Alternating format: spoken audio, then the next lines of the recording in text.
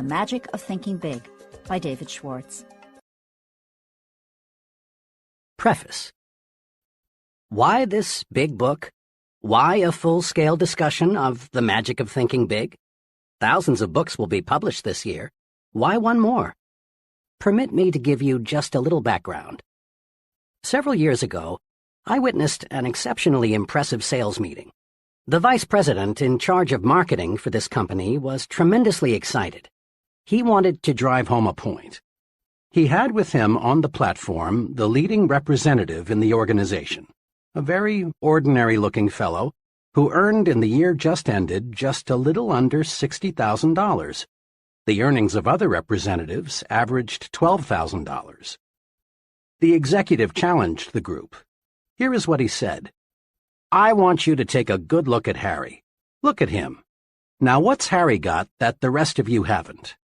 Harry earned 5 times the average, but is Harry 5 times smarter? No, not according to our personnel tests. I checked. They show he's about average in that department. And did Harry work 5 times harder than you fellows? No, not according to the reports. In fact, he took more time off than most of you. Did Harry have a better territory? Again, I've got to say no. The accounts averaged about the same. Did Harry have more education, better health? Again, no.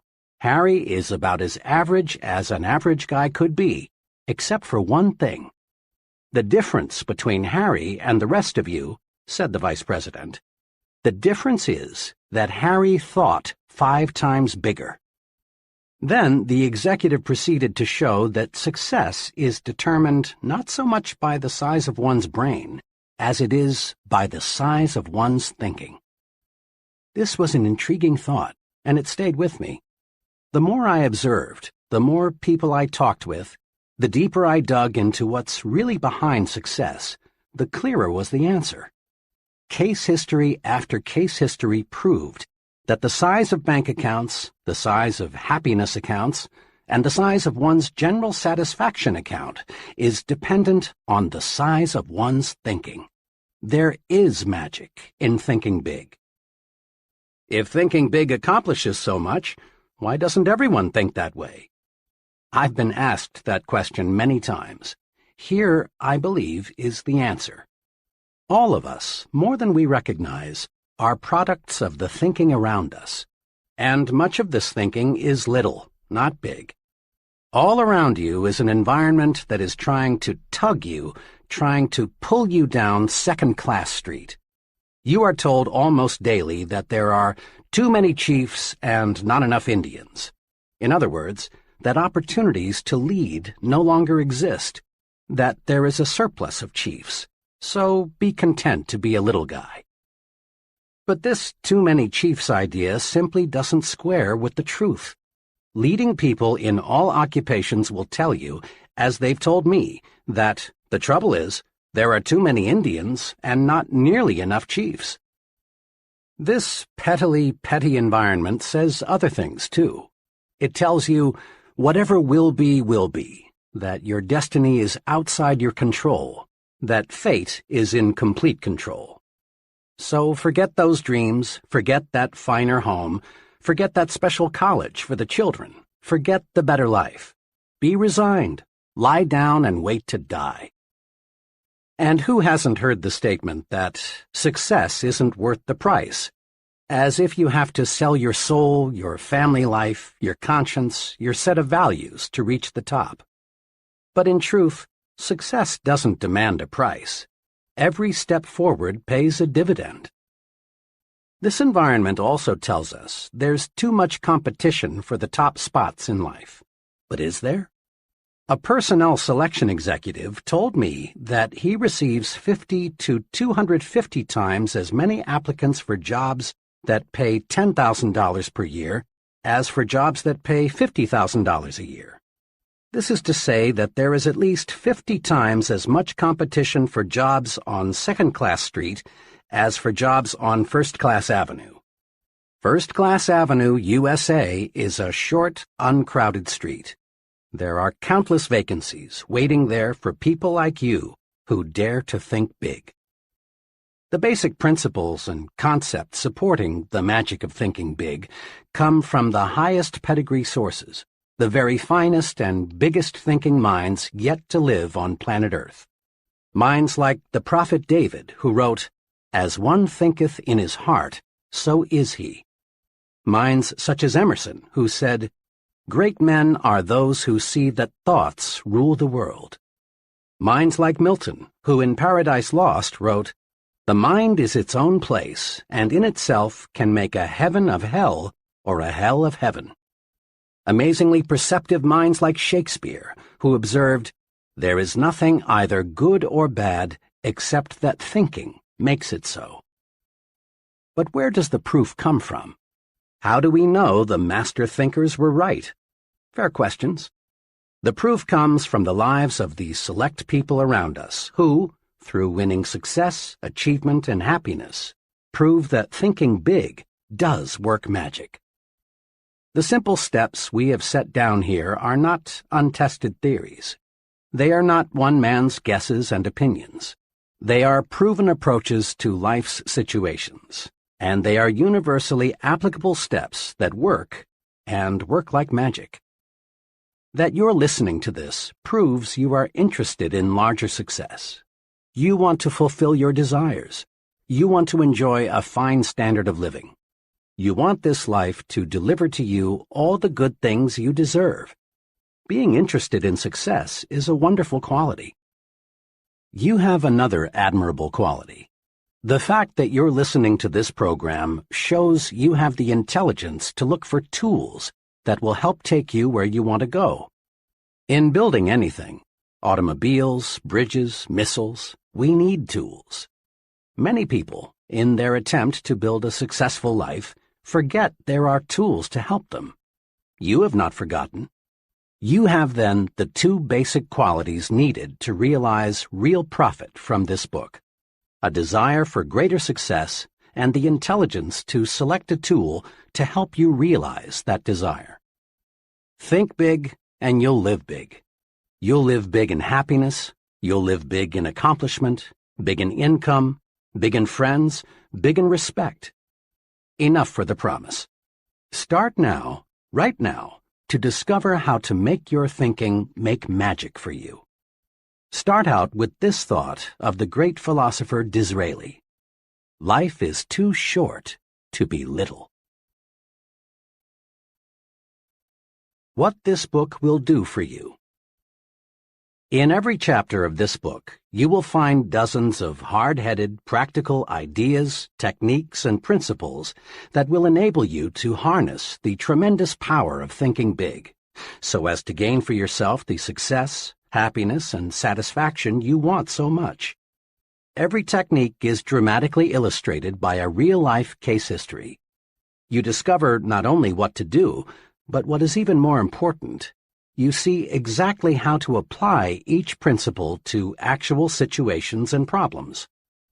Here, then, is what this book will do for you.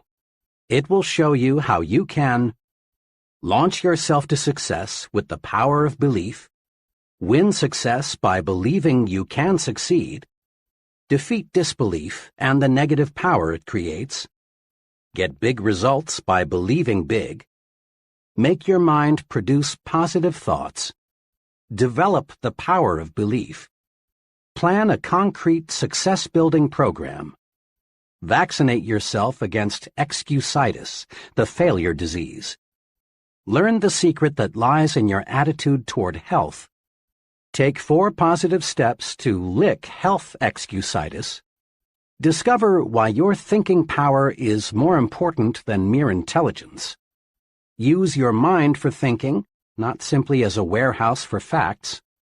Master 3 easy ways to cure intelligence excusitis. Overcome the problem of age, being too young or too old. Conquer luck excusitis and attract good luck to you. Use the action technique to cure fear and build confidence. Manage your memory so as to increase your store of confidence. Overcome your fear of other people. Increase self-confidence by satisfying your own conscience. Think confidently by acting confidently. Learn the 5 positive steps to build confidence and destroy fear. Discover that success is measured by the size of your thinking.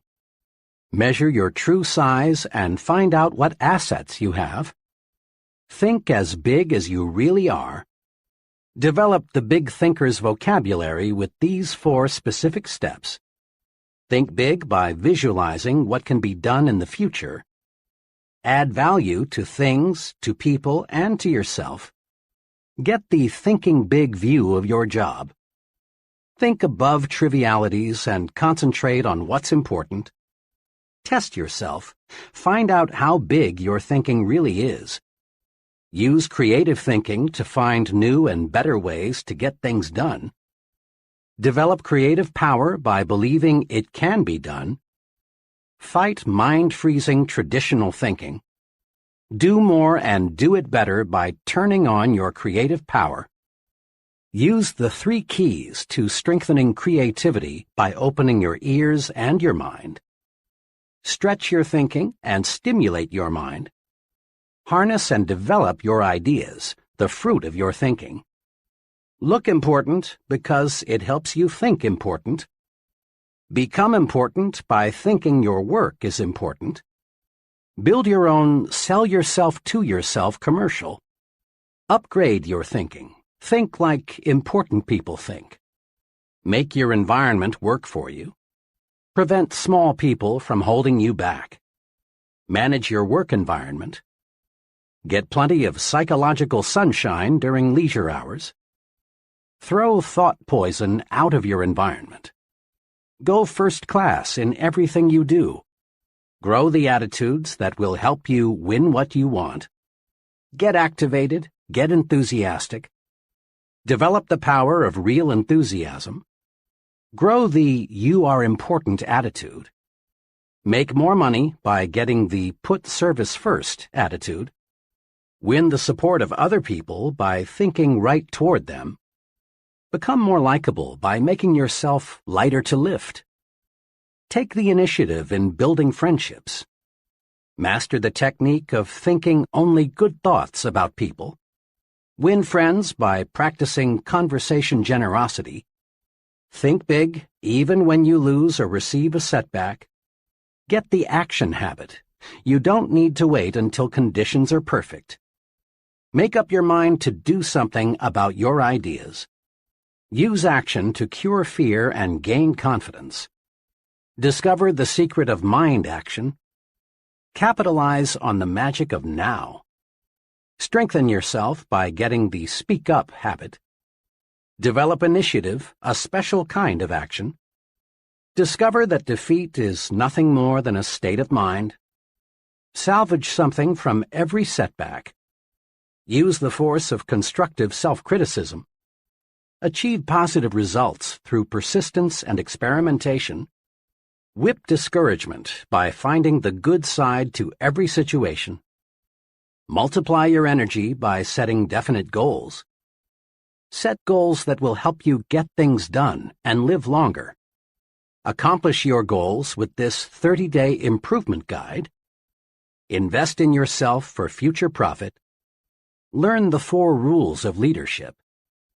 Develop your power to trade minds with the people you want to influence. Put the be human approach to work for you. Think progress, believe in progress, push for progress. Test yourself to learn whether you are a progressive thinker. Tap your supreme thinking power. Use the magic of thinking big in life's most crucial situations. Chapter 1. Believe you can succeed and you will. Success means many wonderful, positive things. Success means personal prosperity, a fine home, vacations, travel, new things, financial security, giving your children maximum advantages. Success means winning admiration, leadership, being looked up to by people in your business and social life. Success means freedom, freedom from worries, fears, frustrations, and failure. Success means self-respect, continually finding more real happiness and satisfaction from life, being able to do more for those who depend on you. Success means winning. Success, achievement, is the goal of life. Every human being wants success. Everybody wants the best this life can deliver. Nobody enjoys crawling, living in mediocrity. No one likes feeling second class and feeling forced to go that way. Some of the most practical success-building wisdom is found in that biblical quotation stating that faith can move mountains. Believe, really believe you can move a mountain, and you can. Not many people believe that they can move mountains, so, as a result, not many people do. On some occasion, you've probably heard someone say something like, "It's nonsense to think you can make a mountain move away just by saying, 'Mountain, move away.' It's simply impossible." People who think this way have belief confused with wishful thinking. And true enough, you can't wish away a mountain. You can't wish yourself into an executive suite. Nor can you wish yourself into a 5-bedroom, 3-bath house or the high-income brackets. You can't wish yourself into a position of leadership. But you can move a mountain with belief. You can win success by believing you can succeed. There is nothing magical or mystical about the power of belief. Belief works this way.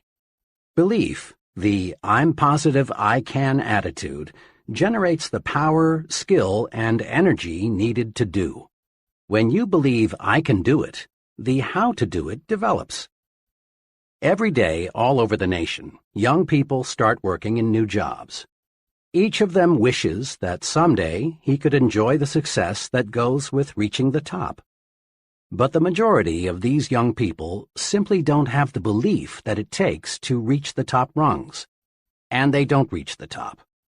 Believing it's impossible to climb high, they do not discover the steps that lead to great heights. Their behavior remains that of the average person.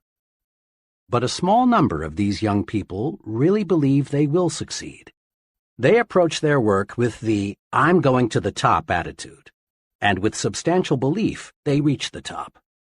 Believing they will succeed, and that it's not impossible, these folks study and observe the behavior of senior executives. They learn how successful people approach problems and make decisions. They observe the attitudes of successful people. The how to do it always comes to the person who believes he can do it. A young woman I'm acquainted with decided 2 years ago that she was going to establish a sales agency to sell mobile homes. She was advised by many that she shouldn't and couldn't do it.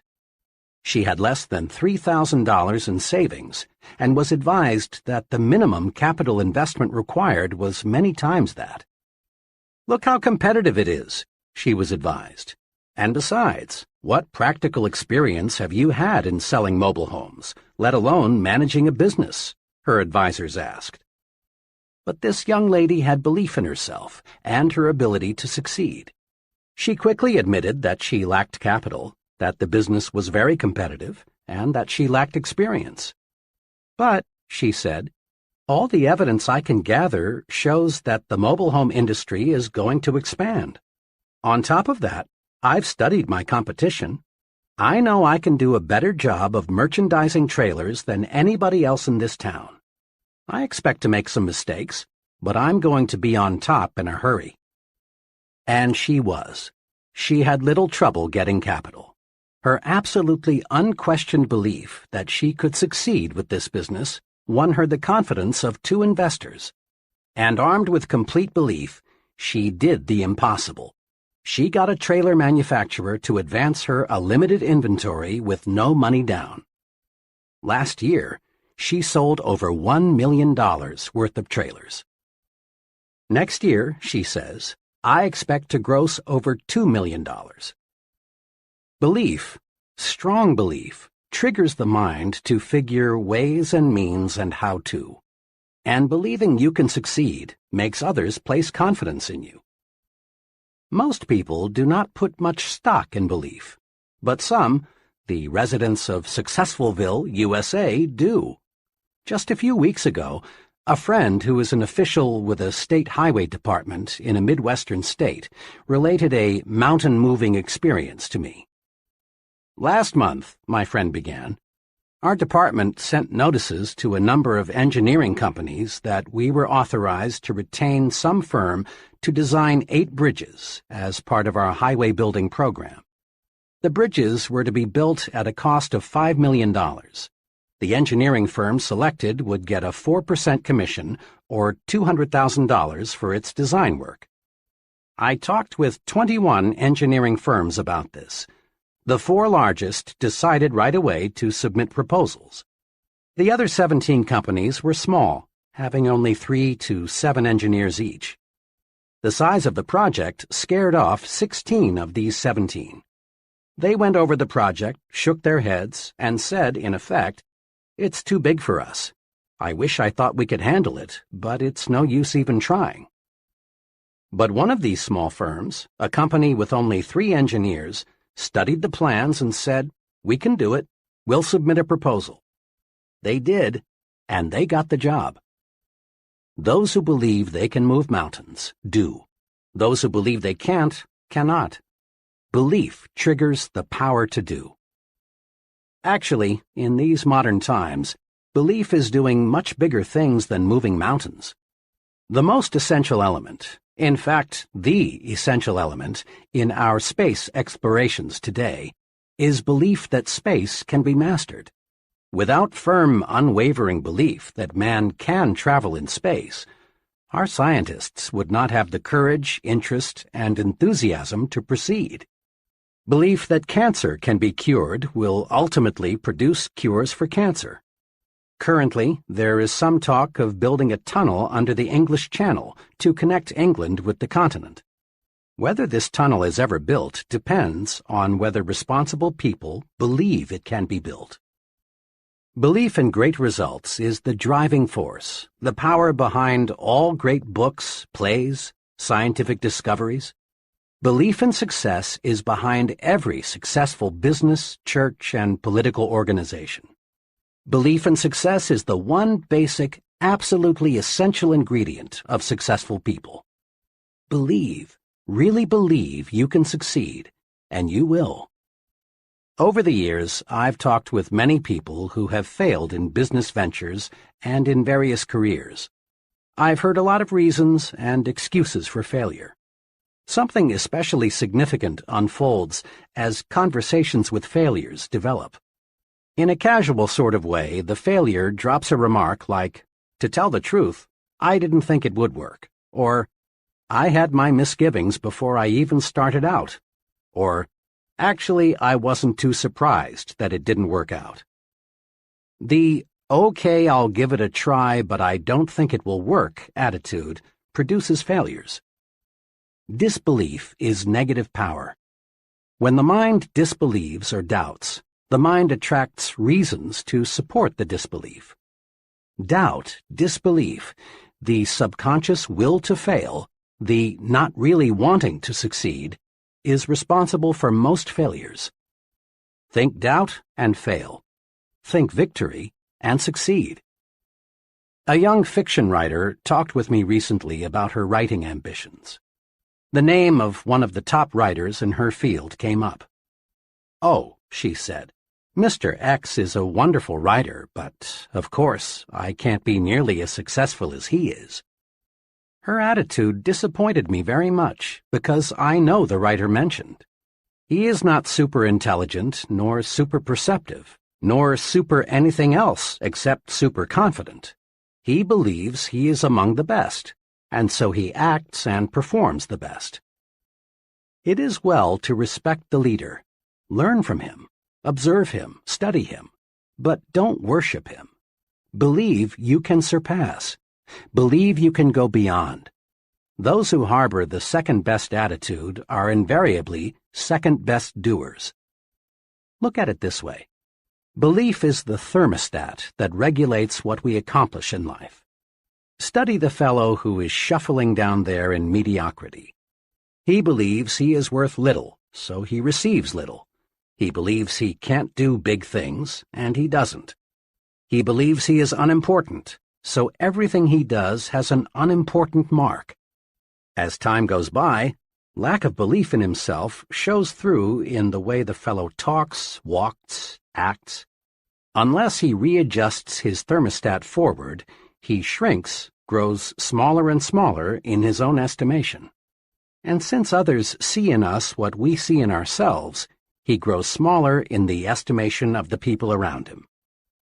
Now, look across the way at the person who is advancing forward. He believes he is worth much, and he receives much. He believes he can handle big, difficult assignments, and he does. Everything he does, the way he handles himself with people, his character, his thoughts, his viewpoints, all say, here is a professional. He is an important person. A person is a product of his own thoughts. Believe big. Adjust your thermostat forward. Launch your success offensive with honest, sincere belief that you can succeed. Believe big and grow big. Several years ago, after addressing a group of businessmen in Detroit, I talked with one of the gentlemen who approached me, introduced himself, and said, "I really enjoyed your talk. Can you spare a few minutes? I'd like very much to discuss a personal experience with you." In a few minutes, we were comfortably seated in a coffee shop, waiting for some refreshments. "I have a personal experience," he began, "that ties in perfectly with what you said this evening about making your mind work for you instead of letting it work against you. I've never explained to anyone how I lifted myself out of the world of mediocrity, but I'd like to tell you about it." "And I'd like to hear it," I said. "Well, just 5 years ago, I was plodding along, just another guy working in the tool and die trade. I made a decent living by average standards, but it was far from ideal. Our home was much too small, and there was no money for those many things we wanted. My wife, bless her, didn't complain much, but it was written all over her that she was more resigned to her fate than she was happy. Inside, I grew more and more dissatisfied. When I let myself see how I was failing my good wife and 2 children, I really hurt inside. But today things are really different," my friend continued. "Today we have a beautiful new home on a 2-acre lot and a year-round cabin a couple 100 miles north of here. There's no more worry about whether we can send the kids to a good college, and my wife no longer has to feel guilty every time she spends money for some new clothes. Next summer, the whole family is flying to Europe to spend a month's holiday. We're really living." "How did all this happen?" I asked. "It all happened," he continued, "when, to use the phrase you used tonight, I harnessed the power of belief. 5 years ago, I learned about a job with a tool and die company here in Detroit. We were living in Cleveland at the time. I decided to look into it, hoping I could make a little more money. I got here early on Sunday evening, but the interview was not until Monday. After dinner, I sat down in my hotel room, and for some reason, I got really disgusted with myself. Why, I asked myself, am I just a middle-class failure? Why am I trying to get a job that represents such a small step forward? I don't know to this day what prompted me to do it, but I took a sheet of hotel stationery and wrote down the names of 5 people I've known well for several years who had far surpassed me in earning power and job responsibility. 2 were former neighbors who had moved away to fine subdivisions. 2 others were fellows I had worked for, and the 3rd was a brother-in-law. Next, again, I don't know what made me do this. I asked myself, what do my 5 friends have that I don't have, besides better jobs? I compared myself with them on intelligence, but I honestly couldn't see that they excelled in the brains department. Nor could I truthfully say they had me beat on education, integrity, or personal habits. Finally, I got down to another success quality one hears a lot about: initiative. Here I hated to admit it, but I had to. On this point, my record showed I was far below that of my successful friends. It was now about 3 a.m., but my mind was astonishingly clear. I was seeing my weak point for the first time. I discovered that I had held back. I had always carried a little stick. I dug into myself deeper and deeper, and found the reason I lacked initiative was because I didn't believe inside that I was worth very much. I sat there the rest of the night, just reviewing how lack of faith in myself had dominated me ever since I could remember, how I had used my mind to work against myself. I found I had been preaching to myself why I couldn't get ahead instead of why I could. I had been selling myself short. I found this streak of self-depreciation showed through in everything I did. Then it dawned on me that no one else was going to believe in me until I believed in myself. Right then I decided, I'm through feeling second class. From here on in, I'm not going to sell myself short. Next morning, I still had that confidence. During the job interview, I gave my newfound confidence its first test. Before coming for the interview, I'd hoped I would have the courage to ask for $750 or maybe even $1,000 more than my present job was paying. But now, after realizing I was a valuable man, I upped it to $3,500. And I got it. I sold myself because, after that one long night of self-analysis, I found things in myself that made me a lot more saleable. Within 2 years after I took that job, I had established a reputation as the fellow who can get business. Then we went into a recession. This made me still more valuable because I was one of the best business getters in the industry. The company was reorganized and I was given a substantial amount of stock, plus a lot more pay. Believe in yourself, and good things do start happening. Your mind is a thought factory. It's a busy factory, producing countless thoughts in one day. Production in your thought factory is under the charge of 2 foremen, one of whom we will call Mr. Triumph and the other Mr. Defeat. Mr. Triumph is in charge of manufacturing positive thoughts.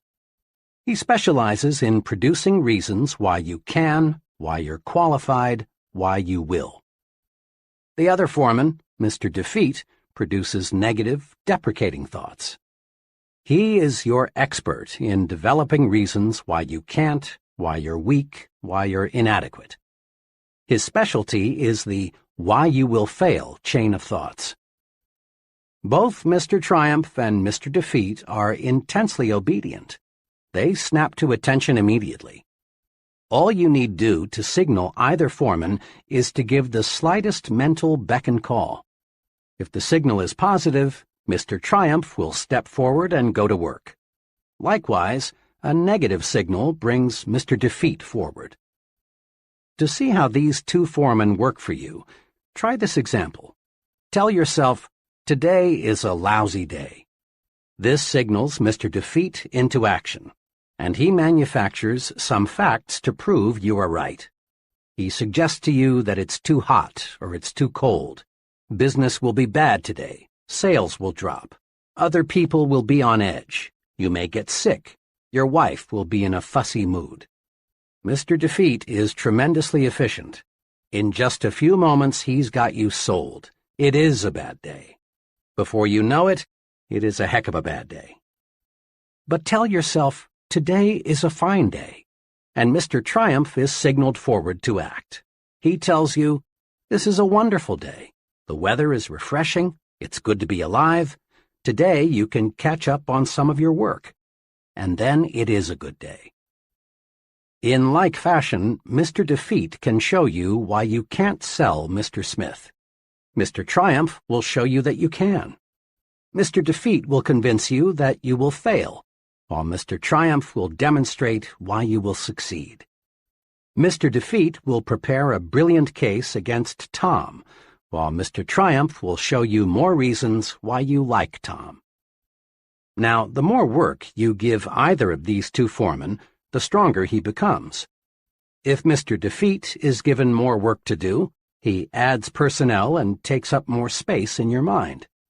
Eventually, he will take over the entire thought manufacturing division, and virtually all thought will be of a negative nature. The only wise thing to do is fire Mr. Defeat. You don't need him. You don't want him around telling you that you can't, you're not up to it, you'll fail, and so on.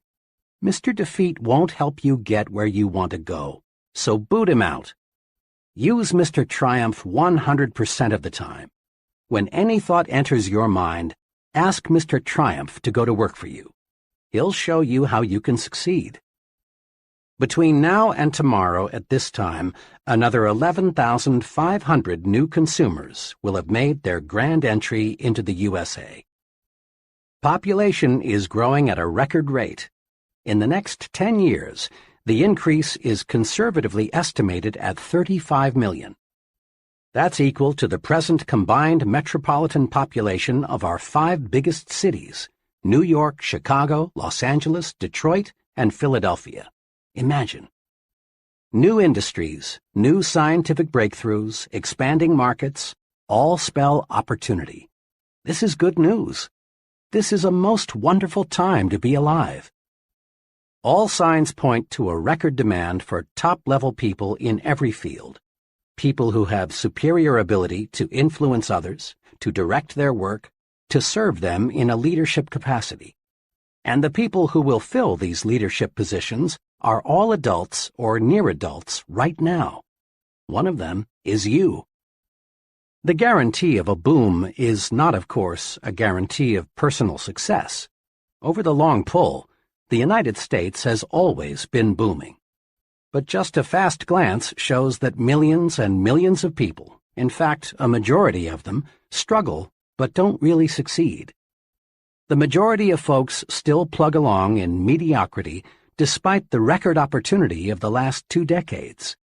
And in the boom period ahead, most people will continue to worry, to be afraid, to crawl through life feeling unimportant, unappreciated, not able to do what they want to do. As a result, their performance will earn them petty rewards, petty happiness. Those who convert opportunity into reward, and let me say, I sincerely believe you are one of those, else you'd rely on luck and not bother with this book, will be those wise people who learn how to think themselves to success. Walk in. The door to success is open wider than ever before.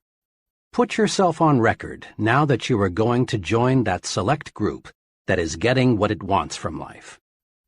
Here is the first step toward success. It's a basic step. It can't be avoided. Step 1. Believe in yourself. Believe you can succeed. How to develop the power of belief. Here are the 3 guides to acquiring and strengthening the power of belief. 1. Think success. Don't think failure. At work, in your home, substitute success thinking for failure thinking. When you face a difficult situation, think, I'll win, not I'll probably lose. When you compete with someone else, think, I'm equal to the best, not I'm outclassed. When opportunity appears, think, I can do it, never I can't. Let the master thought, I will succeed, dominate your thinking process. Thinking success conditions your mind to create plans that produce success. Thinking failure does the exact opposite. Failure thinking conditions the mind to think other thoughts that produce failure. 2. Remind yourself regularly that you are better than you think you are. Successful people are not supermen. Success does not require a super intellect, nor is there anything mystical about success. And success isn't based on luck. Successful people are just ordinary folks who have developed belief in themselves and what they do. Never, yes, never, sell yourself short. 3. Believe big. The size of your success is determined by the size of your belief.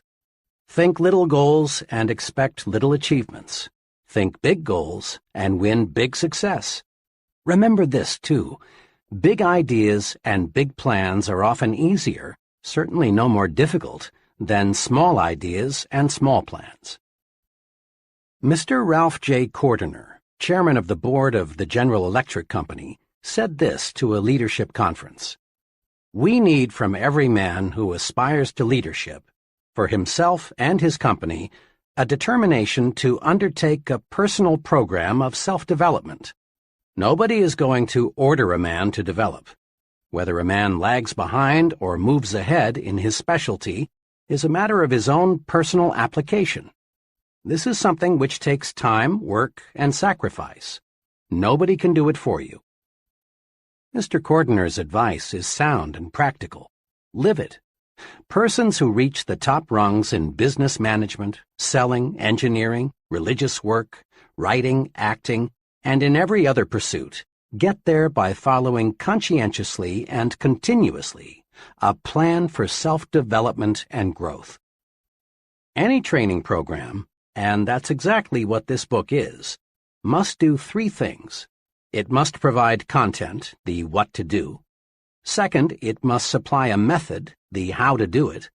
And third, it must meet the acid test, that is, get results.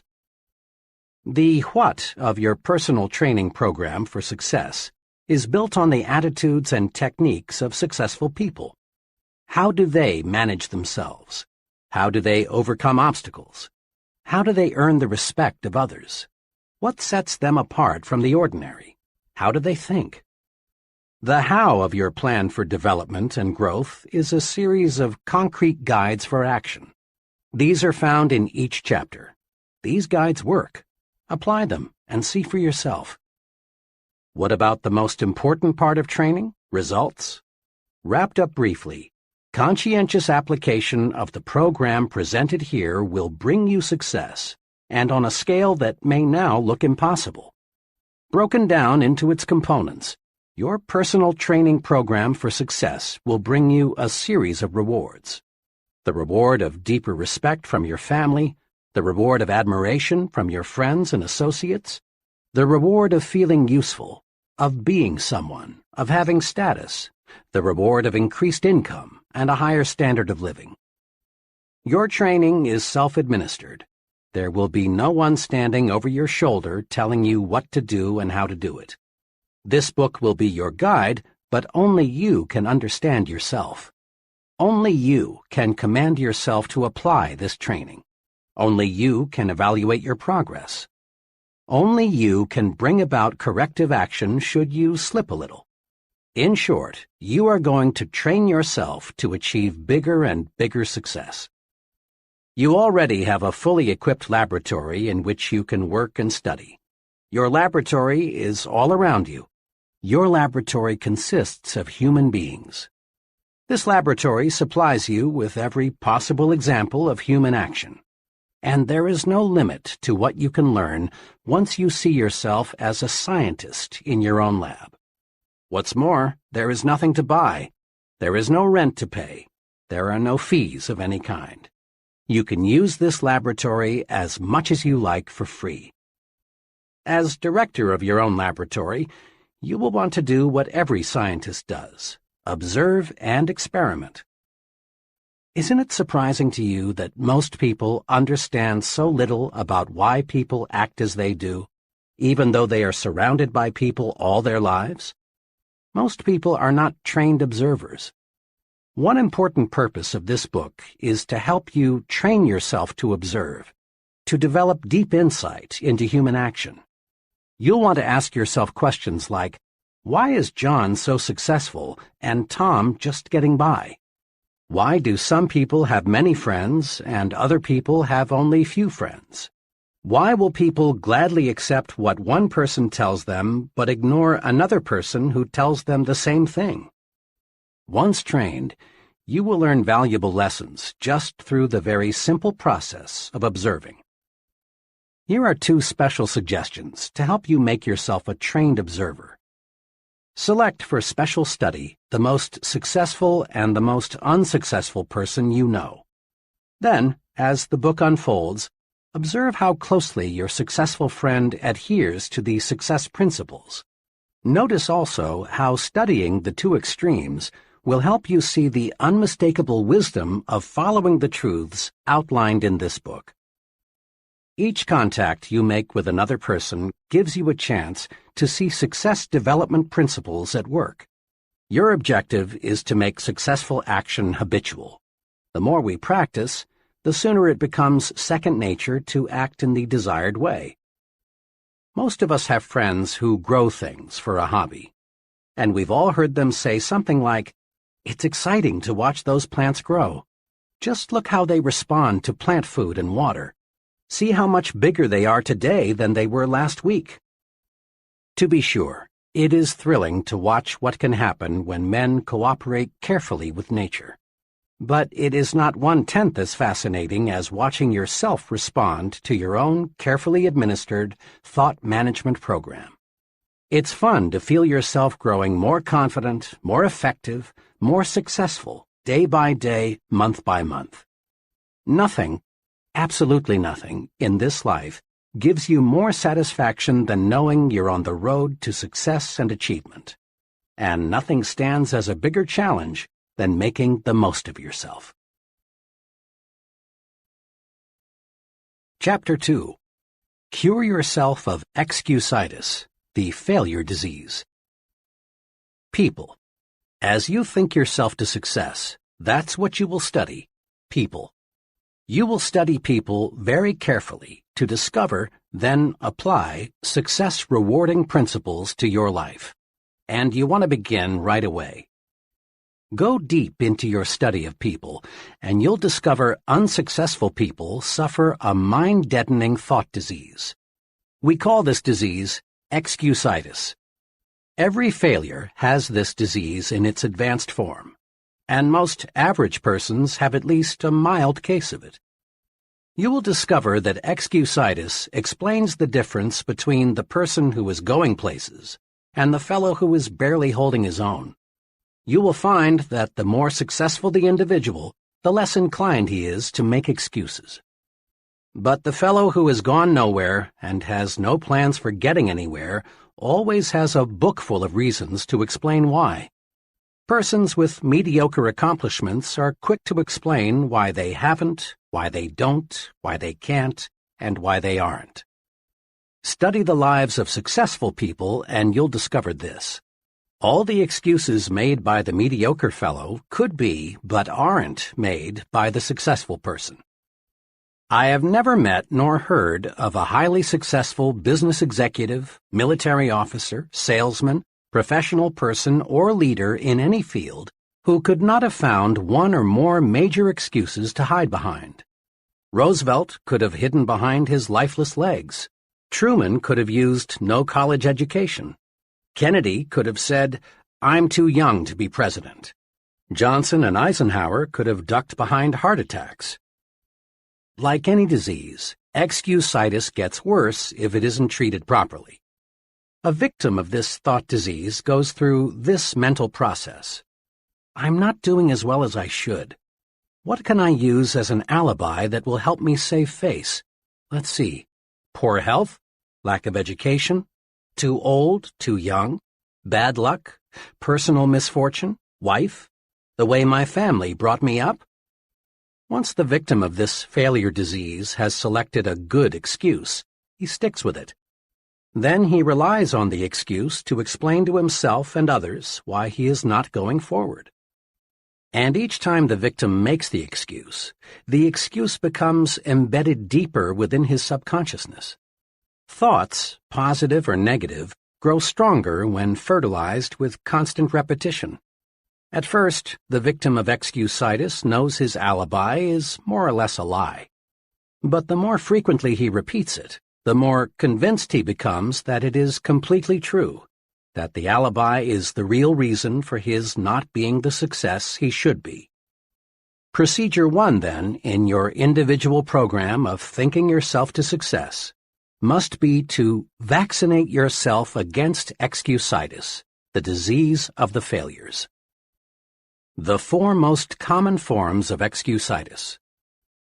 Excusitis appears in a wide variety of forms, but the worst types of this disease are health excusitis, intelligence excusitis, age excusitis, and luck excusitis. Now let's see just how we can protect ourselves from these 4 common ailments. 1. But my health isn't good. Health excusitis ranges all the way from the chronic I don't feel good to the more specific I've got such and such wrong with me. Bad health, in 1,000 different forms, is used as an excuse for failing to do what a person wants to do, failing to accept greater responsibilities, failing to make more money, failing to achieve success. Millions and millions of people suffer from health excusitis. But is it in most cases a legitimate excuse? Think for a moment of all the highly successful people you know who could, but who don't, use health as an excuse. My physician and surgeon friends tell me the perfect specimen of adult life is non-existent. There is something physically wrong with everybody. Many surrender in whole or in part to health excusitis, but success-thinking people do not. 2 experiences happened to me in one afternoon that illustrate the correct and incorrect attitudes toward health. I had just finished a talk in Cleveland. Afterward, one fellow, about 30, asked to speak to me privately for a few minutes. He complimented me on the meeting, but then said, "I'm afraid your ideas can't do me much good." "You see," he continued, "I've got a bad heart, and I've got to hold myself in check." He went on to explain that he'd seen 4 doctors, but they couldn't find his trouble. He asked me what I would suggest he do. "Well," I said, "I know nothing about the heart, but as one layman to another, here are 3 things I'd do. First, I'd visit the finest heart specialist I could find and accept his diagnosis as final. You've already checked with 4 doctors, and none of them has found anything peculiar with your heart. Let the 5th doctor be your final check.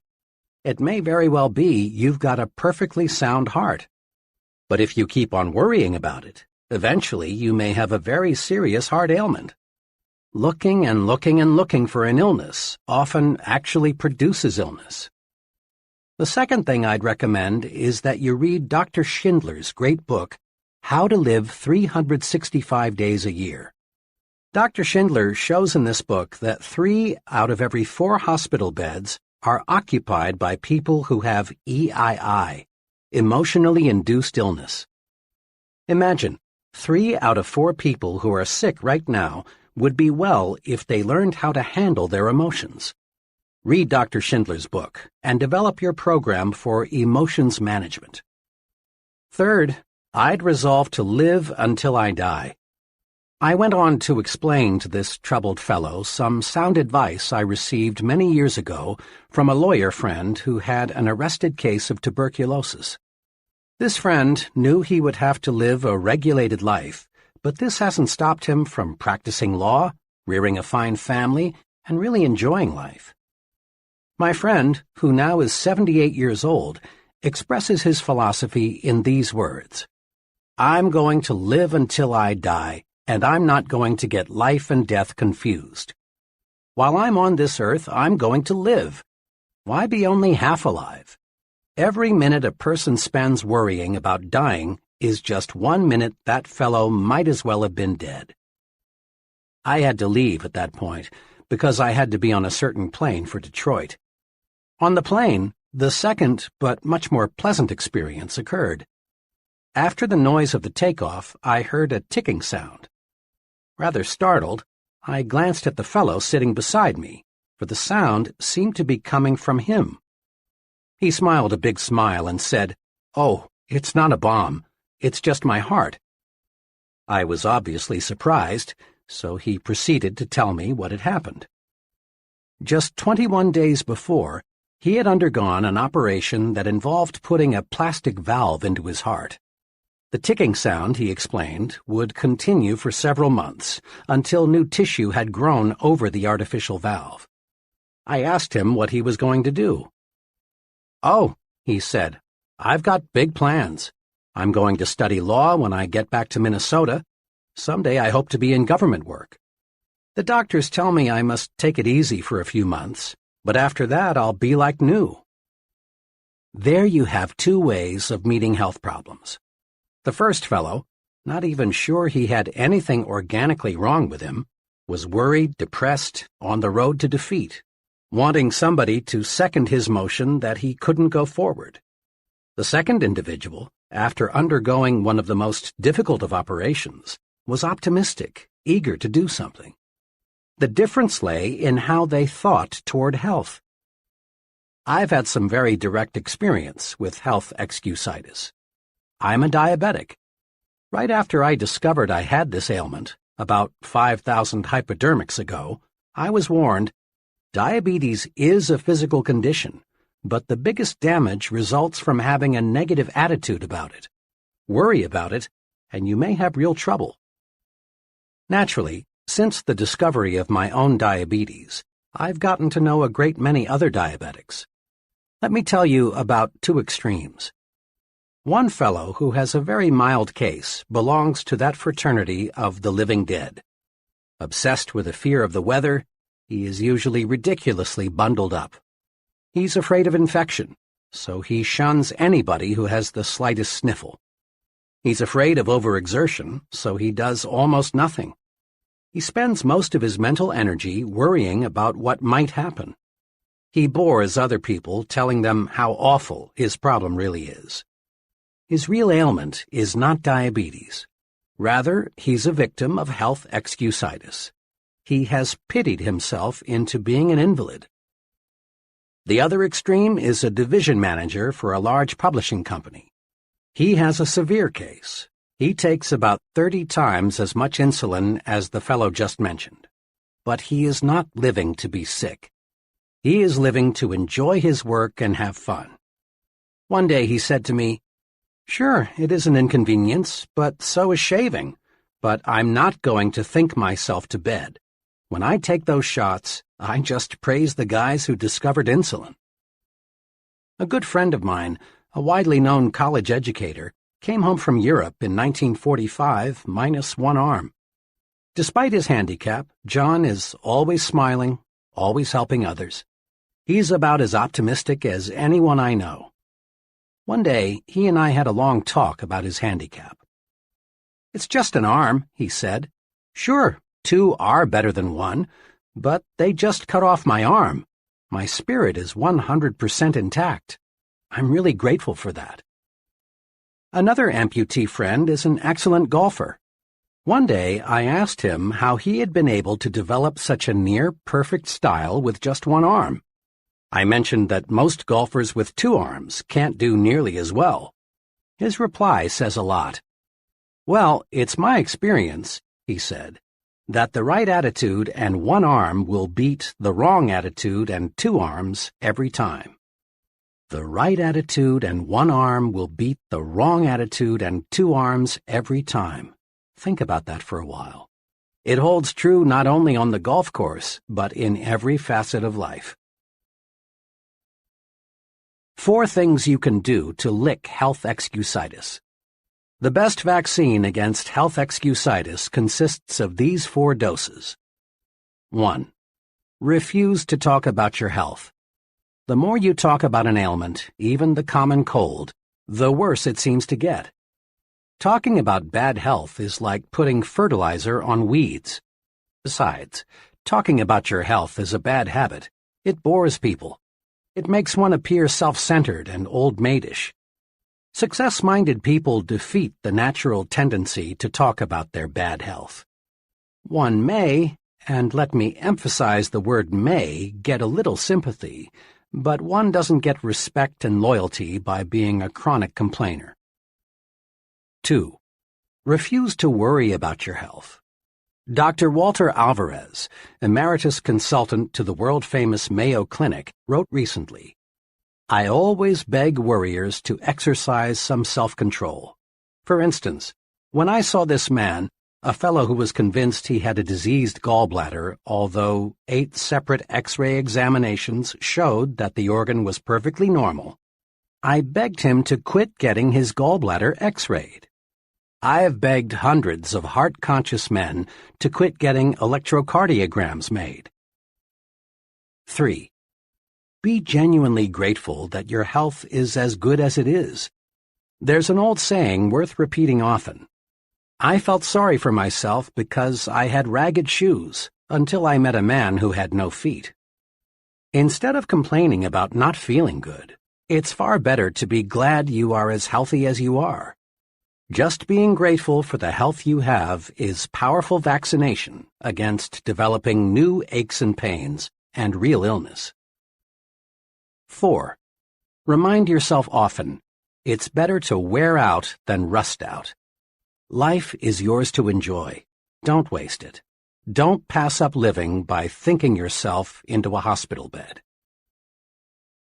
2. But you've got to have brains to succeed.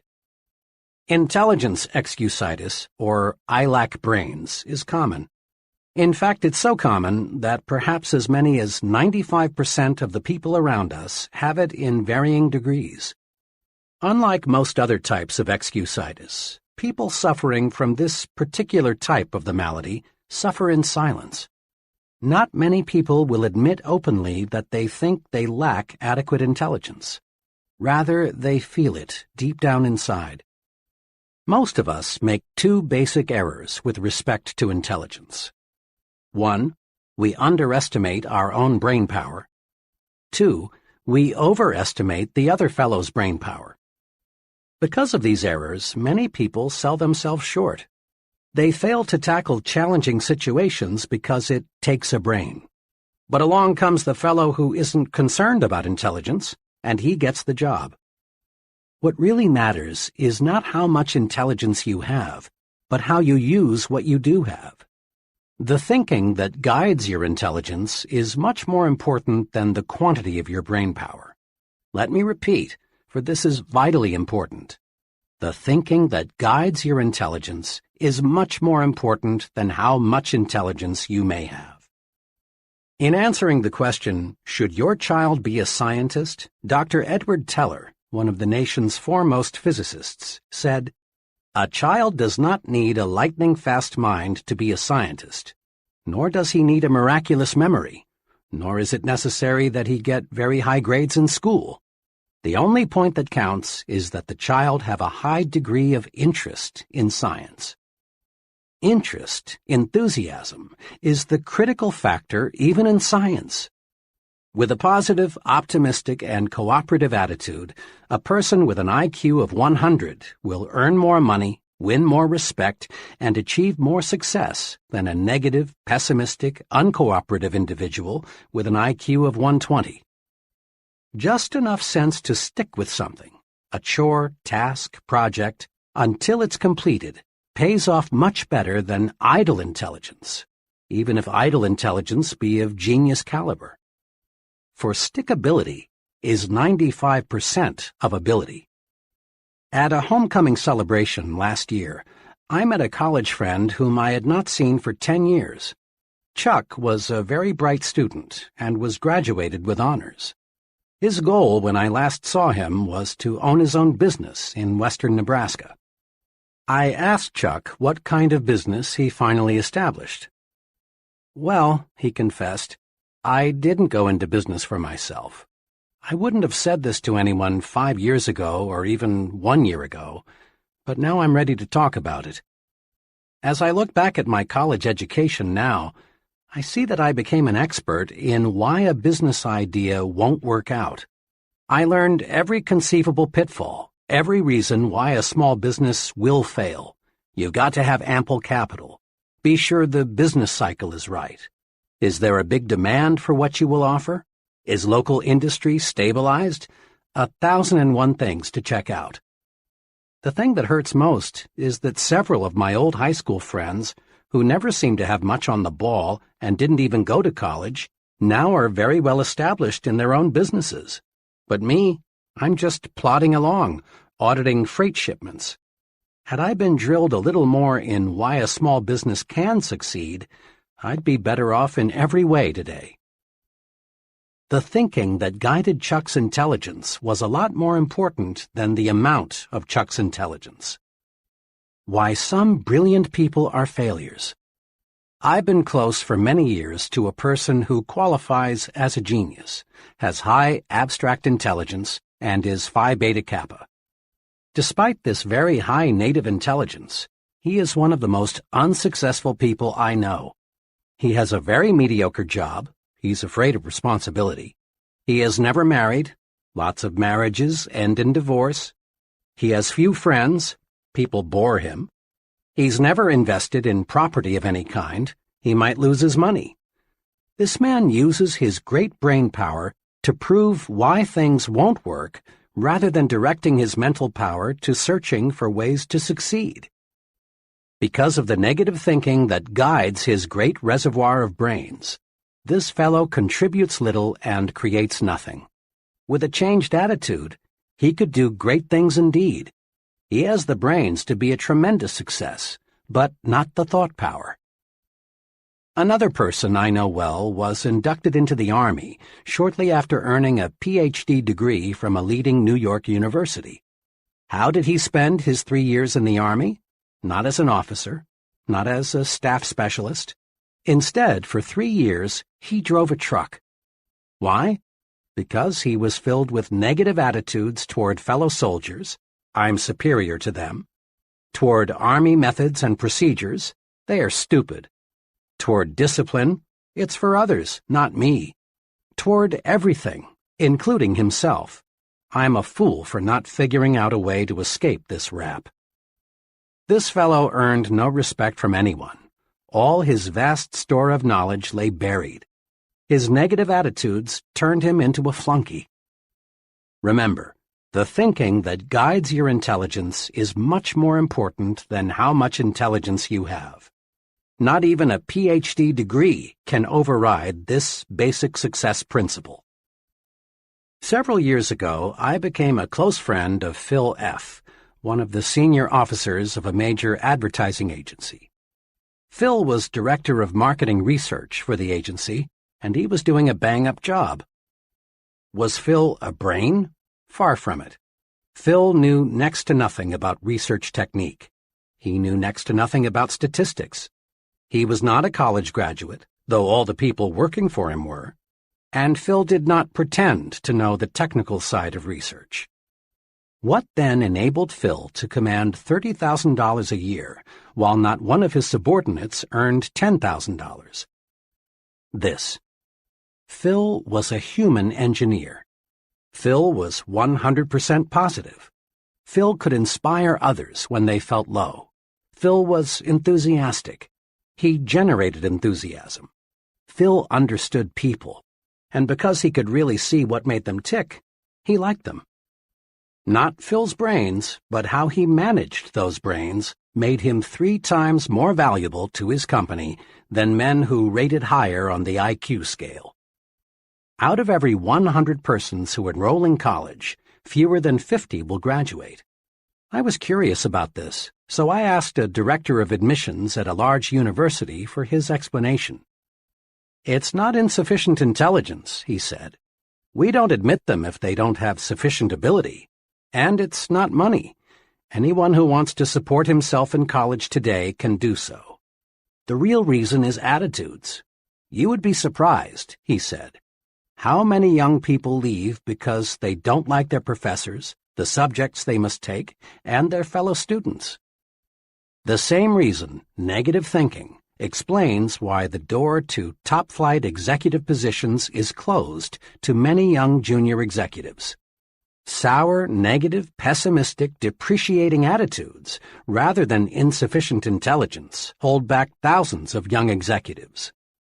As one executive told me, it's a rare case when we pass up a young fellow because he lacks brains. Nearly always, it's attitude. Once, I was retained by an insurance company to learn why the top 25% of the agents were selling over 75% of the insurance, while the bottom 25% of the agents sold only 5% of total volume. Thousands of personnel files were carefully checked. The search proved beyond any question that no significant difference existed in native intelligence. What's more, differences in education did not explain the difference in selling success. the difference in the very successful and the very unsuccessful finally reduced to differences in attitudes, or difference in thought management. The top group worried less, was more enthusiastic, had a sincere liking for people. We can't do much to change the amount of native ability, but we can certainly change the way we use what we have. Knowledge is power, when you use it constructively. Closely allied to intelligence excusitis is some incorrect thinking about knowledge. We often hear that knowledge is power, but this statement is only a half-truth. Knowledge is only potential power. Knowledge is power only when put to use, and then only when the use made of it is constructive. The story is told that the great scientist Einstein was once asked how many feet are in a mile. Einstein's reply was, "I don't know.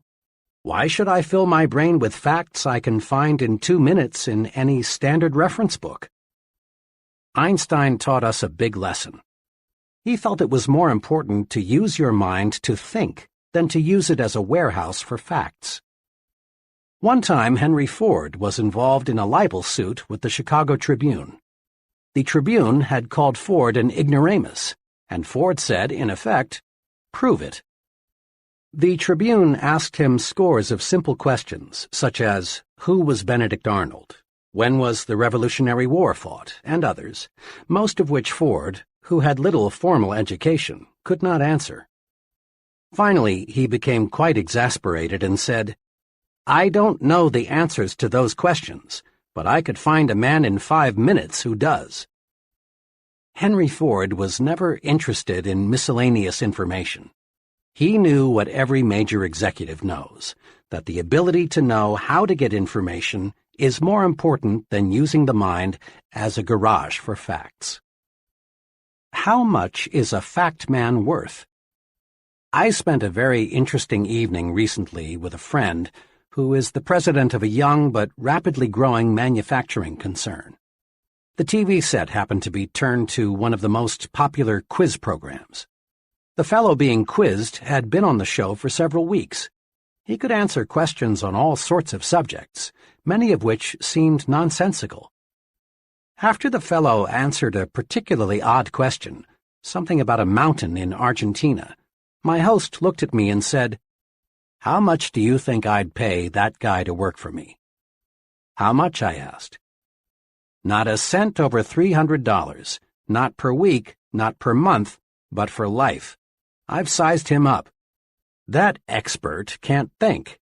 He can only memorize. He's just a human encyclopedia, and I figure for $300 I can buy a pretty good set of encyclopedias. In fact, maybe that's too much. 90% of what that guy knows I can find in a $2 almanac. What I want around me," he continued, "are people who can solve problems, who can think up ideas, people who can dream and then develop the dream into a practical application. An idea man can make money with me. A fact man can't." 3 easy ways to cure intelligence excusitis are: Number 1, never underestimate your own intelligence, and never overestimate the intelligence of others. Don't sell yourself short. Concentrate on your assets. Discover your superior talents. Remember, it's not how many brains you've got that matters. Rather, it's how you use your brains that counts. Manage your brains instead of worrying about how much IQ you've got. Number 2, remind yourself several times daily, my attitudes are more important than my intelligence.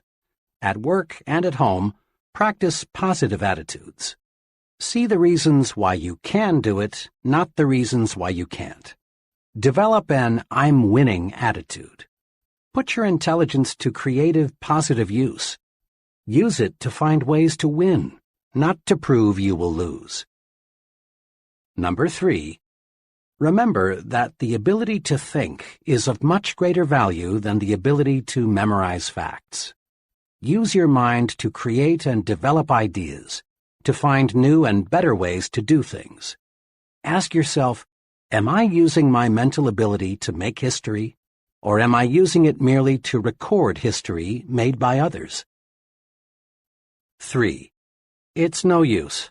I'm too old or too young. Age excusitis, the failure disease of never being the right age, comes in two easily identifiable forms, the I'm too old variety and the I'm too young brand.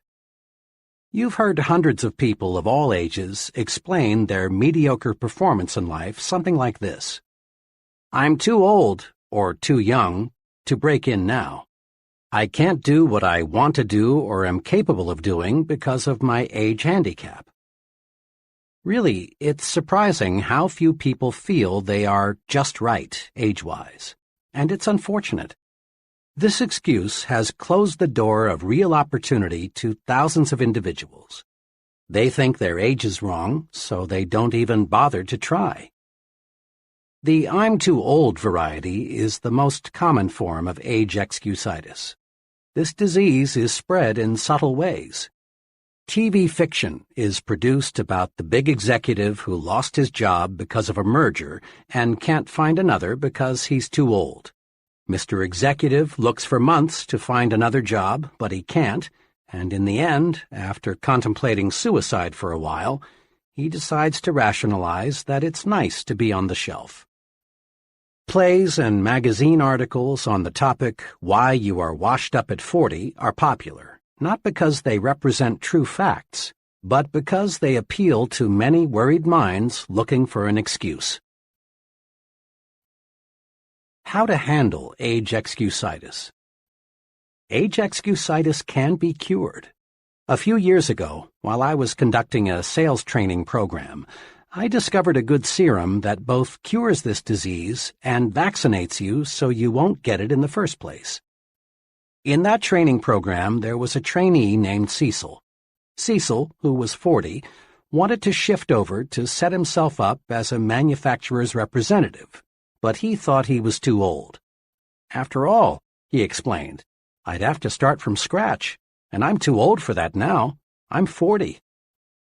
I talked with Cecil several times about his old age problem. I used the old medicine, you're only as old as you feel, but I found I was getting nowhere. Too often, people retort with, but I do feel old. Finally, I discovered a method that worked. One day, after a training session, I tried it on Cecil. I said, Cecil, when does a man's productive life begin? He thought a couple of seconds and answered, Oh, when he's about 20, I guess. Okay, I said. Now, when does a man's productive life end? Cecil answered, Well, if he stays in good shape and likes his work, I guess a man is still pretty useful when he's 70 or so. All right, I said. A lot of folks are highly productive after they reach 70, but let's agree with what you've just said. A man's productive years stretch from 20 to 70. That's 50 years in between, or half a century. Cecil, I said, you're 40. How many years of productive life have you spent? 20, he answered. And how many have you left? 30, he replied. In other words, Cecil, you haven't even reached the halfway point. You've used up only 40% of your productive years. I looked at Cecil and realized he'd gotten the point. He was cured of age excusitis. Cecil saw he still had many opportunity-filled years left. He switched from thinking, I'm already old, to I'm still young.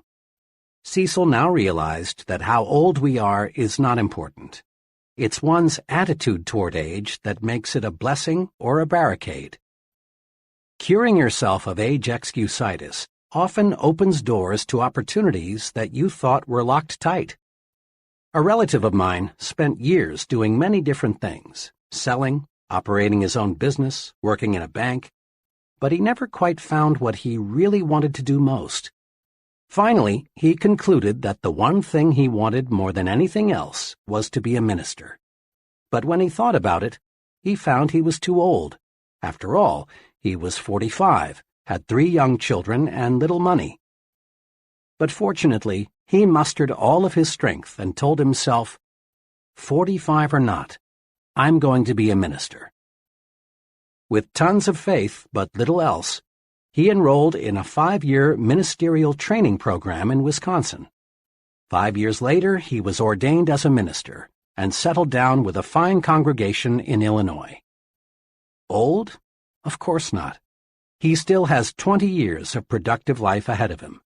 I talked with this man not long ago, and he said to me, "You know, if I had not made that great decision when I was 45, I would have spent the rest of my life growing old and bitter.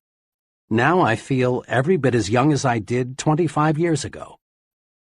And he almost looked it, too. When you lick age excusitis, the natural result is to gain the optimism of youth and feel of youth. When you beat down your fears of age limitations, you add years to your life as well as success.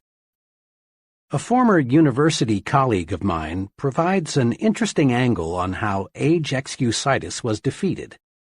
Bill was graduated from Harvard in the 1920s. After 24 years in the stock brokerage business, during which time he made a modest fortune, Bill decided he wanted to become a college professor. Bill's friends warned him that he would overtax himself in the rugged learning program ahead. But Bill was determined to reach his goal and enrolled in the University of Illinois at the age of 51.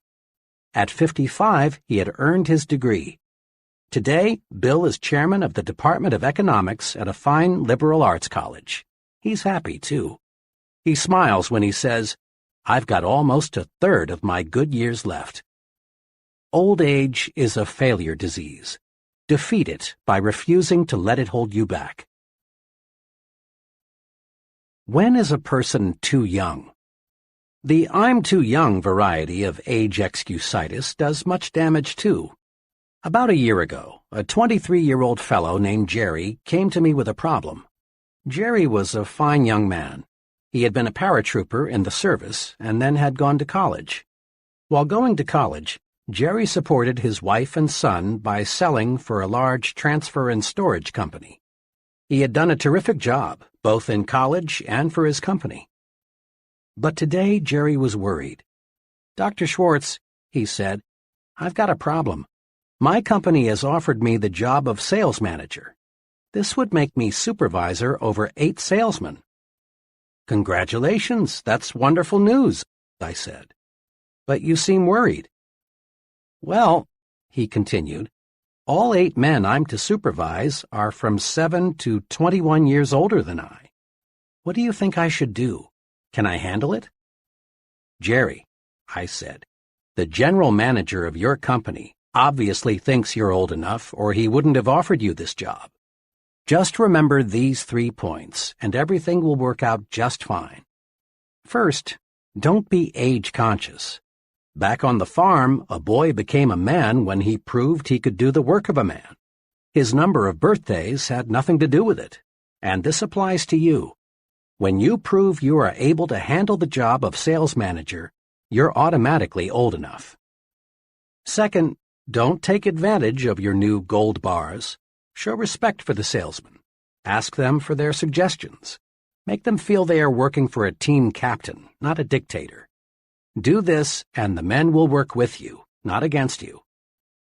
Third, get used to having older persons working for you. Leaders in all fields soon find they are younger than many of the people they supervise. So get used to having older men work for you. It will help you a lot in the coming years, when even bigger opportunities develop. And remember, Jerry, your age won't be a handicap unless you make it one. Today, Jerry's doing fine. He loves the transportation business, and now he's planning to organize his own company in a few years. Youth is a liability only when the youth thinks it is.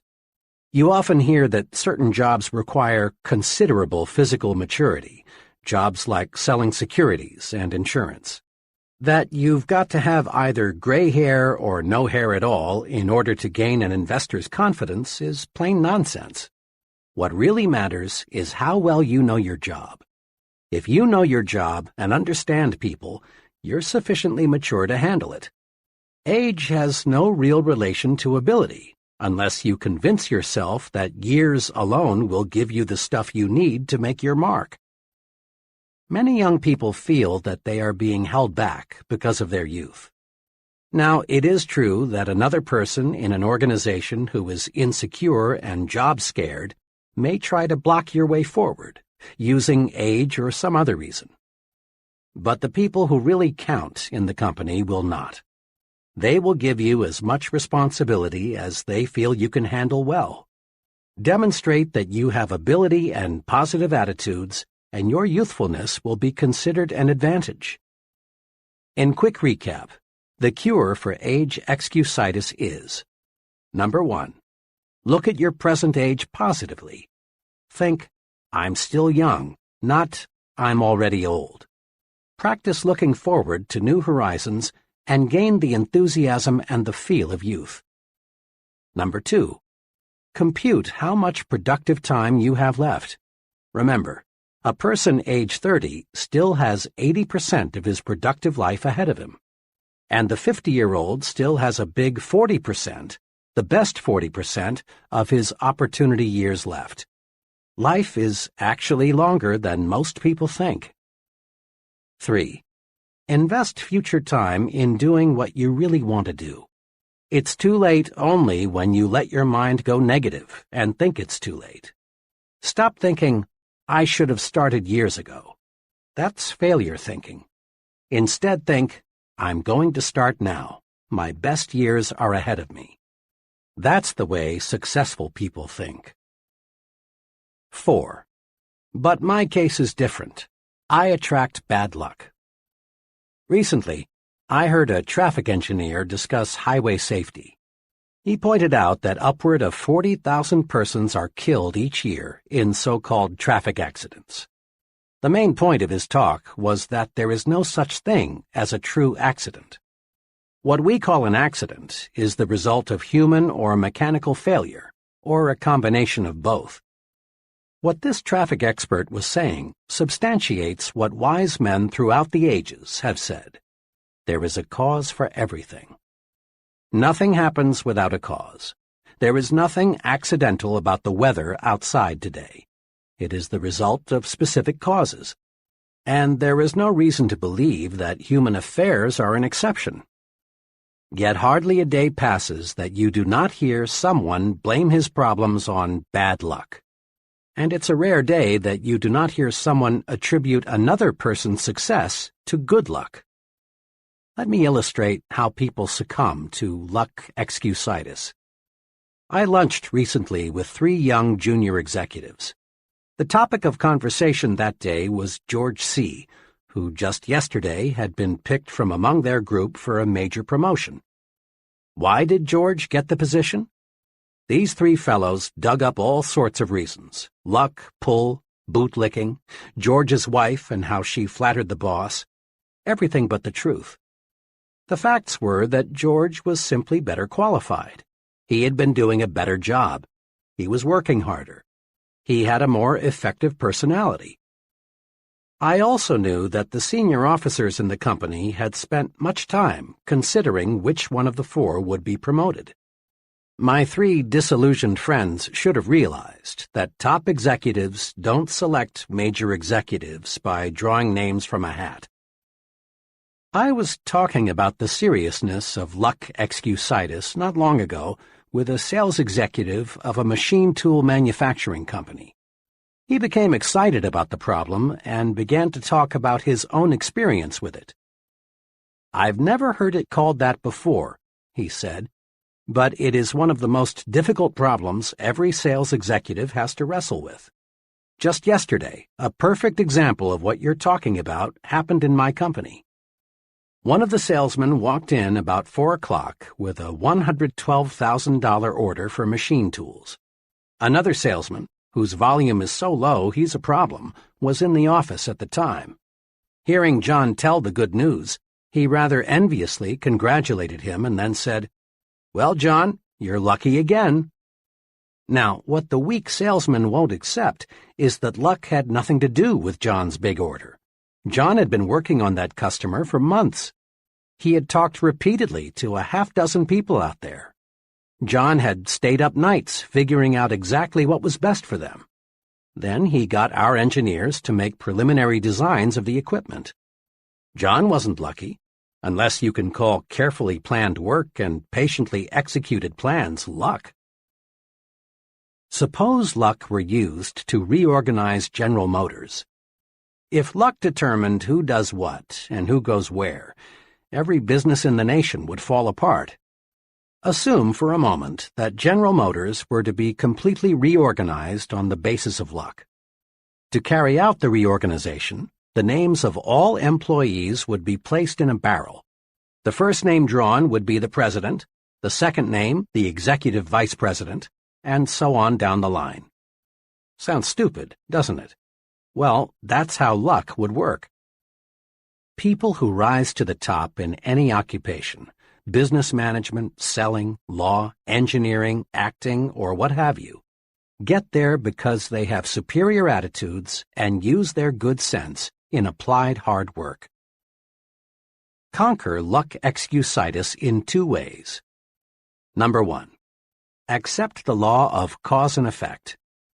Take a second look at what appears to be someone's good luck. You'll find that not luck, but preparation, planning, and success-producing thinking preceded his good fortune.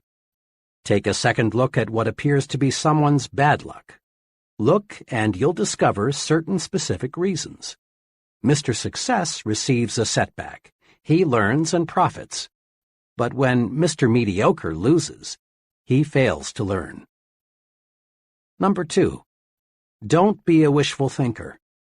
Don't waste your mental muscles dreaming of an effortless way to win success. We don't become successful simply through luck. Success comes from doing those things and mastering those principles that produce success. Don't count on luck for promotions, victories, the good things in life. Luck simply isn't designed to deliver these good things. Instead, just concentrate on developing those qualities in yourself that will make you a winner. Chapter 3. Build confidence and destroy fear.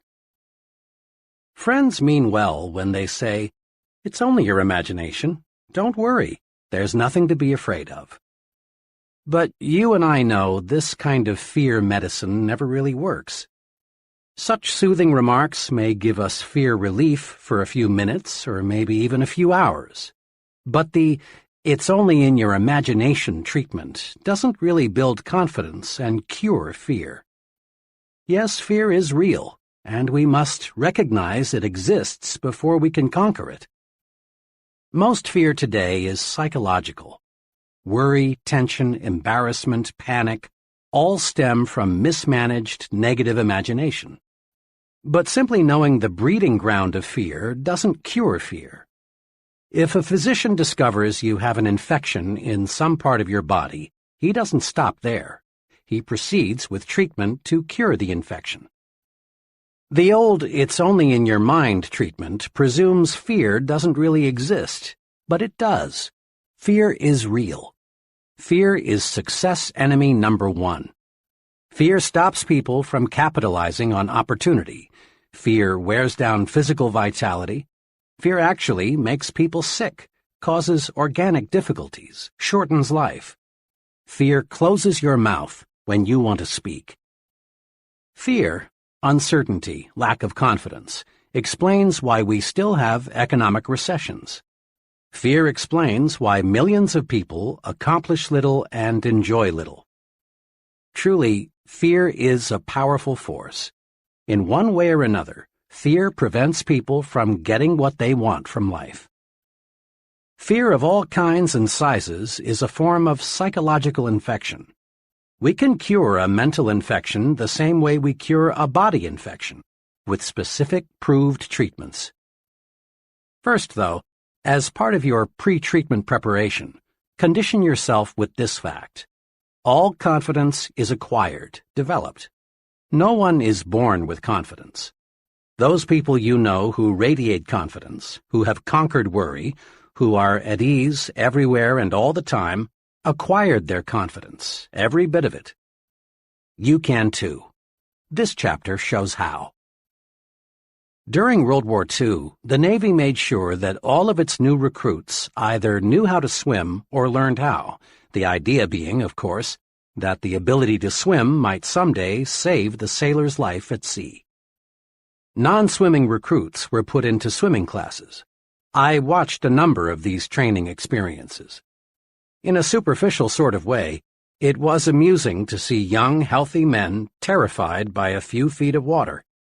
One of the exercises I recall required the new sailor to jump, not dive, from a board 6 feet in the air into 8 or more feet of water, while a half-dozen expert swimmers stood by. In a deeper sense, it was a sad sight. The fear those young men displayed was real. Yet all that stood between them and the defeat of that fear was one drop into the water below. On more than one occasion, I saw young men accidentally pushed off the board. The result, fear defeated. This incident, familiar to thousands of former Navy men, illustrates just one point. Action cures fear. Indecision, postponement, on the other hand, fertilize fear. Jot that down in your success rulebook right now. Action cures fear. Action does cure fear. Several months ago, a very troubled executive in his early 40s came to see me. He had a responsible job as a buyer for a large retailing organization. Worriedly, he explained, "I'm afraid of losing my job. I've got that feeling that my days are numbered." "Why?" I asked. "Well, the pattern is against me. Sales figures in my department are off 7% from a year ago. This is pretty bad, especially since the store's total sales are up 6%. I've made a couple of unwise decisions recently, and I've been singled out several times by the merchandise manager for not keeping pace with the company's progress." "I've never felt quite like this before," he continued. "I've lost my grip, and it shows. My assistant buyer senses it. The salespeople see it too. Other executives, of course, are aware that I'm slipping. One buyer even suggested at a meeting of all head buyers the other day that part of my line should be put in his department, where he said it could make money for the store. It's like drowning and having a crowd of spectators just standing there waiting for me to sink away." The executive talked on, elaborating further on his predicament. Finally, I cut in and asked, "What are you doing about it? What are you trying to do to correct the situation?" "Well," he answered, "there isn't much I can do, I guess, but hope for the best." To this comment, I asked, "Honestly now, is hope enough?" Pausing, but not giving him a chance to answer, I put another question to him. "Why not take action to support your hope?" "Go on," he said. "Well, there are two kinds of action that seem to fit your case. First, start this afternoon to move those sales figures upward. We've got to face it. There's a reason your sales are slipping. Find it. Maybe you need a special sale to clear out your slow-moving merchandise, so you'll be in a position to buy some fresh stock. Perhaps you can rearrange your display counters. Maybe your salespeople need more enthusiasm. I can't pinpoint what will turn your sales volume upward, but something will. And it would probably be wise to talk privately with your merchandise manager. He may be on the verge of putting you out, but when you talk it over with him and ask his advice, he'll certainly give you more time to work things out. It's too expensive for the store to replace you as long as top management feels there's a chance you'll find a solution." I went on. "Then get your assistant buyers on the ball. Quit acting like a drowning man. Let people around you know that you're still alive." Courage was again in his eyes.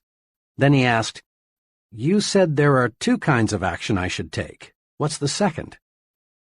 "The second type of action, which you might say is an insurance policy, is to let 2 or 3 of your closest business friends in the trade know you might consider an offer from another store, assuming, of course, it is substantially better than your present job.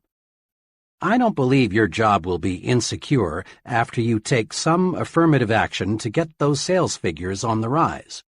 But just in case, it's good to have an offer or two. Remember, it's 10 times easier for a man with a job to get another job than it is for someone unemployed to connect. 2 days ago, this once troubled executive called me. After our talk, I buckled down. I made a number of changes, but the most basic one was with my salespeople. I used to hold sales meetings once a week, but now I'm holding one every morning. I've got those people really enthusiastic. I guess once they saw some life in me, they were ready to push harder too. They were just waiting for me to start things moving again. Things sure are working out okay. Last week, my sales were well ahead of a year ago, and much better than the store's average. Oh, by the way, he continued, I want to tell you some other good news. I got 2 job offers since we talked. Naturally, I'm glad, but I've turned them both down since everything is looking good here again. When we face tough problems, we stay mired in the mud until we take action. Hope is a start, but hope needs action to win victories. Put the action principle to work. Next time you experience big fear or little fear, steady yourself. Then search for an answer to this question. What kind of action can I take to conquer my fear? Isolate your fear. Then take appropriate action. Here are some examples of fear and some possible action cures. Type of fear. 1. Embarrassment because of personal appearance. Action. Improve it. Go to a barber shop or beauty salon. Shine your shoes. Get your clothes cleaned and pressed. In general, practice better grooming. It doesn't always take new clothes. 2. Fear of losing an important customer. Work doubly hard to give better service. Correct anything that may have caused customers to lose confidence in you. 3. Fear of failing an examination. Convert worry time into study time. 4. Fear of things totally beyond your control. Turn your attention to helping to relieve the fear of others. Pray. 5. Fear of being physically hurt by something you can't control, such as a tornado or an airplane out of control. Switch your attention to something totally different. Go out into your yard and pull up weeds. Play with your children. Go to a movie. 6. Fear of what other people may think and say. Make sure that what you plan to do is right, then do it. No one ever does anything worthwhile for which he is not criticized. 7. Fear of making an investment or purchasing a home. Analyze all factors, then be decisive. Make a decision and stick with it. Trust your own judgment. 8. Fear of people. Put them in proper perspective. Remember, the other person is just another human being pretty much like yourself. Use this 2-step procedure to cure fear and win confidence. 1. Isolate your fear. Pin it down. Determine exactly what you are afraid of. 2. Then take action. There is some kind of action for any kind of fear. And remember, hesitation only enlarges, magnifies the fear. Take action promptly. Be decisive. Much lack of self-confidence can be traced directly to a mismanaged memory. Your brain is very much like a bank. Every day you make thought deposits in your mind bank. These thought deposits grow and become your memory. When you settle down to think, or when you face a problem, in effect, you say to your memory bank, "What do I already know about this?" Your memory bank automatically answers and supplies you with bits of information relating to this situation that you deposited on previous occasions. Your memory, then, is the basic supplier of raw material for your new thought. The teller in your memory bank is tremendously reliable. He never crosses you up. If you approach him and say, "Mr. Teller, Let me withdraw some thoughts I deposited in the past, proving I'm inferior to just about everybody else. He'll say, "Certainly, sir. Recall how you failed 2 times previously when you tried this? Recall what your 6th grade teacher told you about your inability to accomplish things? Recall what you overheard some fellow workers saying about you. Recall—" And on Mr. Teller goes, digging out of your brain thought after thought that proves you are inadequate. But suppose you visit your memory teller with this request. "Mr. Teller, I face a difficult decision. Can you supply me with any thoughts which will give me reassurance?" And again, Mr. Teller says, "Certainly, sir." But this time, he delivers thoughts you deposited earlier that say you can succeed. Recall the excellent job you did in a similar situation before? Recall how much confidence Mr. Smith placed in you. Recall what your good friends said about you. Recall— Mr. Teller, perfectly responsive, lets you withdraw the thought deposits you want to withdraw. After all, it is your bank. Here are 2 specific things to do to build confidence through efficient management of your memory bank. 1. Deposit only positive thoughts in your memory bank. Let's face it squarely. Everyone encounters plenty of unpleasant, embarrassing, and discouraging situations. But unsuccessful and successful people deal with these situations in directly opposite ways. Unsuccessful people take them to heart, so to speak. They dwell on the unpleasant situations, thereby giving them a good start in their memory. They don't take their minds away from them.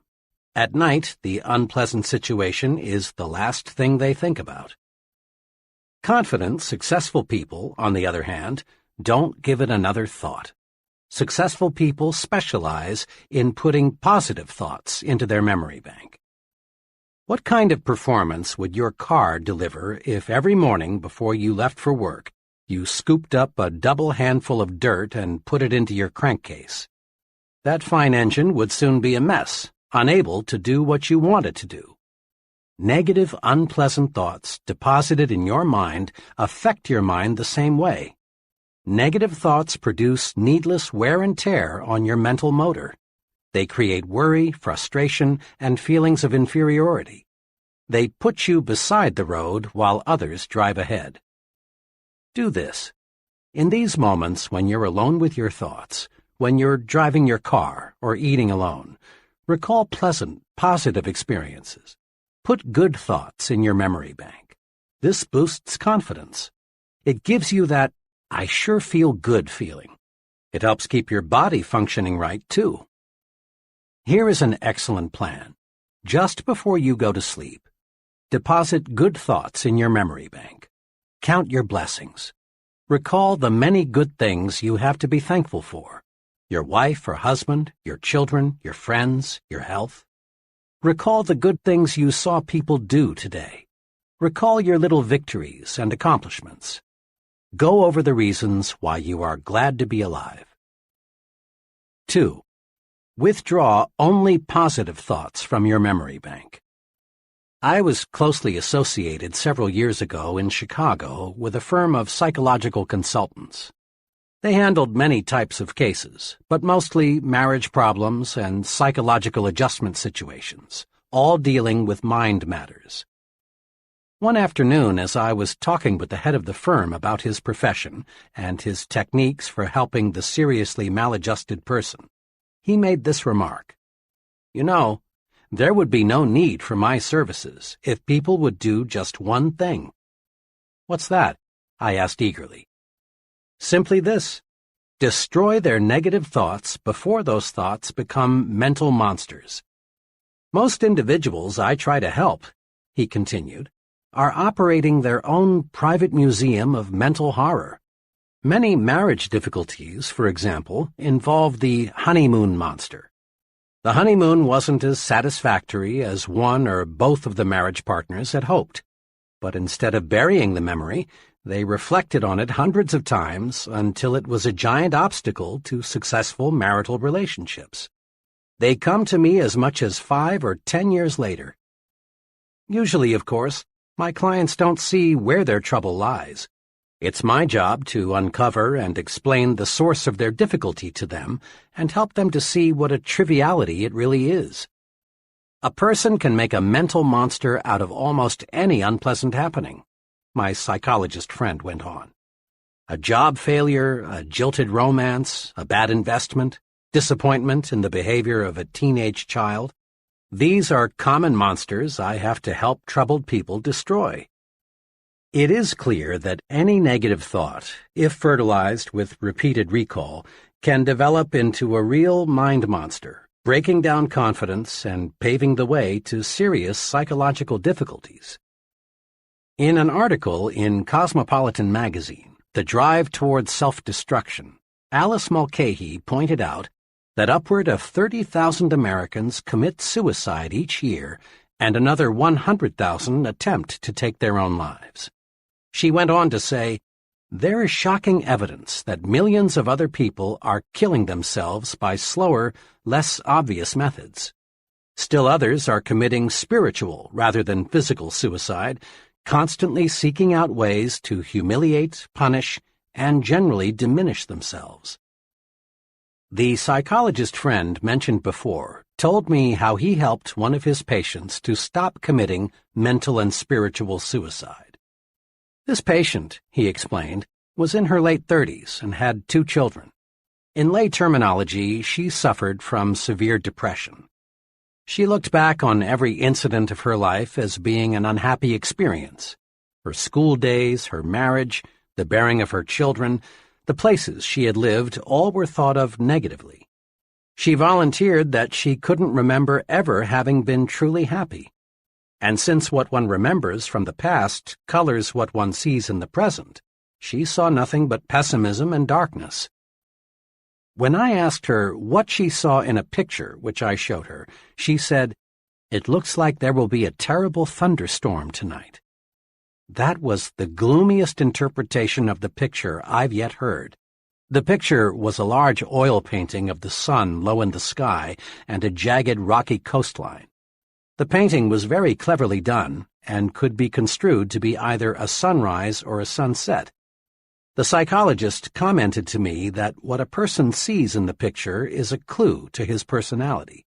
Most people say it is a sunrise, but the depressed, mentally disturbed person nearly always says it's a sunset. As a psychologist, I can't change what already is in a person's memory. But I can, with the patient's cooperation, help the individual to see his past in a different light. That's the general treatment I used on this woman. I worked with her to help her see joy and pleasure in her past instead of total disappointment.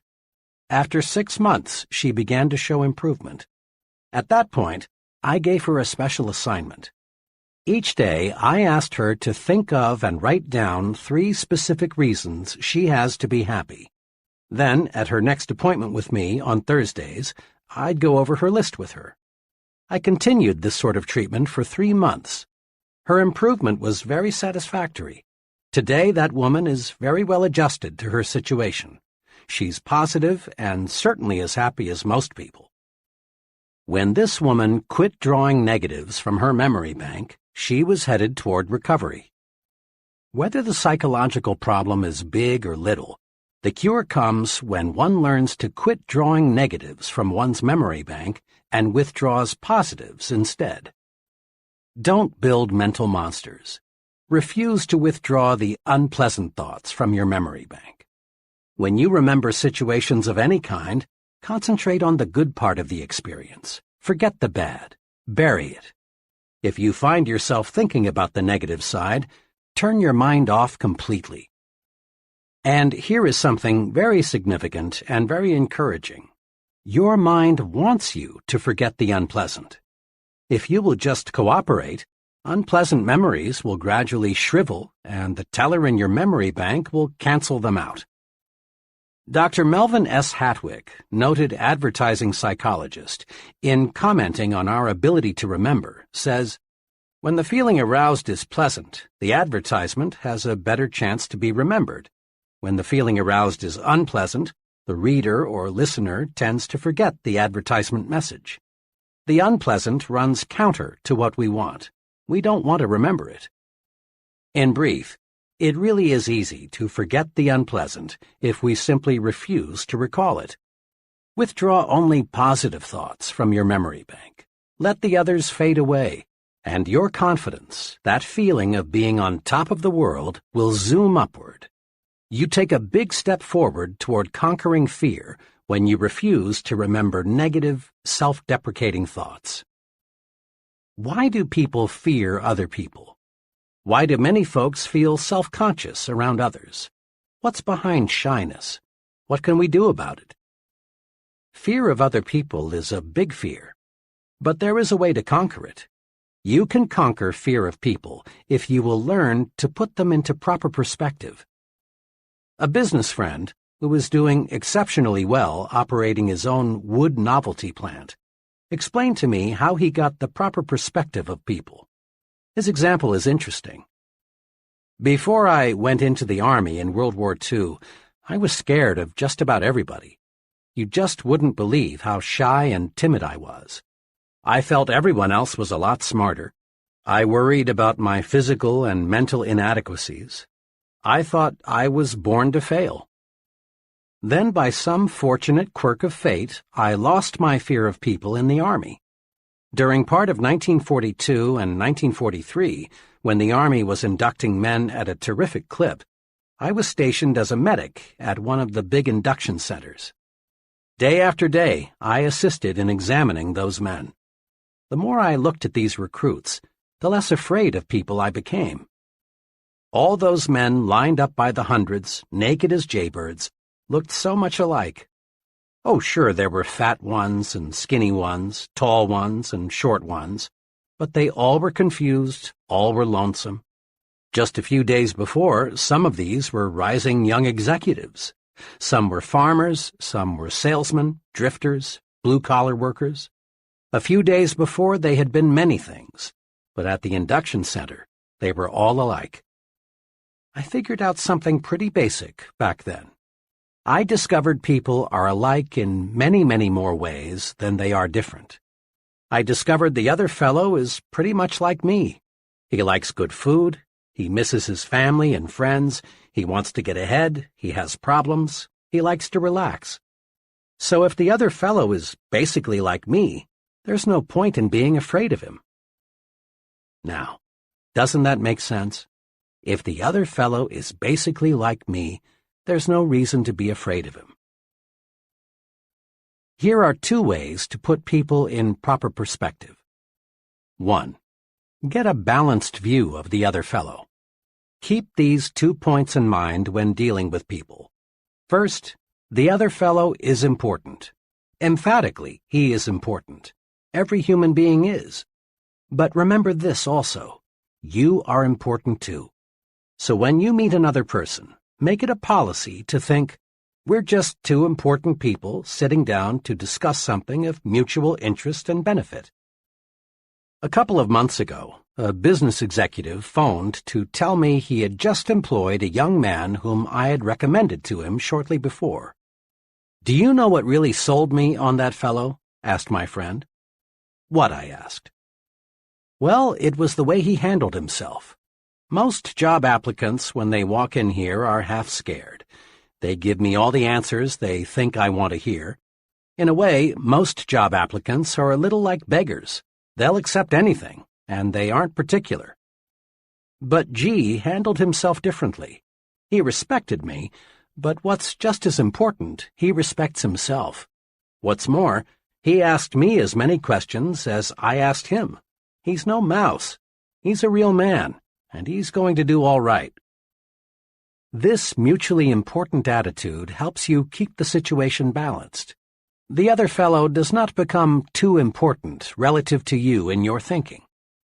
The other fellow might look frightfully big, frightfully important, but remember, he is still a human being with essentially the same interests, desires, and problems as you. 2. Develop an understanding attitude. People who want figuratively to bite you, growl at you, pick on you, and otherwise chop you down are not rare. If you're not prepared for people like that, they can punch big holes in your confidence and make you feel completely defeated. You need a defense against the adult bully, the fellow who likes to throw his meager weight around. A few months ago, at the reservations desk of a Memphis hotel, I saw an excellent demonstration of the right way to handle folks like this. It was shortly after 5 p.m., and the hotel was busy registering new guests. The fellow ahead of me gave his name to the clerk in a commanding way. The clerk said, "Yes, sir, Mr. R., we have a fine single for you." "Single?" shouted the fellow. "I ordered a double." The clerk said, very politely, "Let me check, sir." He pulled the guest's reservation from the file and said, "I'm sorry, sir, your telegram specified a single. I'd be happy to put you in a double room, sir, if we had any available, but we simply do not." Then the irate customer said, "I don't care what the H that piece of paper says, I want a double." Then he started in with that "do you know who I am" bit, followed with, "I'll have you fired. You'll see, I'll have you fired." As best he could, under the verbal tornado, the young clerk injected, "Sir, we're terribly sorry, but we acted on your instructions." Finally, the customer, really furious now, said, "I wouldn't stay in the best suite in this blank hotel now that I know how badly managed it is," and stormed out. I stepped up to the desk, thinking the clerk, who had taken one of the worst public tongue-lashings I'd seen in some time, would be upset. Instead, he greeted me with one of the finest "good evening, sirs" I'd ever heard. As he went through the routine of processing my room, I said to him, "I certainly admire the way you handled yourself just a moment ago. You have tremendous temper control." "Well, sir," he said, "I really can't get mad at a fellow like that. You see, he really isn't mad at me. I was just the scapegoat. The poor fellow may be in bad trouble with his wife, or his business may be off, or maybe he feels inferior and this was his golden chance to feel like a wheel. I'm just the guy who gave him a chance to get something out of his system." The clerk added, "Underneath, he's probably a very nice guy. Most folks are." Walking toward the elevators, I caught myself repeating aloud, "Underneath, he's probably a very nice guy. Most folks are." Remember those two short sentences next time someone declares war on you. Hold your fire. The way to win in situations like this is to let the other fellow blow his stack and then forget it. Several years ago, while checking student examination papers, I came across one that especially disturbed me. The student who wrote the examination had demonstrated in class discussions and previous tests that he was far better qualified than his paper indicated. He was, in fact, the fellow who I thought would finish at the top of the class. Instead, his paper put him at the bottom. As was my custom in such cases, I had my secretary call the student and ask him to come by my office on an urgent matter. Paul W. appeared shortly. He looked as though he had been through a terrible experience. After he was comfortably seated, I said to him, "What happened, Paul? This just isn't the quality paper I expected you to write." Paul struggled with himself, looked in the direction of his feet, and replied, "Sir, after I saw that you had spotted me cheating, I just went to pieces. I couldn't concentrate on anything. Honest, this is the first time I've ever cheated at the university. I desperately wanted an A, so I worked up a little pony to use." He was terribly upset, but now that he was talking, he wouldn't stop. "I suppose you'll have to recommend me for dismissal. The university rule says any student found cheating in any manner is subject to permanent dismissal." Here Paul started bringing up the shame this incident would bring to his family, how it would wreck his life, and all sorts of repercussions. Finally, I said, "Hold it now. Slow down. Let me explain something. I didn't see you cheat. Until you walked in and told me, I hadn't the faintest idea that was the trouble. I am sorry, Paul, that you did." Then I continued, "Paul, tell me, just what do you want to gain from your university experience?" He was a little calmer now, and after a short pause he said, "Well, Doctor, I think my overall aim is to learn how to live, but I guess I'm failing pretty badly." "We learn in different ways," I said. "I think you can learn a real success lesson from this experience. When you used your pony in there, your conscience bothered you terribly. This gave you a guilt complex that in turn broke your confidence. As you expressed it, you went to pieces. Most of the time, Paul, this matter of right and wrong is approached from a moral or religious standpoint. Now understand, I'm not here to preach to you, give you a sermon about right and wrong. But let's look at the practical side.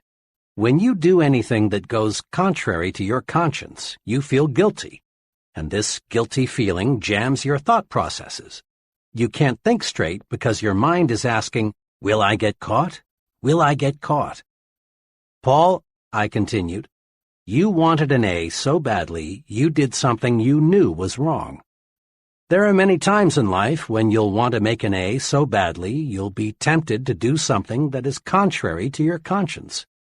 For example, someday you may want to make a sale so badly you'll think of deliberately misleading the customer to buy, and you may succeed.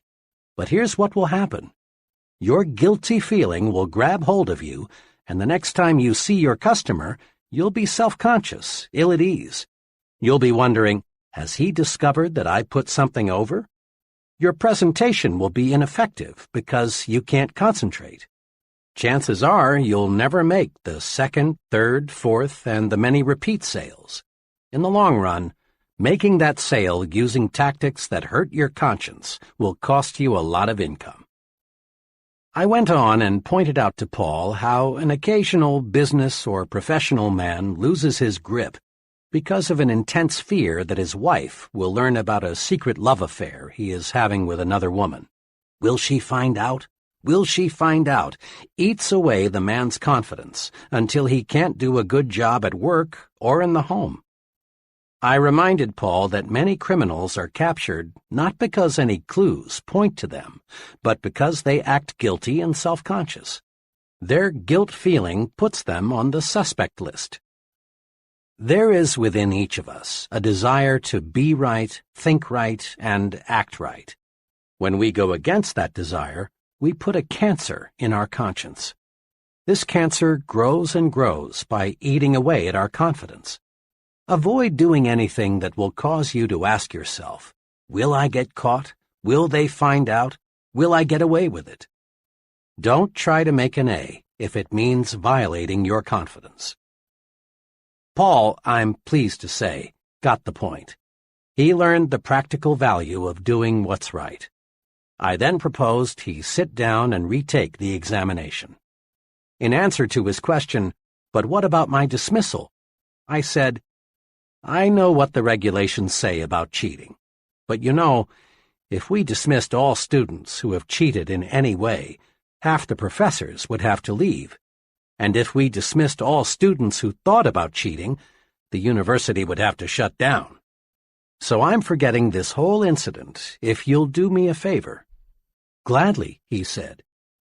I walked over to my bookshelf, took down my personal copy of 50 Years with the Golden Rule, and said, "Paul, read this book and return it.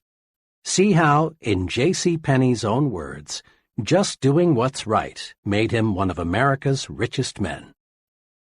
Doing what's right keeps your conscience satisfied, and this builds self-confidence. When we do what is known to be wrong, two negative things happen. First, we feel guilt, and this guilt eats away confidence. Second, other people sooner or later find out and lose confidence in us. Do what's right and keep your confidence. That's thinking yourself to success. Here is a psychological principle that is worth listening to repeatedly until it absolutely saturates you. To think confidently, act confidently. The great psychologist, Dr. George W. Crane, said in his famous book, Applied Psychology, "Remember, motions are the precursors of emotions. You can't control the latter directly, but only through your choice of motions or actions. To avoid this all-too-common tragedy, marital difficulties and misunderstandings, become aware of the true psychological facts. Go through the proper motions each day, and you'll soon begin to feel the corresponding emotions. Just be sure you and your mate go through those motions of dates and kisses, the phrasing of sincere daily compliments, plus the many other little courtesies, and you need not worry about the emotion of love. You can't act devoted for very long without feeling devoted." Psychologists tell us we can change our attitudes by changing our physical actions. For example, you actually feel more like smiling if you make yourself smile. You feel more superior when you make yourself stand tall than when you slouch. On the negative side, frown a really bitter frown and see if you don't feel more like frowning. It is easy to prove that managed motions can change emotions. People who are shy in introducing themselves can replace this timidity with confidence just by taking 3 simple actions simultaneously. First, reach for the other person's hand and clasp it warmly. Second, look directly at the other person. And third, say, "I'm very glad to know you." These 3 simple actions automatically and instantaneously banish shyness. Confident action produces confident thinking. So, to think confidently, act confidently. Act the way you want to feel. Here are 5 confidence-building exercises. Listen to these guides carefully. Then make a conscious effort to practice them and build your confidence. 1. Be a front-seater. Ever notice in meetings, in church, classrooms, and other kinds of assemblies, how the back seats fill up first? Most folks scramble to sit in the back rows so they won't be too conspicuous. And the reason they are afraid to be conspicuous is that they lack confidence. Sitting up front builds confidence. Practice it. From now on, make it a rule to sit as close to the front as you can. Sure, you may be a little more conspicuous in the front, but remember, there is nothing inconspicuous about success. 2. Practice making eye contact. How a person uses his eyes tells us a lot about him. Instinctively, you ask yourself questions about the fellow who doesn't look you in the eye. What's he trying to hide? What's he afraid of? Is he trying to put something over on me? Is he holding something back? Usually, failure to make eye contact says one of 2 things. It may say, "I feel weak beside you. I feel inferior to you. I'm afraid of you." Or avoiding another person's eyes may say, "I feel guilty. I've done something or I've thought something that I don't want you to know. I'm afraid if I let my eyes connect with yours, you'll see through me." You say nothing good about yourself when you avoid making eye contact. You say, "I'm afraid. I lack confidence." Conquer this fear by making yourself look the other person in the eyes. Looking the other person in the eye tells him, "I'm honest and above board. I believe in what I'm telling you. I'm not afraid. I'm confident." Make your eyes work for you. Aim them right at the other person's eyes. It not only gives you confidence, it wins you confidence too.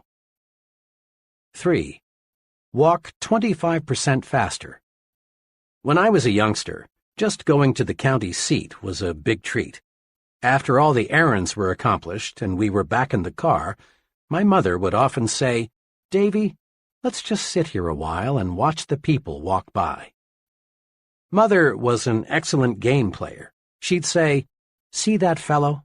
What do you suppose is troubling him?" Or, "What do you think that lady there is going to do?" Or, "Look at that person. He just seems to be in a fog." Watching people walk and move about became real fun. It was a lot cheaper than the movies, which was one of the reasons I learned later that Mother developed the game, and it was a lot more instructive. I still am a walk watcher. In corridors, lobbies, on sidewalks, I still occasionally find myself studying human behavior simply by watching people move about. Psychologists link slovenly posture and sluggish walking to unpleasant attitudes toward oneself, work, and the people around us. But psychologists also tell us you can actually change your attitudes by changing your posture and speed of movement. Watch, and you discover that body action is the result of mind action. The extremely beaten people, the real down-and-outers, just shuffle and stumble along. They have zero self-confidence. Average people have the average walk. Their pace is average. They have the look of, I really don't have very much pride in myself. Then there's a third group. Persons in this group show superconfidence. They walk faster than the average. There seems to be a slight sprint in the way they walk. Their walk tells the world, I've got someplace important to go, something important to do. What's more, I will succeed at what I will do 15 minutes from now. Use the walk 25% faster technique to help build self-confidence. Throw your shoulders back, lift up your head, move ahead just a little faster, and feel self-confidence grow. Just try and see. 4. Practice speaking up.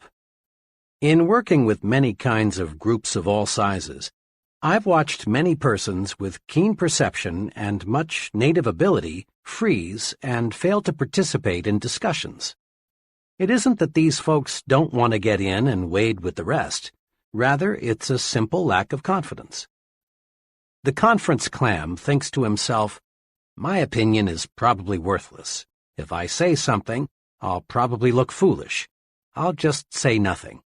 Besides, the others in the group probably know more than I don't want the others to know how ignorant I am. Each time the conference clam fails to speak, he feels even more inadequate, more inferior. Often he makes a faint promise to himself that deep down he knows he won't keep, to speak next time. This is very important. Each time our clam fails to speak, he takes one more dose of confidence poison. He becomes less and less confident of himself. But on the positive side, the more you speak up, the more you add to your confidence, and the easier it is to speak up the next time. Speak up. It's a confidence-building vitamin. Put this confidence builder to use. Make it a rule to speak up at every open meeting you attend. Speak up. Say something voluntarily at every business conference, committee meeting, community forum you attend. Make no exception. Comment, make a suggestion, ask a question, and don't be the last to speak.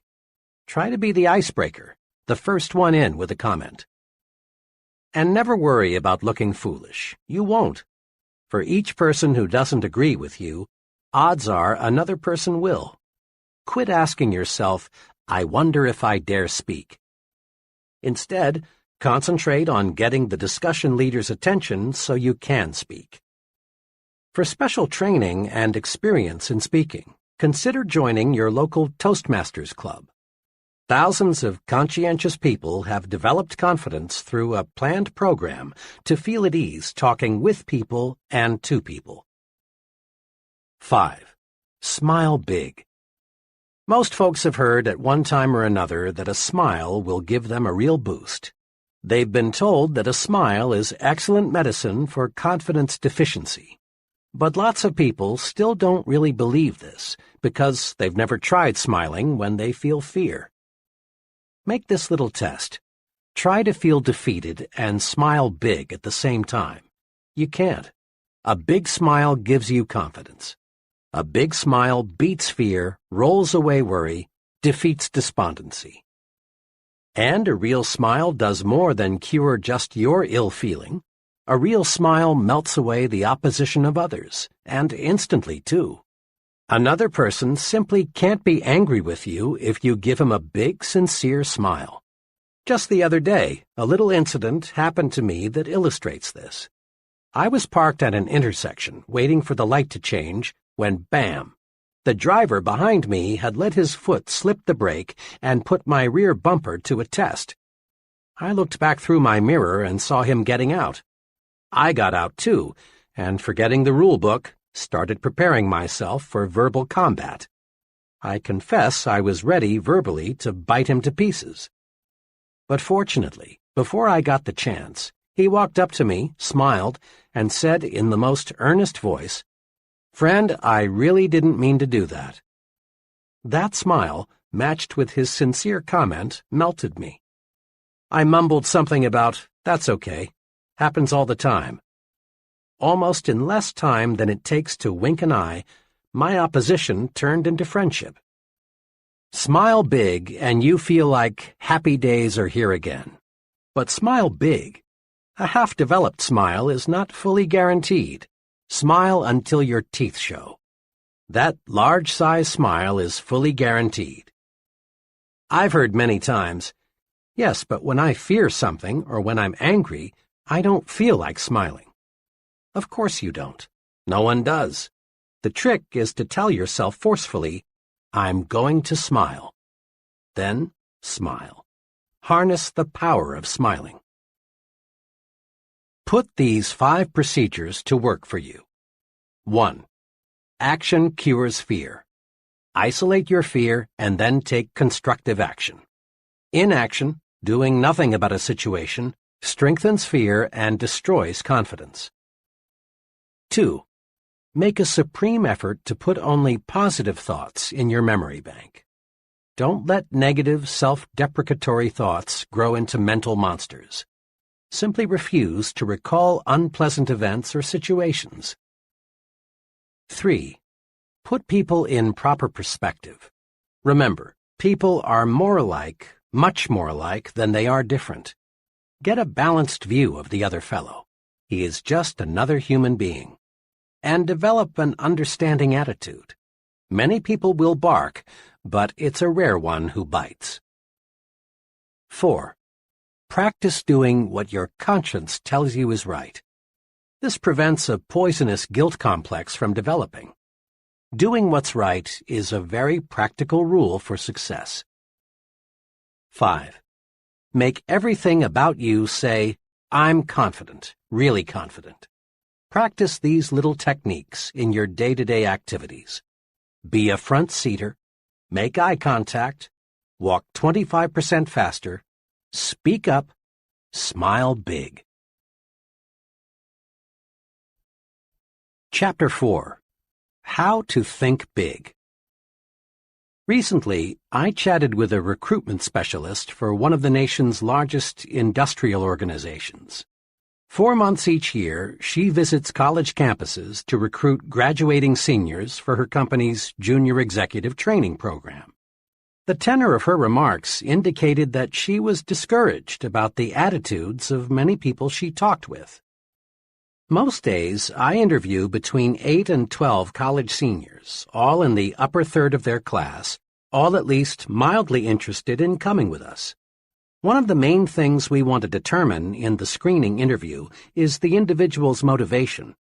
We want to find out if he or she is the kind of person who can, in a few years, direct major projects, manage a branch office or plant, or in some other way make a really substantial contribution to the company.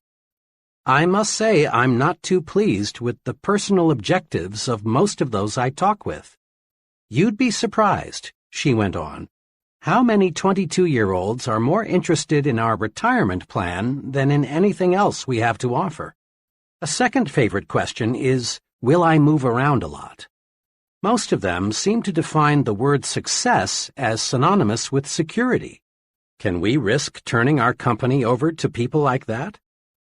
The thing I can't understand is why should young people these days be so ultra-conservative, so narrow in their view of the future?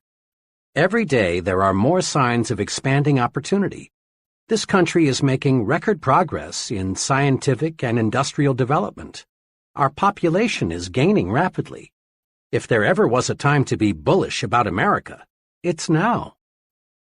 The tendency for so many people to think small means there is less competition than you think for a very rewarding career.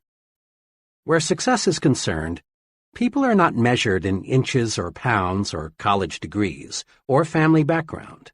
They are measured by the size of their thinking. How big we think determines the size of our accomplishments. Now, let's see how we can enlarge our thinking. Ever ask yourself, what is my greatest weakness? Probably the greatest human weakness is self-deprecation, that is, selling oneself short. Self-deprecation shows through in countless ways. John sees a job advertisement in the paper. It's exactly what he would like. But he does nothing about it because he thinks, I'm not good enough for that job, so why bother? Or Jim wants a date with Joan, but he doesn't call her because he thinks he wouldn't rate with her. Tom feels Mr. Richards would be a very good prospect for his product, but Tom doesn't call. He feels Mr. Richards is too big to see him. Pete is filling out a job application form. One question asks, what beginning salary do you expect? Pete puts down a modest figure because he feels he really isn't worth the bigger sum he would like to earn. Philosophers for thousands of years have issued good advice. Know thyself. But most people, it seems, interpret this suggestion to mean know only thy negative self. Most self-evaluation consists of making long mental lists of one's faults, shortcomings, inadequacies. It's well to know our inabilities, for this shows us areas in which we can improve. But if we know only our negative characteristics, we're in a mess. Our value is small. Here is an exercise to help you measure your true size. I've used it in training programs for executives and sales personnel. It works. 1. Determine your 5 chief assets. Invite some objective friend to help, possibly your wife, your superior, a professor, some intelligent person who will give you an honest opinion. Examples of assets frequently listed are education, experience, technical skills, appearance, well-adjusted home life, attitudes, personality, initiative. 2. Next, under each asset, write the names of 3 persons you know who have achieved large success, but who do not have this asset to as great a degree as you. When you've completed this exercise, you will find you outrank many successful people on at least one asset. There is only one conclusion you can honestly reach. You're bigger than you think. So fit your thinking to your true size. Think as big as you really are. Never, never, never sell yourself short. The person who says adamantine when in plain talk he means immovable, or says coquette when we would understand him better if he said flirt, may have a big vocabulary. But does he have a big thinker's vocabulary? Probably not. People who use difficult, high-sounding words and phrases that most folks have to strain themselves to understand are inclined to be overbearing and stuffed shirts. And stuffed shirts are usually small thinkers. The important measure of a person's vocabulary is not the size or the number of words he uses. Rather, the thing that counts, the only thing that counts about one's vocabulary, is the effect his words and phrases have on his own and others' thinking. Here is something very basic. We do not think in words and phrases. We think only in pictures and/or images. Words are the raw materials of thought. When spoken or read, that amazing instrument, the mind, automatically converts words and phrases into mind pictures. Each word, each phrase, creates a slightly different mind picture. If someone tells you, Jim bought a new split level, you see one picture. But if you're told, Jim bought a new ranch house, you see another picture. The mind pictures we see are modified by the kinds of words we use to name things and describe things. Look at it this way. When you speak or write, you are, in a sense, a projector showing movies in the minds of others, and the pictures you create determine how you and others react. Suppose you tell a group of people, I'm sorry to report we've failed. What do these people see? They see defeat and all the disappointment and grief the word failed conveys. Now suppose you said instead, here's a new approach that I think will work. They would feel encouraged, ready to try again. Suppose you say, we face a problem. You have created a picture in the minds of others of something difficult, unpleasant to solve. Instead say, we face a challenge, and you create a mind picture of fun, sport, something pleasant to do. Or tell a group, we incurred a big expense, and people see money spent that will never return. Indeed, this is unpleasant. Instead say, we made a big investment, and people see a picture of something that will return profits later on, a very pleasant sight. The point is this. Big thinkers are specialists in creating positive, forward-looking, optimistic pictures in their own minds and in the minds of others. To think big, we must use words and phrases that produce big, positive mental images. Here are examples of phrases that create small, negative, depressing thoughts. And then, the same situation is discussed, but in a big, positive way. As you listen to these, ask yourself, what mind pictures do I see? Phrases that create small, negative mind images. 1. It's no use, we're whipped. Or, phrases that create big, positive mind images. We're not whipped yet, let's keep trying. Here's a new angle. 2. I was in that business once and failed, never again. Or, I went broke, but it was my own fault. I'm going to try again. 3. I've tried, but the product won't sell. People don't want it. Or, so far I've not been able to sell this product, but I know it is good, and I'm going to find the formula that will put it over. 4. The market is saturated. Imagine, 75% of the potential has already been sold. Better get out. Or, imagine, 25% of the market is still not sold. Count me in. This looks big. 5. Their orders have been small. Cut them off. Or, their orders have been small. Let's map out a plan for selling them more of their needs. 6. 5 years is too long a time to spend before I'll get into the top ranks in your company. Count me out. Or, 5 years is not really a long time. Just think. That leaves me 30 years to serve at a high level. 7. The competition has all the advantage. How do you expect me to sell against them? Or, competition is strong, there's no denying that, but no one ever has all the advantages. Let's put our heads together and figure out a way to beat them at their own game. 8. Nobody will ever want that product. Or, in its present form, it may not be saleable, but let's consider some modifications. 9. Let's wait until a recession comes along, then buy stocks. Or, let's invest now. Bet on prosperity, not depression. 10. I'm too young, old, for the job. Or, being young, old, is a distinct advantage. 11. It won't work. Let me prove it. The image, dark, gloom, disappointment, grief, failure. Or, it will work. Let me prove it. The image, bright, hope, success, fun, victory. 4 ways to develop the big thinker's vocabulary.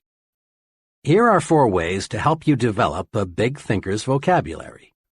1. Use big, positive, cheerful words and phrases to describe how you feel. When someone asks, "How do you feel today?" and you respond with an, "I'm tired, I have a headache, I wish it were Saturday, I don't feel so good," you actually make yourself feel worse. Practice this. It's a very simple point, but it has tremendous power. Every time someone asks you, "How are you?" or "How are you feeling today?" respond with a, "Just wonderful, thanks, and you?" or say, "Great," or "Fine." Say you feel wonderful at every possible opportunity, and you will begin to feel wonderful, and bigger too. Become known as a person who always feels great. It wins friends. 2.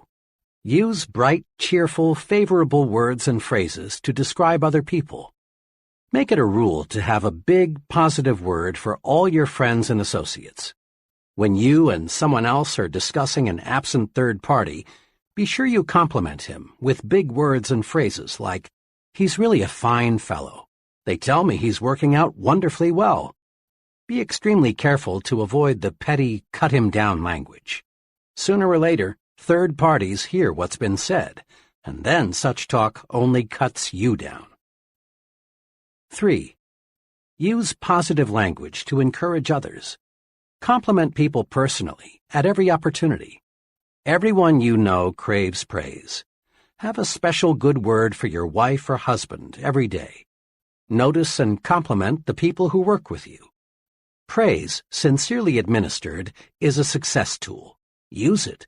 Use it again and again and again. Compliment people on their appearance, their work, their achievements, their families. 4. Use positive words to outline plans to others. When people hear something like this, "Here is some good news, we face a genuine opportunity," their minds start to sparkle. But when they hear something like, "Whether we like it or not, we've got a job to do," the mind movie is dull and boring, and they react accordingly. Promise victory and watch eyes light up. Promise victory and win support. Build castles. Don't dig graves. See what can be, not just what is. Big thinkers train themselves to see not just what is, but what can be. Here are 4 examples to illustrate this point. 1. What gives real estate value? A highly successful realtor who specializes in rural property shows what can be done if we train ourselves to see something where little or nothing presently exists. "Most of the rural property around here," my friend began, "is run down and not very attractive. I'm successful because I don't try to sell my prospects a farm as it is. I develop my entire sales plan around what the farm can be.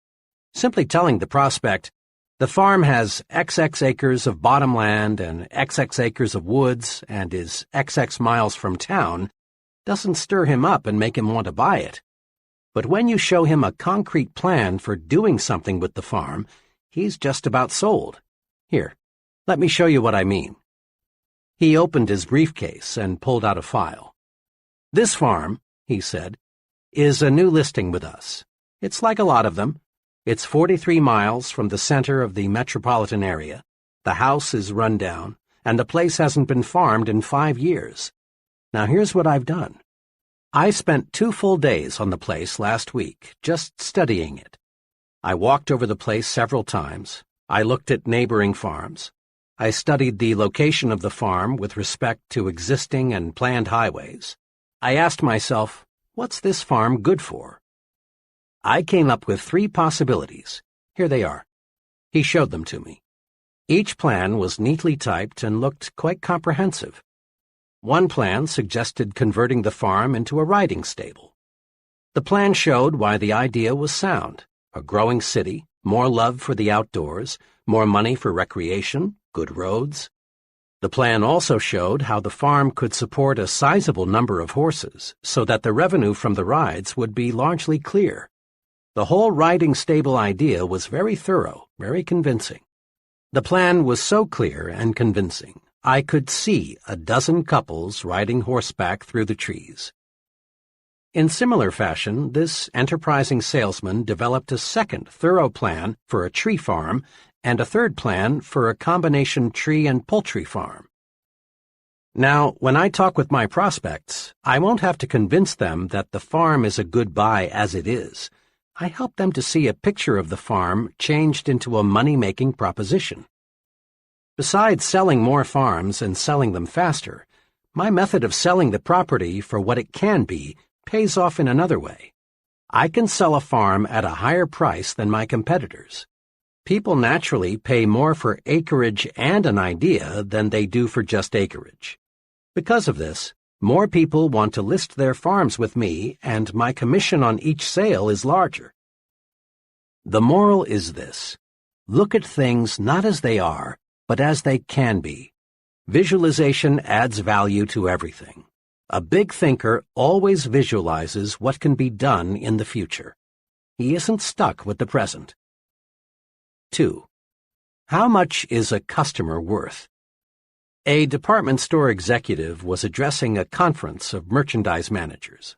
She was saying, "I may be a little old-fashioned, but I belong to the school that believes the best way to get customers to come back is to give them friendly, courteous service." One day I was walking through our store when I overheard a salesperson arguing with a customer. The customer left in quite a huff. Afterward, the salesperson said to another, "I'm not going to let a $1.98 customer take up all my time and make me take the store apart trying to find him what he wants. He's simply not worth it." I walked away, the executive continued, but I couldn't get that remark out of my mind. It is pretty serious, I thought, when our salespeople think of customers as being in the $1.98 category. I decided right then that this concept must be changed. When I got back to my office, I called our research director and asked him to find out how much the average customer spent in our store last year. The figure he came up with surprised even me. According to our research director's careful calculation, the typical customer spent $362 in our establishment. The next thing I did was call a meeting of all supervisory personnel and explain the incident to them. Then I showed them what a customer is really worth. Once I got these people to see that a customer is not to be valued on a single sale, but rather on an annual basis, customer service definitely improved. The point made by the retailing executive applies to any kind of business.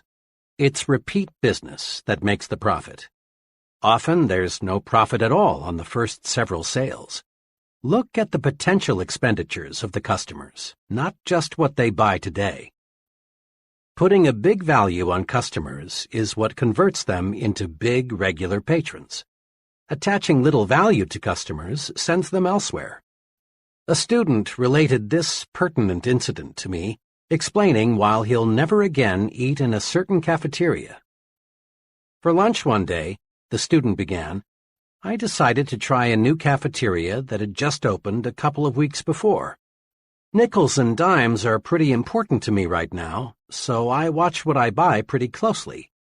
Walking past the meat section, I saw some turkey and dressing that looked pretty good, and it was plainly marked 39 cents.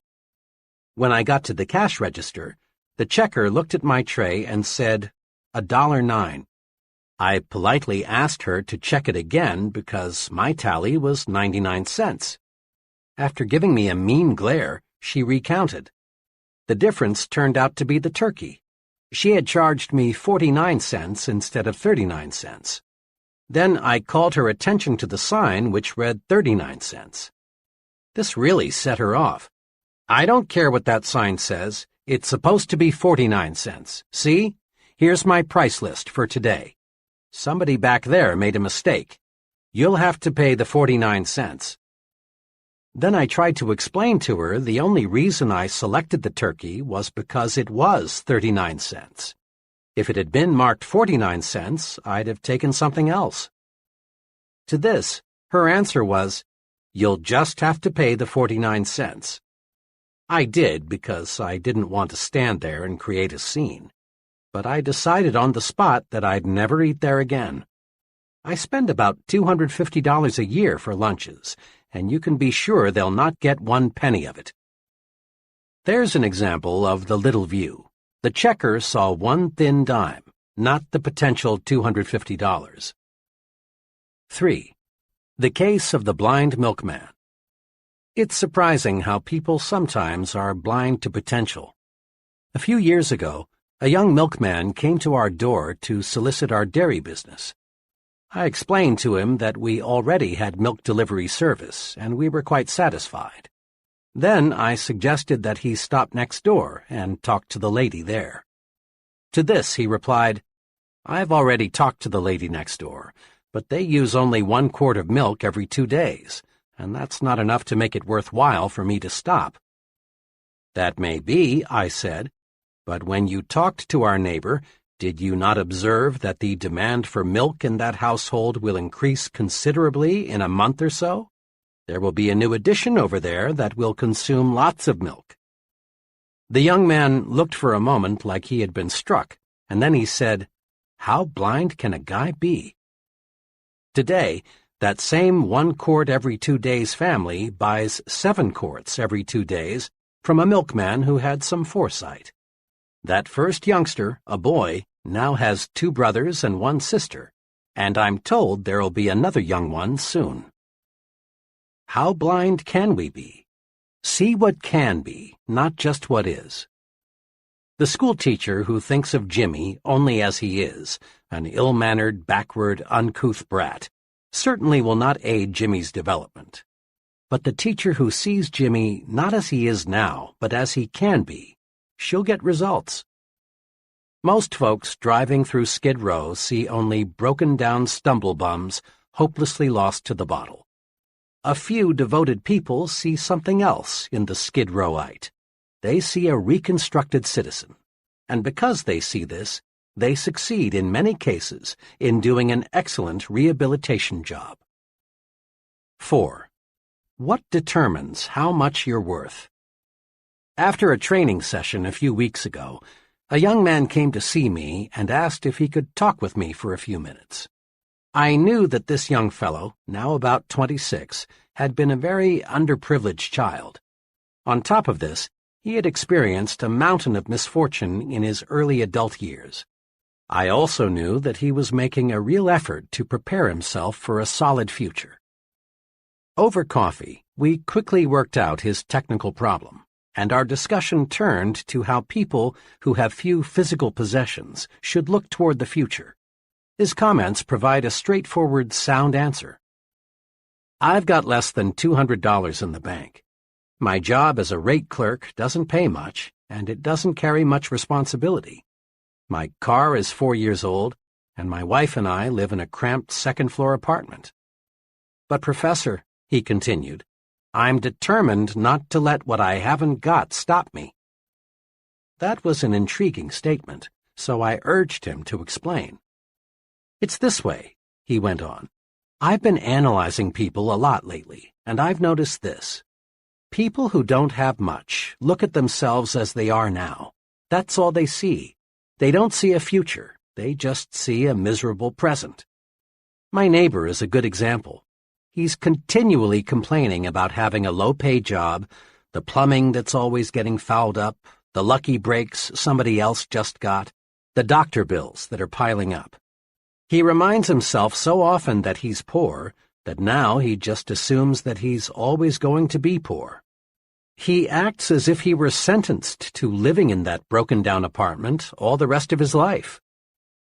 My friend was really speaking from the heart, and after a moment's pause he added, "If I looked at myself strictly as I am, old car, low income, cheap apartment, and hamburger diet, I couldn't help but be discouraged. I'd see a nobody, and I'd be a nobody for the rest of my life.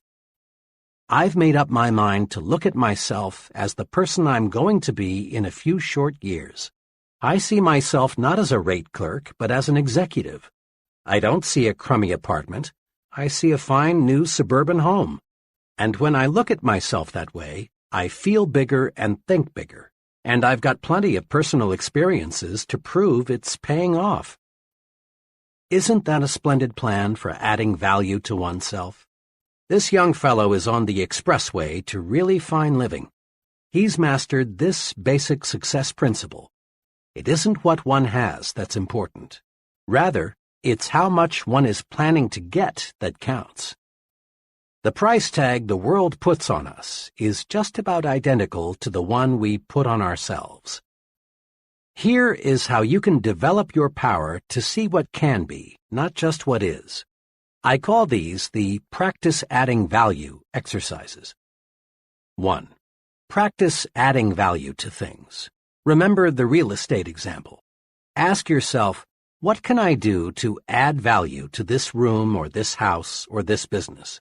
Look for ideas to make things worth more. A thing, whether it be a vacant lot, a house, or a business, has value in proportion to the ideas for using it. 2. Practice adding value to people. As you move higher and higher in the world of success, more and more of your job becomes people development. Ask, what can I do to add value to my subordinates? What can I do to help them to become more effective?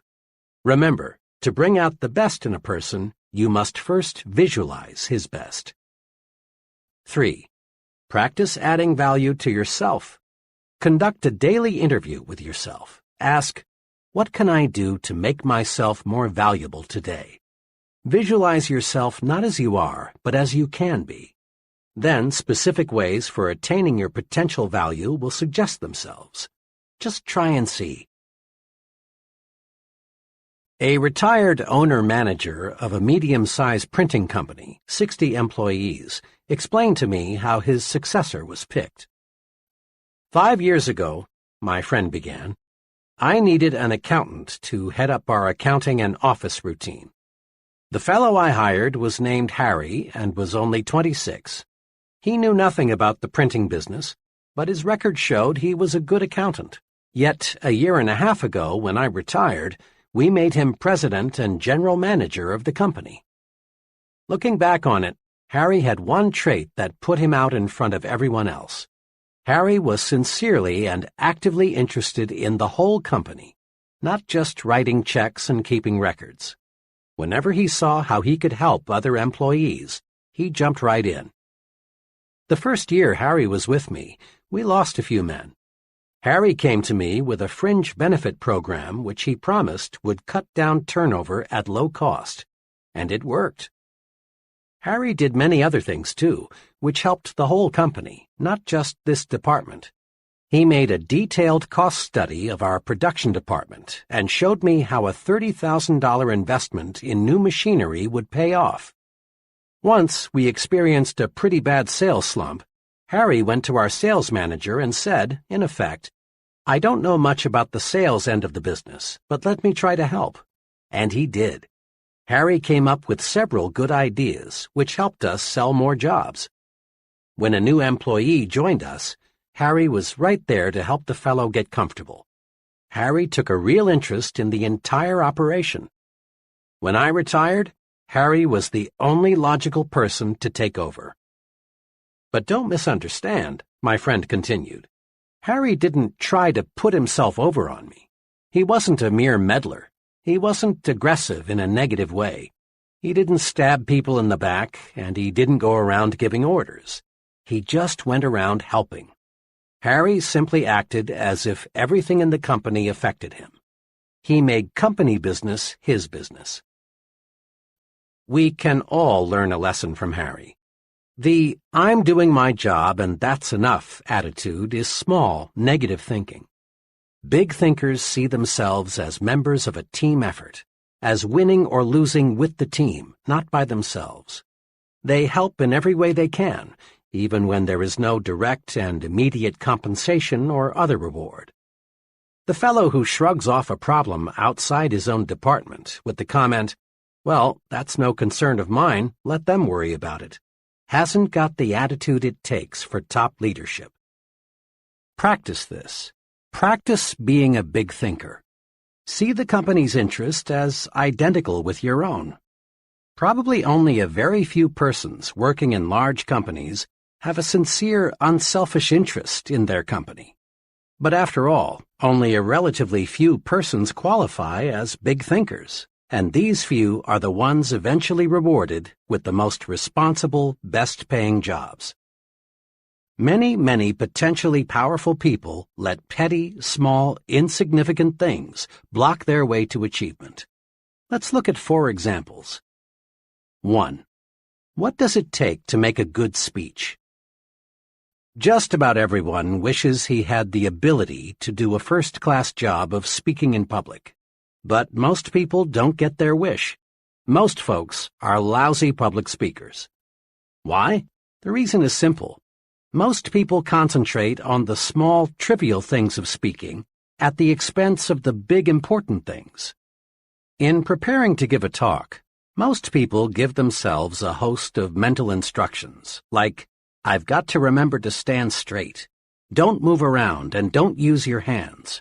Don't let the audience see you use your notes. Remember, don't make mistakes in grammar. Especially don't say, for he and I. Say, for him and me. Be sure your tie is straight. Speak loud, but not too loud, and so on and so on. Now, what happens when the speaker gets up to speak? He's scared because he's given himself a terrific list of things not to do. He gets confused in his talk and finds himself silently asking, have I made a mistake? He is, in brief, a flop. He's a flop because he concentrated on the petty, trivial, relatively unimportant qualities of a good speaker and failed to concentrate on the big things that make a good speaker. Knowledge of what he's going to talk about and an intense desire to tell it to other people. The real test of a speaker is not did he stand straight or did he make any mistakes in grammar, but rather did the audience get the points he wanted to put across. Most of our top speakers have petty defects. Some of them even have unpleasant voices. Some of the most sought-after speakers in America would flunk a speech course taught by the old negative, don't do this and don't do that method. Yet all these successful public speakers have one thing in common. They have something to say, and they feel a burning desire for other people to hear it. Don't let concern with trivia keep you from speaking successfully in public. 2. What causes quarrels? Ever stop to ask yourself just what causes quarrels? At least 99% of the time, quarrels start over petty, unimportant matters like this. John comes home a little tired, a little on edge. Dinner doesn't exactly please him, so he turns up his nose and complains. Joan's day wasn't perfect either, so she rallies to her own defense with, well, what do you expect on my food budget? Or, maybe I could cook better if I had a new stove like everybody else. This insults John's pride, so he attacks with, now, Joan, it's not lack of money. It's simply that you don't know how to manage. And away they go. Before a truce is finally declared, all sorts of accusations are made by each party. In-laws, sex, money, premarital and postmarital promises, and other issues will be introduced. Both parties leave the battle nervous, tense. Nothing has been settled, and both parties have new ammunition to make the next quarrel more vicious. Little things, petty thinking, causes arguments. So, to eliminate quarrels, eliminate petty thinking. Here's a technique that works. Before complaining or accusing or reprimanding someone or launching a counterattack in self-defense, ask yourself, is it really important? In most cases, it isn't, and you avoid conflict. Ask yourself, is it really important if he or she is messy with cigarettes or forgets to put the cap on the toothpaste or is late coming home? Is it really important if he or she squandered a little money or invited some people in I don't like? When you feel like taking negative action, ask yourself, is it really important? That question works magic in building a finer home situation. It works at the office, too. It works in homegoing traffic when another driver cuts in ahead of you. It works in any situation in life that is apt to produce quarrels. 3. John got the smallest office and fizzled out.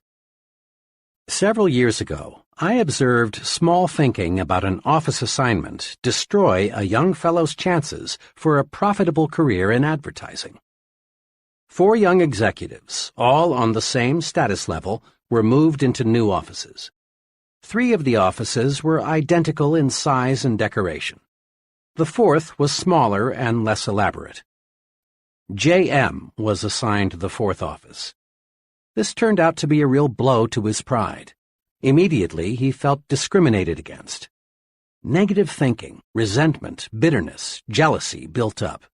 JM began to feel inadequate. The result was that JM grew hostile toward his fellow executives. Rather than cooperate, he did his best to undermine their efforts. Things got worse. 3 months later, JM slipped so badly that management had no choice but to issue him a pink slip. Small thinking over a very small matter stopped JM. In his haste to feel he was discriminated against, JM failed to observe that the company was expanding rapidly and office space was at a premium. He didn't stop to consider the possibility that the executive who made the office assignments didn't even know which one was the smallest. No one in the organization, except JM, regarded his office as an index of his value. Small thinking about unimportant things, like seeing your name last on the department route sheet or getting the fourth carbon of an office memo, can hurt you. Think big, and none of these little things can hold you back. 4. Even stuttering is a detail. A sales executive told me how even stuttering is a mere detail in salesmanship, if the fellow has the really important qualities. I have a friend, also a sales executive, who loves to play practical jokes, though sometimes these jokes aren't jokes at all. A few months ago, a young fellow called on my practical joking friend and asked for a sales job. The fellow had a terrible stutter, though, and my friend decided right here was a chance to play a joke on me. So the friend told the stammering applicant that he wasn't in the market for a salesman right now, but one of his friends, me, had a spot to fill. Then he phoned me, and boy did he give this fellow a build-up. Not suspecting anything, I said, "Send him right over." 30 minutes later, in he walked. The young fellow hadn't said 3 words before I knew why my friend was so eager to send him over. I'm Jack R., he said. Mr. X sent me over to talk to you about a job. Almost every word was a struggle. I thought to myself, this guy couldn't sell a dollar bill for 90 cents on Wall Street. I was sore at my friend, but I really felt sorry for this fellow, so I thought the least I could do was to ask him some polite questions while I thought up a good excuse as to why I couldn't use him. As we talked on, however, I discovered this fellow was no stoop. He was intelligent. He handled himself very nicely, but I just couldn't overlook the fact that he stuttered. Finally, I decided I'd wind up the interview by asking one last question. What makes you think you can sell? Well, he said, I learn fast. I like people. I think you've got a good company, and I want to make money. Now, I do have a speech impairment, but that doesn't bother me, so why should it bother anybody else? His answer showed me he had all the really important qualifications for a salesman. I decided right then to give him a chance, and you know, he's working out very well.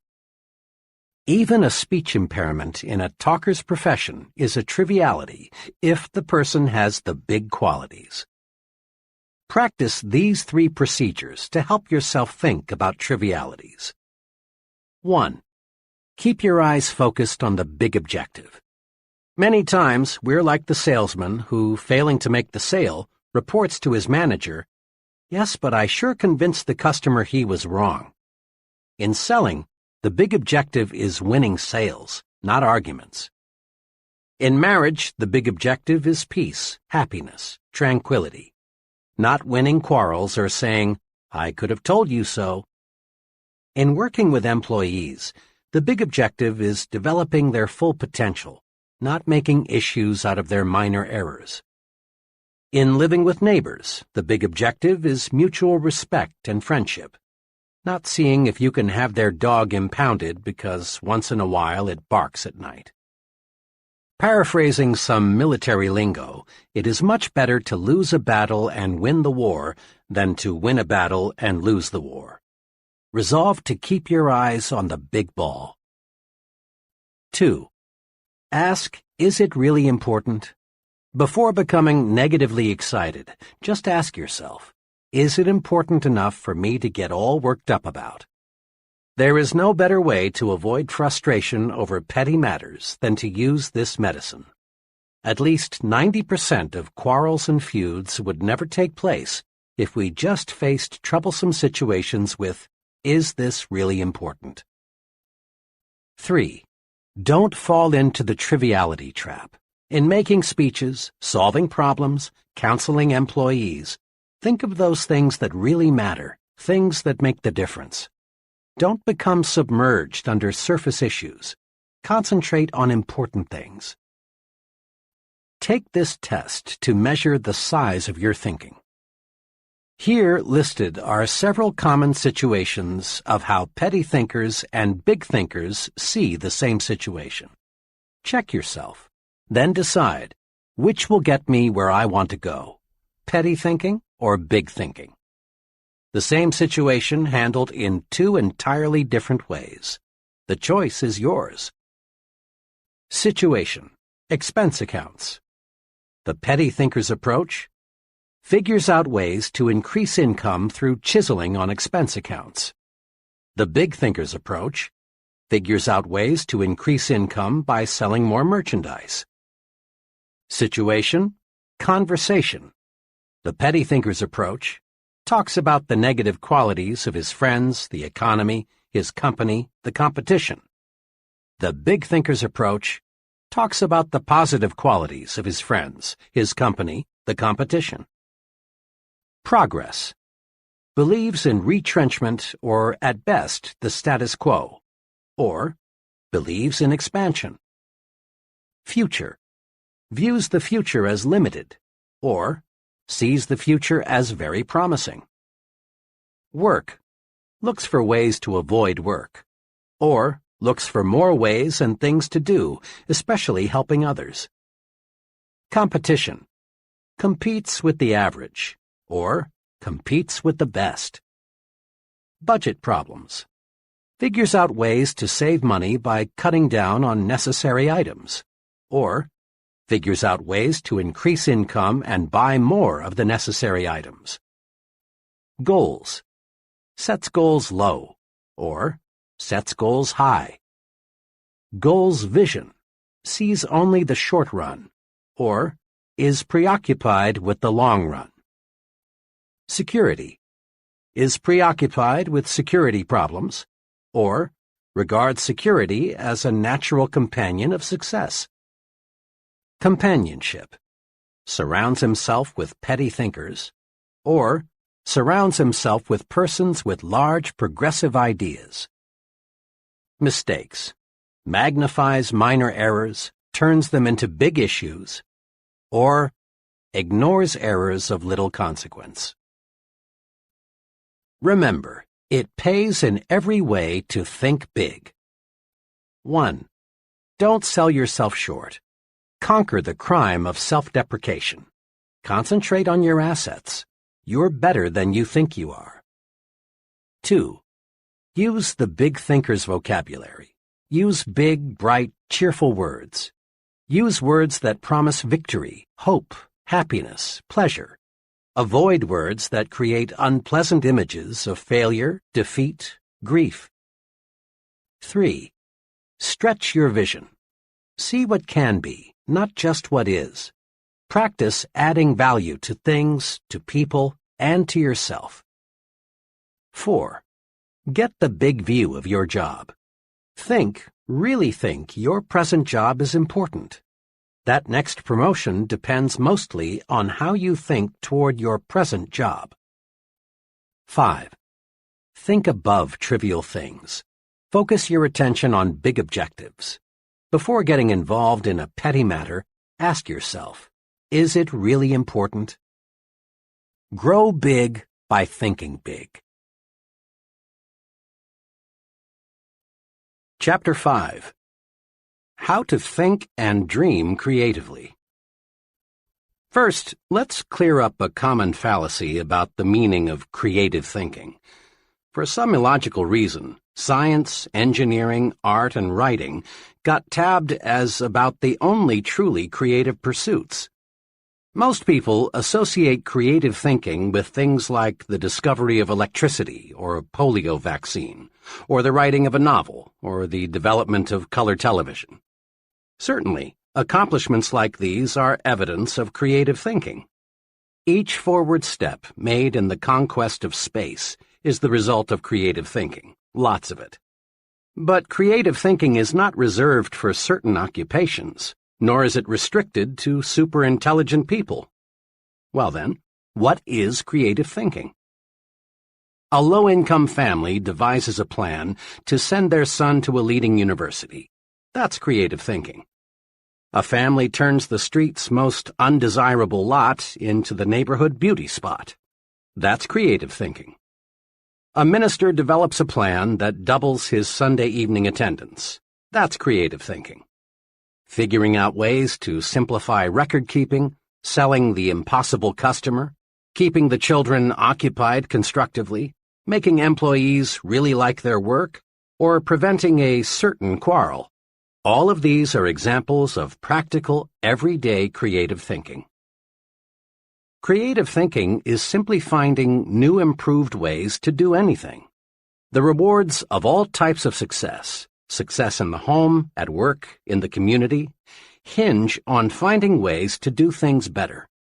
Now, let's see what we can do to develop and strengthen our creative thinking ability. Step 1. Believe it can be done. Here is a basic truth. To do anything, we must first believe it can be done. Believing something can be done sets the mind in motion to find a way to do it. To illustrate this point of creative thinking in training sessions, I often use this example. I ask the group, how many of you feel it is possible to eliminate jails within the next 30 years? Invariably, the group looks bewildered, not quite sure they heard right, and thinking they are listening to a real fuzzbrain. So, after a pause, I repeat, how many of you feel it is possible to eliminate jails within the next 30 years? Once they're sure I'm not joking, someone always blasts me with something like, you mean to say you want to turn all those murderers, thieves, and rapists loose? Don't you realize what this would mean? Why, none of us would be safe. We have to have jails. Then the others cut loose. All order would break down if we didn't have jails. Some people are born criminals. If anything, we need more jails. Did you read in this morning's paper about that murder? And the group goes on, telling me all sorts of good reasons why we must have jails. One fellow even suggested we've got to have jails so the police and prison guards can have jobs. After about 10 minutes of letting the group prove why we can't eliminate the need for jails, I say to them, now, let me mention here that this question of eliminating jails is used to make a point. Each of you has come up with reasons why we can't eliminate the need for jails. Will you do me a favor? Will you try extra hard for a few minutes to believe we can eliminate jails? Joining in the spirit of the experiment, the group says, in effect, oh well, but just for kicks. Then I ask, now, assuming we can eliminate jails, how could we begin? Suggestions come slowly at first. Someone hesitantly says something like, well, you might cut down crime if you established more youth centers. Before long, the group, which 10 minutes ago was solidly against the idea, now begins to work up real enthusiasm. Work to eliminate poverty. Most crime stems from the low income levels. Conduct research to spot potential criminals before they commit a crime. Develop surgical procedures to cure some kinds of criminals. Educate law enforcement personnel in positive methods of reform. These are just samples of the 78 specific ideas I've tabulated that could help accomplish the goal of eliminating jails. When you believe, your mind finds ways to do. This experiment has just one point. When you believe something is impossible, your mind goes to work for you to prove why. But when you believe, really believe, something can be done, your mind goes to work for you and helps you find the ways to do it. Believing something can be done paves the way for creative solutions. Believing something can't be done is destructive thinking. This point applies to all situations, little and big. The political leaders who do not genuinely believe permanent world peace can be established will fail because their minds are closed to creative ways to bring about peace. The economists who believe business depressions are inevitable will not develop creative ways to beat the business cycle. In a similar fashion, you can find ways to like a person if you believe you can. You can discover solutions to personal problems if you believe you can. You can find a way to purchase that new, larger home if you believe you can. Belief releases creative powers. Disbelief puts the brakes on. Believe, and you'll start thinking constructively. Your mind will create a way if you let it. A little over 2 years ago, a young man asked me to help him find a job with more future. He was employed as a clerk in the credit department of a mail-order company and felt that he was getting nowhere. We talked about his past record and what he wanted to do. After knowing something about him, I said, "I admire you very much for wanting to move up the ladder to a better job and more responsibility. But getting a start in the kind of job you want requires a college degree these days. I notice you've finished 3 semesters. May I suggest you finish college? Going summers, you can do it in 2 years. Then I'm sure you can land the job you want, with the company you want to work for." "I realize," he answered, "that a college education would help, but it's impossible for me to go back to school." "Impossible? Why?" I asked. "Well, for one thing," he began, "I'm 24. On top of that, my wife and I are expecting our second child in a couple of months. We barely get by now on what I make. I wouldn't have time to study since I'd have to keep my job. It's just impossible, that's all." This young man really had himself convinced that finishing college was impossible. Then I said to him, "If you believe it is impossible to finish school, then it is. But by the same token, if you'll just believe it is possible to return to the university, a solution will come. Now here's what I would like you to do. Make up your mind you are going to go back to school. Let that one thought dominate your thinking. Then think, really think about how you can do it and still support your family. Come back in a couple of weeks and let me know what ideas you've come up with." My young friend returned 2 weeks later. "I thought a lot about what you said," he began. "I've decided I must go back to school. I haven't figured out all the angles yet, but I'll find a solution." And he did.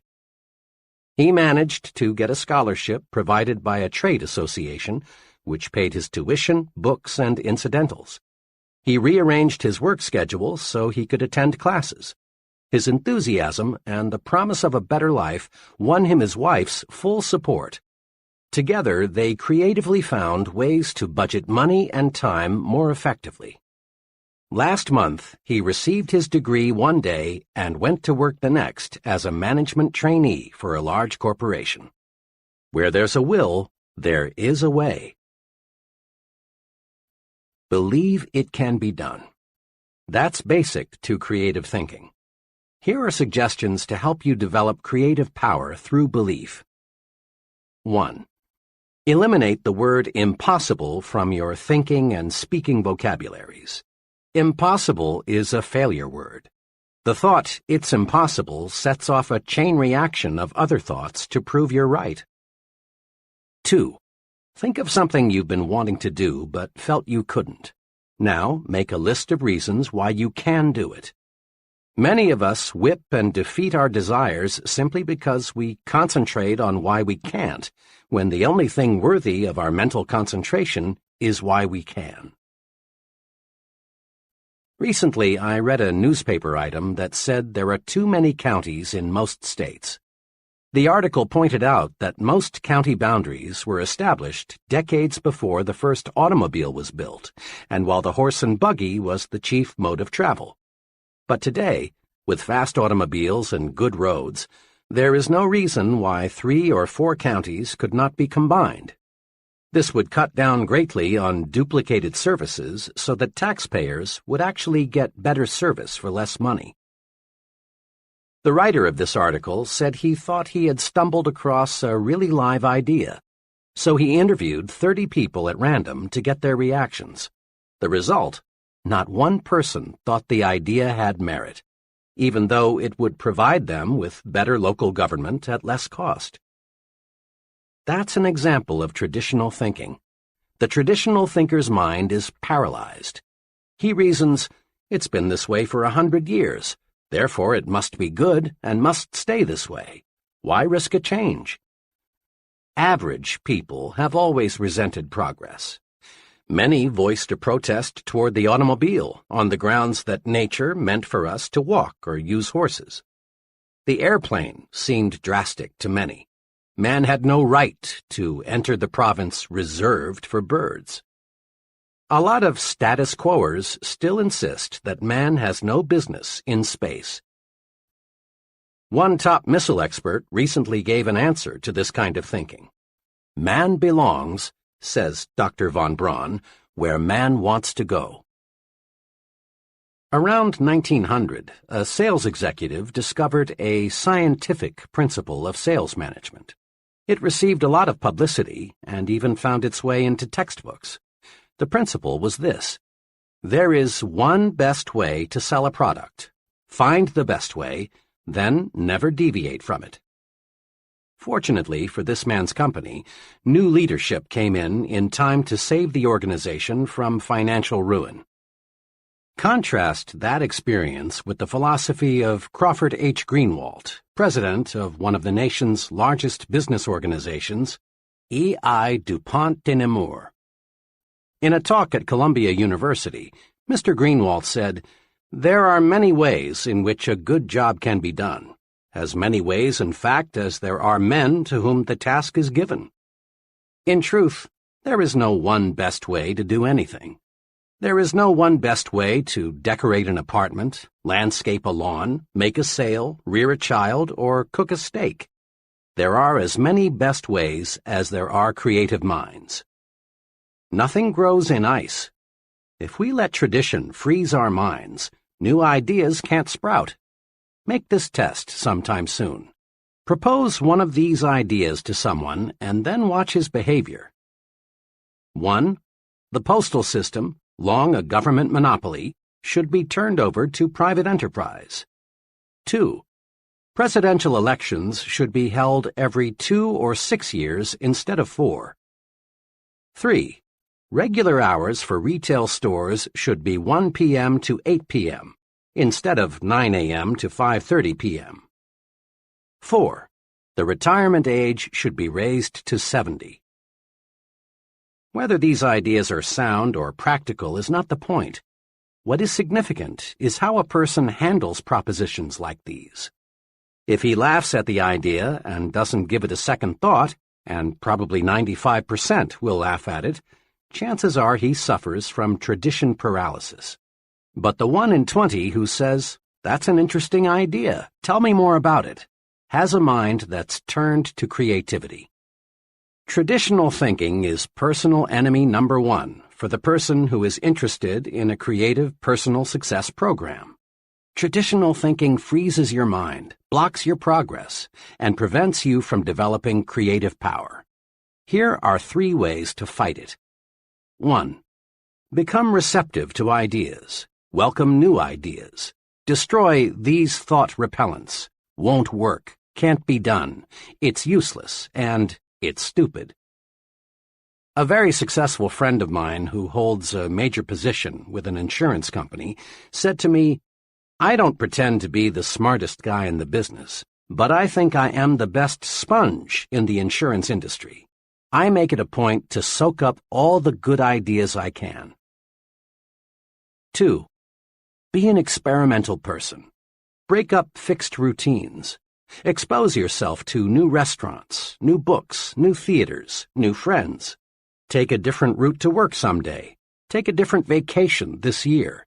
Do something new and different this weekend. If your work is in distribution, develop an interest in production, accounting, finance, and the other elements of business. This gives you breadth and prepares you for larger responsibilities. 3. Be progressive, not regressive. Not, that's the way we did it where I used to work, so we ought to do it that way here, but how can we do it better than we did it where I used to work? Not backward, regressive thinking, but forward, progressive thinking. Because you got up at 5:30 a.m. to deliver papers or milk the cows when you were a youngster doesn't necessarily mean it's a good idea for you to require your children to do the same. Imagine what would happen to the Ford Motor Company if its management allowed itself to think, "This year we've built the ultimate in automobiles. Further improvement is impossible. Therefore, all experimental engineering and designing activities are hereby permanently terminated." Even the mammoth Ford Motor Company would shrivel fast with this attitude. Successful people, like successful businesses, live with these questions. How can I improve the quality of my performance? How can I do better? Absolute perfection in all human undertakings, from building missiles to rearing children, is unattainable. This means there is endless room for improvement. Successful people know this, and they are always searching for a better way. Note, the successful person doesn't ask, "Can I do it better?" He knows he can. So he phrases the question, "How can I do it better?" A few months ago, a former student of mine, in business for just 4 years, opened her 4th hardware store. This was quite a feat, considering the young lady's small initial capital investment of only $3,500, strong competition from other stores, and the relatively short time she had been in business. I visited her new store shortly after it opened to congratulate her on the fine progress she had made. In an indirect way, I asked her how she was able to make a success of 3 stores and open a 4th one, when most merchants had to struggle to make a success of just 1 store. "Naturally," she answered, "I worked hard, but just getting up early and working late isn't responsible for the 4 stores. Most people in my business work hard. The main thing I attribute my success to is my self-styled weekly improvement program." "A weekly improvement program? Sounds impressive. How does it work?" I asked. "Well, it really isn't anything elaborate," she continued. "It's just a plan to help me do a better job as each week rolls around. To keep my forward thinking on the track, I've divided my job into 4 elements: customers, employees, merchandise, and promotion. All during the week, I make notes and jot down ideas as to how I can improve my business. Then, every Monday evening, I set aside 4 hours to review the ideas I've jotted down and figure out how to put the solid ones to use in the business. In this 4-hour period, I force myself to take a hard look at my operation. I don't simply wish more customers would shop in my store. Instead, I ask myself, what can I do to attract more customers? How can I develop regular, loyal customers? She went on describing numerous little innovations that made her first 3 stores so successful. Things like the way she arranged the merchandise within her stores, her suggestion selling technique that sold 2 out of 3 customers merchandise they had not planned to buy when they entered her stores, the credit plan she devised when many of her customers were out of work because of a strike, the contest she developed that boosted sales during a slack season. I ask myself, what can I do to improve my merchandise offerings? And I get ideas. Let me cite just one case. 4 weeks ago, it occurred to me that I should do something to get more youngsters into the store. I reasoned if I had something here to draw the kids to the store, I'd also draw more of the parents. I kept thinking about it, and then this idea came. Put in a line of small carded toys for children in the 4 to 8 age bracket. It's working. The toys take little space, and I make a nice profit on them. But most important, the toys have increased store traffic. Believe me, she went on, my weekly improvement plan works. Just by conscientiously asking myself, how can I do a better job, I find the answers.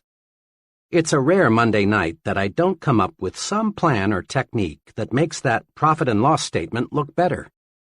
And I've learned something else, too, about successful merchandising. Something that I think every person going into business for himself should know. What's that? I asked. Just this.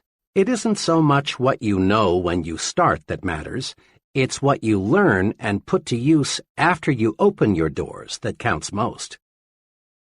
Big success calls for persons who continually set higher standards for themselves and others. Persons who are searching for ways to increase efficiency, to get more output at lower cost, do more with less effort. Top success is reserved for the I can do it better kind of person.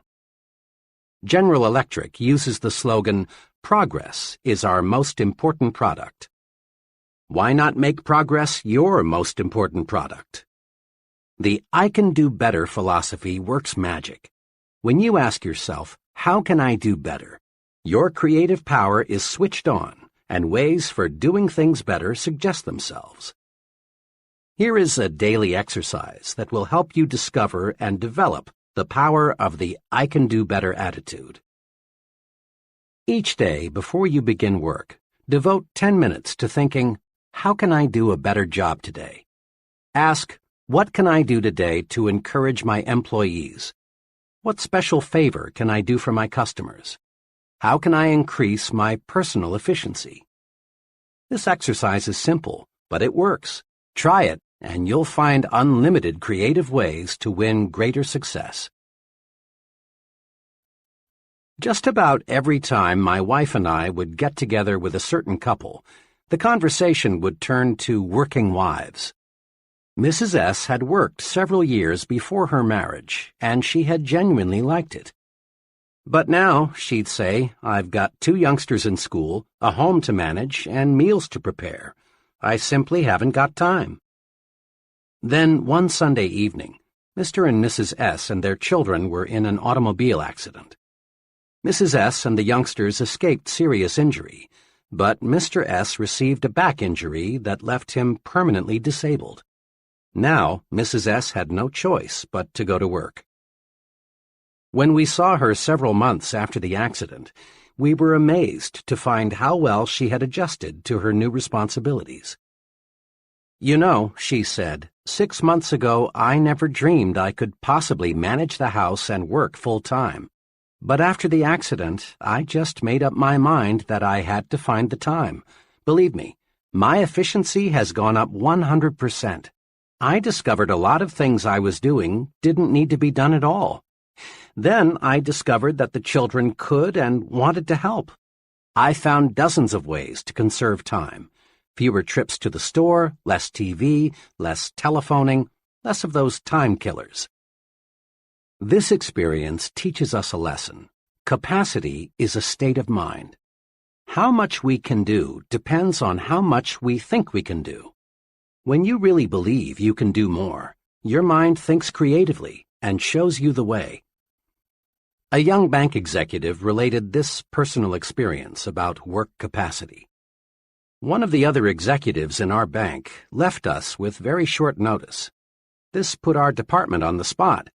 The fellow leaving had filled an important job, and his work couldn't be postponed or left undone. The day after he left, the vice president in charge of my department called me in. He explained to me that he had already talked individually to the 2 others in my group, asking them if they could divide the work of the man who had just left until a replacement could be found. Neither of them flatly refused, said the vice president, but each stated that he is up to his neck now with his own pressing work. I'm wondering if you could handle some of the overload temporarily?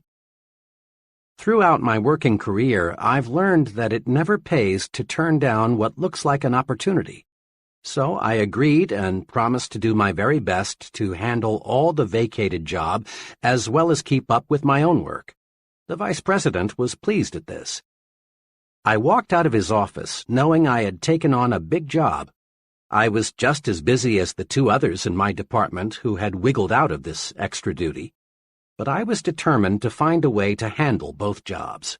I finished up my work that afternoon, and when the offices were closed, I sat down to figure out how I could increase my personal efficiency. I got a pencil and started writing down every idea I could think of. And I came up with some good ones, like working out an arrangement with my secretary to channel all routine telephone calls to me during a certain hour each day, placing all outgoing calls during a certain hour, cutting my usual conference periods from 15 minutes to 10, giving all my dictation at one time each day. I also discovered my secretary could and was eager to take over a number of little time-consuming details for me. I had been handling my present job for over 2 years, and frankly, I was amazed to discover how much inefficiency I had let creep in. Within a week's time, I was dictating twice as many letters, handling 50% more phone calls, attending half again as many meetings, all with no strain. A couple more weeks passed. The vice president called me in. He complimented me on doing a fine job. He went on to say that he had looked over a number of people from both inside and outside the bank, but he had not yet found the right man. Then he confessed that he had already cleared with the bank's executive committee, and they had authorized him to combine the two jobs, put them both in my charge, and give me a substantial increase in salary. I proved to myself that how much I can do depends on how much I think I can do. Capacity is indeed a state of mind. Every day, it seems, this takes place in the fast-moving world of business. The boss calls in an employee and explains that a special task must be accomplished. Then he says, "I know you've got a lot of work to do, but can you handle this?" Too often the employee replies, "I'm awfully sorry, but I'm all loaded down now. I wish I could take it on, but I'm just too busy." Under the circumstances, the boss doesn't hold it against the employee because it is extra duty, so to speak. But the boss realizes the task must be done, and he'll keep on looking until he finds an employee who is just as busy as the rest, but who feels he can take on more.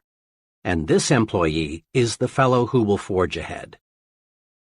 In business, in the home, in the community, the success combination is do what you do better, improve the quality of your output, and do more of what you do, increase the quantity of your output. Convinced it pays to do more and better? Then try this two-step procedure. 1. Eagerly accept the opportunity to do more. It's a compliment to be asked to take on a new responsibility. Accepting greater responsibility on the job makes you stand out and shows that you're more valuable. When your neighbors ask you to represent them on a civic matter, accept. It helps you to become a community leader. 2. Next, concentrate on how can I do more. Creative answers will come. Some of these answers may be better planning and organization of your present work, or taking intelligent shortcuts in your routine activities, or possibly dropping non-essential activities altogether. But let me repeat, the solution for doing more will appear. As a personal policy, I have accepted fully the concept, if you want it done, give it to a busy man. I refuse to work on important projects with persons who have lots of free time. I have learned from painful, expensive experience that the fellow who has plenty of time makes an ineffective work partner. All the successful, competent people I know are busy. When I start something, some project with them, I know it will be satisfactorily completed. I have learned in dozens of instances that I can count on a busy man to deliver, but I have often been disappointed in working with people who have all the time in the world. Progressive business management constantly asks, what can we do to expand output? Why not ask yourself, what can I do to expand my output? Your mind will creatively show you how. In hundreds of interviews with people at all levels, I've made this discovery. The bigger the person, the more apt he is to encourage you to talk, The smaller the person, the more apt he is to preach to you. Big people monopolize the listening. Small people monopolize the talking. Note this also. Top-level leaders in all walks of life spend much more time requesting advice than they do in giving it. Before a top man makes a decision, he asks, "How do you feel about it? What do you recommend? What would you do under these circumstances? How does this sound to you?" Look at it this way. A leader is a decision-making human machine. Now, to manufacture anything, you've got to have raw material. In reaching creative decisions, the raw materials are the ideas and suggestions of others. Don't, of course, expect other people to give you ready-made solutions. That's not the primary reason for asking and listening. Ideas of others help to spark your own ideas, so your mind is more creative. Recently, I participated as a staff instructor in an executive management seminar. The seminar consisted of 12 sessions. One of the highlights of each meeting was a 15-minute discussion by one of the executives on the topic, "How I Solved My Most Pressing Management Problem." At the 9th session, the executive whose turn it was, a vice president of a large milk processing company, did something different. Instead of telling how he had solved his problem, he announced his topic as "Needed. Help on solving my most pressing management problem." He quickly outlined his problem and then asked the group for ideas on solving it. To be sure, he got a record of each idea suggested. He had a stenographer in the room taking down everything that was said. Later, I talked with this man and complimented him on his unique approach. His comment was, "There are some very sharp men in this group. I just figured I'd harvest some ideas. There's a good possibility something someone said during that session may give me the clue I need to solve the problem." Note, this executive presented his problem, then listened. In so doing, he got some decision-making raw material, and as a side benefit, the other executives in the audience enjoyed the discussion, because it gave them the opportunity to take part. Successful businesses invest large sums in consumer research. They ask people about the taste, quality, size, and appearance of a product. Listening to people provides definite ideas for making the product more saleable. It also suggests to the manufacturer what he should tell consumers about the product in his advertising. The procedure for developing successful products is to get as much opinion as you can, listen to the people who will buy the product, and then design the product and its promotion to please these people. In an office recently, I noticed a sign that said, "To sell John Brown what John Brown buys, you've got to see things through John Brown's eyes." And the way to get John Brown's vision is to listen to what John Brown has to say. Your ears are your intake valves. They feed your mind raw materials that can be converted into creative power. We learn nothing from telling, but there is no limit to what we can learn by asking and listening. Try this 3-stage program to strengthen your creativity through asking and listening. 1. Encourage others to talk. In personal conversation or in group meetings, draw out people with little urges, such as, "Tell me about your experience," or "What do you think should be done about," or "What do you think is the key point?" Encourage others to talk, and you win a double-barreled victory. Your mind soaks up raw material that you can use to produce creative thought, and you win friends. There is no surer way to get people to like you than to encourage them to talk to you. 2. Test your own views in the form of questions. Let other people help you smooth and polish your ideas. Use the "What do you think of this suggestion" approach. Don't be dogmatic. Don't announce a fresh idea as if it were handed down on a gold tablet. Do a little informal research first. See how your associates react to it. If you do, chances are you'll end up with a better idea. 3. Concentrate on what the other person says. Listening is more than just keeping your own mouth shut. Listening means letting what's said penetrate your mind. So often, people pretend to listen when they aren't listening at all. They're just waiting for the other person to pause so they can take over with the talking. Concentrate on what the other person says. Evaluate it. That's how you collect mind food. More and more leading universities are offering advanced management training programs for senior business executives. According to the sponsors, the big benefit of these programs is not that the executives get ready-made formulae that they can use to operate their business more efficiently. Rather, they benefit most from the opportunity to exchange and discuss new ideas.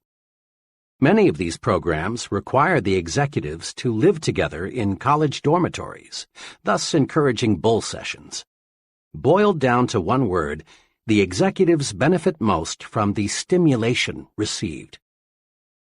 A year ago, I directed 2 sessions in a 1-week sales management school in Atlanta, sponsored by the National Sales Executives Incorporated. A few weeks later, I met a salesman friend who worked for one of the sales executives who'd attended the school. "You people at the school sure gave my sales manager a lot of things to do to run our company better," my young friend said.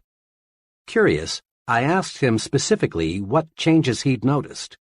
He reeled off a number of things: a revision in the compensation plan, sales meetings twice a month instead of once a month, new business cards and stationery, a revision in sales territories, not one of which was specifically recommended in the training program. The sales manager didn't get a bunch of canned techniques. Instead, he got something much more valuable: the stimulation to think of ideas directly beneficial to his own particular organization. A young accountant for a paint manufacturer told me about a very successful venture of his that was sparked by the ideas of others. "I never had more than a casual interest in real estate," he told me. "I've been a professional accountant for several years now, and I've stuck pretty close to my profession. One day, a realtor friend invited me to be his guest at a luncheon of one of the city's real estate groups. The speaker that day was an older man who had seen the city grow. His talk was about the next 20 years. He predicted that the metropolitan area would continue to grow far out into the surrounding farmland. He also predicted that there would be a record demand for what he called gentleman-size farms, 2 to 5 acres, big enough so the businessman or professional person could have a pool, horses, a garden, and other hobbies that require space. This man's talk really stimulated me. What he described was exactly what I wanted. The next few days, I asked several friends what they thought about the idea of someday owning a 5-acre estate. Everyone I talked to said, in effect, "I'd love that." I continued to think about it and to figure how I could turn the idea into profit. Then one day, as I was driving to work, the answer came out of nowhere. Why not buy a farm and divide it into estates? I figured the land might be worth more in relatively small pieces than in one big piece.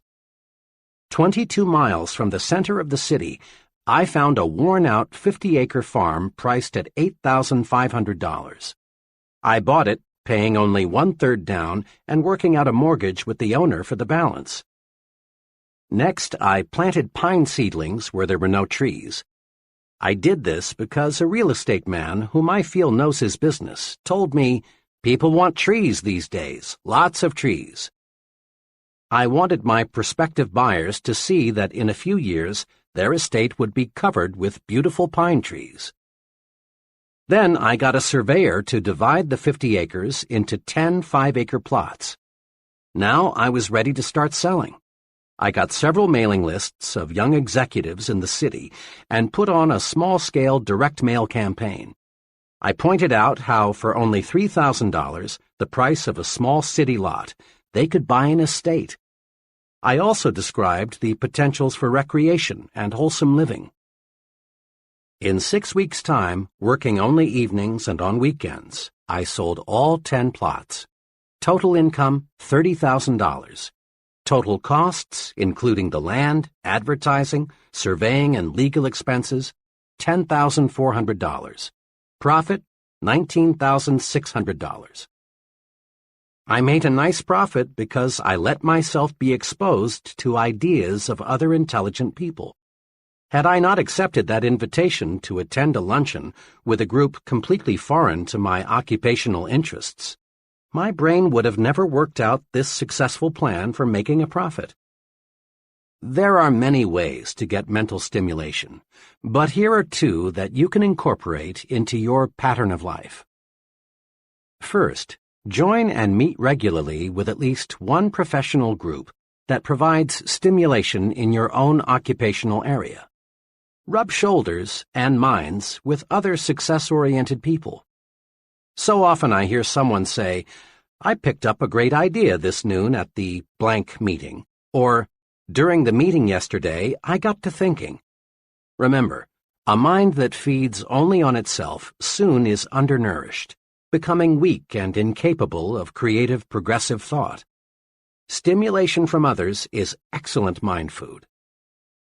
Second, join and participate in at least one group outside your occupational interests. Association with people who have different job interests broadens your thinking and helps you to see the big picture. You'll be surprised how mixing regularly with people outside your occupational area will stimulate your on-the-job thinking. Ideas are fruits of your thinking, but they've got to be harnessed and put to work to have value. Each year, an oak tree produces enough acorns to populate a good-sized forest. Yet from these bushels of seeds, perhaps only 1 or 2 acorns will become a tree. The squirrels destroy most of them, and the hard ground beneath the tree doesn't give the few remaining seeds much chance for a start. So it is with ideas. Very few bear fruit. Ideas are highly perishable. If we're not on guard, the squirrels, negative-thinking people, will destroy most of them. Ideas require special handling from the time they are born until they're transformed into practical ways for doing things better. Use these 3 ways to harness and develop your ideas. 1. Don't let ideas escape. Write them down. Every day, lots of good ideas are born only to die quickly because they aren't nailed to paper. Memory is a weak slave when it comes to preserving and nurturing brand new ideas. Carry a notebook or some small cards with you. When you get an idea, write it down. A friend who travels a lot keeps a clipboard beside him so that he can write down an idea the instant it occurs to him. People with fertile creative minds know a good idea may sprout any time, any place. Don't let ideas escape, else you destroy the fruits of your thinking. Fence them in. 2. Next, review your ideas. File these ideas in an active file. The file can be an elaborate cabinet or it can be a desk drawer. A shoebox will do. But build a file and then examine your storehouse of ideas regularly. As you go over your ideas, some may, for very good reasons, have no value at all. Get rid of them. But so long as the idea has any promise, keep it. 3. Cultivate and fertilize your idea. Now make your idea grow. Think about it. Tie the idea to related ideas. Read anything you can find that is in any way akin to your idea. Investigate all angles. Then, when the time is ripe, put it to work for yourself, your job, your future. When an architect gets an idea for a new building, he makes a preliminary drawing. When a creative advertising person gets an idea for a new TV commercial, he puts it into storyboard form, a series of drawings that suggest what the idea will look like in finished form. Writers with idea prepare a first draft. Note: shape up the idea on paper. There are 2 excellent reasons for this.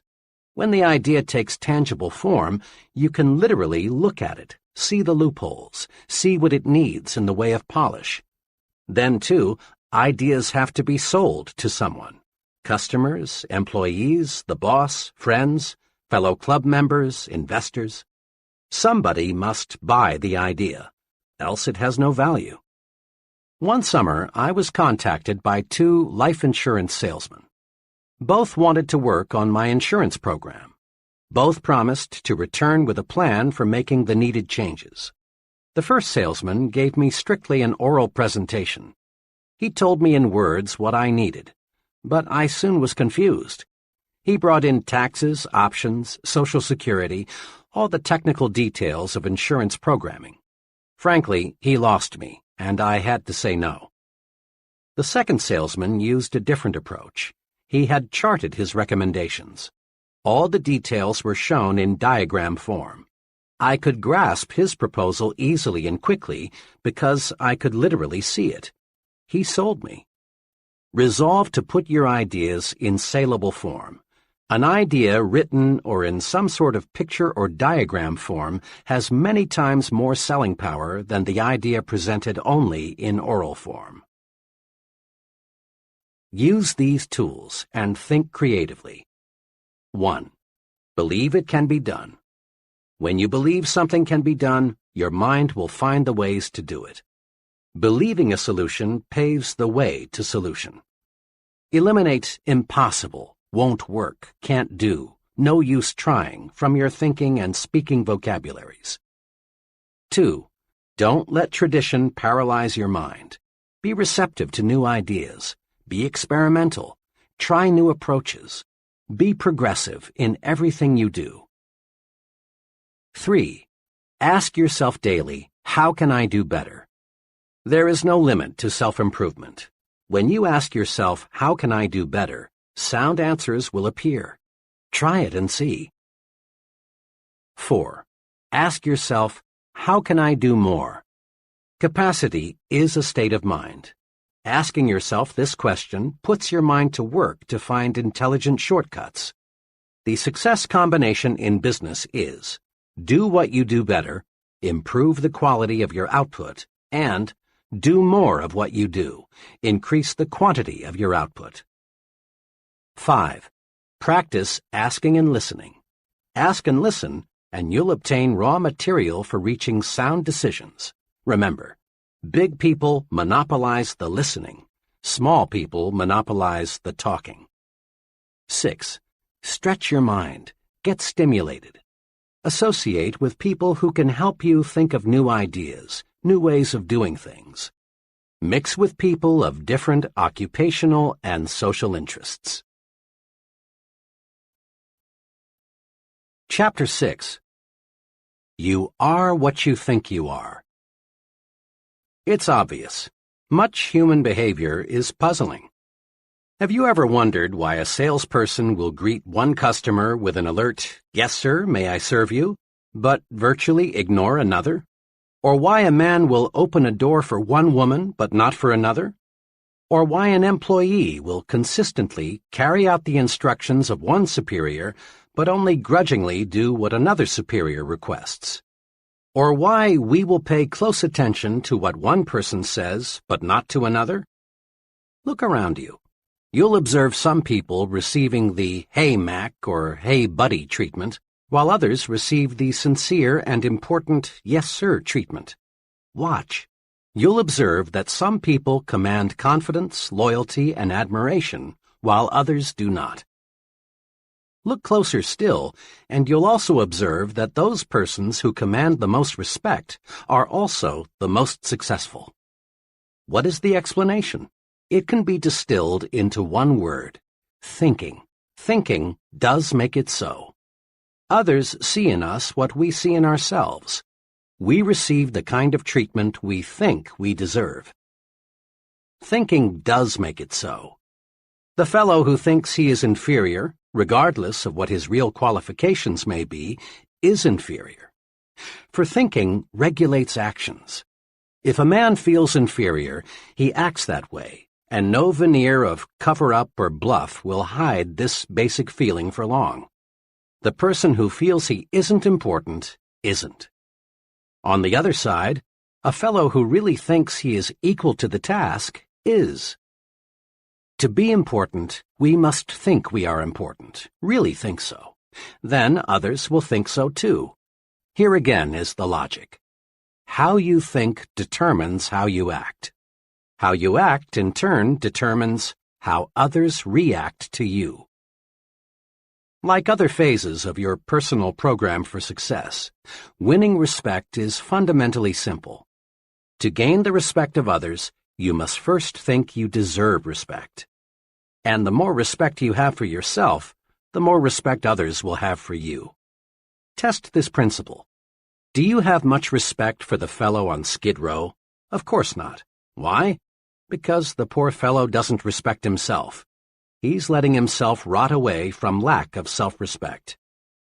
Self-respect shows through in everything we do. Let's focus our attention now on some of the specific ways we can increase self-respect and thereby earn more respect from others. Look important. It helps you think important. Rule. Remember, your appearance talks. Be sure it says positive things about you.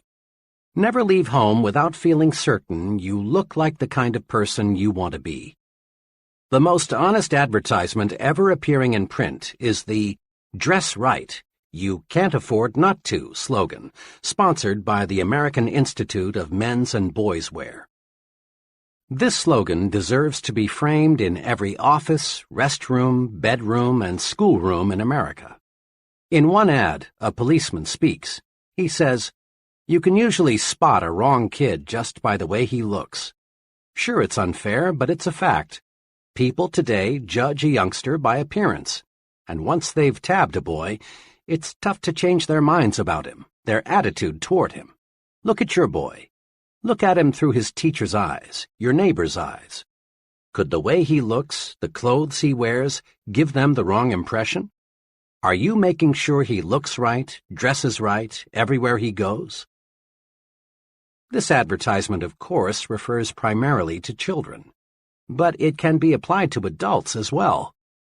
In the sentence beginning with "look," substitute the word yourself for him, your for his, superiors for teachers, and associates for neighbors, and repeat the sentence. Look at yourself through your superior's eyes, your associate's eyes. It costs so little to be neat. Take the slogan literally. Interpret it to say, "Dress right, it always pays." Remember, look important because it helps you to think important. Use clothing as a tool to lift your spirits, build confidence. An old psychology professor of mine used to give this advice to students on last-minute preparations for final examinations. Dress up for this important exam. Get a new tie, have your suit pressed, shine your shoes. Look sharp because it will help you think sharp. The professor knew his psychology. Make no mistake about it. Your physical exterior affects your mental interior. How you look on the outside affects how you think and feel on the inside. All boys, I'm told, go through the hat stage. That is, they use hats to identify themselves with the person or character they want to be. I will always remember a hat incident with my own son, Davy. One day, he was dead set on being the Lone Ranger, but he had no Lone Ranger hat. I tried to persuade him to substitute another. His protest was, "But Dad, I can't think like the Lone Ranger without a Lone Ranger hat." I gave in finally and bought him the hat he needed. Sure enough, donning the hat, he was the Lone Ranger. I often recall that incident because it says so much about the effect of appearance on thinking. Anyone who has ever served in the Army knows a soldier feels and thinks like a soldier when he is in uniform. A woman feels more like going to a party when she is dressed for a party. By the same token, an executive feels more like an executive when he is dressed like one. A salesman expressed it to me this way: "I can't feel prosperous, and I have to if I'm going to make big sales, unless I know I look that way." Your appearance talks to you, but it also talks to others. It helps determine what others think of you. In theory, it's pleasant to hear that people should look at a man's intellect, not his clothes. But don't be misled. People do evaluate you on the basis of your appearance. Your appearance is the first basis for evaluation other people have, and first impressions last, out of all proportion to the time it takes to form them. In a supermarket one day, I noticed one table of seedless grapes marked 15 cents a pound.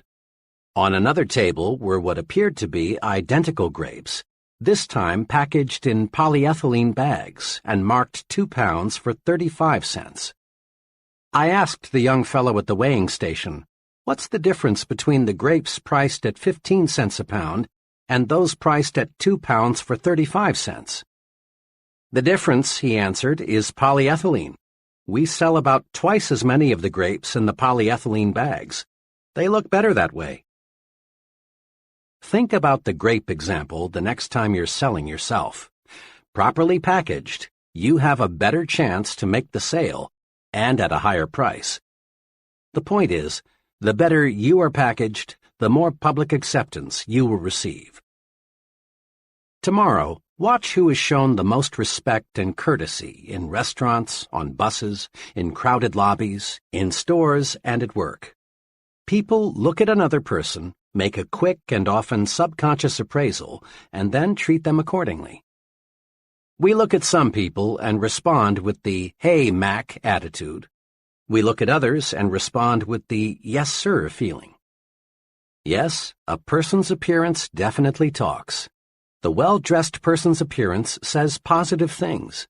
It tells people, here is an important person, intelligent, prosperous, and dependable. This man can be looked up to, admired, trusted. He respects himself, and I respect him. The shabby-looking fellow's appearance says negative things. It says, here is a person who isn't doing well. He's careless, inefficient, unimportant. He's just an average person. He deserves no special consideration. He's used to being pushed around. When I stress respect your appearance in training programs, almost always I am asked the question, I'm sold, appearance is important, but how do you expect me to afford the kind of clothing that really makes me feel right and that causes others to look up to me? That question puzzles many people. It plagued me for a long time. But the answer is really a simple one. Pay twice as much and buy half as many. Commit this answer to memory, then practice it. Apply it to hats, suits, shoes, socks, coats, everything you wear. Insofar as appearance is concerned, quality is far more important than quantity. When you practice this principle, you'll find that both your respect for yourself and the respect of others for you will zoom upward, and you'll find you're actually ahead money-wise when you pay twice as much and buy half as many, because 1. Your garments will last more than twice as long because they are more than twice as good, and as a rule they will show quality as long as they last. 2. What you buy will stay in style longer. Better clothing always does. 3. You'll get better advice. Merchants selling $200 suits are usually much more interested in helping you find the garment that is just right for you than are merchants selling $100 suits. Remember, your appearance talks to you and it talks to others. Make certain it says, here is a person who has self-respect. He's important. Treat him that way. You owe it to others, but more important, you owe it to yourself to look your best. You are what you think you are. If your appearance makes you think you're inferior, you are inferior. If it makes you think small, you are small.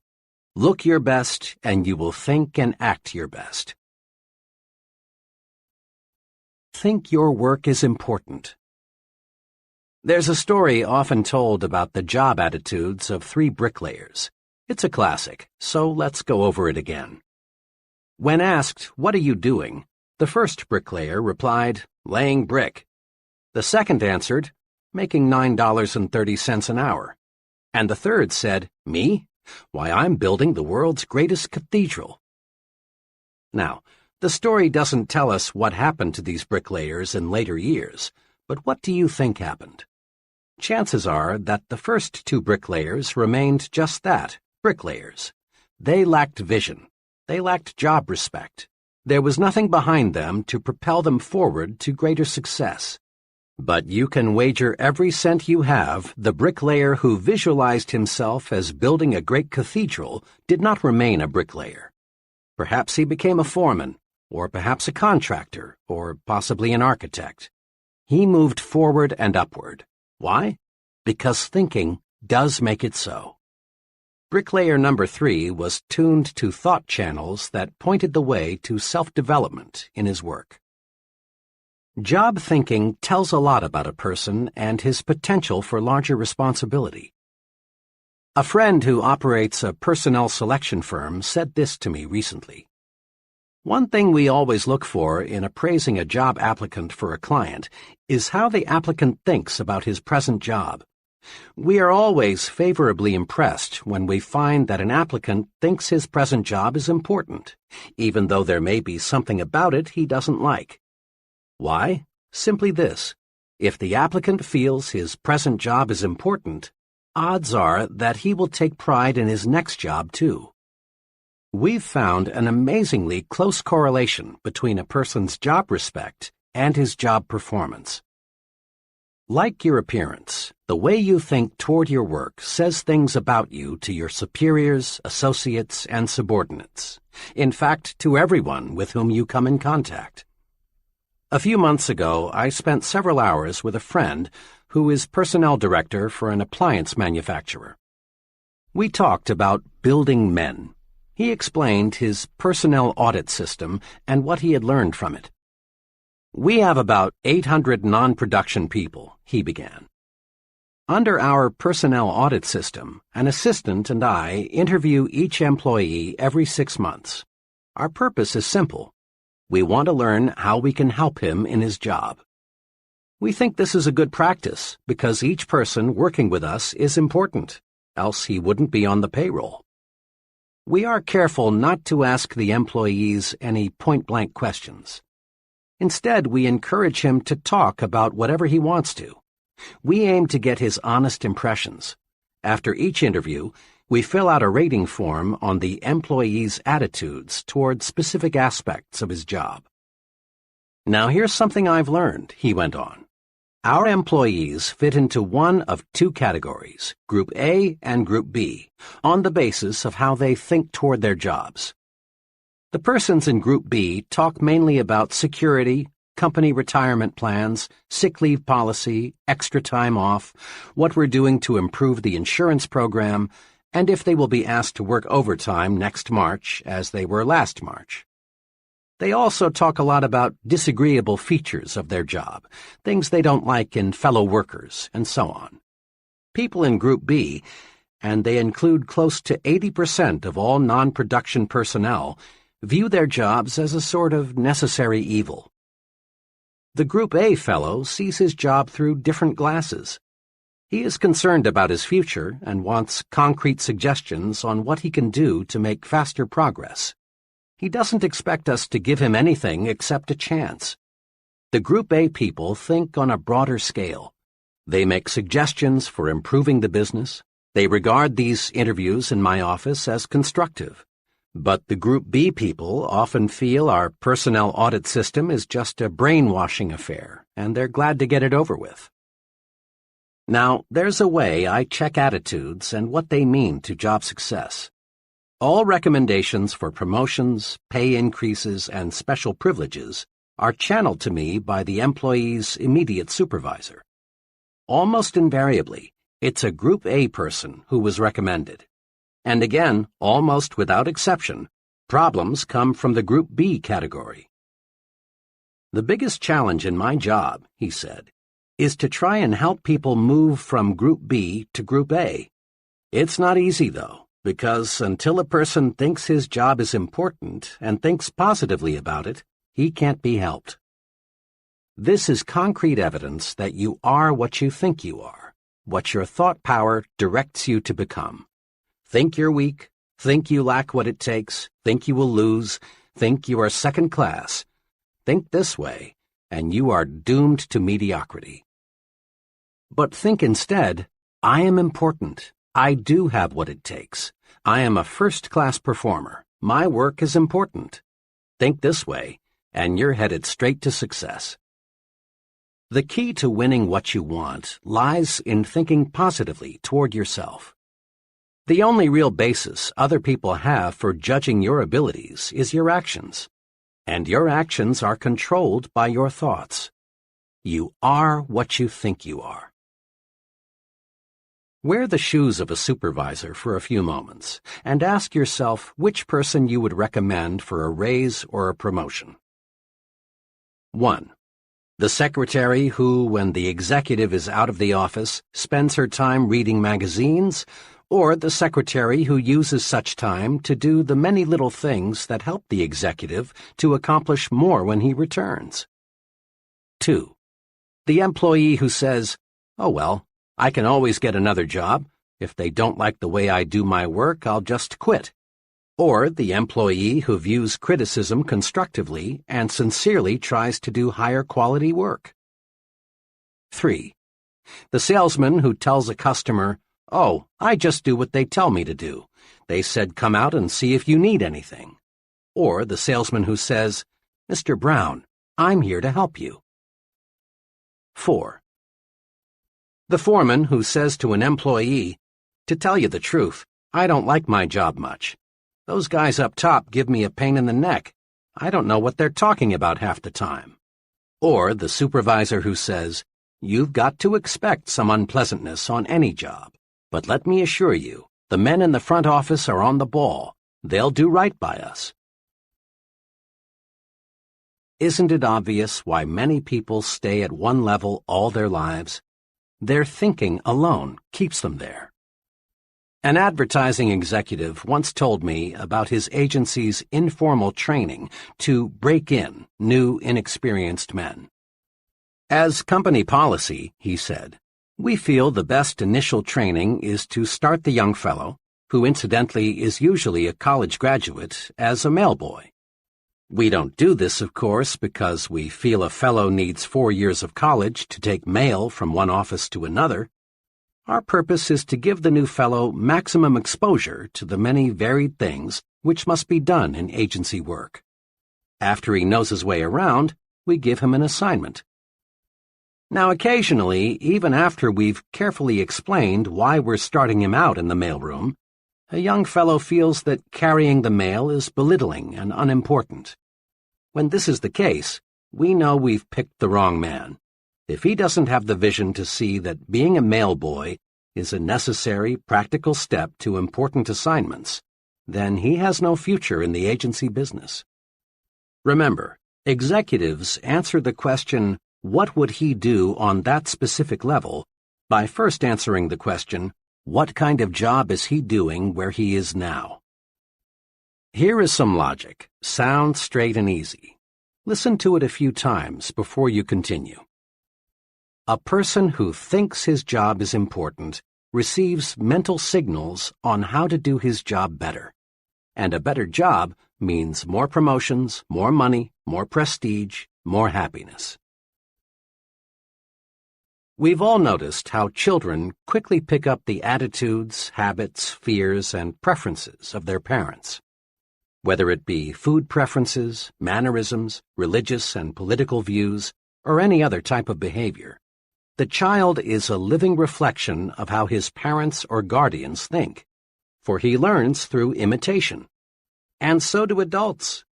People continue to imitate others throughout life, and they imitate their leaders and supervisors.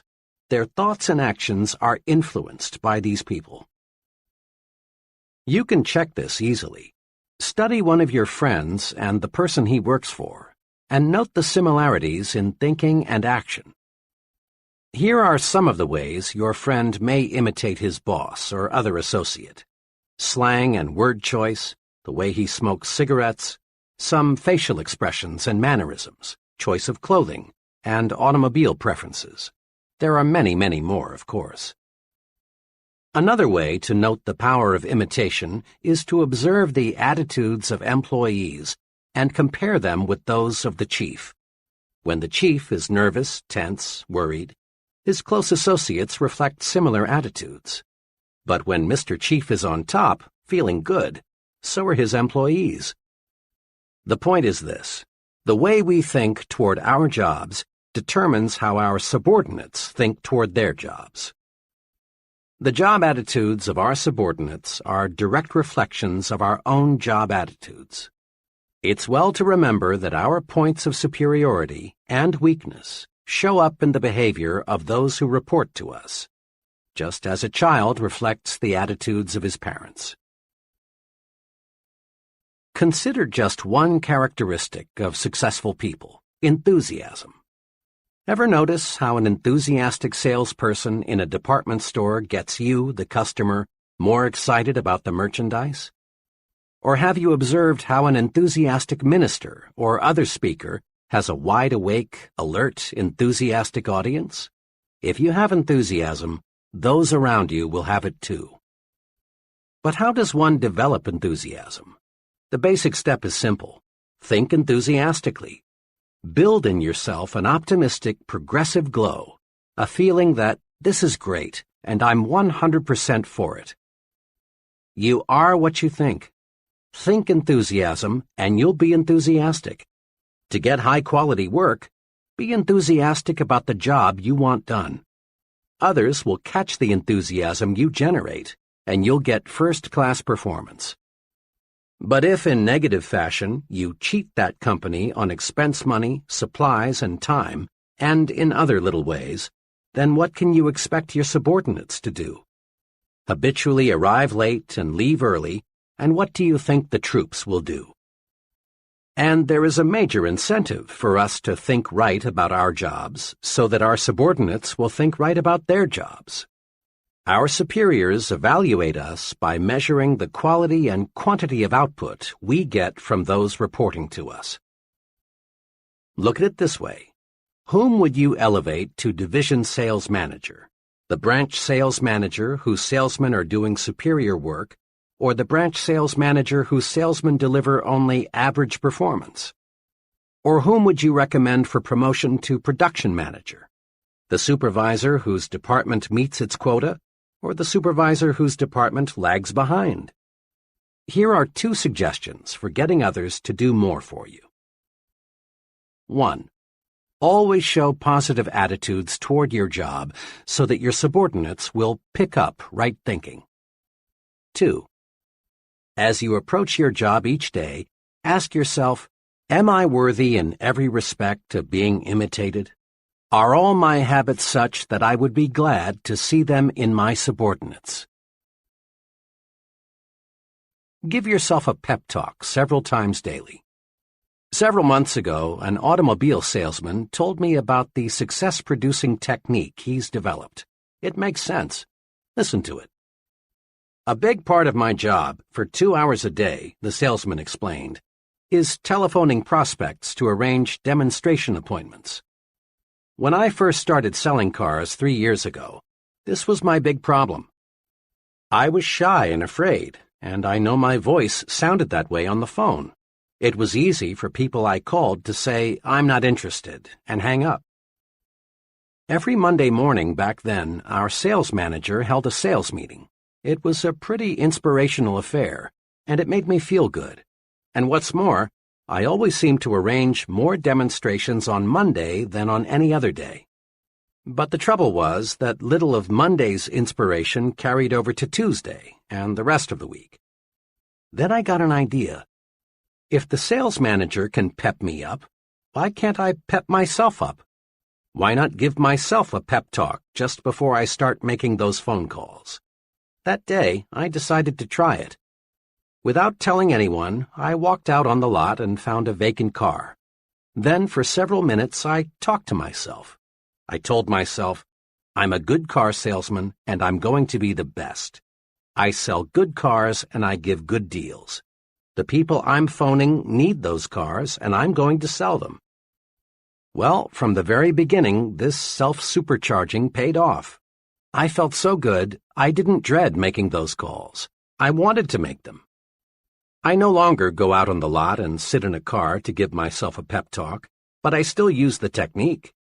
Before I dial a number, I silently remind myself that I'm a top-notch salesman and I'm going to get results, and I do. That's a pretty good idea, isn't it?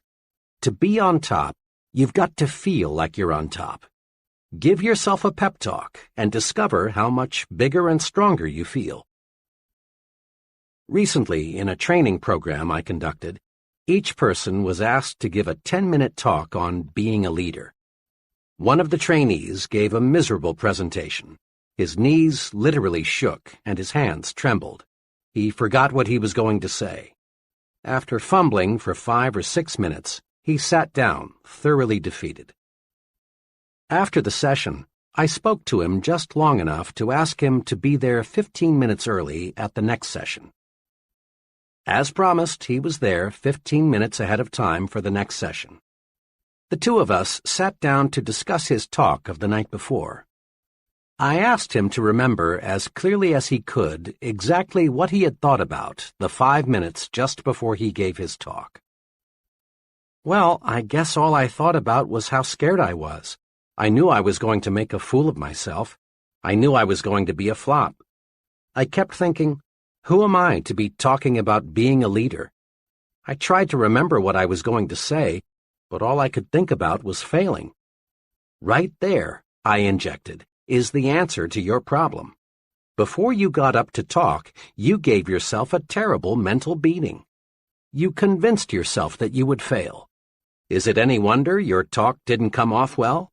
Instead of developing courage, you developed fear. Now this evening's session, I continued, starts in just 4 minutes. Here's what I'd like you to do. Give yourself a pep talk for the next few minutes. Go in that vacant room across the hall and tell yourself, I'm going to give a great talk. I've got something those people need to hear and I want to say. Keep repeating those sentences forcefully, with complete conviction. Then come into the conference room and give your talk again. I wish you could have been there to hear the difference. That brief, self-administered, hard-hitting pep talk helped him to make a splendid speech. The moral? Practice uplifting self-praise. Don't practice belittling self-punishment. You are what you think you are. Think more of yourself, and there is more of you. Build your own sell yourself to yourself commercial. Think for a moment about one of America's most popular products, Coca-Cola. Every day, your eyes or ears come in contact many times with the good news about Coke. The people who make Coca-Cola are continually reselling you on Coke, and for a good reason. If they stopped reselling you, chances are you'd grow lukewarm and eventually cold to Coke. Then sales would drop. But the Coca-Cola Company isn't going to let this happen. They resell you and resell you and resell you on Coke. Every day, you and I see half-alive people who are no longer sold on themselves. They lack self-respect for their most important product, themselves. These folks are indifferent. They feel small. They feel like nobodies, and because they feel that way, that's what they are. The half-alive person needs to be resold on himself. He needs to realize that he's a first-class person. He needs honest, sincere belief in himself. Tom Staley is a young fellow who is going places, and fast. Tom regularly resells himself on himself 3 times every day, with what he calls Tom Staley's 60-second commercial. He carries his personalized commercial in his billfold at all times. Here is exactly what it says. Tom Staley, meet Tom Staley, a really important person. Tom, you're a big thinker, so think big. Think big about everything. You've got plenty of ability to do a first-class job, so do a first-class job. Tom, you believe in happiness, progress, and prosperity. So, talk only happiness. Talk only progress. Talk only prosperity. You have lots of drive, Tom. Lots of drive. So put that drive to work. Nothing can stop you, Tom. Nothing. Tom, you're enthusiastic. Let your enthusiasm show through. "You look good, Tom, and you feel good. Stay that way." "Tom Staley, you were a great fellow yesterday, and you're going to be an even greater fellow today. Now go to it, Tom. Go forward." Tom credits his commercial with helping him become a more successful, dynamic person. "Before I started selling myself to myself," says Tom, "I thought I was inferior to just about anybody and everybody. Now I realize that I've got what it takes to win, and I'm winning, and I'm always going to win." Here's how to build your sell yourself to yourself commercial. First, select your assets, your points of superiority. Ask yourself, what are my best qualities? Don't be shy in describing yourself. Next, put these points down on paper in your own words. Write your commercial to you. Reread Tom Staley's commercial. Notice how he talks to Tom. Talk to yourself. Be very direct. Don't think of anyone but you as you say your commercial. Third, practice your commercial out loud in private at least once a day. It helps a lot to do this before a mirror. Put your body into it. Repeat your commercial forcefully with determination. Make your blood travel faster through your body. Get yourself warmed up. Fourth, read your commercial silently several times every day. Read it before you tackle anything that demands courage. Read it every time you feel let down. Keep your commercial handy at all times, then use it. Just one thing more. A lot of people, maybe even a majority, may laugh at this success-rewarding technique. That's because they refuse to believe that success comes from managed thinking. But please, don't accept the judgment of average people. You are not average. If you have any doubts as to the basic soundness of the sell yourself to yourself principle, ask the most successful person you know what he thinks about it. Ask him, and then start selling yourself to yourself. Upgrade your thinking. Think like important people think. Upgrading your thinking upgrades your actions, and this produces success. Here is an easy way to help you make more of yourself by thinking like important people think. Use the following form as a guide. How am I thinking checklist. Situation, when I worry. Ask yourself, would an important person worry about this? Would the most successful person I know be disturbed about this? Situation, an idea. Ask yourself, what would an important person do if he had this idea? Situation, my appearance. Ask yourself, do I look like someone who has maximum self-respect? Situation, my language. Ask yourself, am I using the language of successful people? Situation, what I read. Ask yourself, would an important person read this? Situation, conversation. Ask yourself, is this something successful people would discuss? Situation, when I lose my temper. Ask yourself, would an important person get mad at what I'm mad at? Situation, my jokes. Ask yourself, is this the kind of joke an important person would tell? Situation, my job. Ask yourself, how does an important person describe his job to others? Cement in your mind the question, is this the way an important person does it? Use this question to make you a bigger, more successful person. In a nutshell, remember. 1. Look important. It helps you think important. Your appearance talks to you. Be sure it lifts your spirits and builds your confidence. Your appearance talks to others. Make certain it says, here is an important person, intelligent, prosperous, and dependable. 2. Think your work is important. Think this way, and you will receive mental signals on how to do your job better. Think your work is important, and your subordinates will think their work is important too. 3. Give yourself a pep talk several times daily.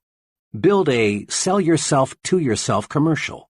Remind yourself at every opportunity that you're a first-class person. 4. In all of life's situations, ask yourself, is this the way an important person thinks? Then, obey the answer. Chapter 7. Manage your environment. Go first class. Your mind is an amazing mechanism. When your mind works one way, it can carry you forward to outstanding success. But the same mind, operating in a different manner, can produce a total failure. The mind is the most delicate, most sensitive instrument in all creation. Let's look now and see what makes the mind think the way it does. Millions of people are diet conscious. We're a calorie-counting nation. We spend millions of dollars on vitamins, minerals, and other dietary supplements. And we all know why. Through nutritional research, we've learned that the body reflects the diet fed the body.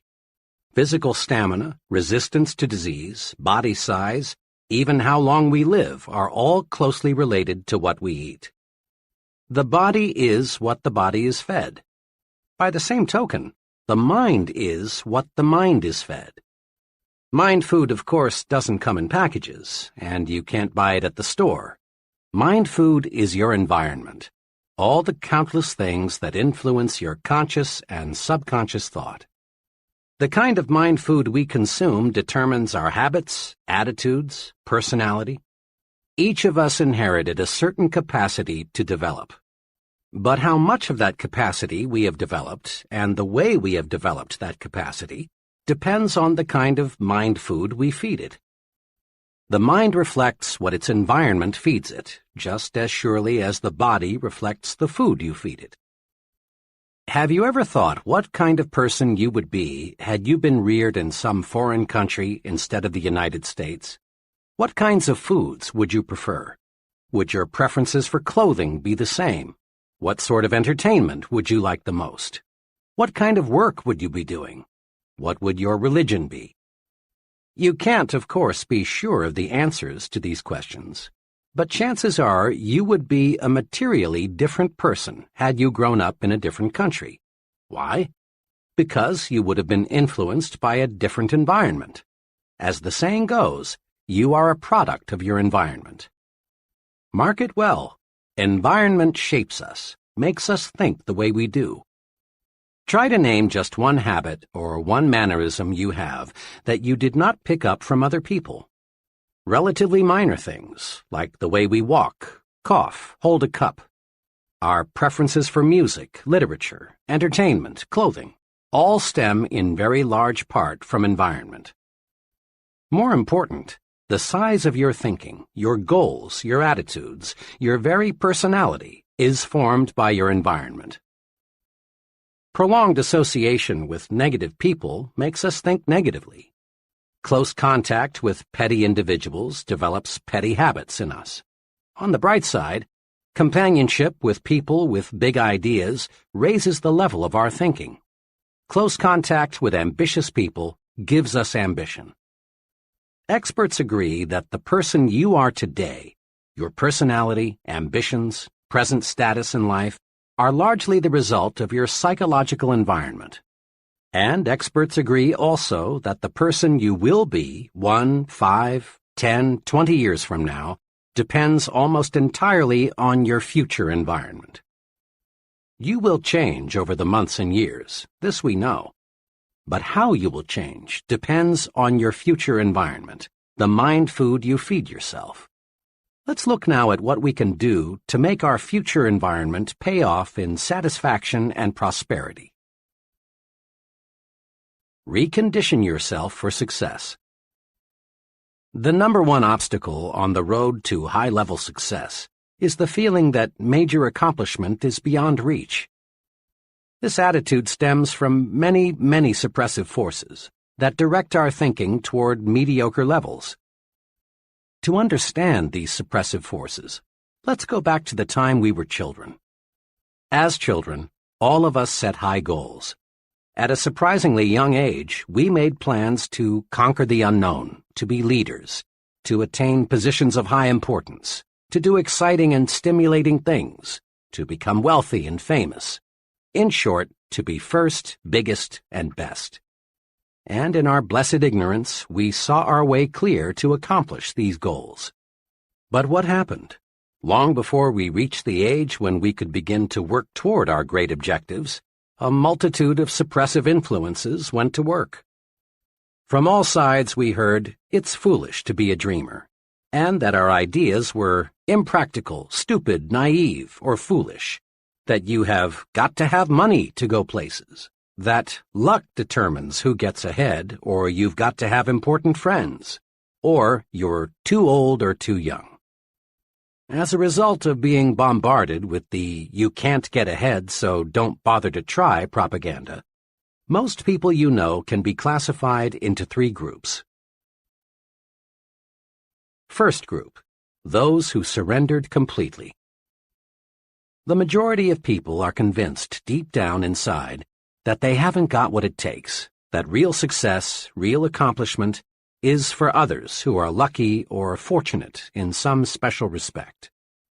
You can easily spot these people because they go to great lengths to rationalize their status and explain how happy they really are.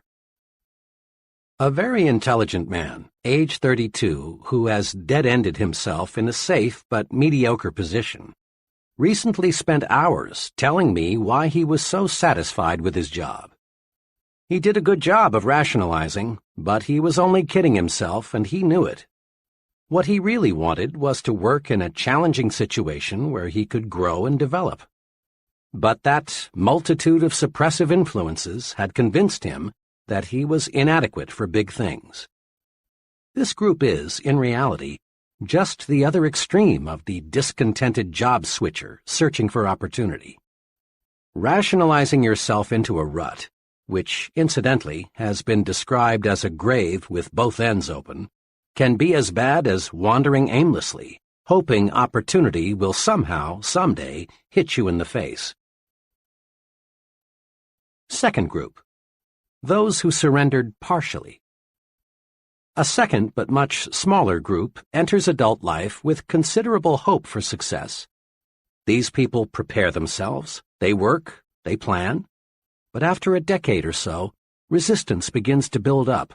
Competition for top-level jobs looks rugged. This group then decides that greater success is not worth the effort. They rationalize, we're earning more than the average, and we live better than the average.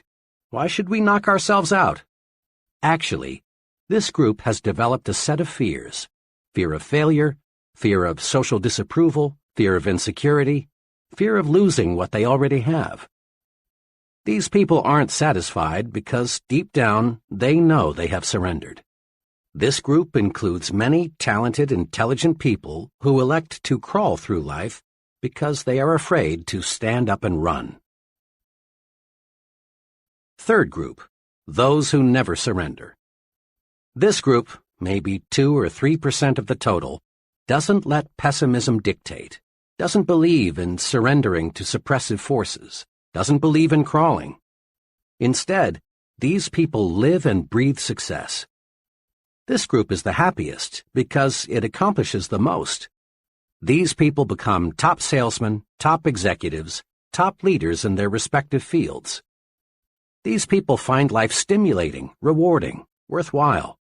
These people look forward to each new day, each new encounter with other people, as adventures to be lived fully. Let's be honest. All of us would like to be in the third group, the one that finds greater success each year, the one that does things and gets results. To get and stay in this group, however, we must fight off the suppressive influences of our environment. To understand how persons in the first and second groups will unwittingly try to hold you back, study this example. Suppose you tell several of your average friends with the greatest sincerity, "Someday, I'm going to be vice president of this company." What will happen? Your friends will probably think you are joking. And if they should believe you mean it, chances are they will say, You poor guy. You sure have a lot to learn. Behind your back, they may even question whether you have all your marbles. Now, assume you repeat the same statement with equal sincerity to the president of your company. How will he react? One thing is certain. He will not laugh. He will look at you intently and ask himself, does this fellow really mean this? But he will not, we repeat, laugh. Because big men do not laugh at big ideas. Or suppose you tell some average people you plan to own an expensive home, and they may laugh at you because they think it's impossible. But tell your plan to a person already living in an expensive home, and he won't be surprised. He knows it isn't impossible because he's already done it. Remember, people who tell you it cannot be done almost always are unsuccessful people, are strictly average or mediocre at best in terms of accomplishment. The opinions of these people can be poison. Develop a defense against people who want to convince you that you can't do it. Accept negative advice only as a challenge to prove that you can do it. Be extra cautious about this. Don't let negative thinking people, negators, destroy your plan to think yourself to success. Negators are everywhere, and they seem to delight in sabotaging the positive progress of others. During college, I buddied for a couple of semesters with W.W. He was a fine friend, the kind of fellow who would loan you a little money when you were short, or help you in many little ways.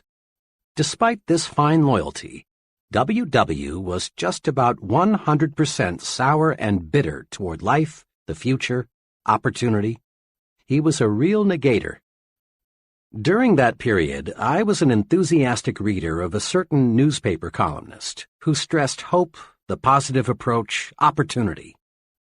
When W.W. would find me reading this columnist, or when her column was mentioned, he'd swing verbally and say, "Oh, for Pete's sake, Dave, read the front page. That's where you learn about life.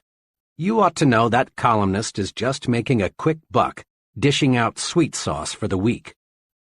When our discussions turned to getting ahead in life, W.W. was right there with his money-making formula. In his own words, it went like this. "Dave, there are just 3 ways to make money these days. 1, marry a rich woman. 2, steal in a nice, clean, legal way. Or 3, get to know the right people, somebody with plenty of pull." W.W. was always prepared to defend his formula with examples. Sticking to the front page, he was quick to cite that one labor leader in 1,000 who had siphoned off a pile of money from the union till and got away with it. He kept his eyes open for that rare marriage of the fruit picker to Miss Millionaire.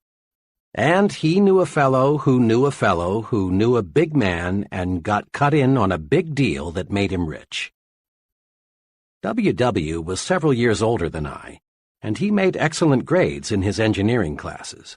I looked up to him in a younger brother sort of way. I came dangerously close to ditching my basic convictions about what it takes to be a success, and accepting the negator's philosophy. Fortunately, one evening, after a long discussion with W.W., I grabbed hold of myself. It dawned on me that I was listening to the voice of failure. It seemed to me W.W. was talking more to convince himself than he was to convert me to his way of thinking. From then on, I regarded W.W. as an object lesson, a sort of experimental guinea pig. Rather than buy what he said, I studied him, trying to figure out why he thought the way he did and where such thinking would take him. I turned my negator friend into a personal experiment. I haven't seen W.W. in 11 years, but a mutual friend saw him just a few months ago.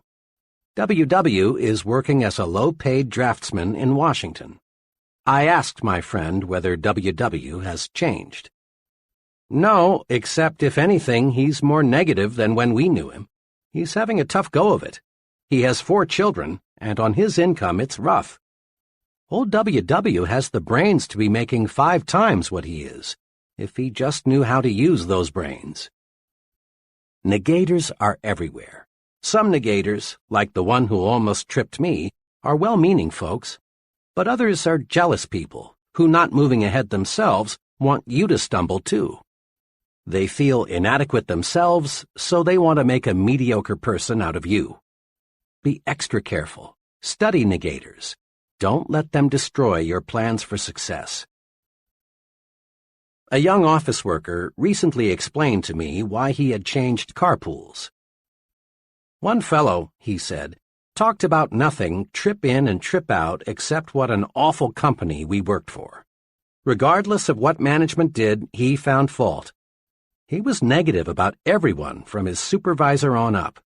The products we sold were no good. Every policy had something wrong with it. As he saw it, absolutely everything had something wrong with it.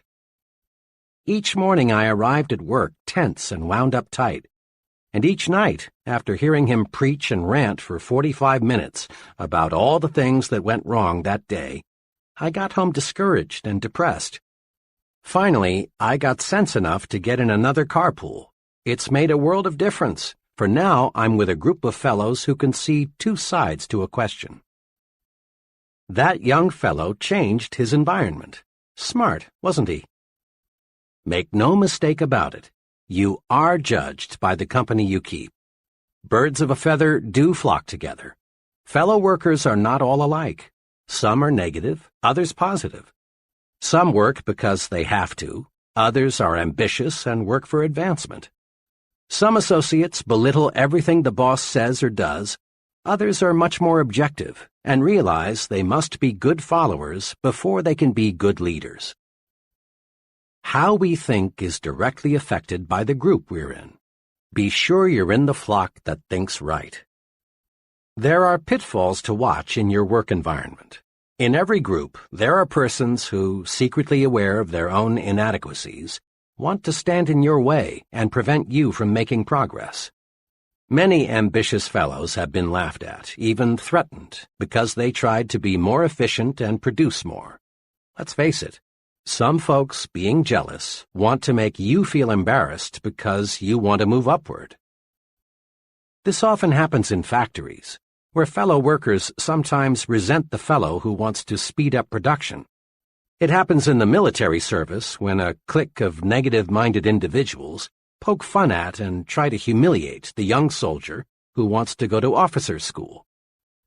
It happens in business, too, when a few individuals not qualified to advance try to block the way for someone else.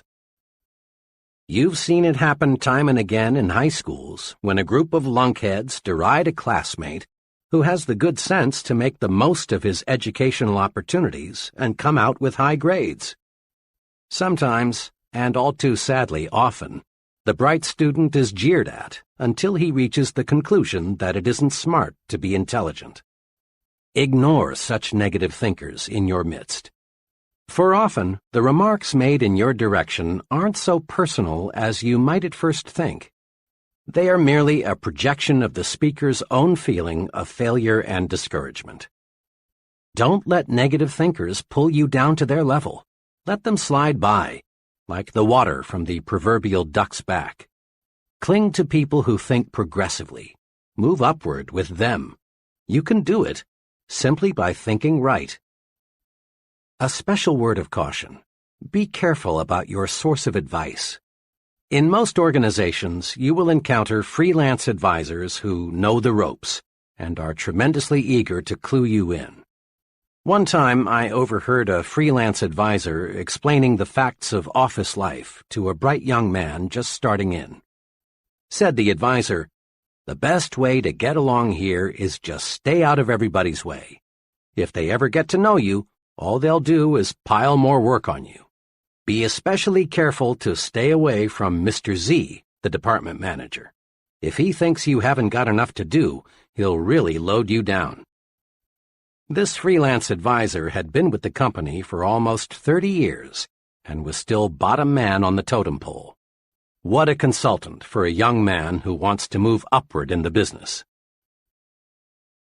Make it a rule to seek advice from people who know. There's a lot of incorrect thinking that successful people are inaccessible. The plain truth is that they are not. As a rule, it's the more successful people who are the most humble and ready to help. Since they are sincerely interested in their work and success, they are eager to see that the work lives on and that somebody capable succeeds them when they retire. It's the would-be big people who are most often the most abrupt and hard to get to know. An executive made this clear. "I'm a busy woman, but there's no do not disturb sign on my office door. Counseling people is one of my key functions. We give standardized training of one kind or another to everybody in the company. But personal counseling or tutoring, as I like to call it, is available for the asking. I stand ready to help the fellow who comes in here with either a company or a personal problem. The fellow who displays curiosity and exhibits a real desire to know more about his job and how it relates to other jobs is the individual I like most to help. But," she said, "for obvious reasons, I can't spend time offering advice to anybody who isn't sincere in seeking it. Go first class when you have questions. Seeking advice from a failure is like consulting a quack on how to cure cancer." Many executives today never employ persons for key jobs without first interviewing the fellow's wife. One sales executive explained to me, "I want to be sure the prospective salesman has his family behind him, a cooperative family that won't object to travel, irregular hours, and other inconveniences which are part of selling, a family that will help the salesman over those inevitable rough spots." Executives today realize that what happens on weekends and between 6 p.m. and 9 a.m. directly affects a person's performance from 9 a.m. to 6 p.m. The person with a constructive off-the-job life nearly always is more successful than the person who lives in a dull, dreary home situation. Let's look in on the traditional way two co-workers, John and Milton, spend their weekends. Let's look, too, at the ultimate results. John's psychological diet on weekends is something like this. Usually, one evening is spent with some carefully selected, interesting friends. Another evening is generally spent out, perhaps at a movie, a civic or community project, or some friend's house. John devotes Saturday morning to Boy Scout work. Saturday afternoon he does errands and chores around the house. Often he works on some special project. Currently, it's building a patio in the backyard. On Sundays, John and his family do something special. One Sunday recently they climbed a mountain. Another Sunday, they visited a museum. Occasionally, they drive into the nearby countryside, for John wants to buy some country property in the not-too-distant future. Sunday evening is spent quietly. John usually reads a book and catches up on the news. Wrapped up, John's weekends are planned. His many refreshing activities keep boredom locked out. John gets plenty of psychological sunshine. Milton's psychological diet is much less well-balanced than John's. His weekends are unplanned. Milton is usually pretty tired on Friday night, but he goes through the motions of asking his wife, "Want to do anything tonight?" But the plan dies there. Rarely do Milton and his wife entertain, and rarely are they invited out. Milton sleeps late on Saturday morning, and the rest of the day is taken up with chores of one kind or another. Saturday night, Milton and his family usually go to a movie or watch TV. What else is there to do? Milton spends most of Sunday morning in bed. Sunday afternoon, they drive over to Bill and Mary's, or Bill and Mary drive over to see them. Bill and Mary are the only couple Milton and his wife visit regularly. Milton's entire weekend is marked by boredom. By the time Sunday evening rolls around, the whole family is on each other's nerves as a result of cabin fever. There are no knockdown, drag-out fights, but there are hours of psychological warfare. Milton's weekend is dull, dreary, boring. Milton gets no psychological sunshine. Now, what's the effect of these two home environments on John and Milton? Over a period of a week or two, there probably is no perceptible effect. But over a period of months and years, the effect is tremendous. John's environmental pattern leaves him refreshed, gives him ideas, tunes up his thinking. He's like an athlete being fed steak. Milton's environmental pattern leaves him psychologically starved. His thinking mechanism is impaired. He's like an athlete being fed candy and beer. John and Milton may be on the same level today, but there will gradually be a wide gap between them in the months ahead, with John in the lead position. Casual observers will say, well, I guess John has more on the ball than Milton. But those of us who know will explain that much of the difference in job performance is the result of the difference in the mind food consumed by the two fellows. Every farmer in the Corn Belt knows that if he puts plenty of fertilizer with his corn, he's going to get a bigger yield. Thinking, too, must be given additional nourishment if we want to get better results. My wife and I, along with 5 other couples, spent a wonderful evening last month as guests of a department store executive and his wife. My wife and I lingered just a little longer than the others, so I had a chance to ask our host, whom I know well, a question that had been in my mind all evening. This was really a wonderful evening, I said, but I'm puzzled about one thing. I'd expected to meet mainly other retailing executives here tonight, but your guests all represented different fields. There was a writer, a doctor, an engineer, an accountant, and a teacher. He smiled and said, well, we often do entertain retailing people, but Helen and I find it's very refreshing to mix with people who do something else for a living. I'm afraid if we confined our entertaining to people who have only interests similar to our own, we'd find ourselves in the old well-known rut. Besides, he went on, people are my business.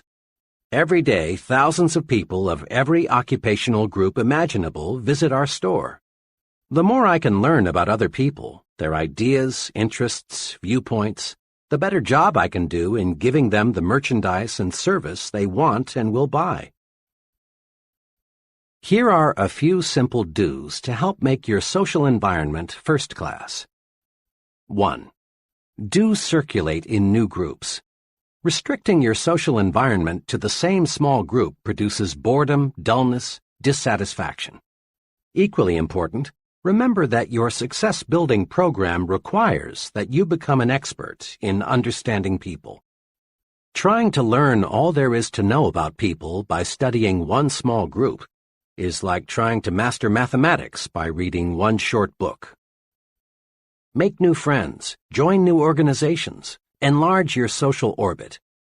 Then, too, variety in people, like variety in anything else, adds spice to life and gives it a broader dimension. It's good mind food. 2. Do select friends who have views different from your own. In this modern age, the narrow individual hasn't much future. Responsibility and positions of importance gravitate to the person who is able to see both sides. If you're a Republican, make sure you have some friends who are Democrats, and vice versa. Get to know people of different religious faiths. Associate with opposites, but just be sure they are persons with real potential. 3. Do select friends who stand above petty, unimportant things. Folks who are more concerned with the square footage of your home or the appliances you have or don't have than with your ideas and your conversation are inclined to be petty. Guard your psychological environment. Select friends who are interested in positive things, friends who really do want to see you succeed. Find friends who breathe encouragement into your plans and ideals. If you select petty thinkers as your close friends, you'll gradually develop into a petty thinker yourself. We're a poison-conscious nation. Body poison, that is. Every restaurateur is on guard against food poisoning. Just a couple of cases of it, and his patrons won't come near his place. We've got tons of laws to protect the public against hundreds of body poisons. We put, or should put, poisons on the top shelves so the kids can't reach them. We go to any extreme to avoid body poison, and it's good that we do. But there's another type of poison, perhaps a little more insidious, thought poison, commonly called gossip. Thought poison differs from body poison in two ways. It affects the mind, not the body, and is more subtle. The person being poisoned usually doesn't know it. Thought poison is subtle, but it accomplishes big things. It reduces the size of our thinking by forcing us to concentrate on petty, unimportant things. It warps and twists our thinking about people because it is based on a distortion of facts, and it creates a guilt feeling in us that shows through when we meet the person we've gossiped about. Thought poison is 0% right thinking. It is 100% wrong thinking.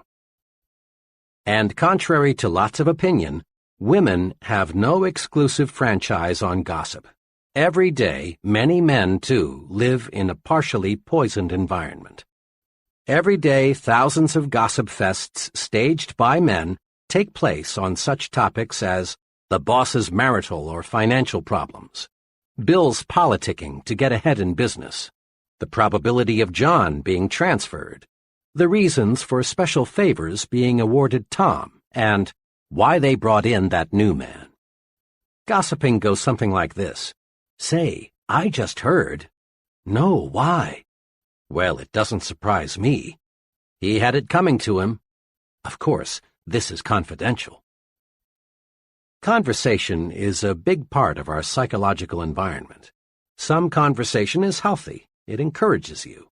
It makes you feel like you're taking a walk in the warm sunshine of a spring day. Some conversation makes you feel like a winner. But other conversation is more like walking through a poisonous, radioactive cloud. It chokes you. It makes you feel ill. It turns you into a loser. Gossip is just negative conversation about people, and the victim of thought poison begins to think he enjoys it. He seems to get a form of poisoned joy from talking negatively about others, not knowing that to successful people, he is becoming increasingly unlikable and unreliable. One of these thought poison addicts walked into a conversation some friends and I were having about Benjamin Franklin. As soon as Mr. Killjoy learned the topic of our chat, he came through with choice bits about Franklin's personal life in a negative way.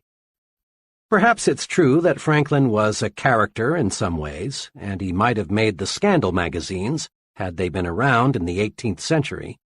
But the point is, Benjamin Franklin's personal life had no bearing on the discussion at hand, and I couldn't help being glad that we weren't discussing somebody whom we knew intimately. Talk about people? Yes, but stay on the positive side. Let's make one point clear. Not all conversation is gossip. Bull sessions, shop talk, and just batting the breeze are necessary at times. They serve a good purpose when they are constructive. You can test your proneness to be a gossiper by taking this test. 1. Do I spread rumors about other people? 2. Do I always have good things to say about others? 3. Do I like to hear reports of a scandal? 4. Do I judge others only on the basis of facts? 5. Do I encourage others to bring their rumors to me? 6. Do I precede my conversations with, "Don't tell anybody"? 7. Do I keep confidential information confidential? 8. Do I feel guilty about what I say concerning other people? The right answers are obvious. Meditate on this thought for just a moment. Taking an axe and chopping your neighbor's furniture to pieces won't make your furniture look one bit better. And using verbal axes and grenades on another person doesn't do one thing to make you a better you or me a better me. Go first class. That is an excellent rule to follow in everything you do, including the goods and services you buy. Once, to prove the unconditional truth of the go first class thinking, I asked a group of trainees to give one example of how they had been penny-wise and pound-foolish. Here are some sample replies. I bought a low-priced suit from an offbeat retailer, thought I got a bargain, but the suit was simply no good. My car needed a new automatic transmission. Took it to an alley garage that agreed to do the job for $25 less than an authorized dealer. The new transmission lasted 1,800 miles, and the garage wouldn't make it right. For months, I ate at a real greasy spoon trying to save money. The place wasn't clean, the food wasn't good, the service, well, you couldn't call it that, and the clientele was a bunch of down-at-heelers. One day, a friend persuaded me to join him for lunch at one of the best restaurants in town. He ordered the businessman's lunch, so I did too. I was amazed at what I got. Good food, good service, good atmosphere, and for just a little more than I had been paying at the Greasy Spoon. I learned a big lesson. There were many other replies. One fellow reported that he got in trouble with the Bureau of Internal Revenue because he used a bargain accountant. Another went to a cut-rate doctor and later learned he had received a completely wrong diagnosis. Others related the costs of going second class in home repairs, hotels, and other goods and services. Of course, I've heard the argument many times, but I can't afford to go first class. The simplest answer is, you cannot afford to go any other way. Certainly in the long run, going first class actually costs you less than going second class. Then, too, it's better to have fewer things and have quality than to have many things and have junk. It's better, for example, to have one really good pair of shoes than to have 3 pairs of second-class shoes. People rate you for quality, often subconsciously, perhaps. Develop an instinct for quality. It pays. And it costs no more, often costs less, than second class.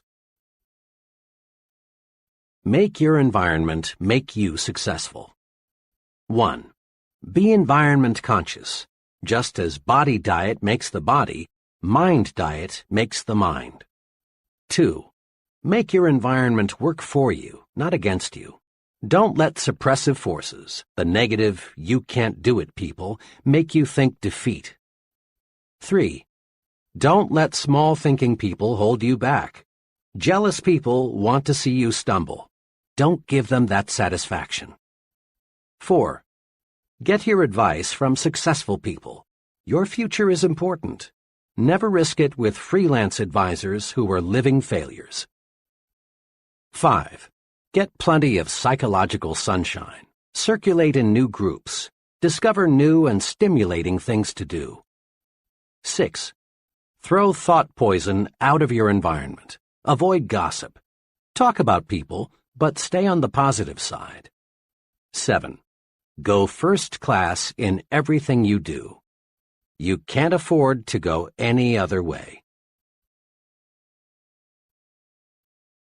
Chapter 8.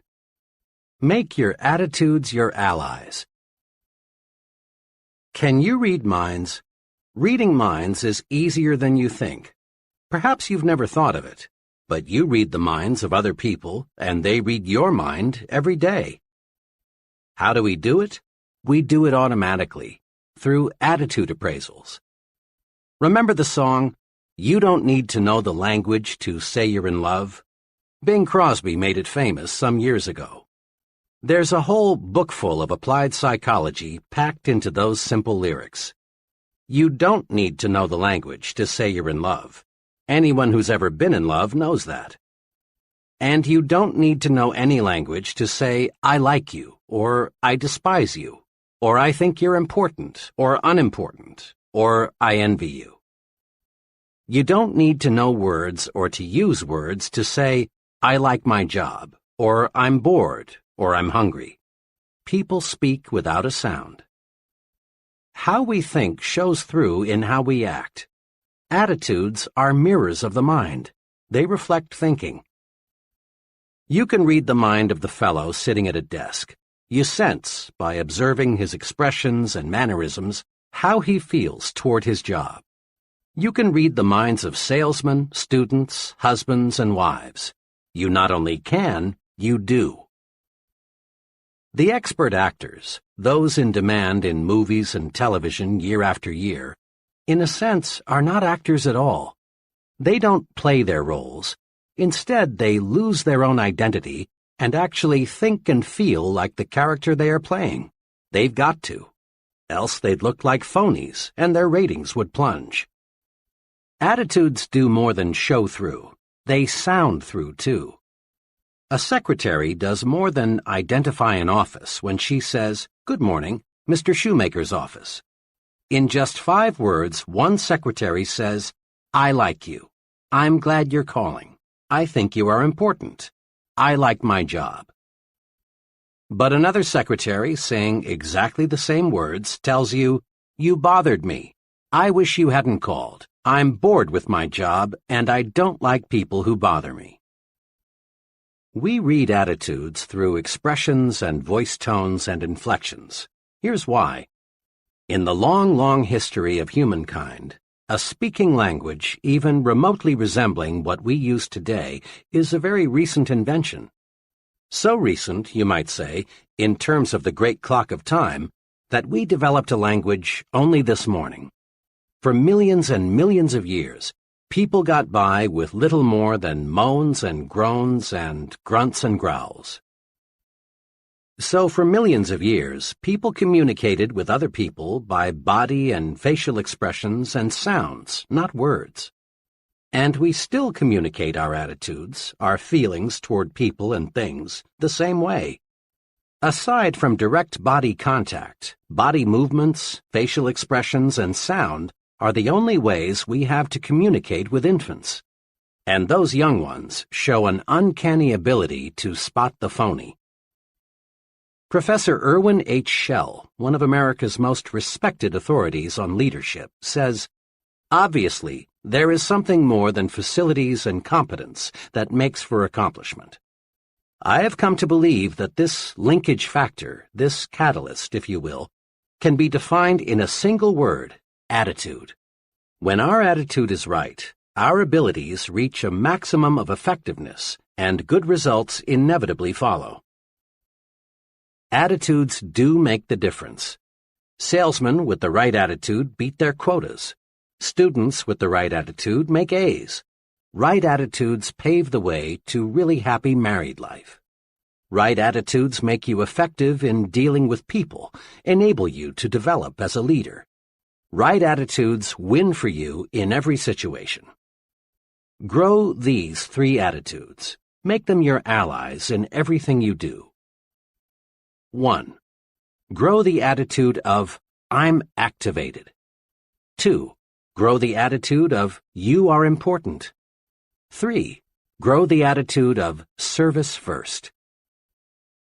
Now, let's see how. Years ago, when I was a college sophomore, I enrolled in an American history class. I remember the class vividly, not because I learned much about American history, but because, in an unusual way, I learned this basic principle of successful living. To activate others, you must first activate yourself. The history class was very large, and it was held in a fan-shaped auditorium. The professor, who was a middle-aged fellow and apparently well-educated, was nevertheless pathetically dull. Rather than interpret history as an alive, fascinating subject, the professor merely cited one dead fact after another. It was a frightful wonder how he could possibly make such an interesting subject so terribly dull, but he did. You can imagine the effect the professor's boredom had on the students. Talking and sleeping got so out of hand that the professor had 2 assistants patrol the aisles to break up student conversations and wake up those who had dozed off. Occasionally, the professor would stop and, shaking his finger at the class, would say, "I'm warning you, you've got to pay attention to what I say. You've got to stop this talking, and that's all there is to it." This, of course, made little impression on his students, many of whom, as veterans, had gambled their lives only months before, had made history on islands and in bombers. As I sat there watching this potentially great, wonderful experience turn into a disgusting farce, I found myself wrestling with the question, why are the students ignoring what the professor has to say? the answer came.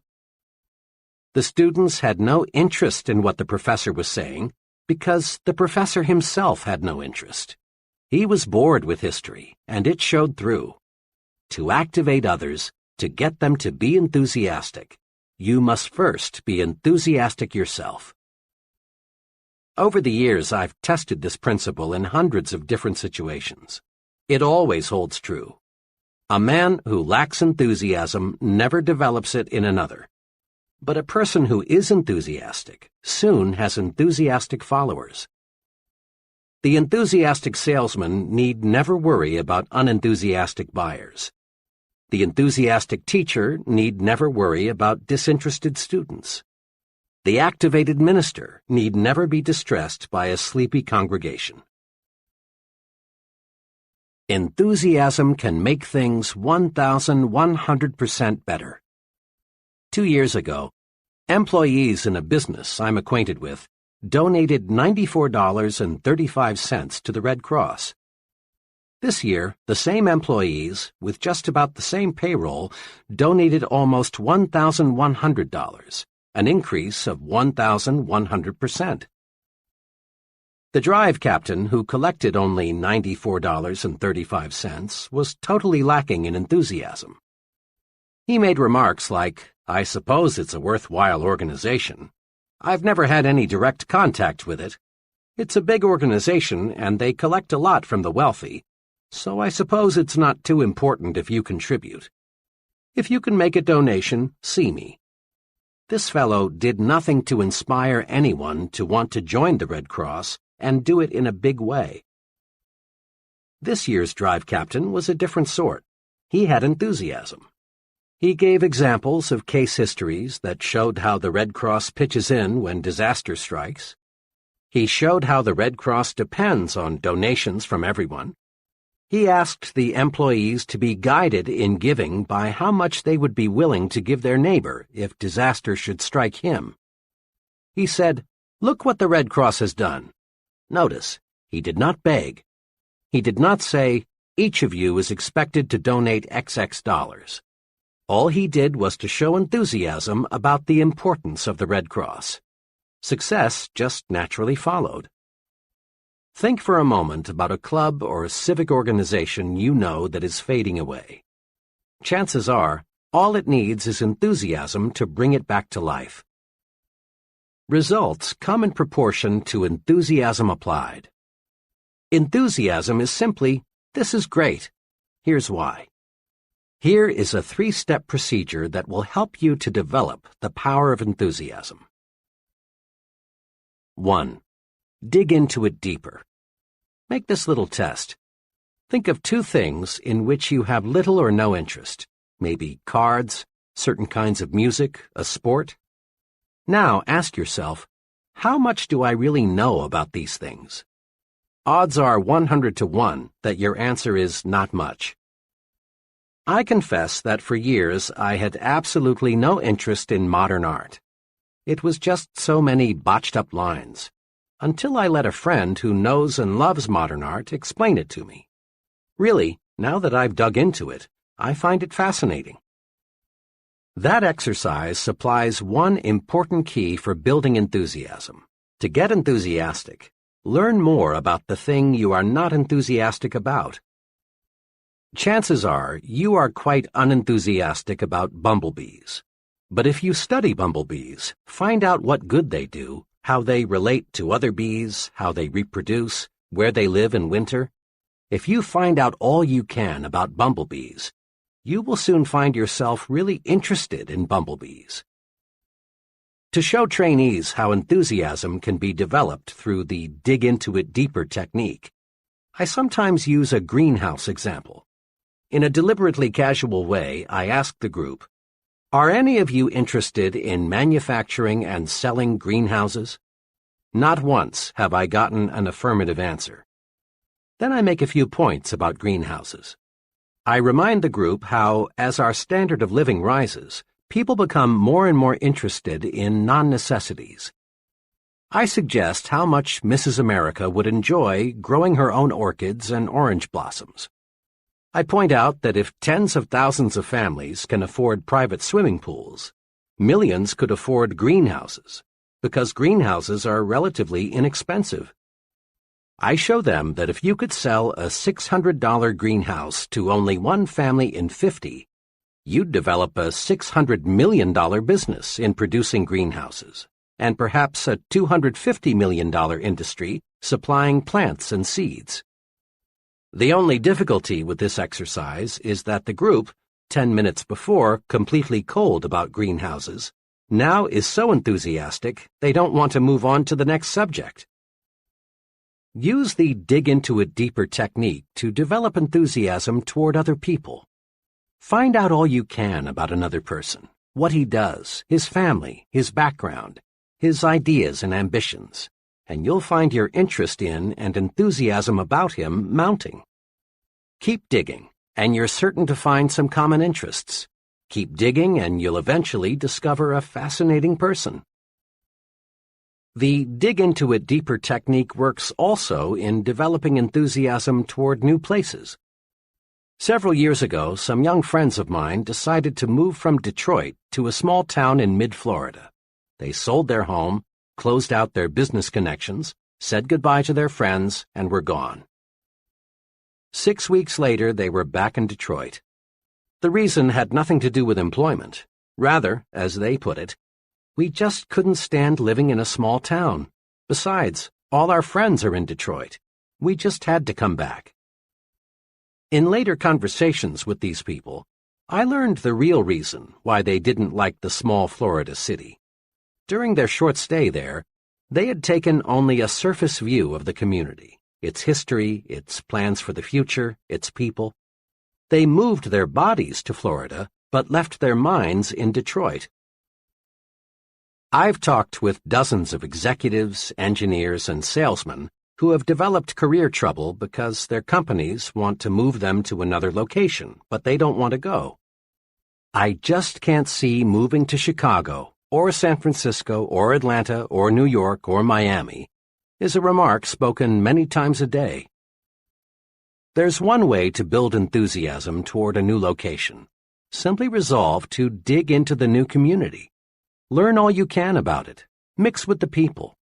Make yourself feel and think like a community citizen from the very first day. Do this, and you'll be enthusiastic about your new environment. Today, millions of Americans invest in corporate securities. But there are many millions more who have no interest at all in the stock market. That's because they are people who have not familiarized themselves with what the securities market is, how it operates, the day-to-day romance of American business. To get enthusiasm about anything, people, places, things, dig into it deeper. Dig into it deeper, and you'll develop enthusiasm. Put this principle to work next time you must do something you don't want to do. Put this principle to work next time you find yourself becoming bored. Just dig in deeper, and you dig up interest. 2. In everything you do, life it up. Enthusiasm, or lack of it, shows through in everything you do and say. Life up your handshaking. When you shake hands, shake. Make your hand clasp say, "I'm glad to know you. I am glad to see you again." A conservative mouse-like handshake is worse than no handshake at all. It makes people think, this guy is more dead than alive. Try to find a highly successful person with a conservative handshake. You'll have to look a long, long time. Life up your smiles. Smile with your eyes. Nobody likes an artificial, pasted-on rubbery smile. When you smile, smile. Show a few teeth. Maybe your teeth aren't attractive, but that's really unimportant. For when you smile, people don't see your teeth. They see a warm, enthusiastic personality, someone they like. Life up your thank yous. A routine, automatic thank you is almost like saying gleep gleep. It's just an expression. It says nothing. It doesn't accomplish results. Make your thank you mean thank you very much. Life up your talk. Dr. James F. Bender, the noted speech authority, in his excellent book, How to Talk Well, says, Is your good morning really good? Are your congratulations enthusiastic? Does your how are you sound interested? When you make a habit of coloring your words with sincere feelings, you'll notice a great uptake in your ability to hold attention. People go along with the fellow who believes what he says. Say it with life. Put vitality into your speaking. Whether you are talking to a garden club, a prospect, or your children, put enthusiasm behind what you say. A sermon delivered enthusiastically may be remembered for months, even years. But a sermon delivered without enthusiasm will be mostly forgotten 167 hours before next Sunday rolls around. And when you put life in your talk, you automatically put more life in you. Just try this right now. Say out loud with force and vigor, "I feel great today." Now, don't you actually feel better than you did before you said it? Make yourself alive all over. Life it up. Be sure everything you do and say tells people, "That fellow is alive. He means it. He's going places." 3. Broadcast good news. You and I have been in many situations when someone burst in and said, "I've got good news."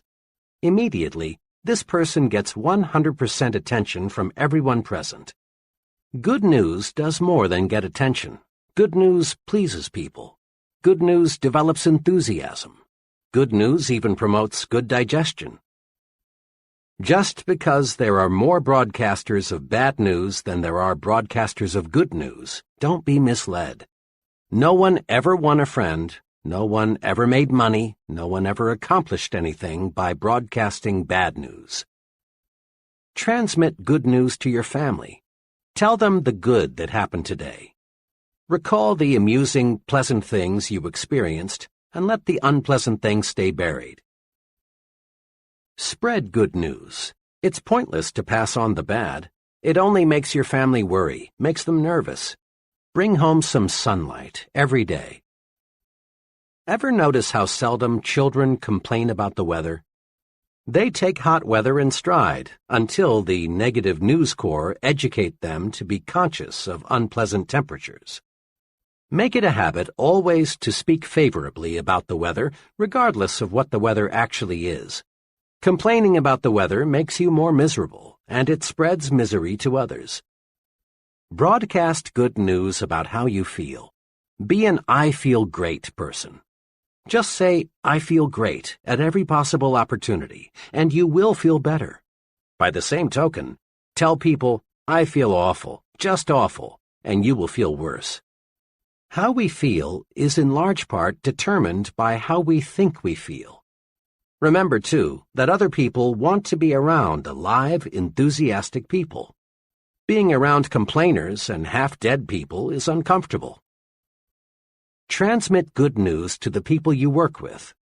Give them encouragement. Compliment them at every opportunity. Tell them about the positive things the company is doing. Listen to their problems. Be helpful. Encourage people and win their support. Pat them on the back for the job they're doing. Give them hope. Let them know you believe they can succeed, that you have faith in them. Practice relieving worriers. Make this little test regularly to keep you on the right track. Whenever you leave a person, ask yourself, does that person honestly feel better because he has talked with me? This self-training device works. Apply it when talking with employees, associates, your family, customers, even with casual acquaintances. A salesman friend is a real good news broadcaster. He calls on his customers every month and always makes it a rule to have some good news to pass along. Examples. "I met one of your good friends last week. He said to tell you hello. Since I was here last, big things have happened. Over 350,000 new babies were born last month, and more babies means more business for both of us." Usually, we think of bank presidents as overly reserved, unemotional people who never really warm up. Not so with one bank president. His favorite way to answer the phone is to say, "Good morning, it's a wonderful world. May I sell you some money?" Improper for a banker? Some might say so, but let me point out that the banker who uses this greeting is Mills Lane, Jr., president of the Citizens and Southern Bank, the largest in the entire Southeast.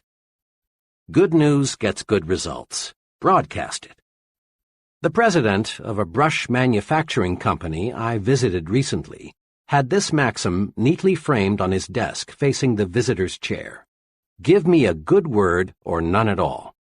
I complimented him, saying that I thought the maxim was a clever way to encourage people to be optimistic. He smiled and said, "It is an effective reminder, but from where I sit, this is even more important." He turned the frame around so I could see it from his side of the desk. It said, "Give them a good word or none at all." Broadcasting good news activates you, makes you feel better. Broadcasting good news makes other people feel better too. Grow the "you are important" attitude. This is a fact of paramount significance. Each human being, whether he lives in India or Indianapolis, whether he's ignorant or brilliant, civilized or uncivilized, young or old, has this desire. He wants to feel important. Ponder on that. Everyone, yes, everyone, your neighbor, you, your wife, your boss, has a natural desire to feel he is somebody. The desire to be important is man's strongest, most compelling non-biological hunger. Successful advertisers know that people crave prestige, distinction, recognition. Headlines that produce sales read like this: "For smart young homemakers, persons with distinctive tastes use, you want only the best. Be the envy of everyone. For women who want to be envied by women and admired by men." These headlines, in effect, tell people, buy this product, and you put yourself in the important class. Satisfying the craving, the hunger, to be important, carries you forward to success. It is basic equipment in your success tool chest. Yet, even though displaying the attitude "you are important" gets results, and even though it costs nothing, few persons use it. A little fill-in is needed here to show why. On the philosophical side, our religions, our laws, our entire culture are based on the belief of the importance of the individual. Suppose, for example, you were flying your own plane and were forced down in an isolated mountain region. As soon as your accident was known, a large-scale search for you would begin. No one would ask, "Is that fellow important?" Without knowing anything about you except that you are a human being, helicopters, other aircraft, and searching parties on foot would begin looking for you. And they would keep on looking for you, spending thousands of dollars in the process, until they found you, or until not one trace of hope remained. When a little child wanders off into a woods, falls into a well, or gets into some other dangerous predicament, no one is concerned with whether or not the child comes from an important family. Every effort is made to rescue the child because every child is important. It's not too wild a guess that of all living creatures, probably not more than 1 in 10 million is a human being. A person is a biological rarity. He is important in God's scheme of things. Now, let's look at the practical side. When most people shift their thinking from philosophical discussions to everyday situations, they tend to forget, unfortunately, their ivory tower concepts of the importance of individuals. Tomorrow, take a good look at how most people exhibit an attitude that seems to say, "You are a nobody, you count for nothing, you mean nothing, absolutely nothing to me." There is a reason why the "you are unimportant" attitude prevails. Most folks look at another person and think, "He can't do anything for me, therefore he's not important." But right there is where people make a basic blunder. The other person, regardless of his status or his income, is important to you, and for 2 giant dollars and cents reasons. First, people do more for you when you make them feel important. Years ago, in Detroit, I rode a certain bus to work each morning. The driver was an old grump. Dozens, maybe hundreds of times, I saw this driver pull away from the curb when a wildly waving, shouting, and running passenger was just a second or two from the door. Over a period of several months, I saw this driver show special courtesy to only one passenger, and this passenger was shown special courtesy many times. The driver would wait for this passenger. And why? Because this passenger went out of his way to make the driver feel important. Every morning he greeted the driver with a personalized, sincere, "Good morning, sir." Sometimes this passenger would sit near the driver and make little comments like, "You sure have a lot of responsibility. It must take nerves of steel to drive through traffic like this every day. You sure keep this thing on schedule." That passenger made the driver feel as important as if he were piloting a 180-passenger jet airliner, and the driver, in return, showed special courtesy to the passenger. It pays to make little people feel like big people. Today, in thousands of offices all over America, secretaries are helping salesmen make sales or lose sales, depending on how the salesman has treated them. Make someone feel important and he cares about you. And when he cares about you, he does more for you.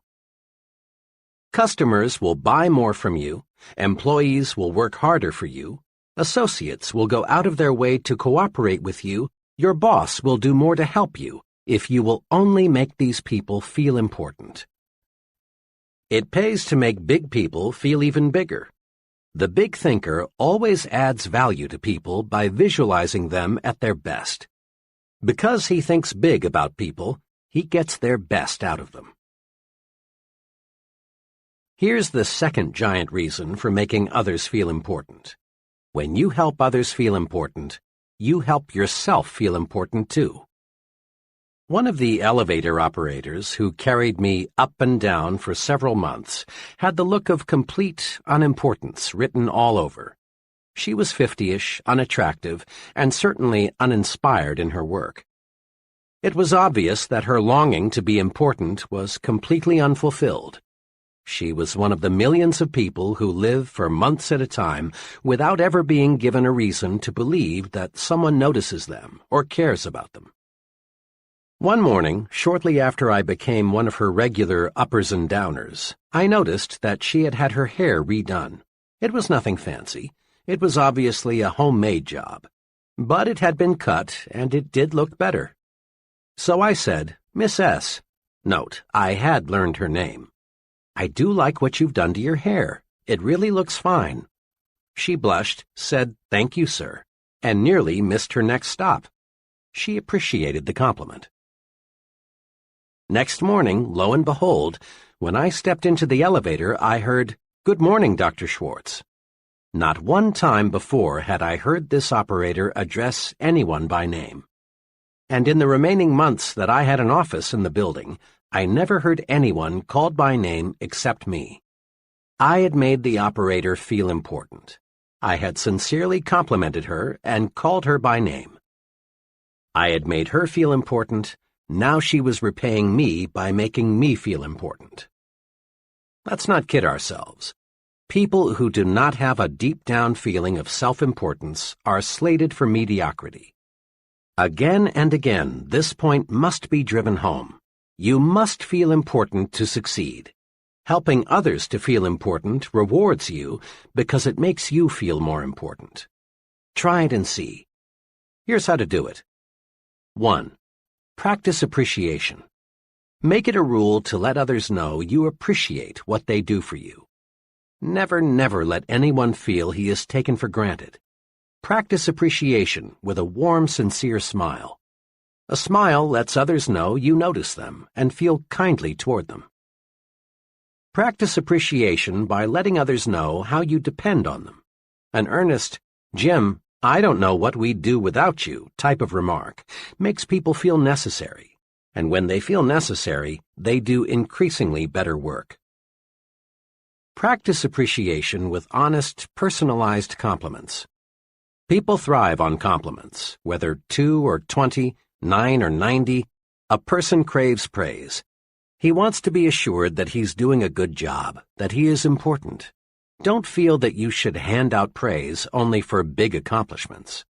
Compliment people on little things, their appearance, the way they do their routine work, their ideas, their loyal efforts. Praise by writing personal notes, complimenting people you know on their achievements. Make a special phone call or a special trip to see them. Don't waste time or mental energy trying to classify people as very important persons, or unimportant persons. Make no exceptions. A person, whether he is garbage collector or company vice president, is important to you. Treating someone as second class never gets you first-class results. 2. Practice calling people by their names. Every year, shrewd manufacturers sell more briefcases, pencils, Bibles, and hundreds of other items just by putting the buyer's name on the product. People like to be called by name. It gives everyone a boost to be addressed by name. 2 special things you must remember. Pronounce the name correctly and spell it correctly. If you mispronounce or misspell someone's name, that person feels that you feel he is unimportant. And here's one special reminder. When talking with people you don't know well, add the appropriate title, Miss, Mr., or Mrs. The office boy prefers Mr. Jones to just Jones. So does your junior assistant. So do people at every level. These little titles help tremendously to make people feel important. 3. Don't hog glory. Invest it instead. Just recently, I was a guest at an all-day sales convention.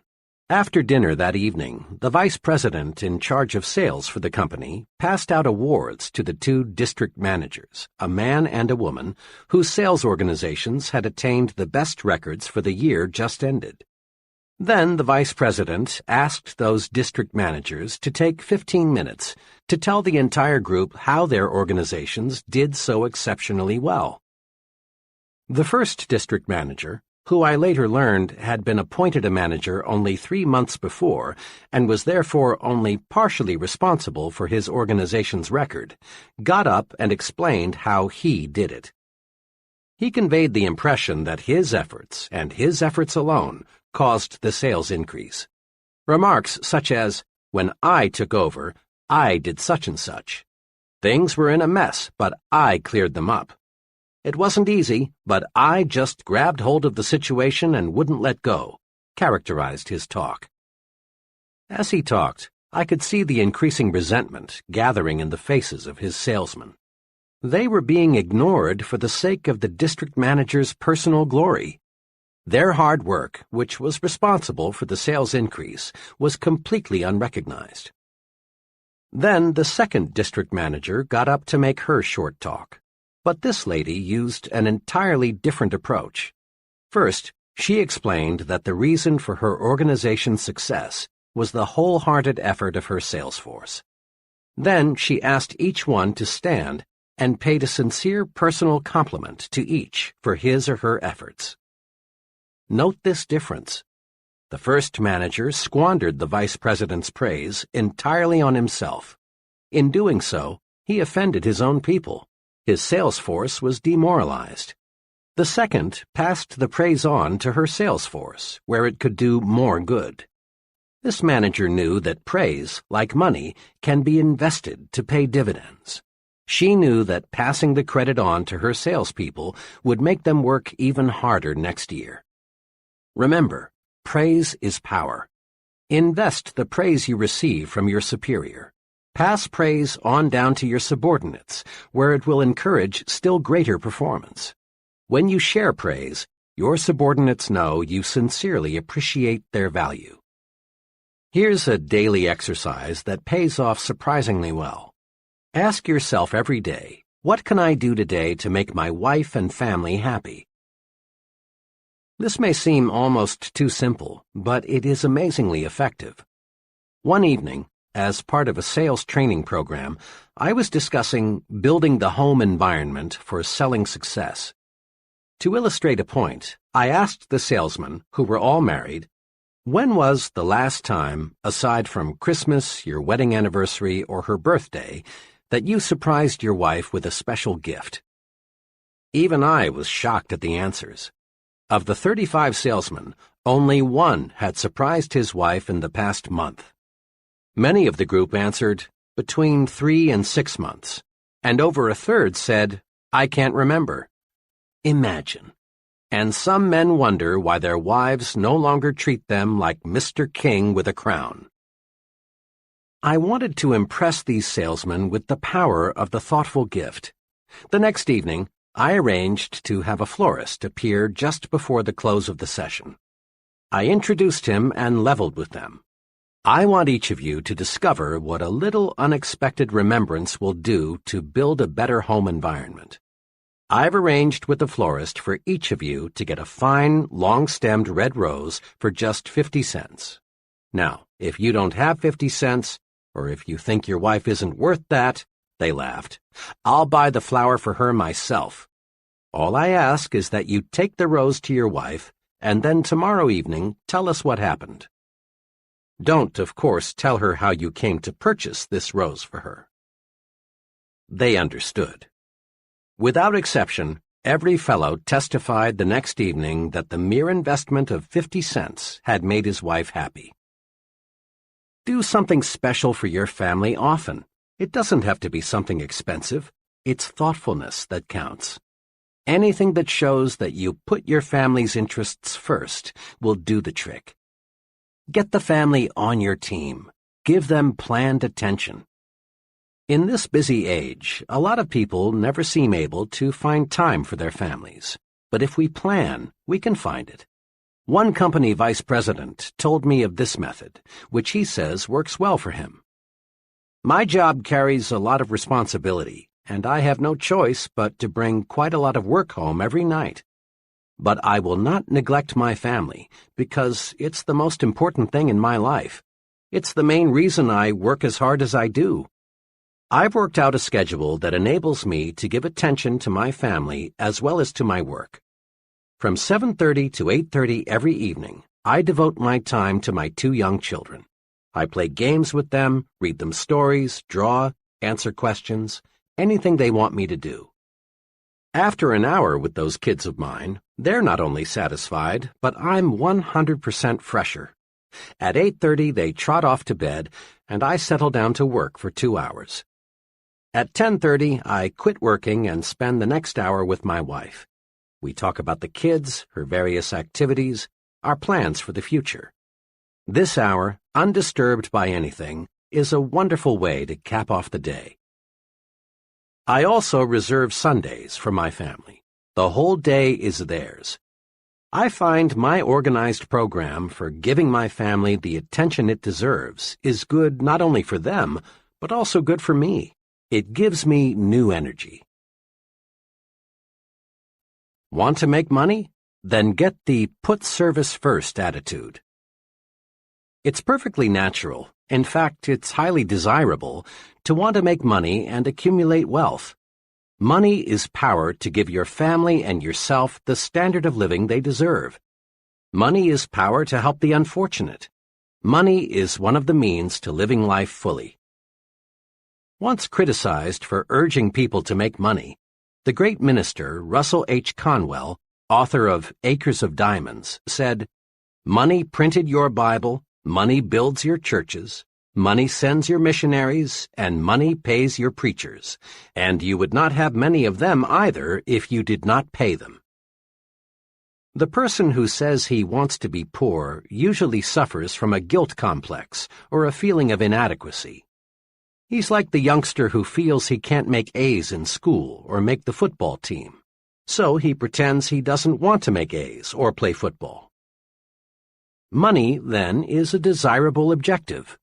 What's puzzling about money is the backward approach so many people use in trying to make it. Everywhere you see people with a money-first attitude. Yet these same people always have little money. Why? Simply this. People with a money-first attitude become so money-conscious that they forget money can't be harvested unless they plant the seeds that grow the money. And the seed of money is service. That's why put service first is an attitude that creates wealth. Put service first, and money takes care of itself.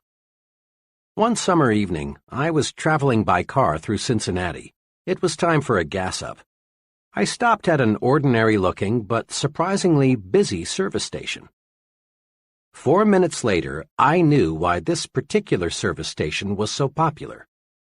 After filling my car with gasoline, checking under the hood, and cleaning the outside of my windshield, the attendant walked around to my side of the car and said, "Pardon me, sir, it's been a dusty day. Let me clean the inside of your windshield." Quickly and efficiently, he did a thorough job of cleaning the inside of my windshield, something not one service station attendant in 100 ever does.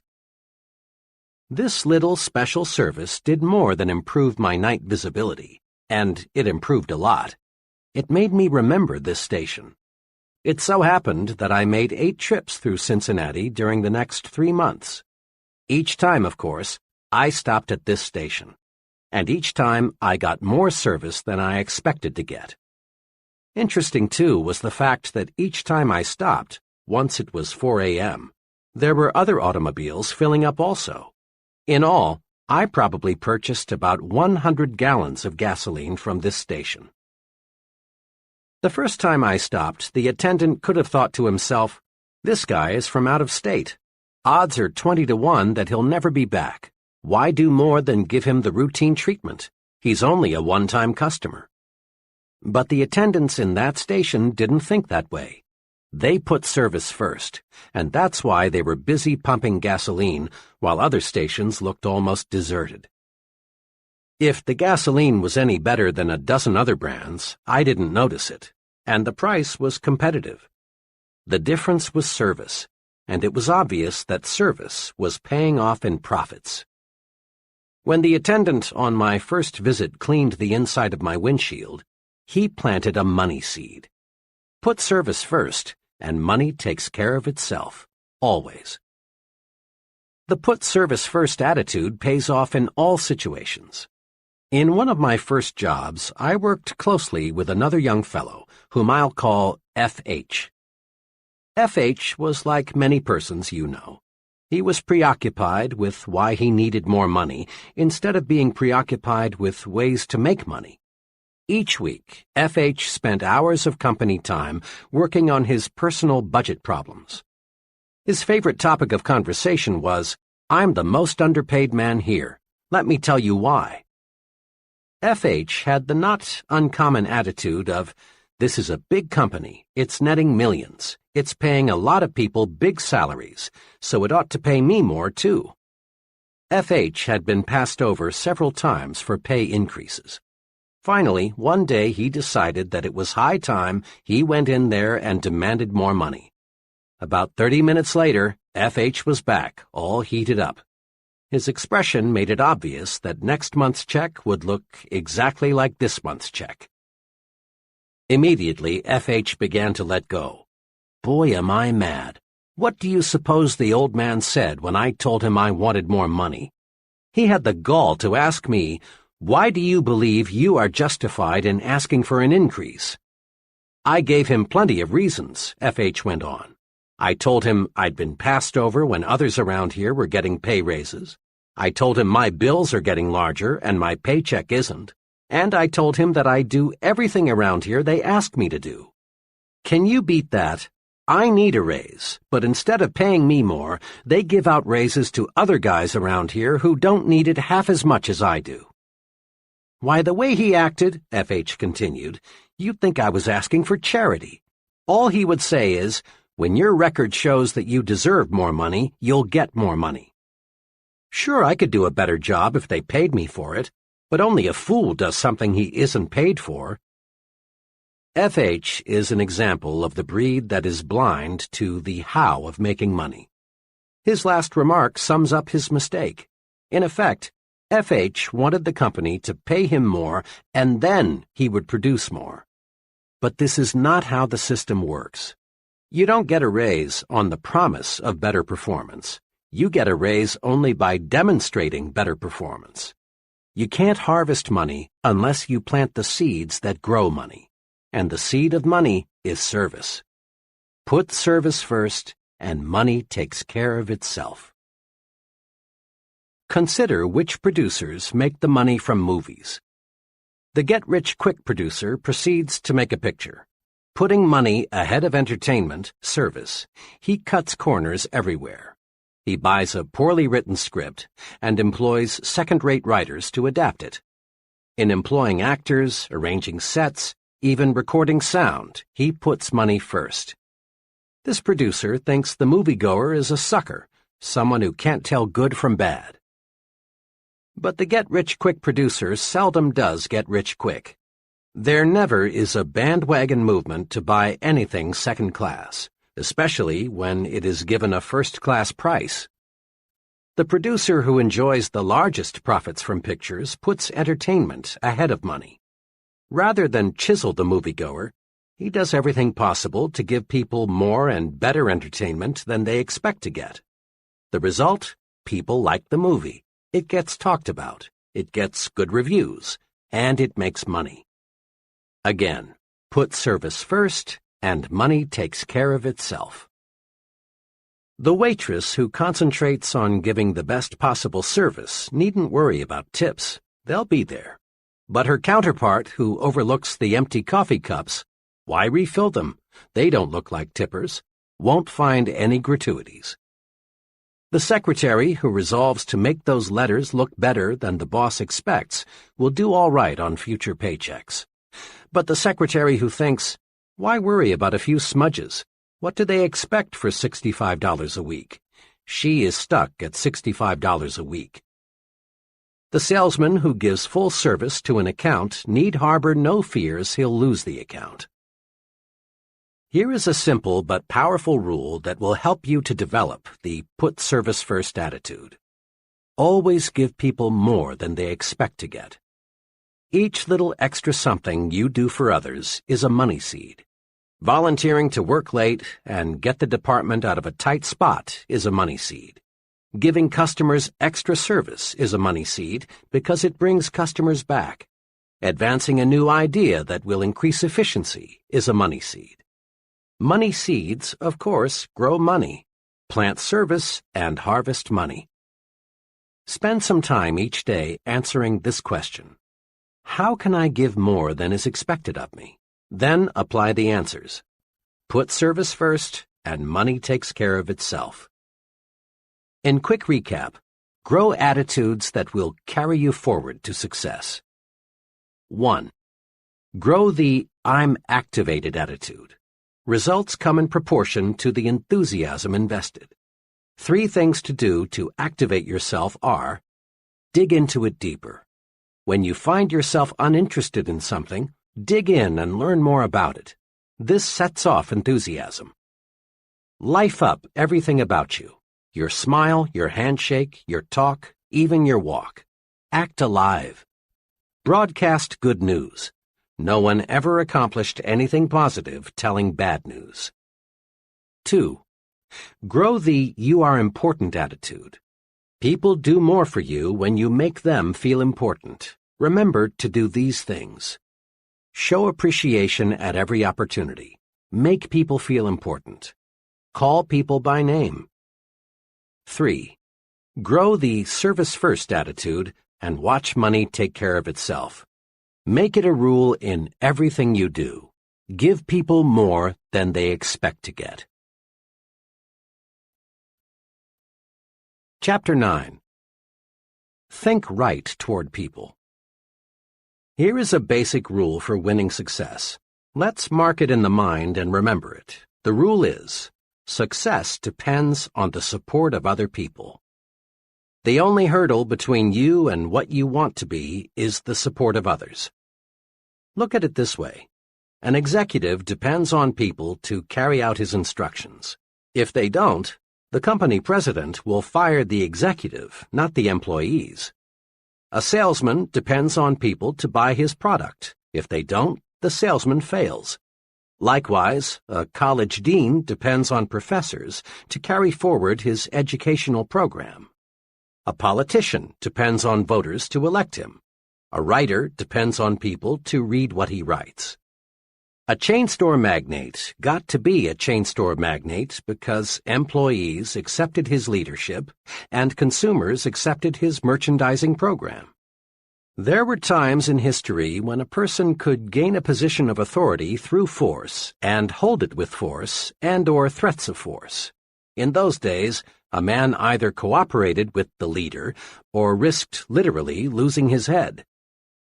But today, remember, a person either supports you willingly or he doesn't support you at all.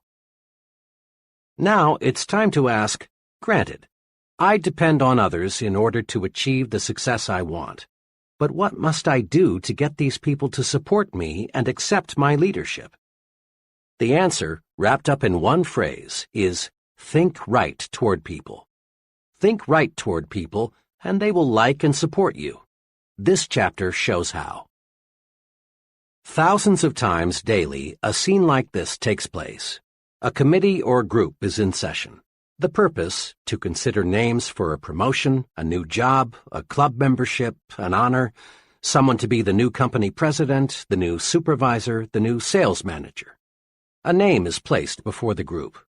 The chairman asks, "What is your feeling about so-and-so?" Comments come forth. For some names, there are positive remarks, such as, "He's a good fellow. People there speak highly of him. He has a good technical background, too." Mr. F. "Oh, he's a personable sort of man, very human. I believe he would fit in well with our group." Some names draw negative, lukewarm statements. "I think we should investigate that fellow carefully. He doesn't seem to get along too well with people. I know he has a good academic and technical background.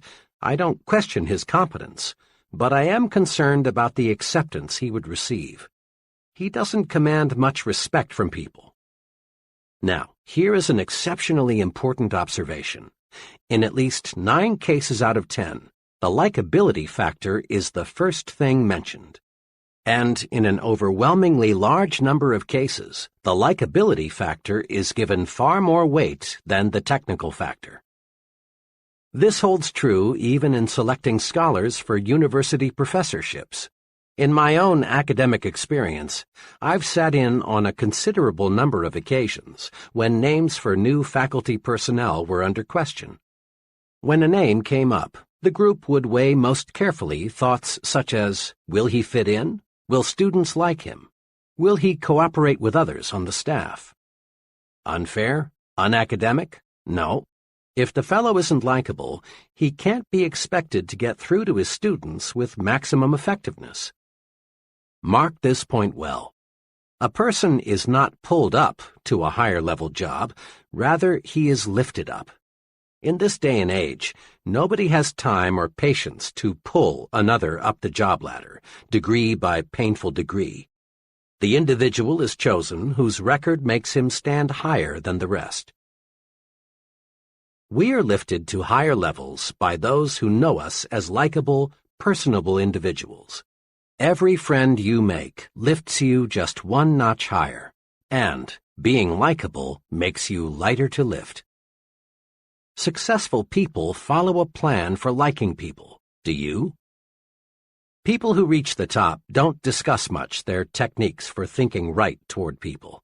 But you would be surprised how many really big people have a clear, definite, even written plan for liking people.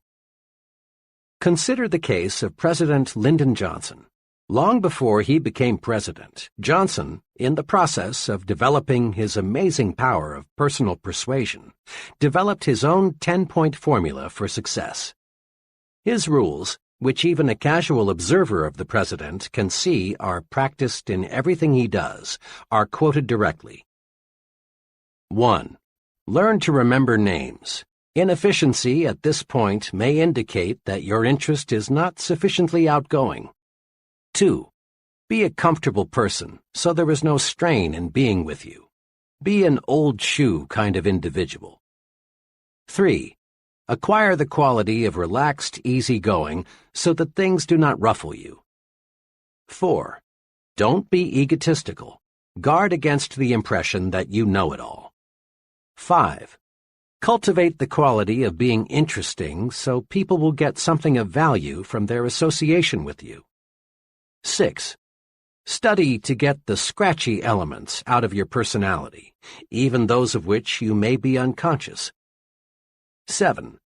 Sincerely attempt to heal on an honest basis every misunderstanding you have had or now have. Drain off your grievances. 8.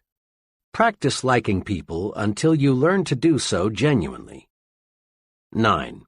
Never miss an opportunity to say a word of congratulation upon anyone's achievement, or express sympathy in sorrow or disappointment. 10. Give spiritual strength to people, and they will give genuine affection to you. Living these 10 simple but tremendously powerful like people rules makes President Johnson easier to vote for, easier to support in Congress. Living these 10 rules makes President Johnson easier to lift. Listen to these rules again. Notice that there's no get-even philosophy here. There's no let the other fellow come to me to patch up differences. There's no I know it all, other people are stupid. Big people, those on top in industry, the arts, sciences, and politics, are human, warm. They specialize in being likable. But don't try to buy friendship. It's not for sale. Giving gifts is a wonderful practice if the gift is backed up with genuine sincerity, a liking to give, and liking for the person to whom it is given. But without real sincerity, the gift is often regarded as nothing more than a payoff or a bribe. Last year, just a few days before Christmas, I was in the office of the president of a medium-sized trucking firm. Just as I was about to leave, in marched a delivery man with a gift of liquid refreshment from a local tire recapping firm. My friend was obviously provoked, and with a certain amount of chill in his voice, asked the delivery man to return the gift to its sender. After the delivery man left, my friend hastened to explain to me, "Don't misunderstand. I like to give gifts, and I like to get them." Then he named a number of gifts he had already received from business friends that Christmas. "But," he went on, "when the gift is just an attempt to get my business, an obvious bribe, I don't want it. I quit doing business with that firm 3 months ago, because their work isn't what it should be, and I don't like the employees. But their salesman keeps on calling. What burns me," he continued, "is that last week that same blank salesman was in here and had the gall to say, 'I sure would like to get your business back. I'm going to tell Santa to be real good to you this year.'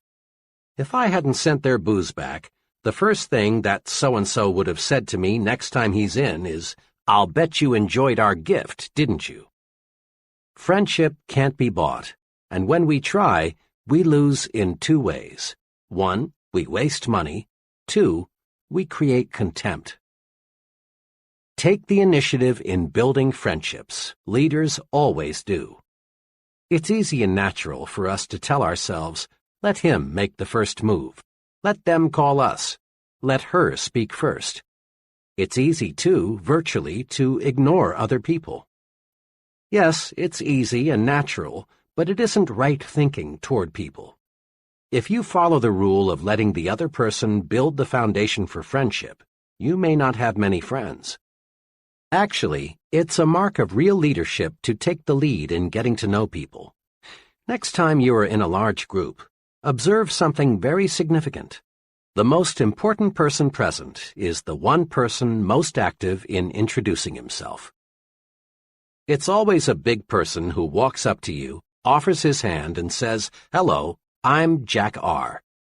Digest this observation for a moment, and you'll discover the reason the fellow is important is that he works at building friendships. Think right toward people. As a friend of mine expresses it, I may not be very important to him, but he's important to me. That's why I've got to get to know him. Have you ever noticed how people freeze while waiting for elevators? Unless they are with someone they know, most folks never say anything to the person standing beside them. One day, I resolved to do a little experimenting. I resolved to say something to the stranger who was waiting as I was. I kept track of his reaction 25 consecutive times, and 25 times I got back a positive, friendly response. Now, talking to strangers may not be very urbane, but most people like it nevertheless. And here is the big payoff. When you make a pleasant remark to a stranger, you make him feel 1 degree better. This makes you feel better and helps you relax. Every time you say something pleasant to another person, you compensate yourself. It's like warming up your automobile on a cold morning. Here are 6 ways to win friends by exercising just a little initiative. 1.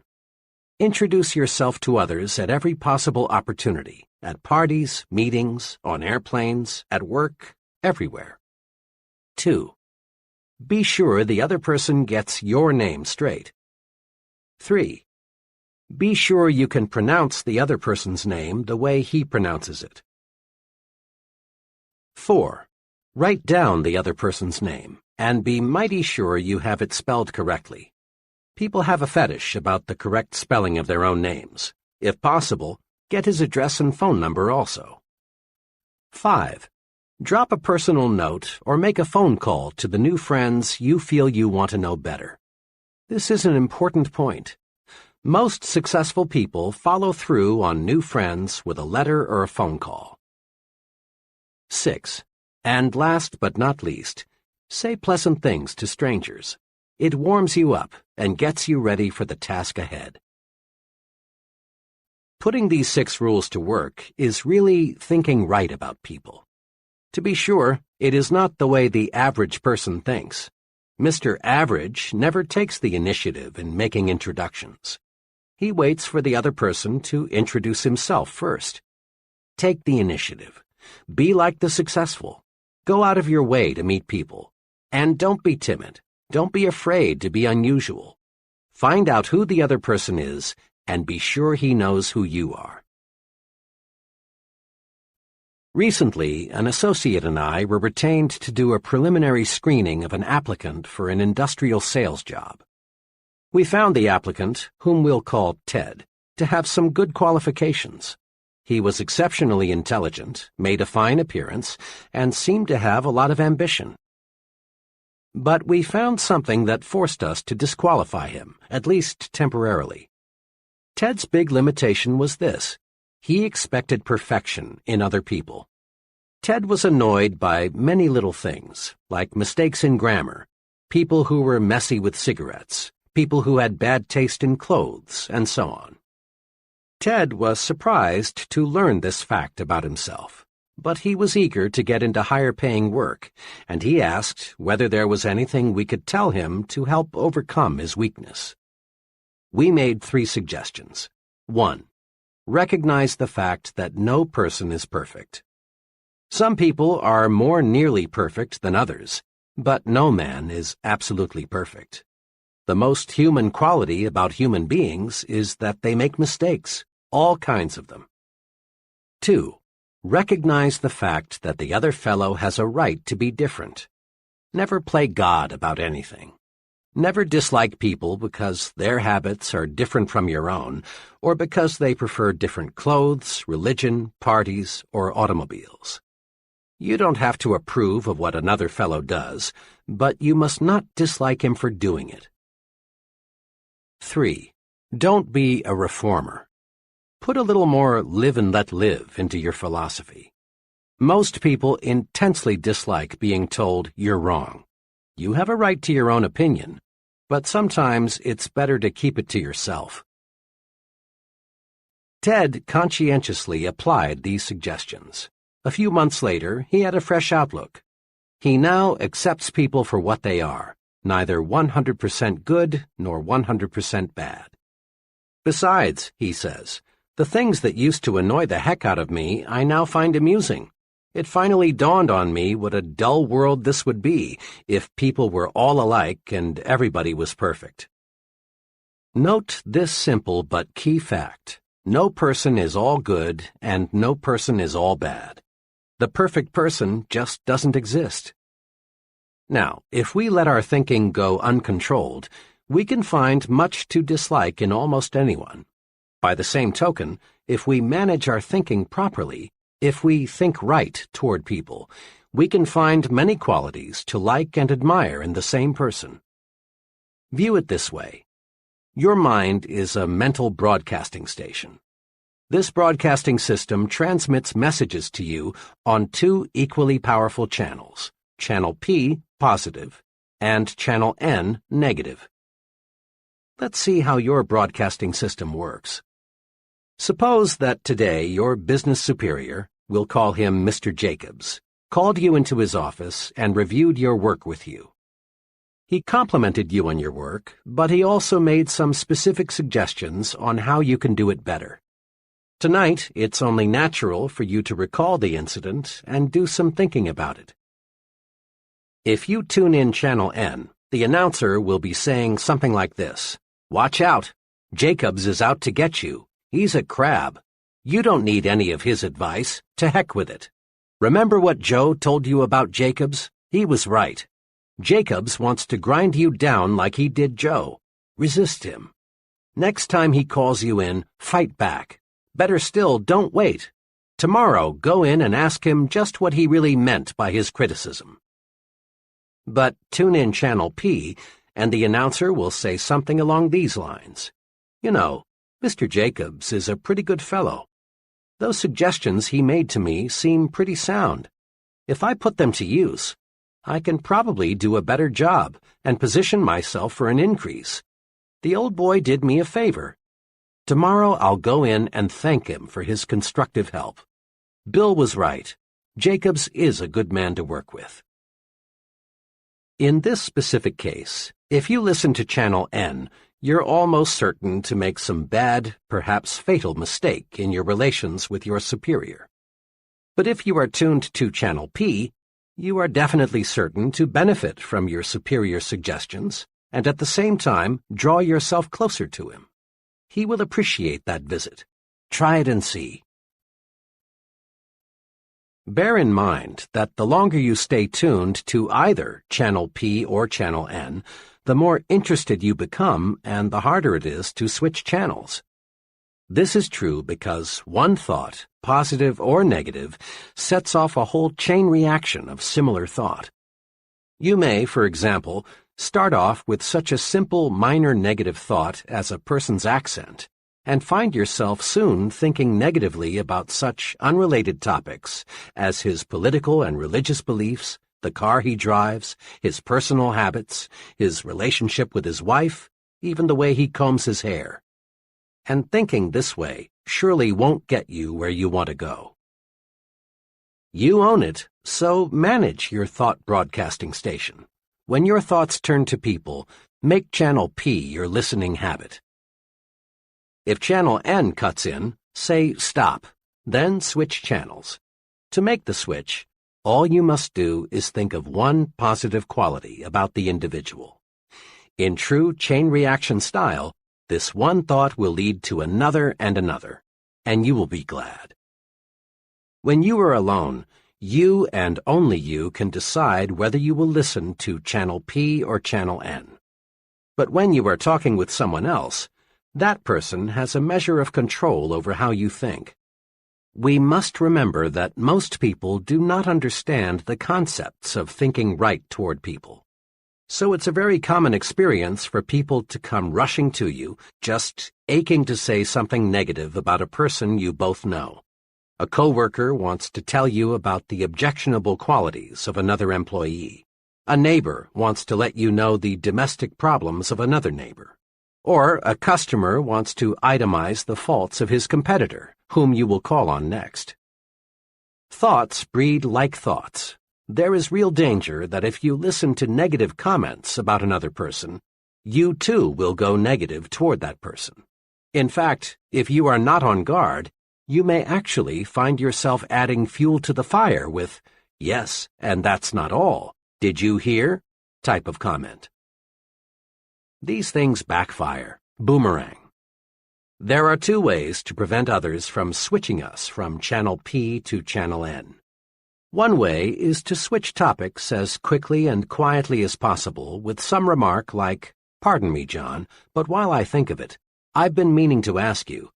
A second way is to excuse yourself with a, "Sorry, John, I'm late now," or, "I've a deadline to meet. Will you excuse me?" Make a forceful promise to yourself. Refuse to let others prejudice your thinking. Stay tuned to Channel P. Once you've mastered the technique of thinking only good thoughts about people, greater success is guaranteed. Let me tell you what an unusually successful insurance salesman told me about how thinking good thoughts about people pays off for him. "When I first got in the insurance business," he began, "the going was tough, believe me. At first, it seemed there were about as many competing agents as there were prospects. And I soon learned what all insurance men know, that 9 prospects out of 10 firmly believe they don't need any more insurance. I'm doing well, but let me tell you, it's not because I know a lot about the technical side of insurance. That's important, don't misunderstand me. But there are men trying to sell insurance who know policies and contracts better than I. In fact, I know one man who wrote a book about insurance, but he couldn't sell a policy to a man who knew he had only 5 days to live. My success," he continued, "is based on one thing. I really like the guy I'm selling. Let me say again, I really like him. Some of my fellow salesmen try to pretend they like the other fellow, but this won't work. You can't even fool a dog. Your mannerisms, eyes, facial expressions, all spell PHONY when you pretend. Now, when I'm gathering information about a prospect, I do what every other agent does. I get his age, where he works, how much he makes, how many kids he's got, and so on.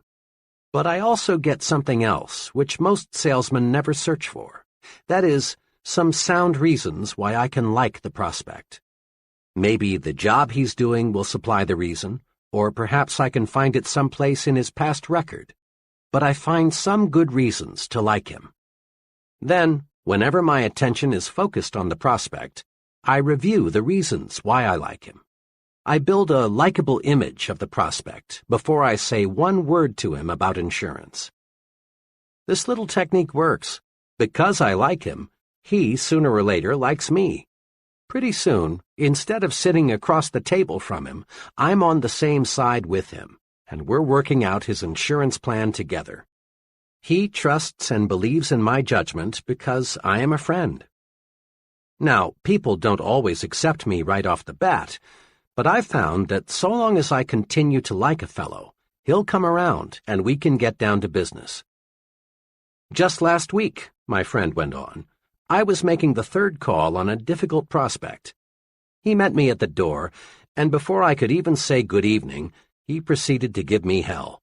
He went on and on, not even stopping for a breath until he had run down and finished with, "And don't ever come back here again." After he had said that, I just stood there looking into his eyes for about 5 seconds, and then said softly and with genuine sincerity, because I meant it, "But Mr. S., I'm calling tonight as your friend." Yesterday, he bought a $250,000 endowment policy. Saul Polk is popularly called the appliance king of Chicago. Starting with nothing, Saul Polk now sells millions of dollars worth of appliances in a year in metropolitan Chicago. Saul Polk credits a lot of his success to his attitude toward shoppers. "Customers," says Mr. Polk, "should be treated like they are guests in my home." Isn't that thinking toward people? And isn't it about the simplest success formula one can put to work? Just treat customers like guests in your home. This technique works outside the store, too. Substitute the word employees for customers so that it reads, "Employees should be treated like guests in my home." Give first-class treatment to your employees, and you get first-class cooperation, first-class output. Think first-class about everyone around you, and you'll receive first-class results in return. One of the reviewers of an early version of this book is a close personal friend who owns his own business management consulting firm. When he read the above illustration, he commented, "That's the positive result of liking and respecting people. Let me give you a personal experience of a friend of mine which shows what happens if you don't like and admire people." His experience has a big point. Here it is. My firm obtained a contract to provide consulting services to a relatively small soft drink bottling concern. The contract was substantial. The client had little formal education. His business was in bad shape, and in recent years he had made some very costly mistakes. 3 days after we had got the contract, an associate and I were driving out to his plant, which was about 45 minutes from our offices. To this day, I don't know how it started, but somehow we began talking about the negative qualities of our client. Before we realized it, we were talking about how his own stupidity had brought about the mess he was in, instead of discussing how we could best approach solving his problems. I remember one remark I made which I thought particularly clever. "The only thing holding up Mr. F is fat." My associate laughed and came up with an equally choice observation. "And that son of his, Junior, must be all of 35, but the only qualification he has for the job he's holding is he speaks English."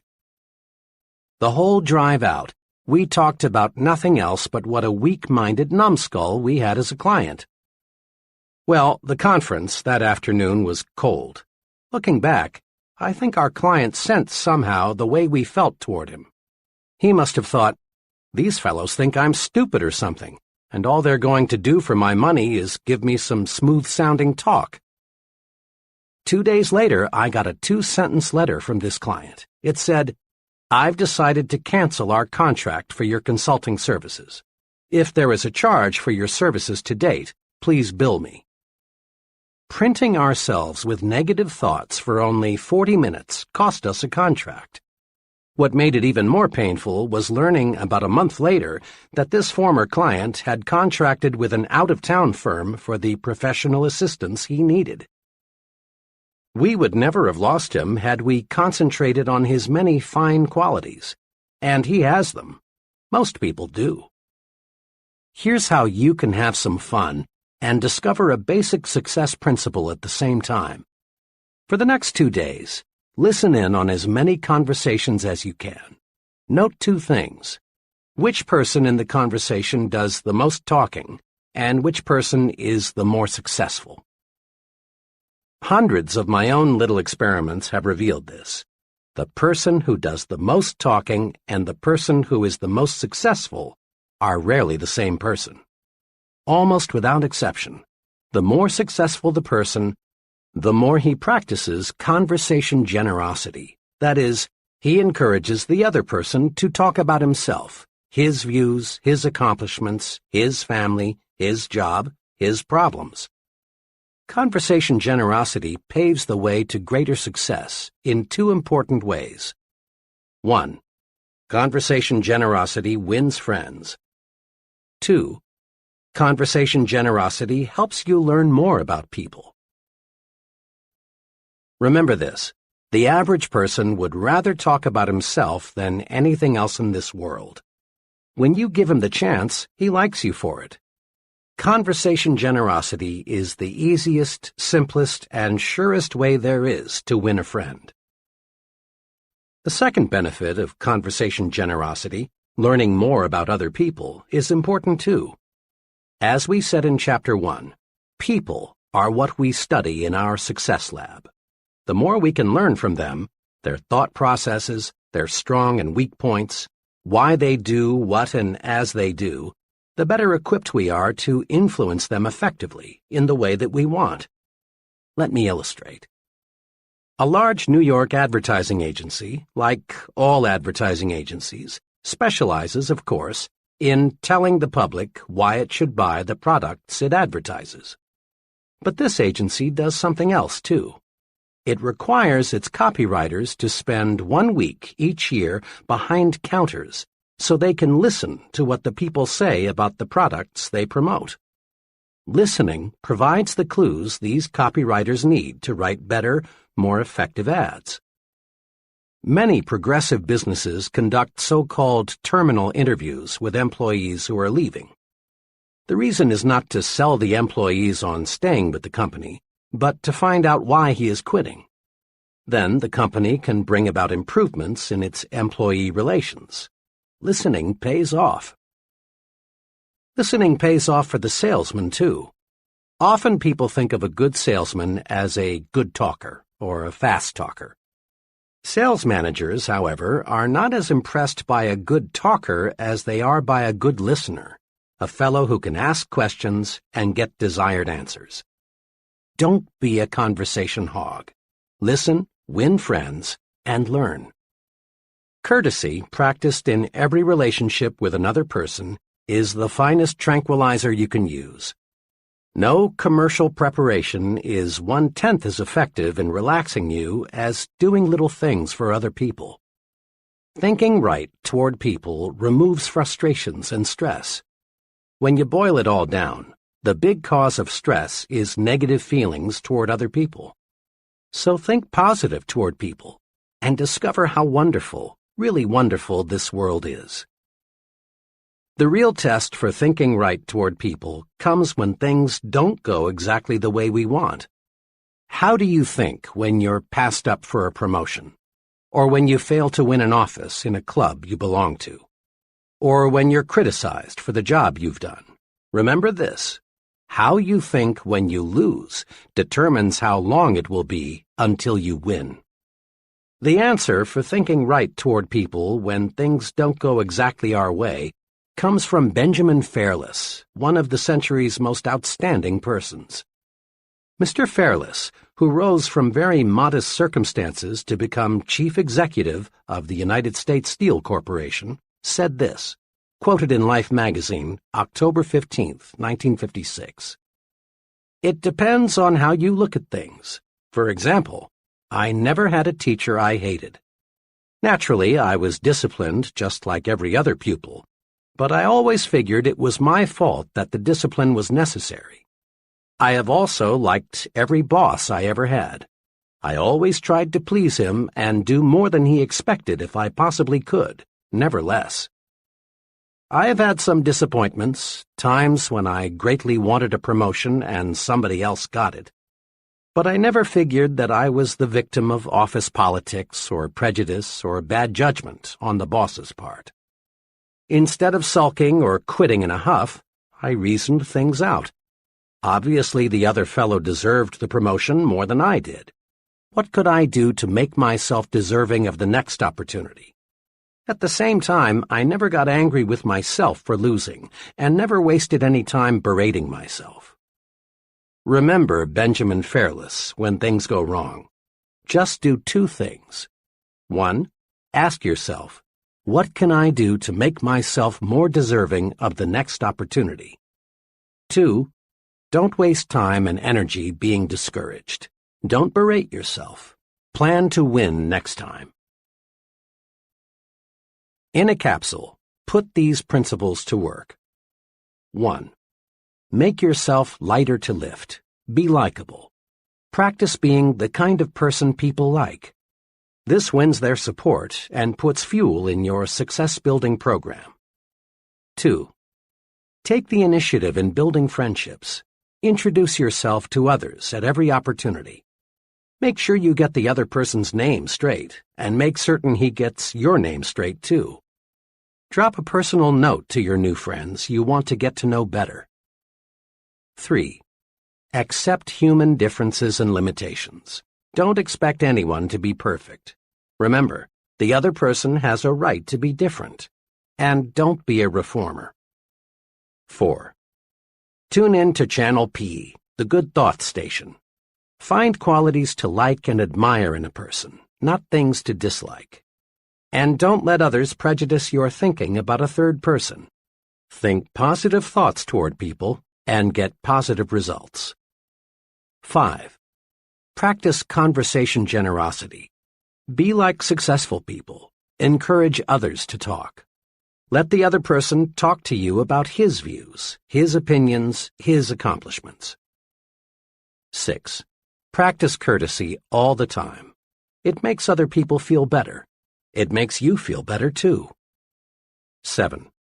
Don't blame others when you receive a setback. Remember, how you think when you lose determines how long it will be until you win.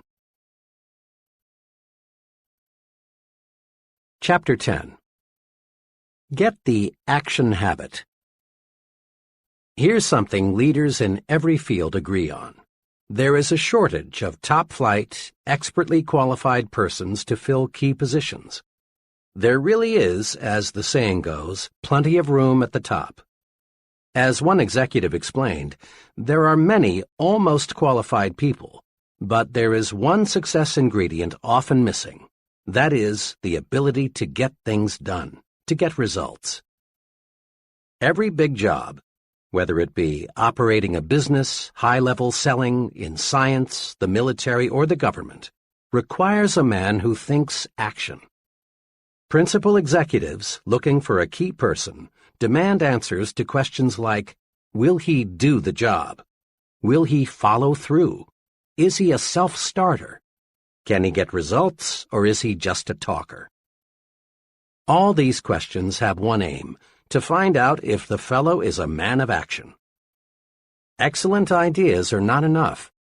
An only fair idea acted upon and developed is 100% better than a terrific idea that dies because it isn't followed up. The great self-made merchant John Wanamaker often said, "Nothing comes merely by thinking about it."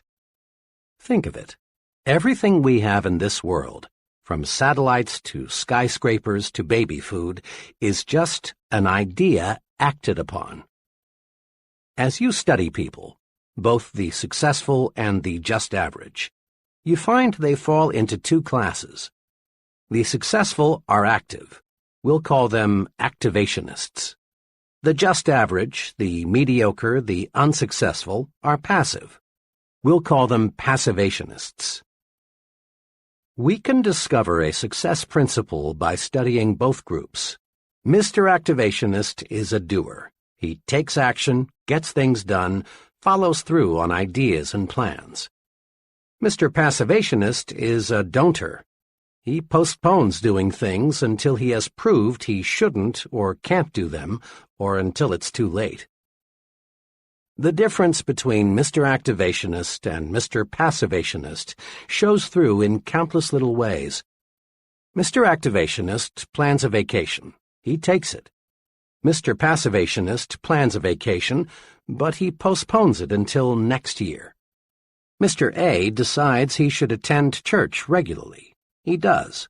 Mr. P thinks it's a good idea to go to church regularly too, but he finds ways to postpone acquiring this new habit. Mr. A feels that he should drop a note to someone he knows to congratulate him on some achievement. He writes the note. Under the same circumstances, Mr. P finds a good reason to put off writing the note, and it never gets written. The difference shows up in big things, too. Mr. A wants to go into business for himself. He does. Mr. P also wants to go into business for himself, but he discovers just in the nick of time a good reason why he had better not. Mr. A, age 40, decides he wants to take up a new line of work. He does. The same idea occurs to Mr. P, but he debates himself out of doing anything about it. The difference between Messrs. Activationist and Passivationist shows through in all forms of behavior. Mr. A gets the things done he wants done, and as byproducts he gains confidence, a feeling of inner security, self-reliance, and more income. Mr. P doesn't get the things done he wants done because he won't act. As byproducts, he loses confidence in himself, destroys his self-reliance, lives in mediocrity. Mr. Activationist does. Mr. Passivationist is going to do, but doesn't. Everyone wants to be an activationist. So, let's get the action habit. A lot of passivationists got that way because they insisted on waiting until everything was 100% favorable before they took action.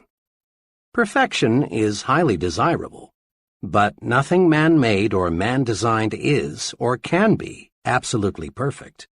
So to wait for the perfect set of conditions is to wait forever. Here are 3 case histories that show how 3 persons reacted to conditions. Case number 1. Why G.N. hasn't married.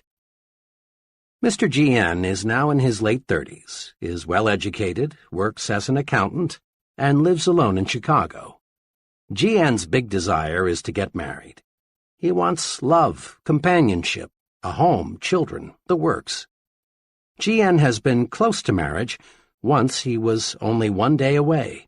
But each time he has been near marriage, he discovers something wrong with the girl he's about to marry. Just in time before I made an awful mistake. One instance stands out. 2 years ago, G.N. thought he finally had met just the right girl. She was attractive, pleasant, intelligent. But G.N. had to be absolutely sure that marriage was the right thing. As they were discussing marriage plans one evening, the future Mrs. G.N. made a few remarks that bothered G.N. So, to make certain he was marrying the right girl, G.N. drew up a 4-page document of stipulations she was to agree to before they got married. The document, neatly typed and looking very legal, covered every segment of living G.N. could think of. There was one section on religion, what church they would go to, how often they would attend, how much they would donate. Another section covered children, how many and when. In detail, G.N. outlined the kind of friends they would have, his future wife's employment status, where they would live, how their income would be spent.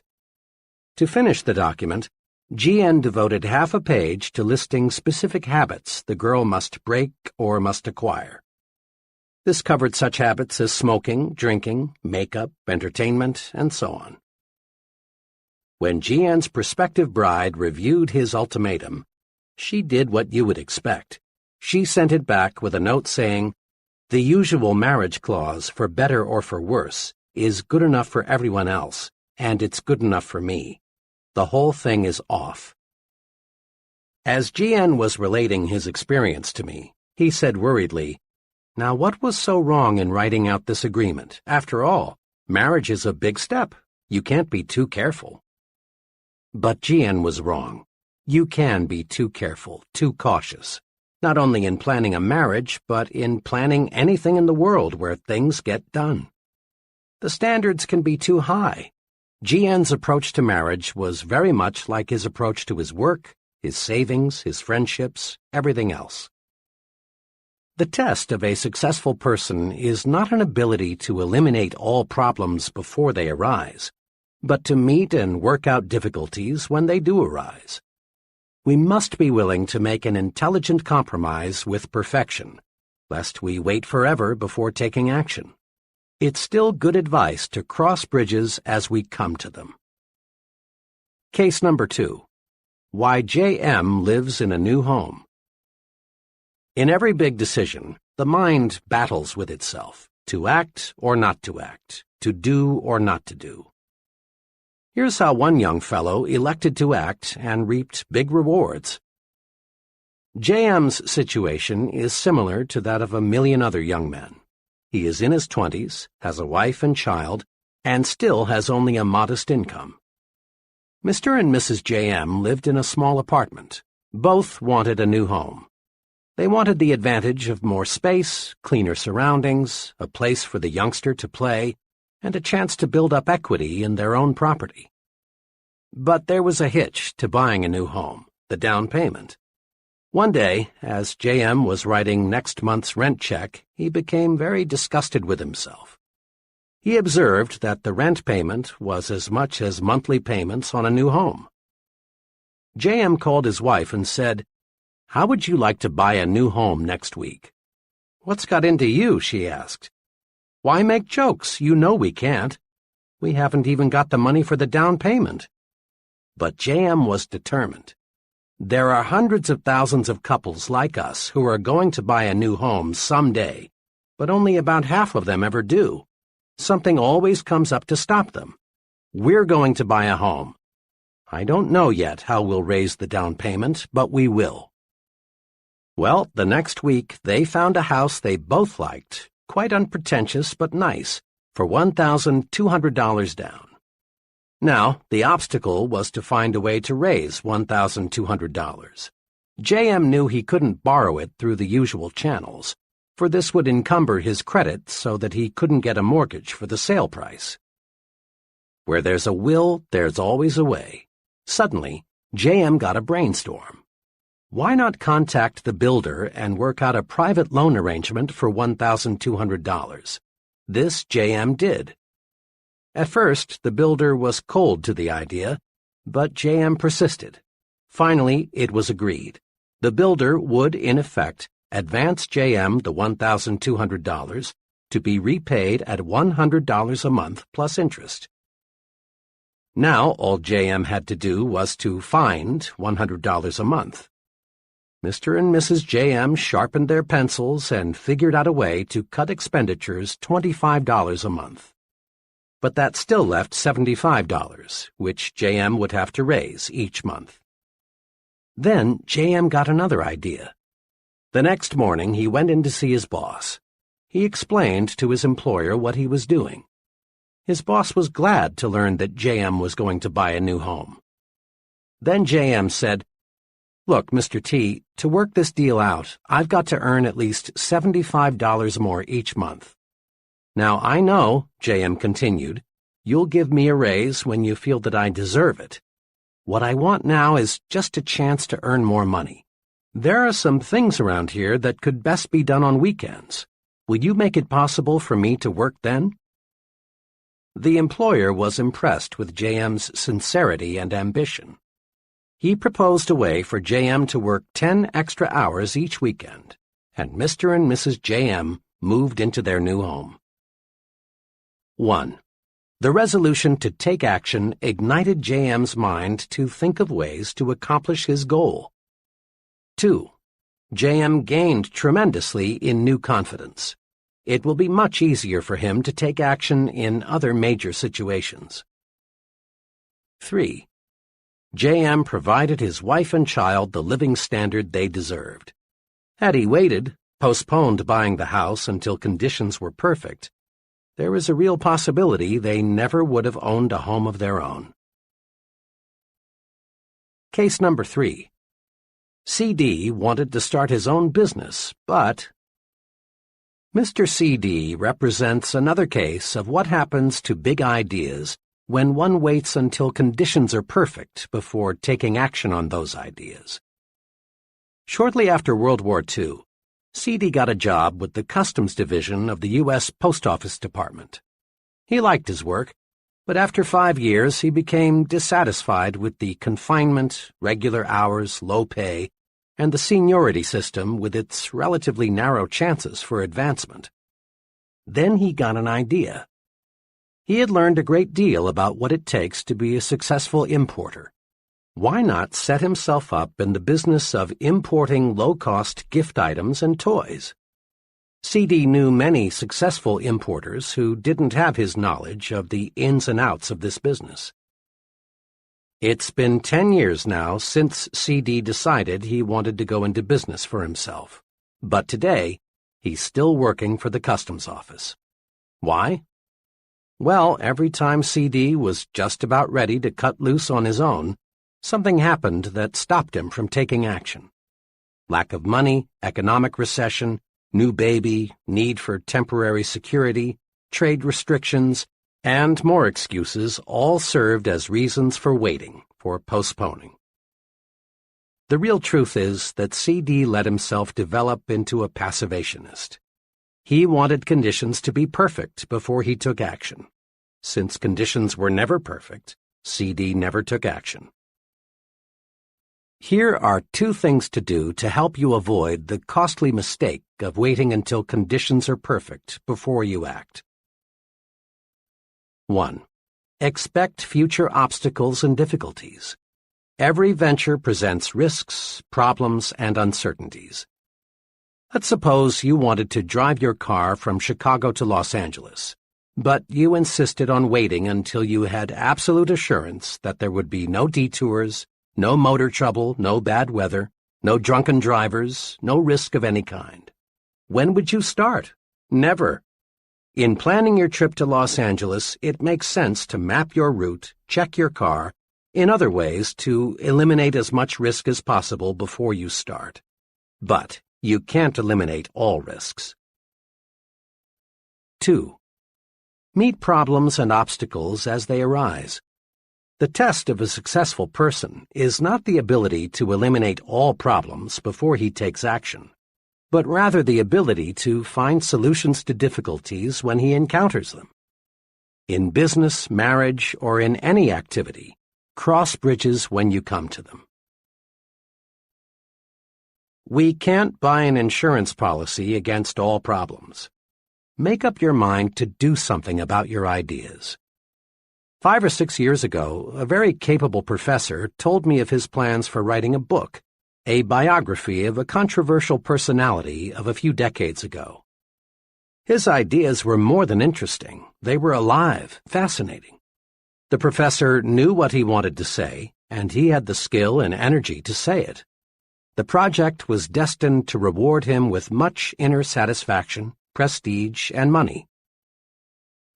Last spring I saw my friend again, and I innocently asked him whether the book was about finished. This was a blunder. It opened up an old wound. No, he hadn't written the book. He struggled with himself for a moment, as if he were debating with himself whether to explain why. Finally, he explained that he had been too busy. He had more responsibilities and just couldn't get to it. In reality, what the professor had done was to bury the idea deep in his mental graveyard.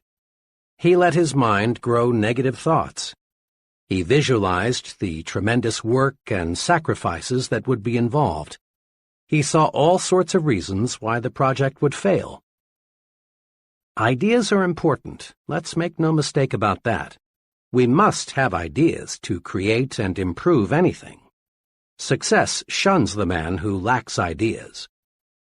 But let's make no mistakes about this point either. Ideas in themselves are not enough.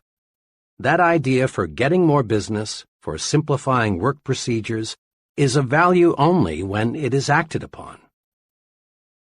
Every day, thousands of people bury good ideas because they are afraid to act on them.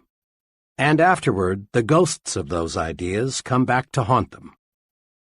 Put these two thoughts deep in your mind. First, give your ideas value by acting on them. Regardless of how good the idea, unless you do something with it, you gain nothing. Second, act on your ideas and gain mind tranquility. Someone once said that the saddest words of tongue or pen are these: "It might have been." Every day you hear someone saying something like, "Had I gone into business 7 years ago, I'd sure be sitting pretty now." Or, "I had a hunch it would work out like that. I wish I had done something about it." A good idea, if not acted upon, produces terrible psychological pain. But a good idea acted upon brings enormous mental satisfaction. Got a good idea? Then do something about it. Use action to cure fear and gain confidence. Here's something to remember. Action feeds and strengthens confidence. Inaction, in all forms, feeds fear. To fight fear, act. To increase fear, wait, put off, postpone. Once I heard a young paratrooper instructor explain, "The jump really isn't so bad. It's the waiting to jump that gets a fellow." On the trip to the jump site, I always try to make the time pass quickly for the men. It's happened more than once that a trainee thought too much about what may happen and panicked. If we can't get him to jump the next trip, he's through as a paratrooper. Instead of gaining confidence, the longer he postpones the jump, the more scared he gets. Waiting even makes the experts nervous.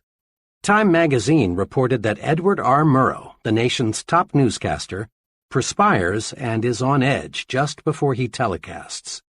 But once he's in action, fear disappears. Many veteran actors experience the same sensation. They agree that the only cure for stage fright is action. Getting right out there before the audience is the cure for dread, worry, fear. Action cures fear.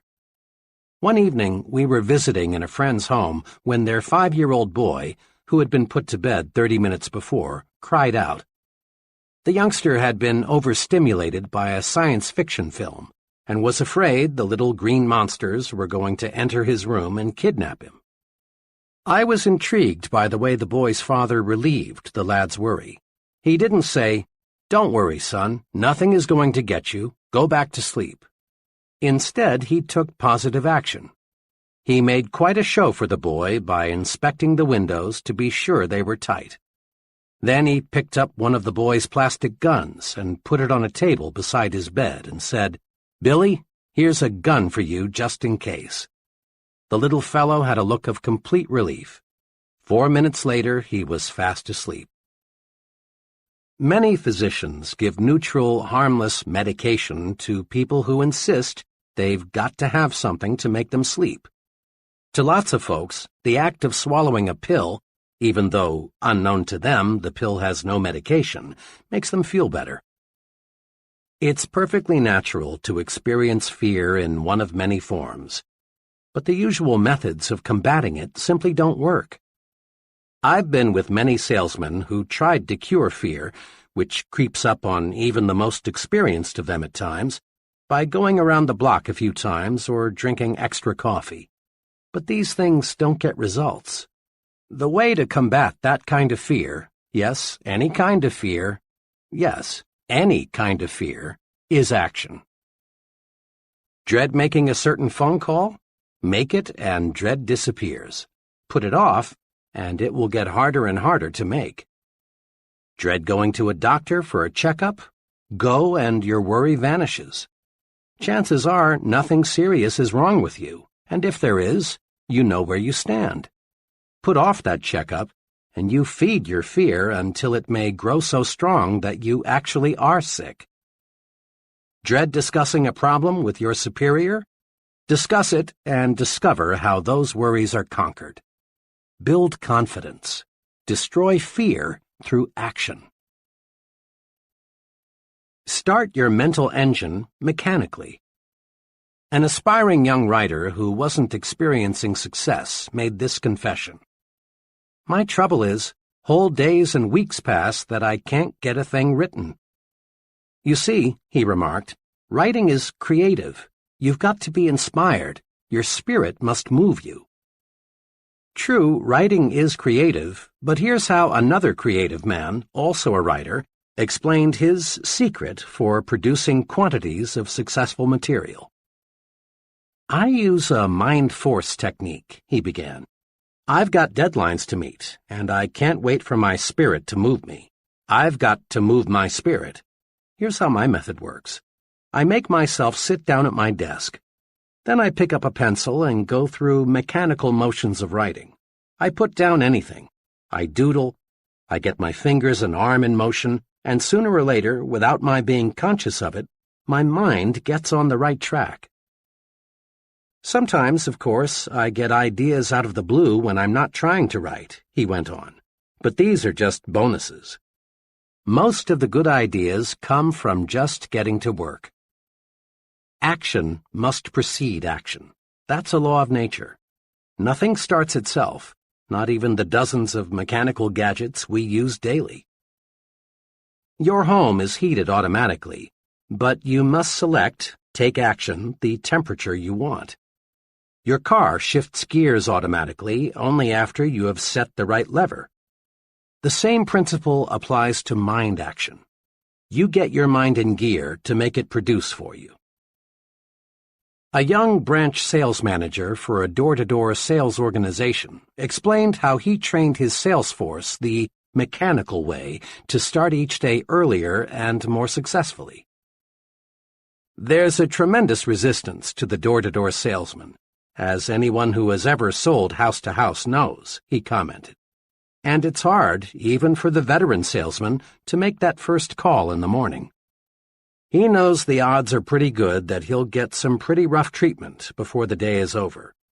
So it's natural for him to put off getting started in the morning. He'll drink a couple of extra cups of coffee, maybe cruise around the neighborhood a while, or do a dozen little things to postpone that first call. I train each new man this way. I explain to him that the only way to start is to start. Don't deliberate. Don't postpone getting started. Do this. Just park your car, get your sample case, walk to the door, ring the bell, smile, say good morning, and make your presentation, all mechanically, without a lot of conscious thought. Start making calls this way and you break the ice. By the second or third call, your mind is sharp and your presentations become effective. A humorist once said the most difficult problem in life was getting out of a warm bed into a cold room, and he had a point. The longer you lie there and think how unpleasant it will be to get up, the more difficult it becomes. Even in such a simple operation as this, mechanical action, just throwing off the covers and putting your feet on the floor, defeats dread. The point is clear. People who get things done in this world don't wait for the spirit to move them. They move the spirit. Try these two exercises. 1. Use the mechanical way to accomplish simple but sometimes unpleasant business and household chores. Rather than think about the unpleasant features of the task, jump right in and get going without a lot of deliberation. Perhaps the most unpleasant household task to most women is washing dishes. My mother is no exception. But she has mastered a mechanical approach to dispensing with this task quickly, so she can return to things she likes to do. As she leaves the table, she always mechanically picks up several dishes, and without thinking about the task ahead, just gets started. In just a few minutes she is through. Doesn't this beat stacking dishes and dreading the unpleasant inevitable? Do this today. Pick the one thing you like to do least. Then, without letting yourself deliberate on or dread the task, do it. That's the most efficient way to handle chores. 2. Next, use the mechanical way to create ideas, map out plans, solve problems, and do other work that requires top mental performance. Rather than wait for the spirit to move you, sit down and move your spirit. Here's a special technique guaranteed to help you. Use a pencil and paper. A simple pencil is the greatest concentration tool money can buy. If I had to choose between an ultra-fancy, deeply carpeted, beautifully decorated soundproof office and a pencil and paper, I'd choose the pencil and paper every time. With a pencil and paper, you can tie your mind to a problem. When you write a thought on paper, your full attention is automatically focused on that thought. That's because the mind is not designed to think one thought and write another at the same time. When you write on paper, you write on your mind, too. Tests prove conclusively that you remember something much longer and much more exactly if you write the thought on paper. And once you master the pencil and paper technique for concentration, you can think in noisy or other distracting situations. When you want to think, start writing or doodling or diagramming. It's an excellent way to move your spirit. Now is the magic word of success. Tomorrow, next week, later, sometime, someday, often as not are synonyms for the failure word, never. Lots of good dreams never come true because we say, "I'll start someday," when we should say, "I'll start now, right now." Take one example, saving money. Just about everybody agrees that saving money is a good idea. But just because it's a good idea doesn't mean many folks follow an organized savings and investment program. Many people have intentions to save, but only relatively few act on these intentions. Here's how one young couple got into gear with a regular wealth accumulation program. Bill's take-home income was $1,000 a month, but he and his wife Janet spent $1,000 each month too. Both wanted to save, but there were always reasons why they felt they couldn't begin. For years they had promised themselves, "We'll start when we get a raise, when we've caught up with our installments, when we're over the hump, next month, next year." Finally, Janet got disgusted with their failure to save. She said to Bill, "Look, do we want to save or don't we?" He replied, "Of course we do, but you know as well as I we can't put aside anything now." But for once, Janet was in a do-or-die mood. "We've been telling ourselves for years we're going to start a savings program. We don't save because we think we can't. Now let's start thinking we can.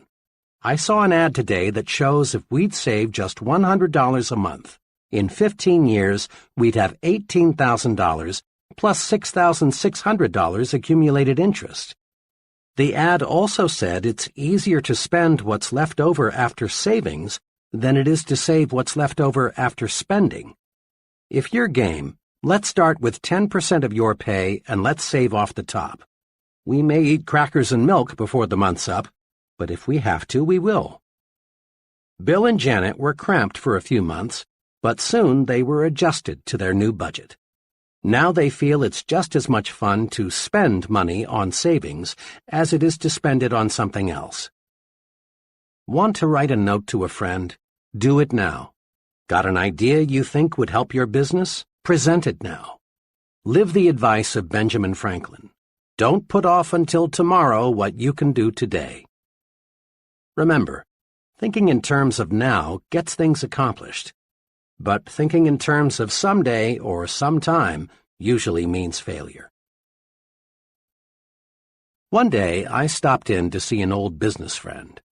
She had just returned from a conference with several of her executives. The moment I looked at her, I could tell there was something she wanted to get off her chest. She had the look of a woman who had suffered real disappointment. "You know," she said, "I called that conference this morning because I wanted some help on a proposed policy change. But what kind of help did I get? I had 6 men in there, and only one of them had anything to contribute. 2 others talked, but what they said was just an echo of what I had said. It was like talking with a bunch of vegetables. I confess it's hard for me to find out what those fellows think." "Really," she went on, "you'd think those fellows would speak up and let me know what they think. After all, it directly affects each of them." My friend didn't get help in the conference. But had you roamed the hall after the meeting broke up, you'd have heard her junior associates making remarks like, "I felt like saying, why didn't someone suggest, I don't think, we ought to go ahead." So, often the vegetables, those who have nothing to say in the conference room, are full of talk after the meeting, when what they've got to say won't make any difference. They're suddenly full of life when it's too late. Business executives want comment. The fellow who hides his light under a bushel hurts himself. Get the speak-up habit. Each time you speak up, you strengthen yourself. Come forward with your constructive ideas. We all know how many college students prepare their assignments. With fine intentions, Joe College sets aside a whole evening for some concentrated study. Here is a general pattern of how, too often, the evening is spent. Joe's ready to begin studying at 7 p.m., but his dinner seems just a bit heavy, so he decides to get in a little TV. A little turns out to be an hour's worth, since the program was pretty good. At 8 p.m., he sits down at his desk, but gets right back up because he just remembered he promised to call his girl. This shoots another 40 minutes. He hadn't talked to her all day. An incoming call takes another 20 minutes. On his way back to his desk, Joe is drawn into a ping-pong game. Another hour gone. The ping-pong makes him feel sweaty, so he takes a shower. Next, he needs a snack. The combined effect of the ping-pong and the shower have made him hungry. And so the evening planned with good intentions drifts away. Finally, at 1 a.m., he opens the book, but he's too sleepy to absorb the subject. Finally, he surrenders completely. Next morning, he tells the professor, "I hope you give me a break. I studied till 2 a.m. for this exam." Joe College didn't get into action because he spent too much time getting ready to get into action. And Joe College isn't alone in being a victim of overpreparedness. Joe Salesman, Joe Executive, Joe Professional Worker, Josephine Housewife. They all often try to build strength and get ready with office chats, coffee breaks, sharpening pencils, reading, personal business, getting the desk cleared off, TV, and dozens of other little escape devices. But there's a way to break this habit. Tell yourself, "I'm in condition right now to begin. I can't gain a thing by putting it off.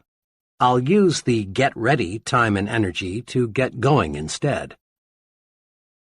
What we want more than anything else in our business, an executive in a machine tool company said in an address to a group of sales executives, is more people who get sound ideas and then push them through. There's not one job in our production and marketing setup that can't be done better, a lot better. I don't want to infer that we're not doing a good job now. We are. But like all progressive companies, we need new products, new markets, new and more efficient ways of doing things. We depend on people with initiative. They're the ball carriers on our team. Initiative is a special kind of action. It's doing something worthwhile without being told to do it. The person with initiative has a standing invitation to join the high-income brackets in every business and profession. The director of marketing research in a medium-sized drug manufacturing firm told me how he got to be a director of marketing research. It's a good lesson in the power of initiative. 5 years ago, I got an idea, he told me. I was working then as a sort of missionary salesman, calling on wholesalers. I discovered that one thing we lacked was facts about the consumers we wanted to buy our drug line. I talked about the need for market research to everyone here. At first I got only deaf ears because management couldn't see the need for it. I was pretty much obsessed with the idea of marketing research in our company, so I sort of took the bull by the horns. I asked and got permission to prepare a monthly report on facts of drug marketing. I collected information from every source I could find. I kept on with this, and pretty soon management and the other salesmen found themselves really interested in what I was doing. Just 1 year after I started crusading for research, I was relieved of my regular duties and asked to concentrate on developing my ideas. The rest, he continued, was just natural development.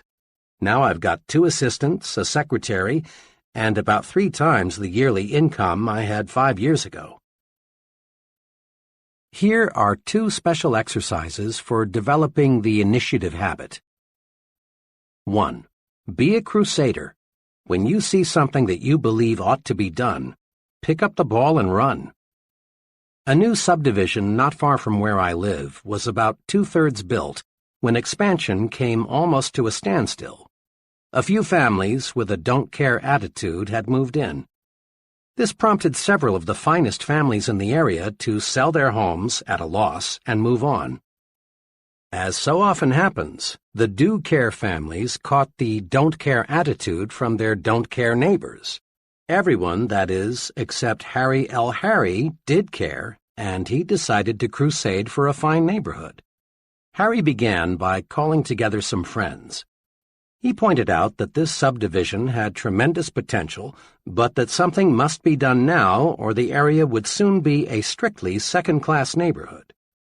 Harry's enthusiasm and initiative quickly won support. Soon there were clean-up-the-vacant lots projects.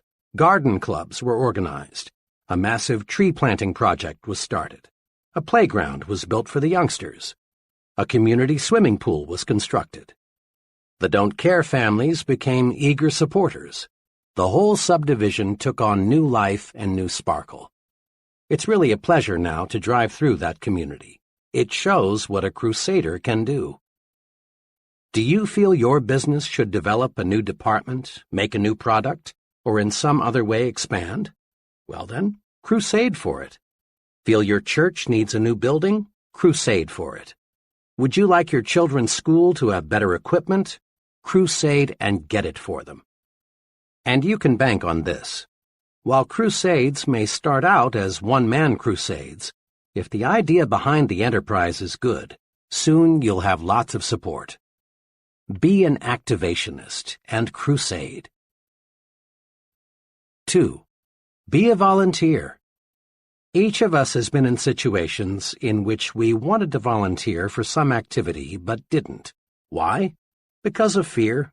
Not fear that we couldn't accomplish the task, but rather fear of what our associates would say.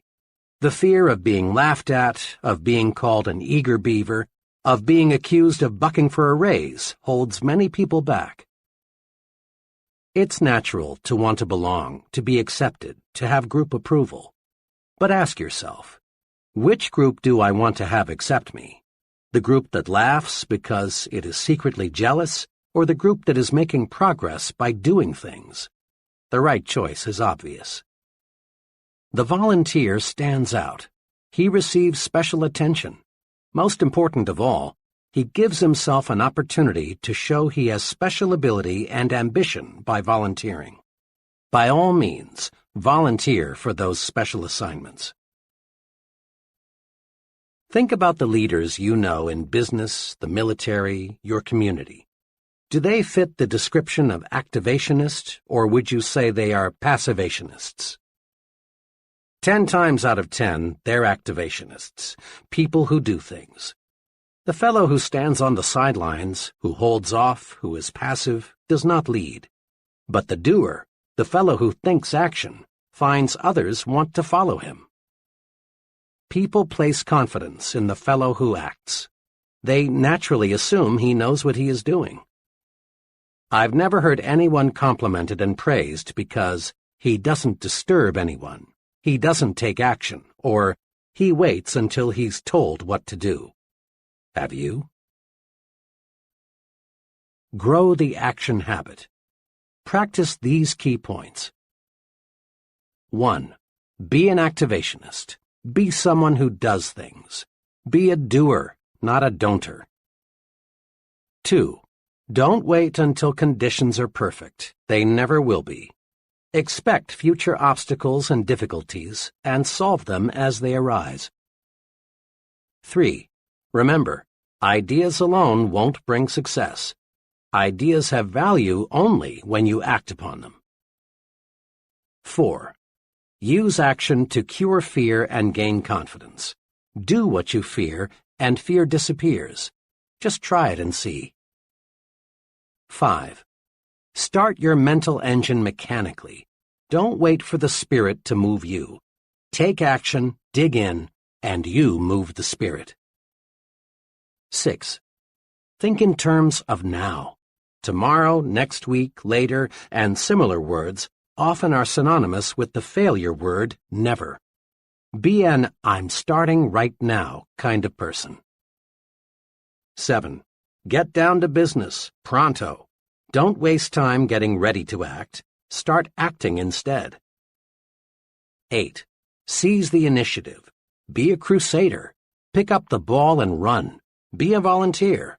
Show that you have ability and ambition to do. Get in gear and go. Chapter 11. How to turn defeat into victory.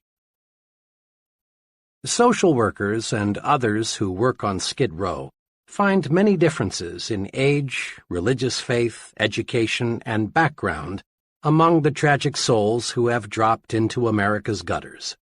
Some of these citizens are surprisingly young. Others are old. A sprinkling are college graduates. A few have essentially no formal education. Some are married, others are not. But the people on Skid Row do have something in common. Each one is defeated, whipped, beaten. Each one has encountered situations that conquered him. Each is eager, even anxious, to tell you about the situation that wrecked him, about his own private Waterloo. These situations cover the waterfront of human experience, from "my wife ran out on me," to "I lost everything I had and had no place else to go," to "I did a couple of things that made me a social outcast, so I came down here." When we move up from Skid Row into the dominion of Mr. and Mrs. Average American, we see obvious differences in living habits. But again, we discover that Mr. Mediocre gives essentially the same reasons to explain his mediocrity as Mr. Skid Row gave to explain his complete collapse. Inside, Mr. Mediocre feels defeated. He has unhealed wounds suffered in situations that beat him. Now he is super cautious.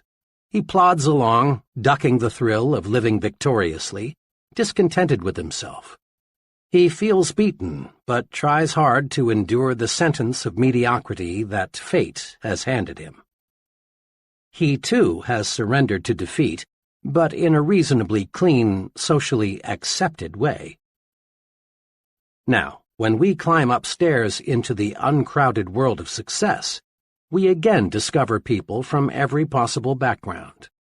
Corporate executives, leading ministers, government officials, top men in every field, we discover come from poor homes, rich homes, broken homes, cotton patches, cornfields, and slums.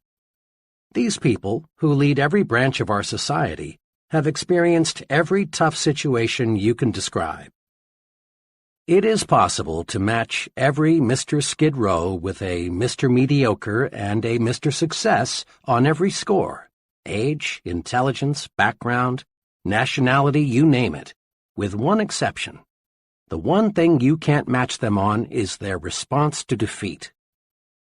When the fellow we call Mr. Skid Row got knocked down, he failed to get up again. He just lay there, splattered out. Mr. Mediocre got up to his knees, but he crawled away, and when out of sight, ran in the opposite direction, so he'd be sure never to take a beating again. But Mr. Success reacted differently when he got knocked down. He bounced up, learned a lesson, forgot the beating, and moved upward. One of my closest friends is an exceptionally successful management consultant. When you walk into his office, you feel that you are really uptown. The fine furniture, the carpeting, the busy people, the important clients, all tell you his company is prosperous. A cynic might say, "It must have taken a real con man to put across an operation like this." But the cynic would be wrong. It didn't take a con man. And it didn't take a brilliant man or a wealthy man or a lucky man. All, and I hesitate to use the word all because all means so much sometimes, all it took was a persistent man who never thought he was defeated. Behind this prosperous and respected company is the story of a man fighting, battling his way upward, losing 10 years' savings in his first 6 months in business, living in his office several months because he lacked money to pay rent on an apartment, turning down numerous good jobs because he wanted more to stay with his idea and make it work, hearing prospects for his service say no 100 times as often as they said yes. During the 7 unbelievably hard years it took him to succeed, I never heard my friend complain once. He'd explain, "Dave, I'm learning. This is competitive business, and because it's intangible, it's hard to sell, but I'm learning how." And he did. Once I told my friend that this experience must be taking a lot out of him, but he replied, "No, it's not taking something out of me. It's putting something into me instead." Check the lives of the people in Who's Who in America, and you'll find that those who have succeeded in a major way have been pounded by losing situations. Each person in this elite corps of successful men has encountered opposition, discouragement, setbacks, personal misfortune. Read the biographies and autobiographies of great people, and again you discover that each of these people could have surrendered to setbacks many times. Or do this. Learn the background of the president of your company or the mayor of your city, or select any person you consider a real success. When you probe, you'll discover the individual has overcome big, real obstacles. It is not possible to win high-level success without meeting opposition, hardship, and setback. But it is possible to use setbacks to propel you forward. Let's see how. I saw some commercial airline statistics recently showing that there is only one fatality per 10 billion miles flown.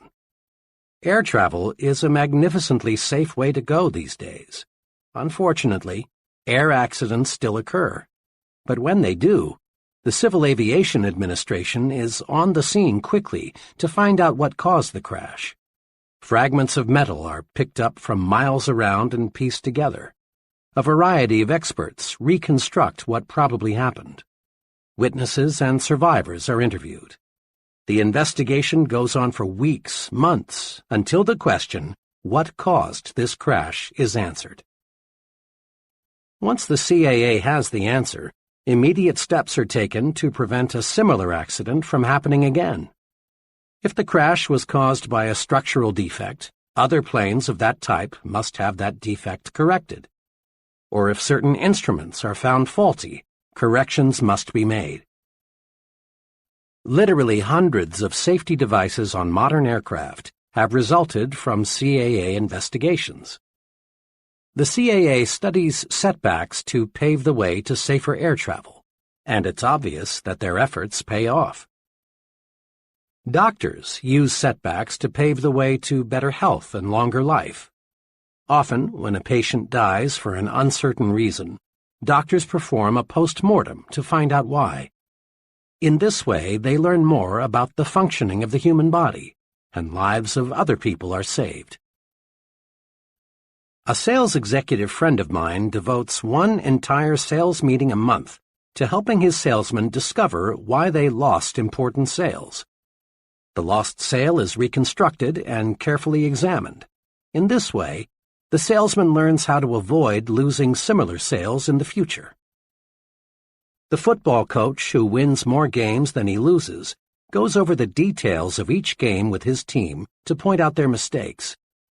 Some coaches have movies made of each game so the team can literally see its bad moves. The purpose? To play the next game better.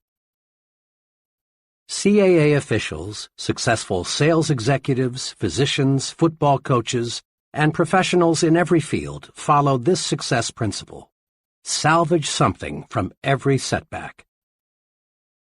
When a setback hits us personally, our first impulse is often to become so emotionally upset that we fail to learn the lesson.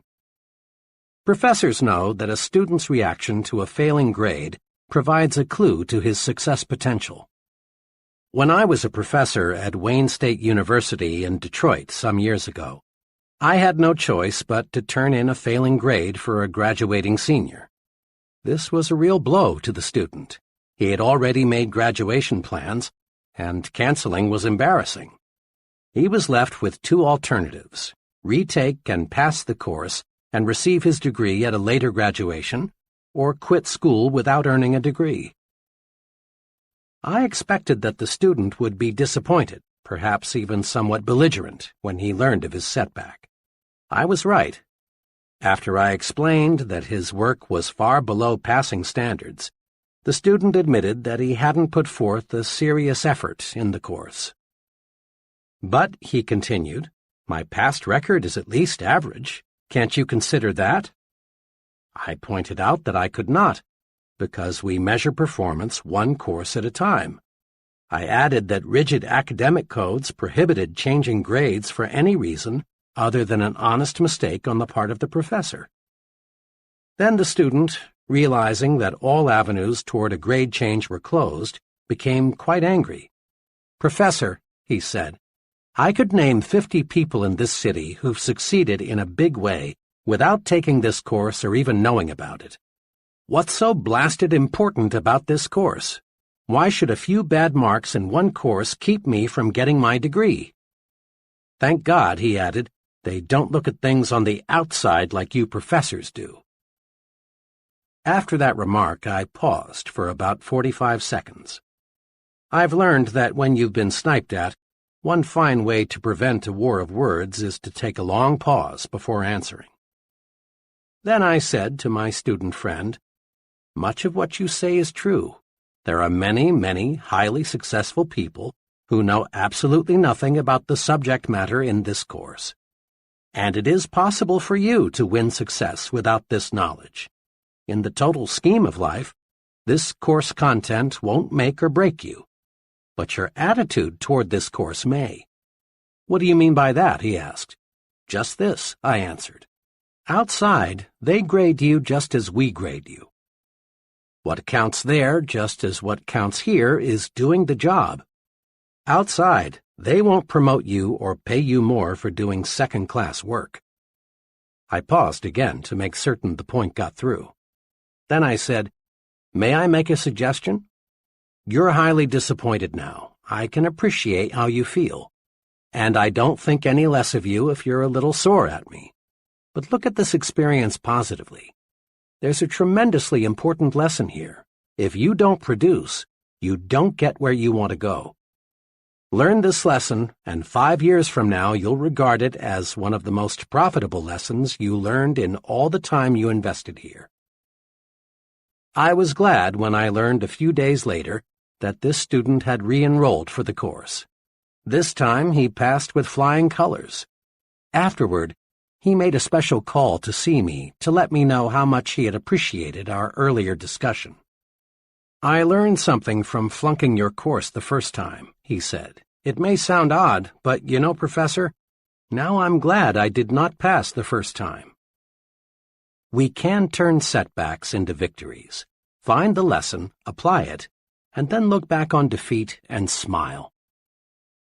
Moviegoers will never forget the great Lionel Barrymore. In 1936, Mr. Barrymore broke his hip. The fracture never healed. Most people thought Mr. Barrymore was finished, but not Mr. Barrymore. He used the setback to pave the way to even greater acting success. For the next 18 years, despite pain that never abated, he played dozens of successful roles in a wheelchair. On March 15, 1945, W. Colvin Williams was walking behind a tank in France. The tank hit a mine, exploded, and permanently blinded Mr. Williams. But this didn't stop Mr. Williams from pursuing his goal to be a minister and counselor. When he was graduated from college, and with honors too, Mr. Williams said he thought his blindness will actually be an asset in my career. I can never judge by appearances. Therefore, I can always give a person a second chance. My blindness keeps me from cutting myself off from a person because of the way he looks. I want to be the kind of person to whom anyone can come and feel secure to express himself. Isn't that a magnificent living example of cruel, bitter defeat being turned into victory? Defeat is only a state of mind, and nothing more. One of my friends, who is a substantial and successful investor in the stock market, carefully appraises each investment decision in the light of his past experiences.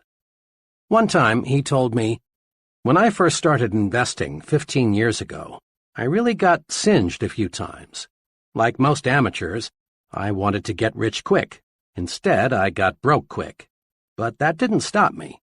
I knew the basic strengths of the economy, and that over the long pull, well-selected stocks are about the best investment anybody can make. So I just regarded those first bad investments as part of the cost of my education," he laughed. On the other hand, I know a number of people who, having made an unwise investment or two, are strictly anti-securities. Rather than analyze their mistakes and join in a good thing, they reach the completely false conclusion that investing in common stocks is just a form of gambling, and sooner or later everybody loses. Decide right now to salvage something from every setback. Next time things seem to go wrong on the job or at home, calm down and find out what caused the trouble. This is the way to avoid making the same error twice. Being licked is valuable. if we learn from it. We human beings are curious creatures. We're quick to accept full credit for our victories. When we win, we want the world to know about it. It's natural to want others to look at you and say, "There goes the fellow who did such and such." But human beings are equally quick to blame someone else for each setback.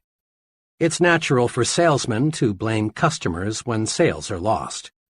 It's natural for executives to blame employees or other executives when things get out of gear. It's natural for husbands to blame wives and wives to blame husbands for quarrels and family problems. It is true that in this complex world, others may trip us. But it is also true that more often than not, we trip ourselves. We lose because of personal inadequacy, some personal mistake. Condition yourself for success this way. Remind yourself that you want to be as nearly perfect as is humanly possible. Be objective. Put yourself in a glass tube and look at yourself as a disinterested third party would look at the situation. See if you have a weakness that you've never noticed before. If you have, take action to correct it. Many people become so accustomed to themselves that they fail to see ways for improvement. The great Metropolitan Opera star Risa Stevens said in Reader's Digest, July 1955, that at the unhappiest moment of her life, she received the best advice she's ever had. Early in her career, Miss Stevens lost the Metropolitan Opera Auditions of the Air. After losing, Miss Stevens was bitter. "I longed to hear," she said, "that my voice was really better than the other girls', that the verdict was grossly unfair, that I had just lacked the right connections to win." But Miss Stevens's teacher didn't coddle her. Instead, she said to Miss Stevens, "My dear, have the courage to face your faults." Much as I wanted to fall back on self-pity, continued Miss Stevens, those words, kept coming back to me. That night they woke me. I couldn't sleep until I faced my shortcomings. Lying there in the dark, I asked myself, why did I fail? How can I win next time? And I admitted to myself that my voice range was not as good as it had to be, that I had to perfect my languages, that I must learn more roles. Miss Stevens went on to say how facing her faults not only helped her to succeed on stage, but also helped her win more friends and develop a more pleasing personality. Being self-critical is constructive. It helps you to build the personal strength and efficiency needed for success. Blaming others is destructive. You gain absolutely nothing from proving that someone else is wrong. Be constructively self-critical.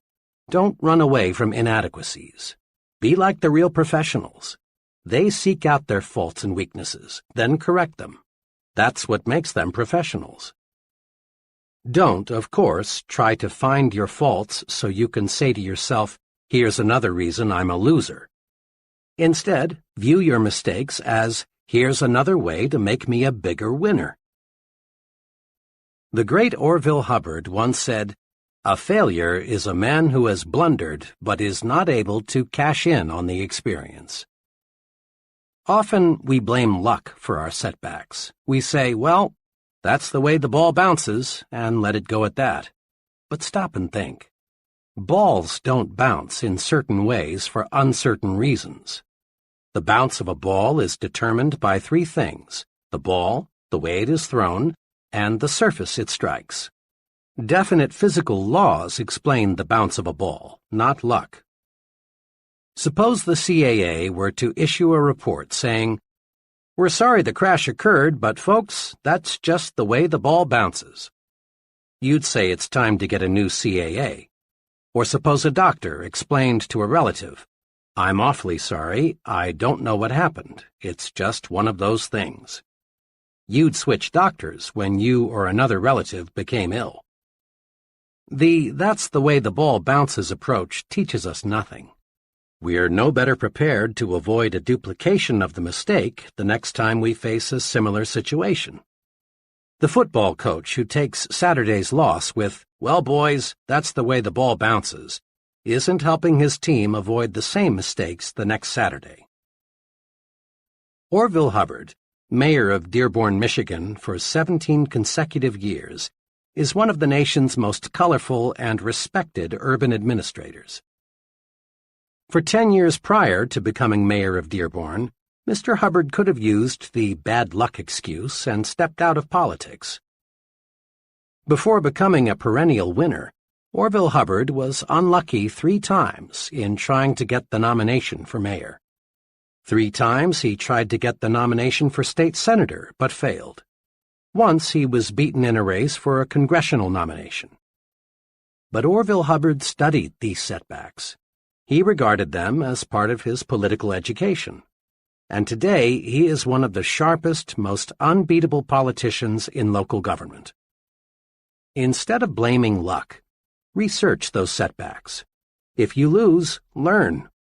Lots of folks go through life explaining their mediocrity with hard luck, tough luck, sour luck, bad luck. These people are still like children, immature, searching for sympathy. Without realizing it, they fail to see opportunities to grow bigger, stronger, more self-reliant. Stop blaming luck.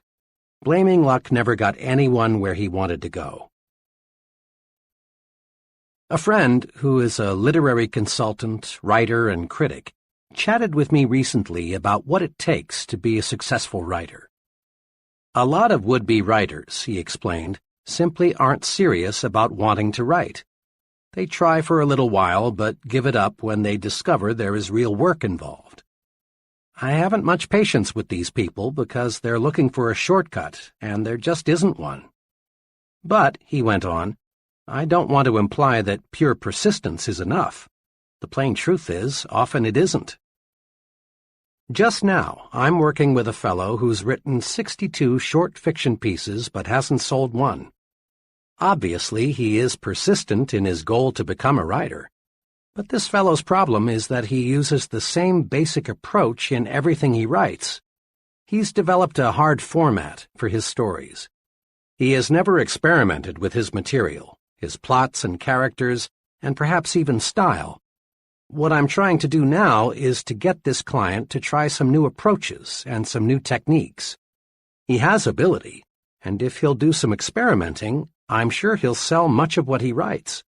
But until he does, he'll just go on receiving one rejection slip after another. The advice of the literary consultant is good. We must have persistence. But persistence is only one of the ingredients of victory. We can try and try and try and try and try again and still fail, unless we combine persistence with experimentation. Edison is credited with being one of America's most persistent scientists. It's reported that he conducted thousands of experiments before he invented the electric light bulb. But note, Edison conducted experiments. He persisted in his goal to develop a light bulb. But he made that persistence pay off by blending it with experimentation.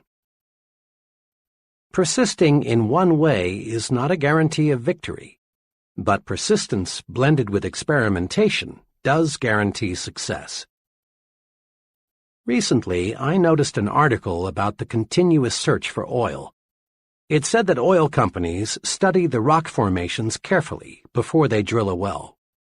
Yet, despite their scientific analysis, 7 out of 8 wells drilled turn out to be dry holes. Oil companies are persistent in their search for oil, not by digging one hole to ridiculous depths, but rather by experimenting with a new well when good judgment says the first well won't produce. Many ambitious people go through life with admirable persistence and show of ambition, but they fail to succeed because they don't experiment with new approaches. Stay with your goal. Don't waver an inch from it. But don't beat your head against a wall. If you aren't getting results, try a new approach. People who have bulldog persistence, who can grab something and not let go, have an essential success quality. Here are 2 suggestions for developing greater power to experiment, the ingredient that, when blended with persistence, gets results. 1. Tell yourself there is a way. All thoughts are magnetic. As soon as you tell yourself, I'm beaten, there's no way to conquer this problem, negative thoughts are attracted, and each of these helps convince you that you are right, that you are whipped. Believe instead, there is a way to solve this problem, and positive thoughts rush into your mind to help you find a solution. It's believing there is a way that is important. Marriage counselors report no success in saving marriages until one, and preferably both partners, see that it is possible to win back happiness. Psychologists and social workers say an alcoholic is doomed to alcoholism until he believes he can beat his thirst. This year, thousands of new businesses are being formed. 5 years from now, only a small portion will be still in operation. Most of those who fail will say, competition was just too much. We had no choice but to quit. The real problem is that when most people hit the tar, things are rough barrier, they think only defeat, and so they are defeated. When you believe there is a way, you automatically convert negative energy, let's quit, let's go back, into positive energy, let's keep going, let's move ahead. A problem, a difficulty, becomes unsolvable only when you think it is unsolvable. Attract solutions by believing solutions are possible. Refuse, simply refuse to even let yourself say or think that it's impossible. 2. Back off and start afresh. Often we stay so close to a problem for so long that we can't see new solutions or new approaches. An engineer friend was retained a few weeks ago to design a distinctly new aluminum structure. In fact, nothing even resembling it had even been developed or designed before. I saw him just a few days ago, and I asked him how his new building was coming along. Not too well, he replied. I guess I haven't spent enough time with my garden this summer. When I live with tough design problems for a long stretch, I've got to get away and let some new ideas soak in. You'd be surprised, he continued, to know how many engineering ideas come to me when I'm just sitting beside a tree holding a water hose on the grass. President Eisenhower once was asked at a news conference why he took so many weekend vacations. His answer is good advice for everybody who wants to maximize his creative ability. Mr. Eisenhower said, I do not believe that any individual, whether he is running General Motors or the United States of America, can do the best job just by sitting at a desk and putting his face in a bunch of papers. Actually, the president ought to be trying to keep his mind free of inconsequential details and doing his own thinking on the basic principles and factors, so that he can make clear and better judgments. A former business associate of mine takes a 72-hour out-of-town vacation with his wife once each month. He found this backing off and starting afresh increased his mental efficiency, thereby making him more valuable to his clients. When you hit a snag, don't throw up the whole project. Instead, back off, get mentally refreshed.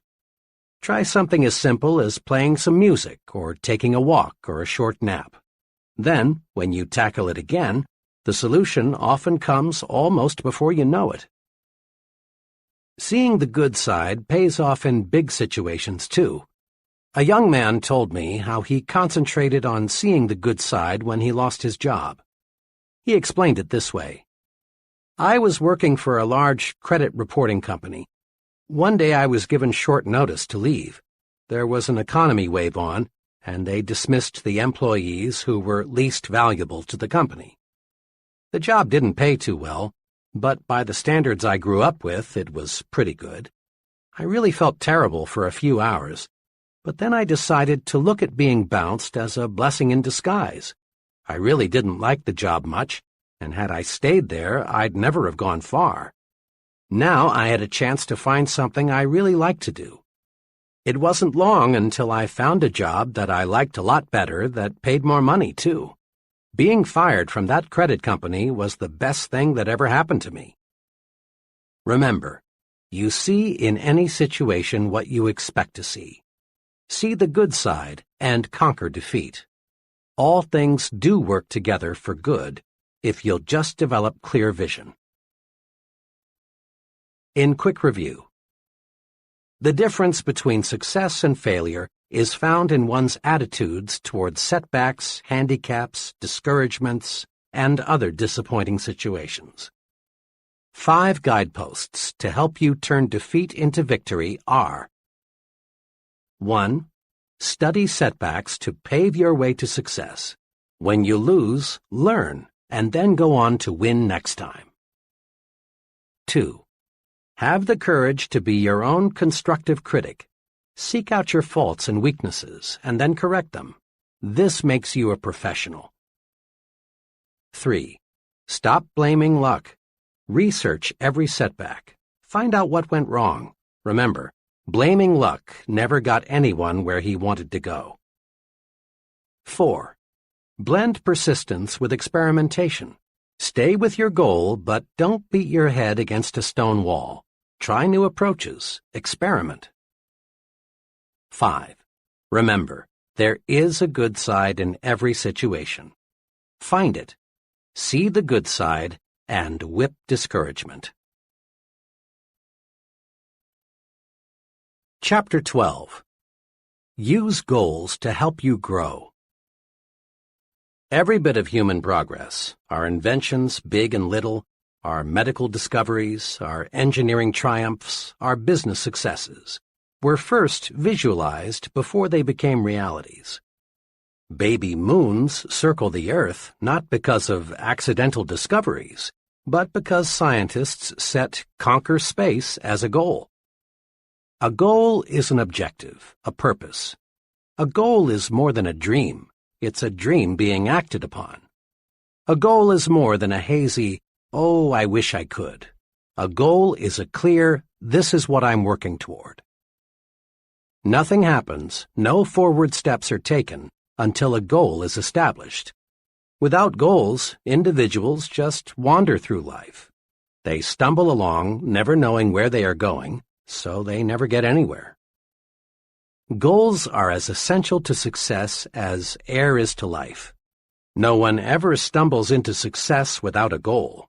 No one ever lives without air. Get a clear fix on where you want to go.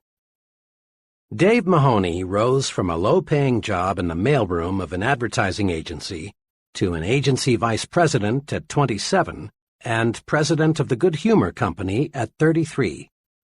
This is what he says about goals. The important thing is not where you were or where you are, but where you want to get. The Progressive Corporation plans company goals 10 to 15 years ahead. Executives who manage leading businesses must ask, where do we want our company to be 10 years from now? Then they gauge their efforts accordingly. New plant capacity is built not for today's needs, but rather for needs 5 to 10 years in the future. Research is undertaken to develop products that won't appear for a decade or longer. The modern corporation does not leave its future to chance, should you? Each of us can learn a precious lesson from the forward-looking business. We can and should plan at least 10 years ahead. You must form an image now of the person you want to be 10 years from now, if you are to become that image. This is a critical thought. Just as the business that neglects to plan ahead will be just another business, if it even survives, the individual who fails to set long-range goals will most certainly be just another person lost in life's shuffle. Without goals, we cannot grow. Let me share with you an example of why we must have long-run goals to achieve real success.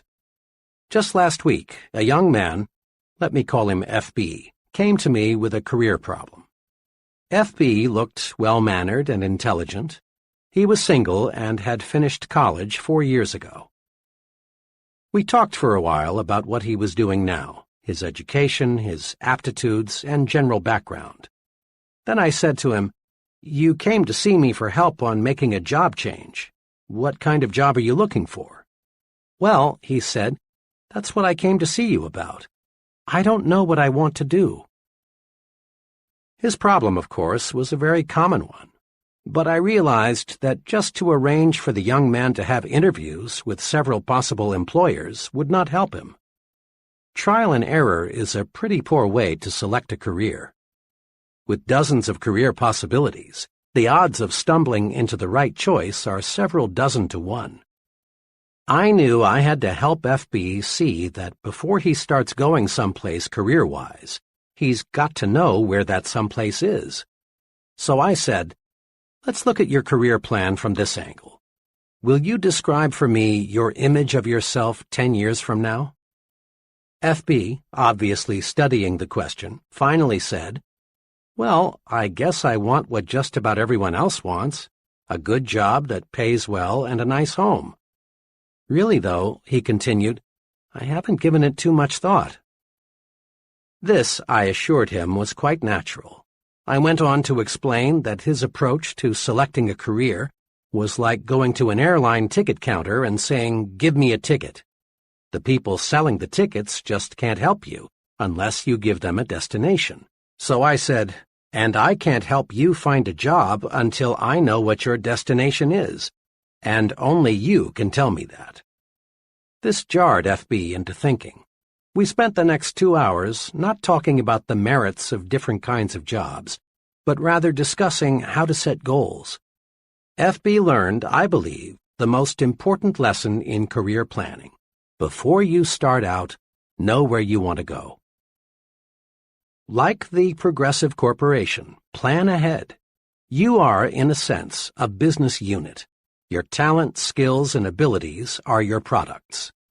You want to develop your products so they command the highest possible price. Forward planning will do it. Here are 2 steps that will help. First, visualize your future in terms of 3 departments: work, home, and social. Dividing your life this way keeps you from becoming confused, prevents conflicts, helps you look at the whole picture.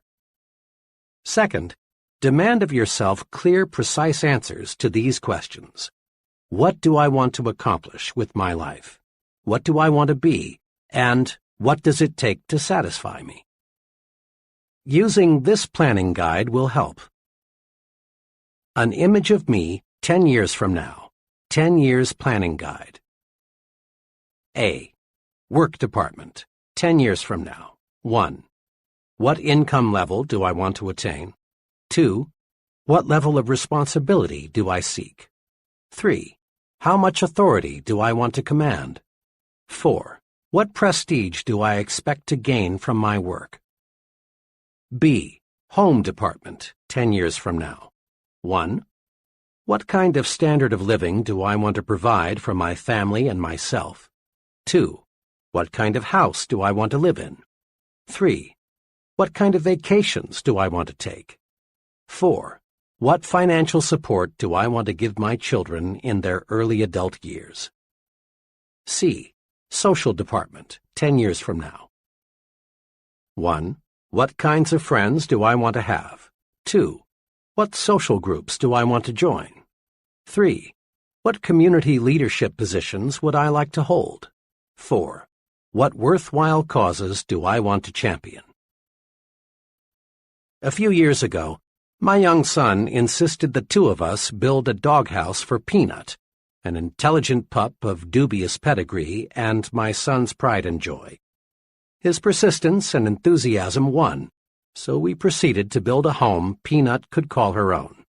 Our combined carpentry talent equaled 0, and the end product clearly reflected that fact.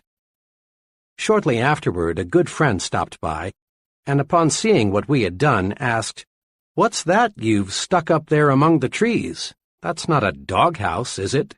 I replied that it was. Then he pointed out just a few of our mistakes and summed it all up with, "Why didn't you get a plan? Nobody these days builds a doghouse without a blueprint."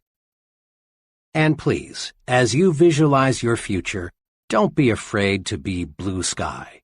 People these days are measured by the size of their dreams. No one accomplishes more than he sets out to accomplish. So visualize a big future. Here is a word-for-word excerpt from the life plan of one of my former trainees. Listen to it. Note how well this fellow visualized his home future. As he wrote this, it is obvious he really saw himself in the future. My home goal is to own a country estate. The house will be of the typical Southern manor type, 2 stories, white columns and all. We will have the grounds fenced in, and probably we'll have a fish pond or 2 on the place, as my wife and I both enjoy fishing. We will keep our Doberman kennels back of the house somewhere. The thing I have always wanted is a long winding driveway with trees lining each side. But a house is not necessarily a home.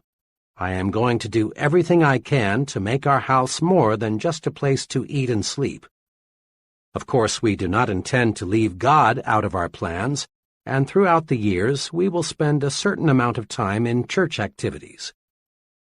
10 years from now, I want to be in a position to take a family cruise around the world.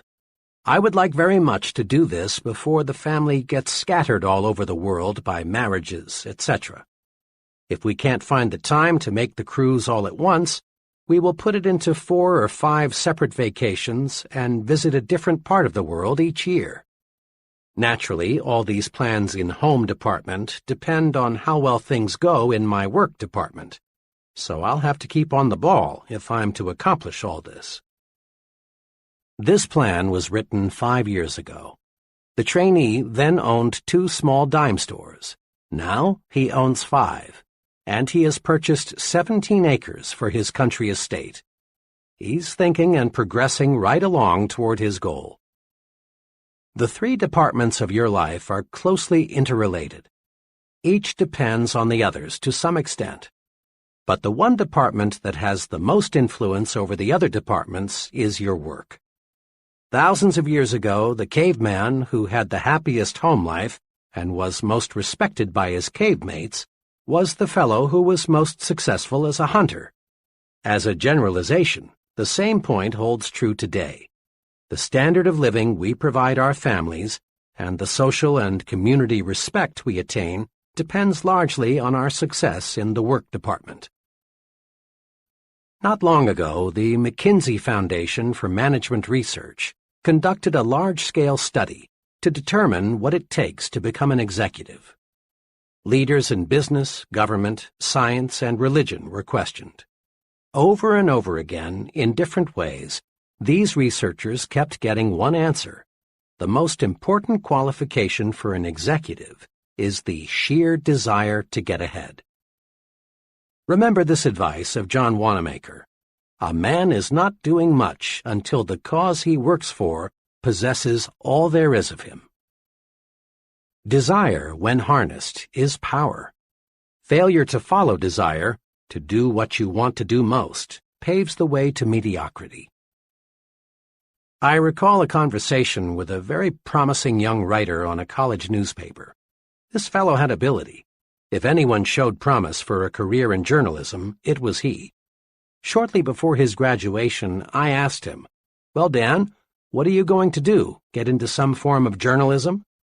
Dan looked at me and said, "Heck no. I like writing and reporting very much, and I've had a lot of fun working on the college paper. But journalists are a dime a dozen, and I don't want to starve." I didn't see or hear from Dan for 5 years. Then one evening I chanced to meet him in New Orleans. Dan was working as an assistant personnel director for an electronics company, and he was quick to let me know that he was quite dissatisfied with his work. "Oh, I'm reasonably well paid. I'm with a wonderful company, and I've got reasonable security. But you know, my heart isn't in it. I wish now I'd gone with a publisher or newspaper when I finished school." Dan's attitude reflected boredom, uninterest. He was cynical about many things. He will never achieve maximum success until he quits his present job and gets into journalism. Success requires heart and soul effort, and you can put your heart and soul only into something you really desire. Had Dan followed his desire, he could have risen to the very top in some phase of communication. And over the long pull, he would have made much more money and achieved far more personal satisfaction than he will find in his present kind of work. Switching from what you don't like to do to what you do like to do is like putting a 500-horsepower motor in a 10-year-old car. All of us have desires. All of us dream of what we really want to do. But few of us actually surrender to desire. Instead of surrendering to desire, we murder it. 5 weapons are used to commit success suicide. Destroy them. They're dangerous. 1. Self-depreciation. You have heard dozens of people say, "I would like to be a doctor, or an executive, or a commercial artist, or in business for myself, but I can't do it. I lack brains. I'd fail if I tried. I lack the education and/or experience."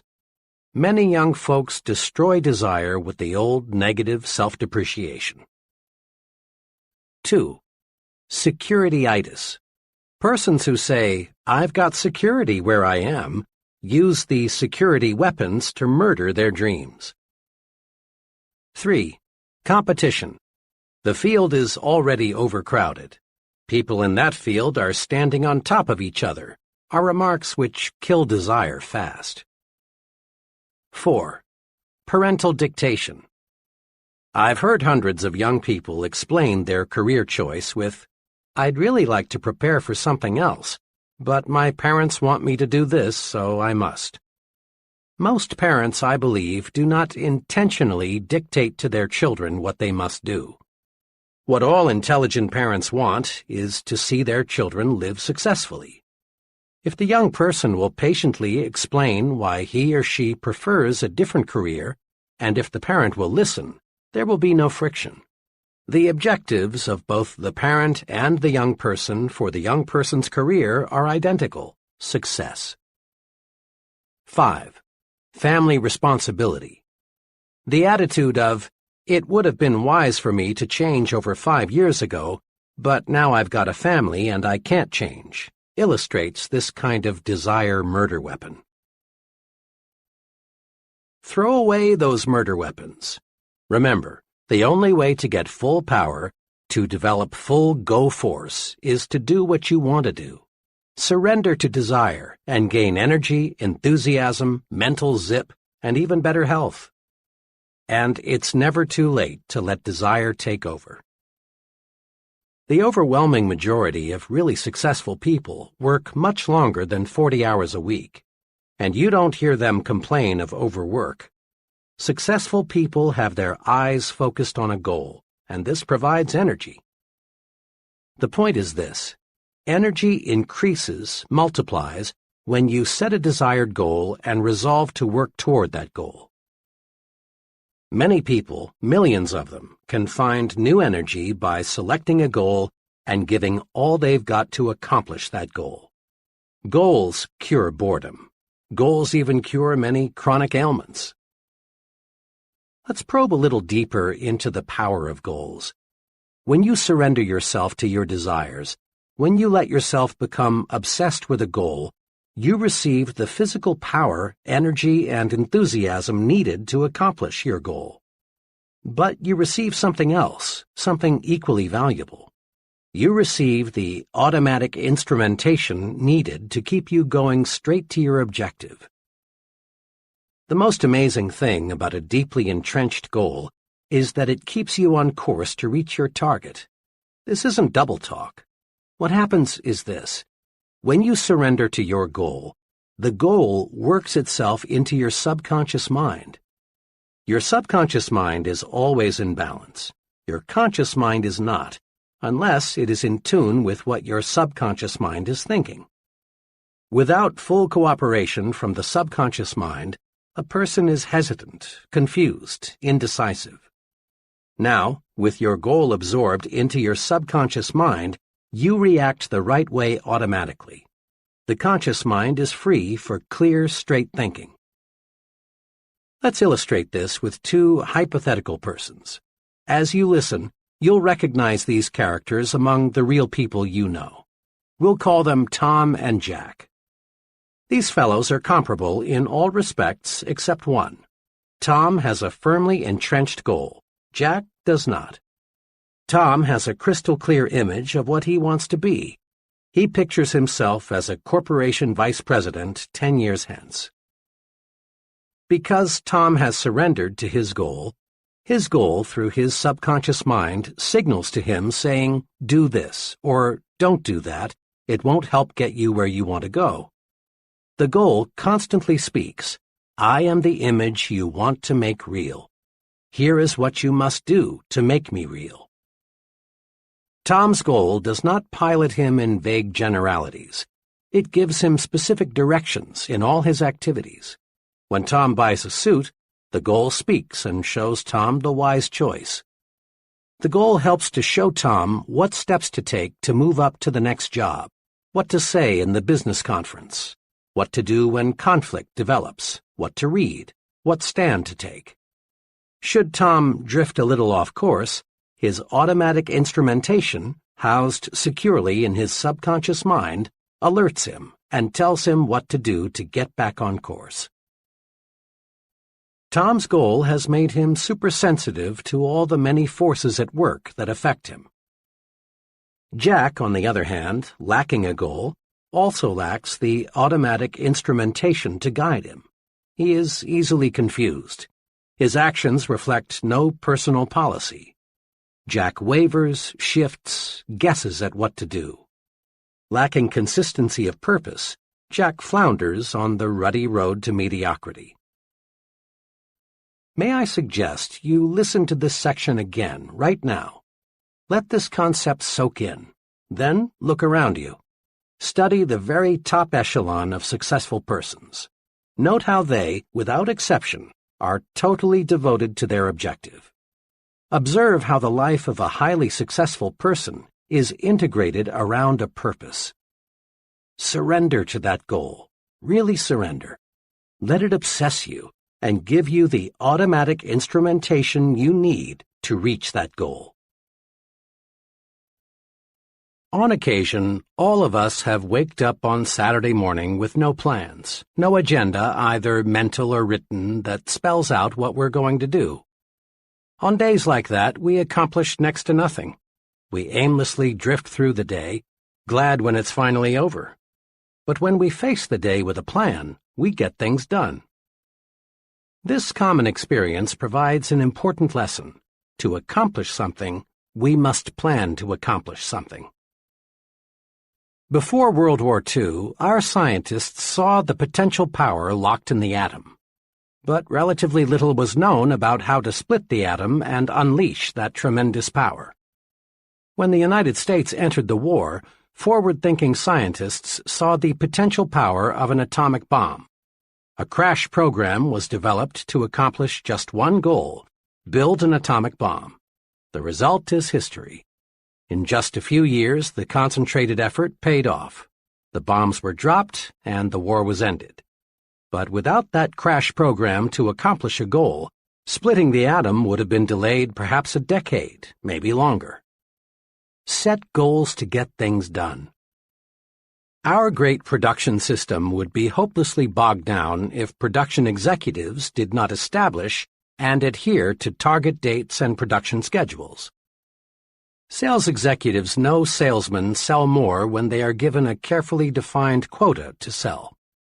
Professors know students get term papers written on time when a deadline is set. Now, as you press forward to success, set goals, deadlines, target dates, self-imposed quotas. You will accomplish only what you plan to accomplish. According to Dr. George E. Birch of the Tulane University School of Medicine, an expert in the study of human longevity, many things determine how long you will live: weight, heredity, diet, psychic tension, personal habits. But Dr. Birch says, the quickest way to the end is to retire and do nothing. Every human being must keep an interest in life just to keep living. Each of us has a choice. Retirement can be the beginning or the end. The do nothing but eat, sleep, and rock attitude is the poison-yourself-fast form of retirement. Most folks who regard retirement as the end of purposeful living soon find retirement is the end of life itself.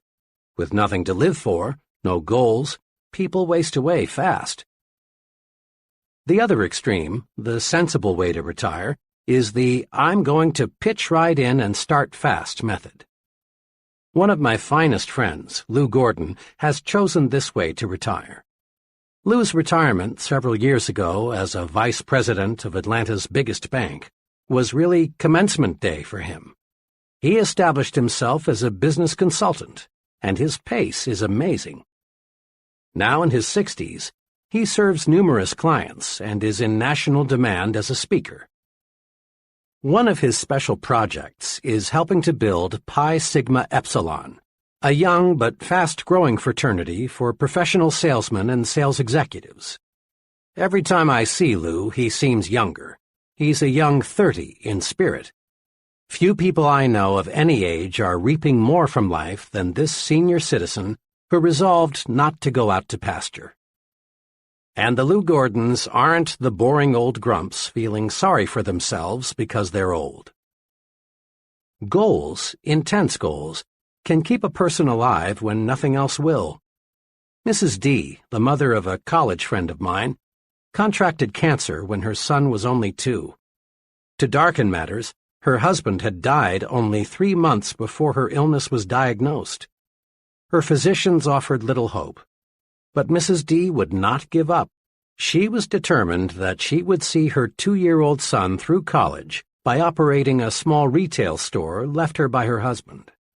There were numerous surgical operations. Each time the doctors would say, just a few more months. The cancer was never cured, but those few more months stretched into 20 years. She saw her son graduated from college. 6 weeks later, she was gone. A goal, a burning desire, was powerful enough to stave off sure death for 2 decades. Use goals to live longer. No medicine in the world, and your physician will bear this out, is as powerful in bringing about long life as is the desire to do something. The person determined to achieve maximum success learns the principle that progress is made one step at a time. A house is built a brick at a time. Football games are won a play at a time. A department store grows bigger one new customer at a time. Every big accomplishment is a series of little accomplishments. Eric Sevareid, the well-known author and correspondent, reported in Reader's Digest, April 1957, that the best advice he ever received was the principle of the next mile. Here's part of what he said. During World War II, I and several others had to parachute from a crippled Army transport plane into the mountainous jungle on the Burma-India border. It was several weeks before an armed relief expedition could reach us, and then we began a painful, plodding march out to civilized India. We were faced by a 140-mile trek over mountains in August heat and monsoon rains. In the first hour of the march, I rammed a boot nail deep into one foot. By evening, I had bleeding blisters the size of a 50-cent piece on both feet. Could I hobble 140 miles? Could the others, some in worse shape than I, complete such a distance? We were convinced we could not, but we could hobble to that ridge, we could make the next friendly village for the night, and that, of course, was all we had to do. When I relinquished my job and income to undertake a book of 250,000 words, I could not bear to let my mind dwell on the whole scope of the project. I would surely have abandoned what has become my deepest source of professional pride. I tried to think only of the next paragraph, not the next page, and certainly not the next chapter. Thus, for 6 solid months, I never did anything but set down one paragraph after another. The book wrote itself. Years ago, I took on a daily writing and broadcasting chore that has totaled, now, more than 2,000 scripts. Had I been asked at the time to sign a contract to write 2,000 scripts, I would have refused in despair at the enormousness of such an undertaking. But I was only asked to write one, the next one, and that is all I have ever done. The principle of the next mile works for Eric Sevareid, and it will work for you. The step-by-step method is the only intelligent way to attain any objective. The best formula I have heard for quitting smoking, the one that has worked for more of my friends than any other, I call the hour-by-hour method. Instead of trying to reach the ultimate goal, freedom from the habit, just by resolving never to smoke again, the person resolves not to smoke for another hour. When the hour is up, the smoker simply renews his resolution not to smoke for another hour. Later, as desire diminishes, the period is extended to 2 hours, later to a day. Eventually, the goal is won. The person who wants freedom from the habit all at once fails because the psychological pain is more than he can stand. An hour is easy. Forever is difficult. Winning any objective requires a step-by-step method. To the junior executive, each assignment, however insignificant it may appear, should be viewed as an opportunity to take one step forward. A salesman qualifies for management responsibilities one sale at a time. To the minister, each sermon; to the professor, each lecture; to the scientist, each experiment; to the business executive, each conference is an opportunity to take one step forward toward the large goal. Sometimes it appears that someone achieves success all at once. But if you check the past histories of people who seemed to arrive at the top suddenly, you'll discover a lot of solid groundwork was previously laid. And those successful people who lose fame as fast as they found it simply were phonies who had not built a solid foundation.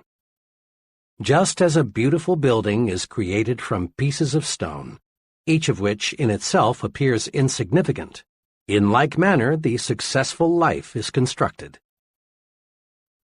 Do this. Start marching toward your ultimate goal by making the next task you perform, regardless of how unimportant it may seem, a step in the right direction.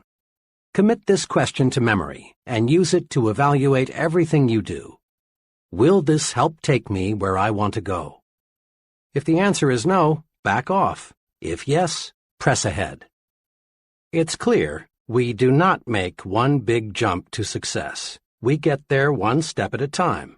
An excellent plan is to set monthly quotas for accomplishment. Here is a guide to help achieve these goals. Examine yourself. Decide what specific things you should do to make yourself more effective.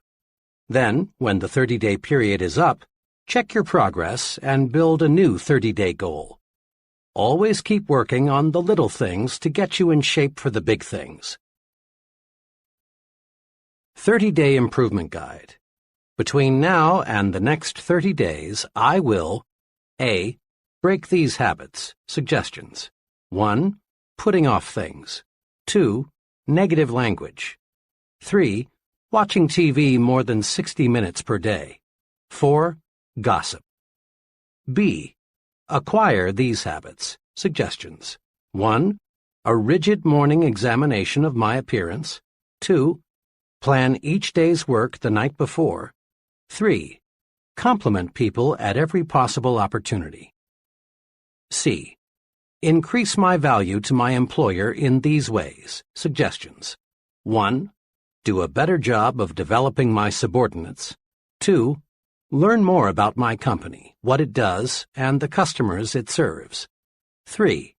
Make 3 specific suggestions to help my company become more efficient. D. Increase my value to my home in these ways. Suggestions. 1. Show more appreciation for the little things my wife does that I've been taking for granted. 2. Once each week, do something special with my whole family. 3. Give 1 hour each day of my undivided attention to my family. E. Sharpen my mind in these ways. Suggestions. 1. Invest 2 hours each week in reading professional magazines in my field. 2. Read 1 self-help book. 3. Make 4 new friends. 4. Spend 30 minutes daily in quiet, undisturbed thinking. Next time you see a particularly well-poised, well-groomed, clear-thinking, effective person, remind yourself that he wasn't born that way. Lots of conscious effort, invested day by day, made the person what he is. Building new positive habits and destroying old negative habits is a day-by-day process. Create your first 30-day improvement guide right now. Often, when I discuss setting goals, someone comments along these lines. I see that working toward a purpose is important, but so often things happen that upset my plans. It's true that many factors outside your control do affect your destination. There may be serious illness or death in your family, the job you're gunning for may be dissolved, you may meet with an accident. So here is a point we must fix firmly in mind. Prepare to take detours in stride. If you are driving down a road and you come to a road closed situation, you wouldn't camp there, nor would you go back home. The road closed simply means you can't go where you want to go on this road. You'd simply find another road to take you where you want to go. Observe what military leaders do. When they develop a master plan to take an objective, they also map out alternative plans. If something unforeseen happens that rules out Plan A, they switch to Plan B. You rest easy in an airplane even though the airport where you plan to land is closed in because you know the fellow up there driving the plane has alternative landing fields and a reserve fuel supply. It's a rare person who has achieved high-level success who has not had to take detours, many of them. When we detour, we don't have to change our goals, we just travel a different route. You've probably heard many persons say something like, "Oh, how I wish I had bought XX stock back in 19 blank. I'd have a pile of money today." Normally, people think of investing in terms of stocks or bonds, real estate, or some other type of property. But the biggest and most rewarding kind of investment is self-investment, purchasing things that build mental power and proficiency. The progressive business knows that how strong it will be 5 years from now depends not on what it does 5 years in the future, but rather on what it does, invests, this year. Profit comes from only one source, investment. There's a lesson for each of us. To profit, to get the extra reward above a normal income in the years ahead, we must invest in ourselves. We must invest to achieve our goals. Here are 2 sound self-investments that will pay handsome profits in the years ahead. 1. Invest in education. True education is the soundest investment you can make in yourself. But let's be sure we understand what education really is. Some folks measure education by the number of years spent in school or the number of diplomas, certificates, and degrees earned. But this quantitative approach to education doesn't necessarily produce a successful person. Ralph J. Cordiner, chairman of General Electric, expressed the attitude of top business management toward education this way. 2 of our most outstanding presidents, Mr. Wilson and Mr. Coffin, never had an opportunity to attend college. Although some of our present officers have doctor's degrees, 12 out of 41 have no college degrees. We are interested in competency, not diplomas. A diploma or degree may help you get a job, but it will not guarantee your progress on the job. Business is interested in competency, not diplomas. To others, education means the quantity of information a person has stashed away in his brain. But the soak-up facts method of education won't get you where you want to go. More and more we depend on books, files, and machines to warehouse information. If we can do only what a machine can do, we're in a real fix. Real education, the kind worth investing in, is that which develops and cultivates your mind. How well educated a person is measured by how well his mind is developed, in brief, by how well he thinks. Anything that improves thinking ability is education, and you can obtain education in many ways. But the most efficient sources of education for most people are nearby colleges and universities. Education is their business. If you haven't been to college lately, you're in for some wonderful surprises. You'll be pleased at the wide course offerings available. You'll be even more pleased to discover who goes to school after work. Not the phonies, but rather really promising persons, many of whom already hold very responsible positions. In one evening class of 25 persons I conducted recently, there were an owner of a retail chain of 12 stores, 2 buyers for a national food chain, 4 graduate engineers, an Air Force colonel, and several others of similar status. Many people earn degrees in evening programs these days, but the degree, which in the final analysis is only a piece of paper, is not their primary motivation. They are going to school to build their minds, which is a sure way to invest in a better future. And make no mistake about this, education is a real bargain. A moderate investment will keep you in school one night each week for a full year. Compute the cost as a percentage of your gross income, and then ask yourself, isn't my future worth this small investment? Why not make an investment decision right now? Call it school, one night a week for life. It will keep you progressive, young, alert. It will keep you abreast of your areas of interest, and it will surround you with other people who also are going places. 2. Invest in idea starters. Education helps you mold your mind, stretch it, train it to meet new situations and solve problems. Idea starters serve a related purpose. They feed your mind, give you constructive material to think about. Where are the best sources of idea starters? There are many, but to get a steady supply of high-quality idea material, why not do this? Resolve to purchase at least one stimulating book each month and subscribe to 2 magazines or journals that stress ideas.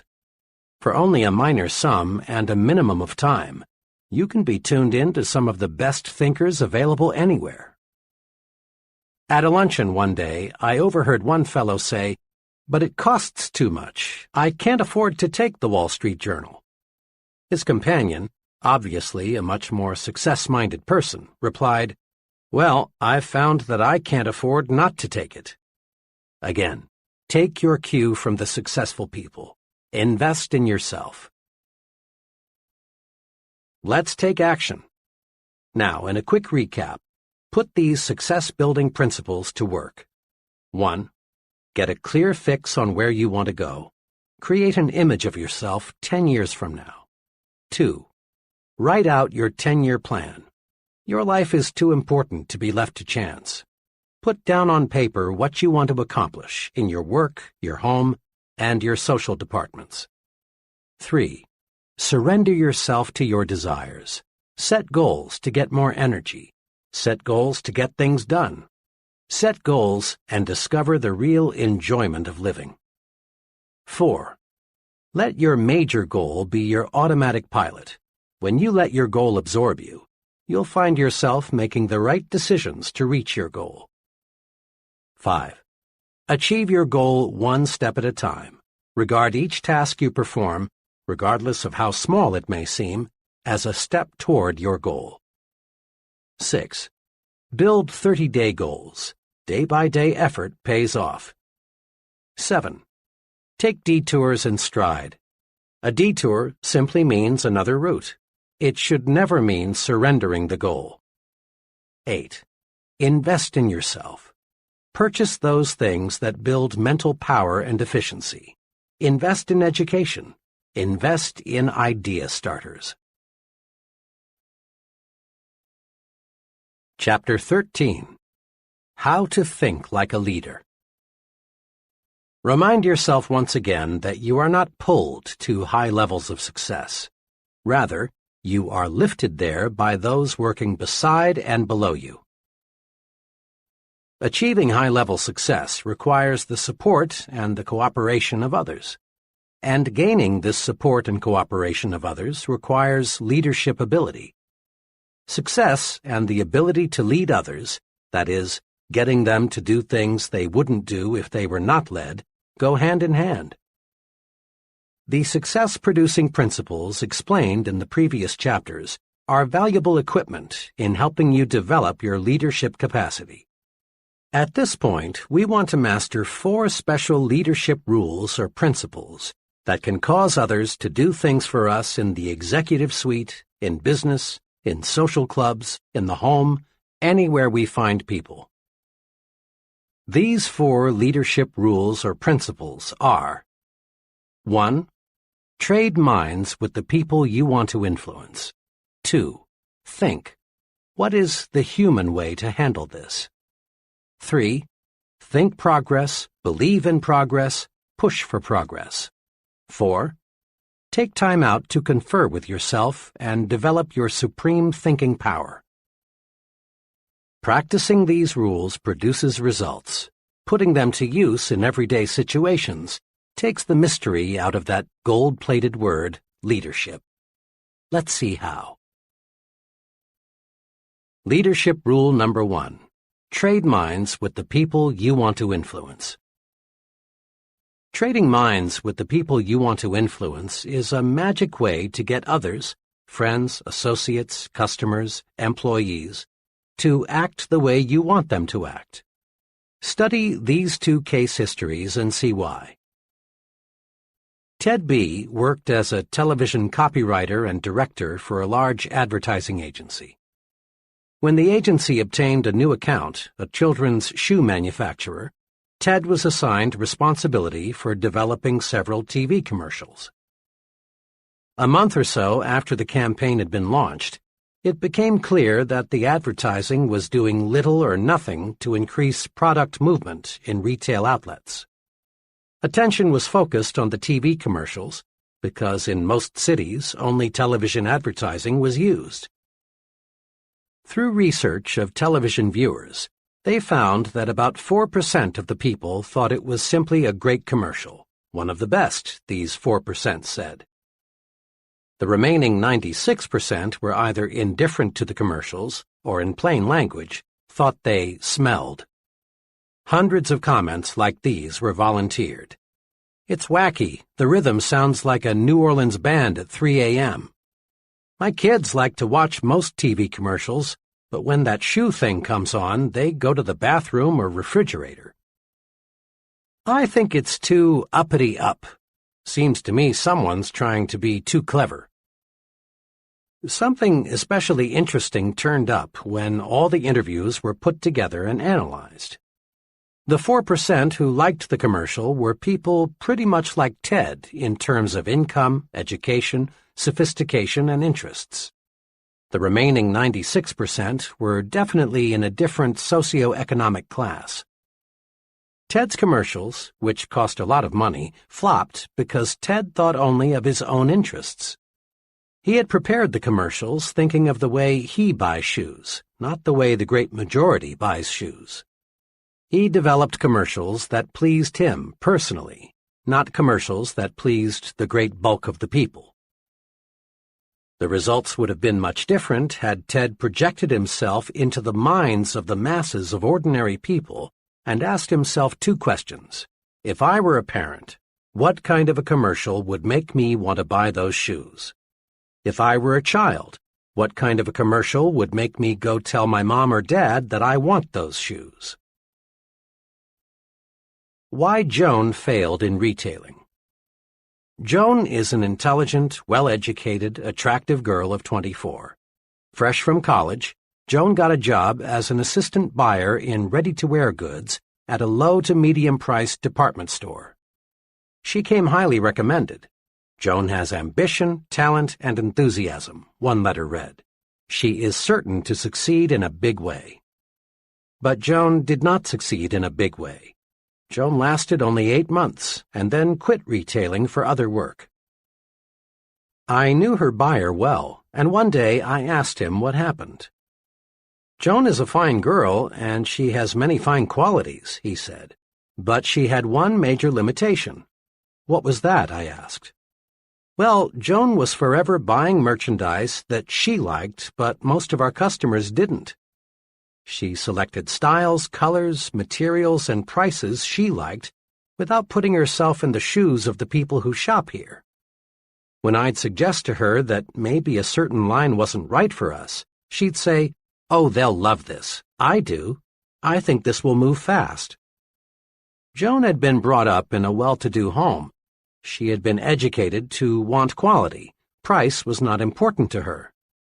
Joan just couldn't see clothing through the eyes of low to middle income people. So the merchandise she bought just wasn't suitable.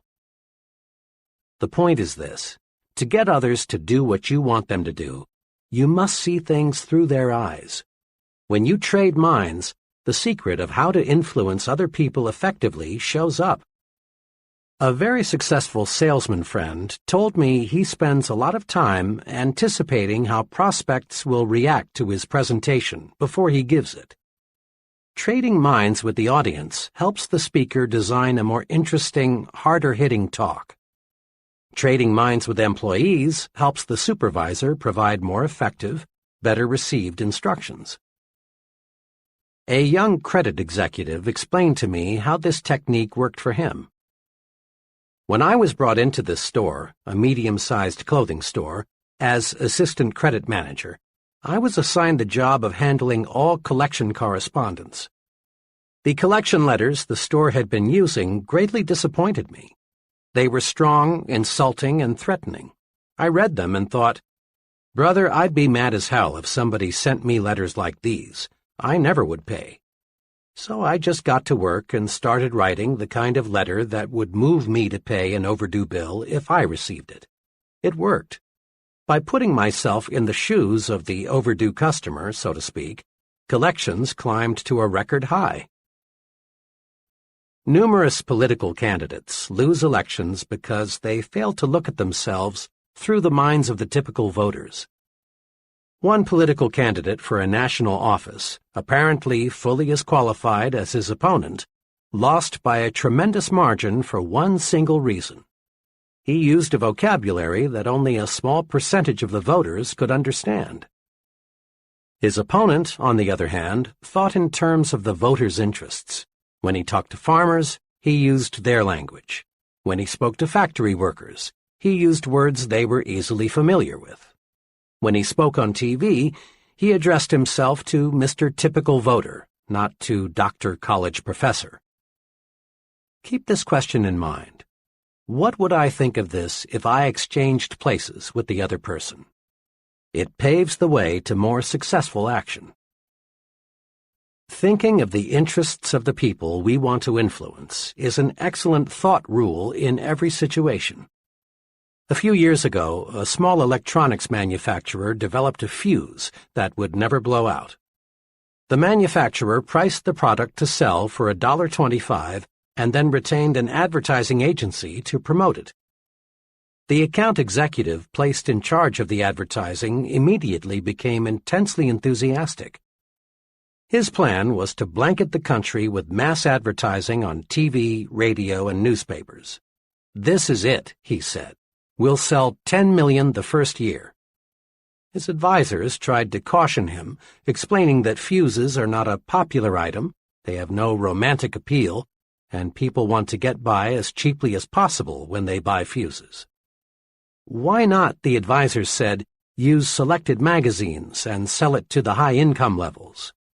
They were overruled, and the mass campaign was underway, only to be called off in 6 weeks because of disappointing results. The trouble was this: the advertising executive looked at the high-priced fuses with his eyes, the eyes of a high-income person. He failed to see the product through the eyes of the mass-market income levels.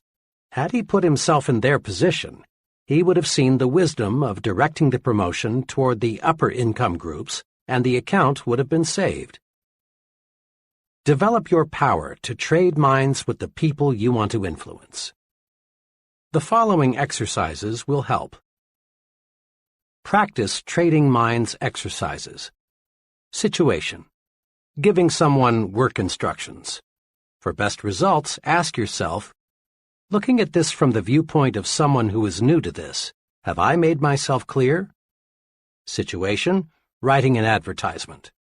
For best results, ask yourself, if I were a typical prospective buyer, how would I react to this ad? Situation: telephone manners. For best results, ask yourself, if I were the other person, what would I think of my telephone voice and manners? Situation: gift. For best results, ask yourself, is this gift something I would like, or is it something he will like? Often there is an enormous difference. Situation: the way I give orders. For best results, ask yourself, would I like to carry out orders if they were given to me the way I give them to others? Situation: child discipline. For best results, ask yourself, if I were the child, considering his age, experience, and emotions, how would I react to this discipline? Situation: my appearance. For best results, ask yourself, what would I think of my superior if he were dressed like me? Situation: preparing a speech. For best results, ask yourself, considering the background and interests of the audience, what would I think of this remark? Situation: entertainment. For best results, ask yourself, if I were my guests, what kinds of food, music, and entertainment would I like best? Put the trading minds principle to work for you. 1. Consider the other person's situation. Put yourself in his shoes, so to speak. Remember, his interests, income, intelligence, and background may differ considerably from yours. 2. Now ask yourself, if I were in his situation, how would I react to this? Whatever it is you want him to do. 3. Then take the action that would move you if you were the other person. Leadership rule number 2. Think, what is the human way to handle this? People use different approaches to leadership situations. One approach is to assume the position of a dictator. The dictator makes all decisions without consulting those affected. He refuses to hear his subordinate's side of a question because, deep down perhaps, he's afraid the subordinate might be right, and this would cause him to lose face. Dictators don't last long. Employees may fake loyalty for a while, but unrest soon develops. Some of the best employees leave, and those remaining get together and plot against the tyrant. The result is that the organization ceases to function smoothly. This puts the dictator in a bad light with his superior. A second leadership technique is the cold, mechanical, I'm a rule-book operator approach. The fellow using this approach handles everything exactly according to the book. He doesn't recognize that every rule or policy or plan is only a guide for the usual cases. This would-be leader treats human beings as machines. And of all things people don't like, perhaps the most disliked is being treated like a machine. The cold, impersonal efficiency expert is not an ideal. The machines that work for him develop only part of their energy.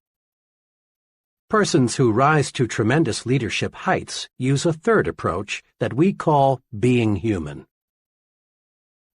Several years ago, I worked closely with John S., who is an executive in the engineering development section of a large aluminum manufacturer. John had mastered the Be Human approach and was enjoying its rewards. In dozens of little ways, John made his actions say, "You are a human being. I respect you. I'm here to help you in every way I can." When an individual from another city joined his department, John went to considerable personal inconvenience to help him find suitable housing. Working through his secretary and 2 other women employees, he set up office birthday parties for each member of the staff. The 30 minutes or so required for this was not a cost. Rather, it was an investment in getting loyalty and output. When he learned that one of his staff members belonged to a minority faith, John called him in and explained that he would arrange for him to observe his religious holidays that don't coincide with the more common holidays. When an employee or someone in the employee's family was ill, John remembered. He took time to compliment his staff individually for their off-the-job accomplishments. But the largest evidence of John's Be Human philosophy showed up in the way he handled a dismissal problem. One of the employees who had been hired by John's predecessor simply lacked the aptitude and interest for the work involved. John handled the problem magnificently. He did not use the conventional procedure of calling the employee into his office and giving him first the bad news and then second 15 or 30 days to move out. Instead, he did two unusual things. First, he explained why it would be to the employee's personal advantage to find a new situation where his aptitudes and interests would be more useful. He worked with the employee and put him in touch with a reputable vocational guidance consultant. Next, he did something else above and beyond the call of duty. He helped the employee find a new job by setting up interviews with executives in other companies where the employee's skills were needed. In just 18 days after the dismissal conference, the employee was relocated in a very promising situation. This dismissal procedure intrigued me, so I asked John to explain his thinking behind it. He explained it this way. "There's an old maxim I've formed and held in my mind," he began. "Whoever is under a man's power is under his protection, too. We never should have hired this man in the first place, because he's not cut out for this kind of work. But since we did, the least I could do was help him to relocate." Anybody, John continued, can hire a man, but the test of leadership is how one handles the dismissal. By helping that employee relocate before he left us, built up a feeling of job security in everyone in my department. I let them know by example that no one gets dumped on the street as long as I'm here. Make no mistake, John's Be Human brand of leadership paid off. There were no secret gossip sessions about John. He received unquestioned loyalty and support. He had maximum job security because he gave maximum job security to his subordinates. For about 15 years, I've been close to a fellow I'll call Bob W. Bob is in his late 50s. He came up the hard way. With a hit-or-miss education and no money, Bob found himself out of work in 1931. But he's always been a scrambler. Not one to be idle, Bob started an upholstery shop in his garage.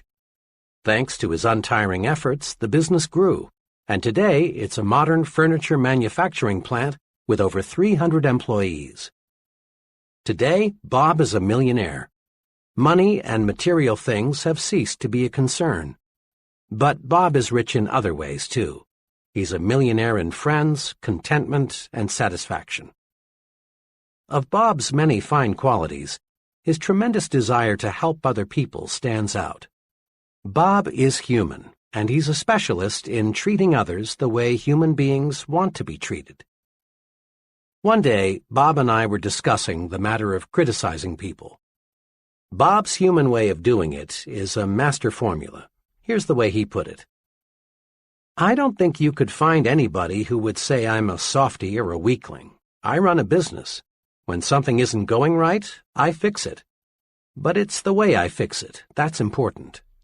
If employees are doing something wrong or are making a mistake, I am doubly careful not to hurt their feelings and make them feel small or embarrassed. I just use 4 simple steps. First, I talk to them privately. Second, I praise them for what they are doing well. Third, I point out the one thing at the moment that they could do better, and I help them find the way. Fourth, I praise them again on their good points. And this 4-step formula works. When I do it this way, people thank me because I've found that's exactly the way they like it. When they walk out of this office, they have been reminded that they are not only pretty good, They can be even better. I've been betting on people all my life, Bob says, and the better I treat them, the more good things happen to me. I honestly don't plan it that way. That's just the way it works out. Let me give you an example.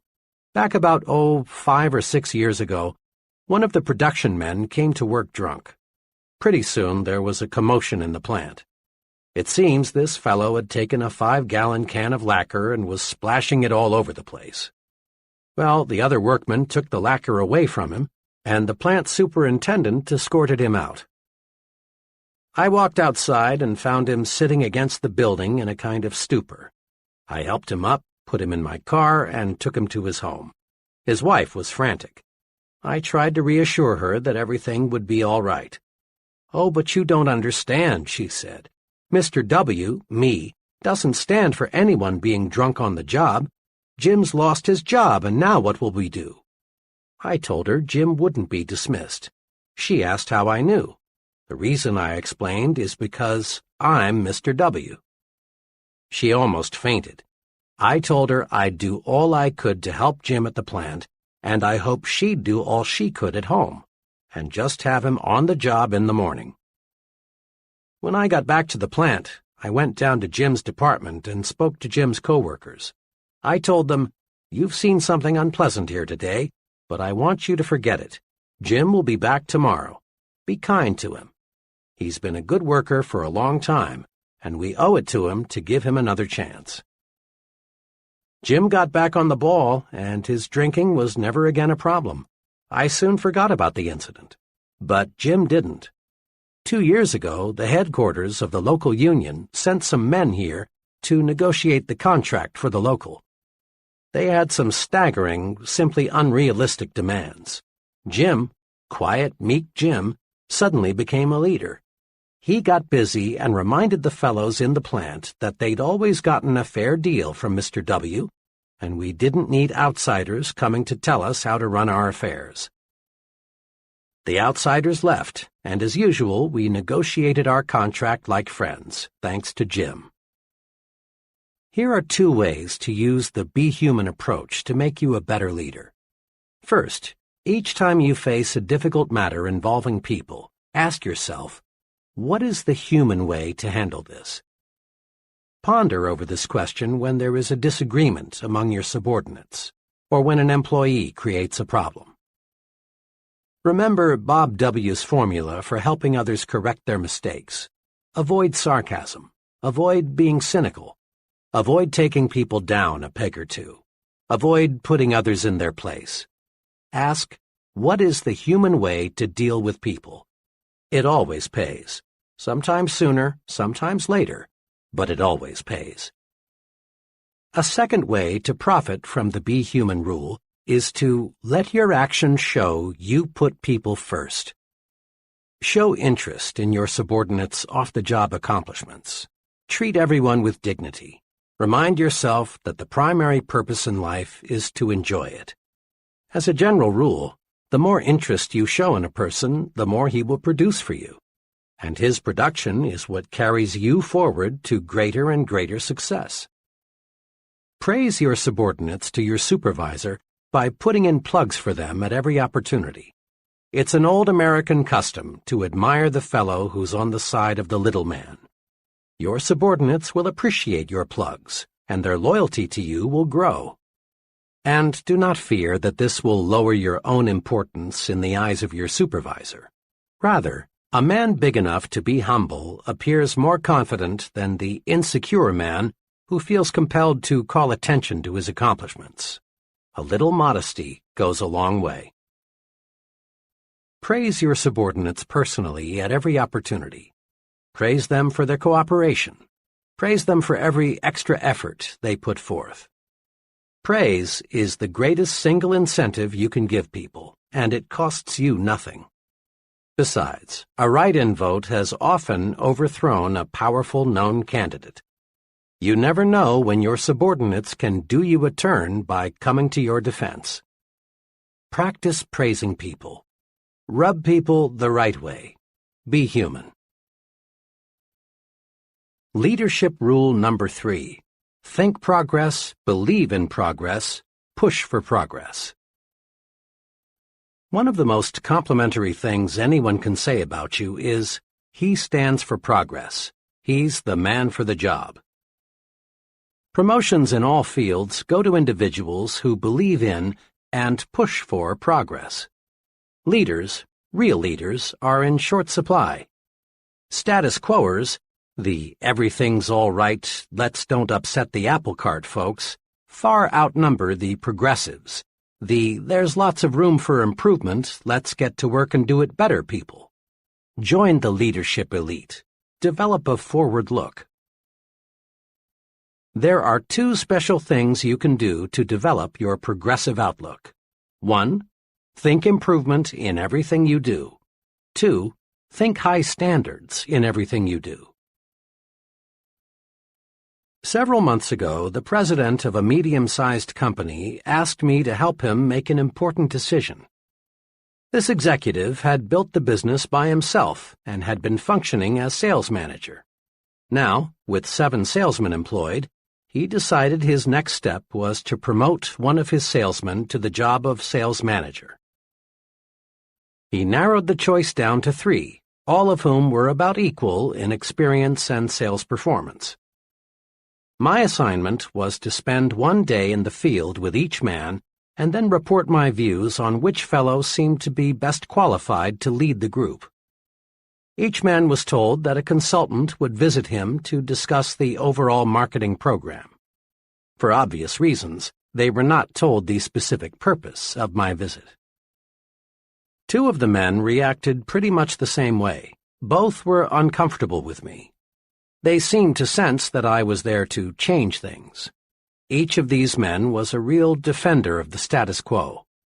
Both approved of the way everything was being done. I raised questions about how the territories were laid out, the compensation program, the sales promotional material, every facet of the marketing effort. But on all points, the response was always, everything is okay. On specific points, these 2 men explained why the present way couldn't and shouldn't be changed. Summed up, both men wanted the status quo to remain the status quo. One of them said to me as he dropped me by my hotel, I don't know exactly why you spent the day with me, but tell Mr. M for me that everything is okay as is. Don't go refiguring anything. The 3rd man was wonderfully different. He was pleased with the company and proud of its growth, but he was not wholly content. He wanted improvements.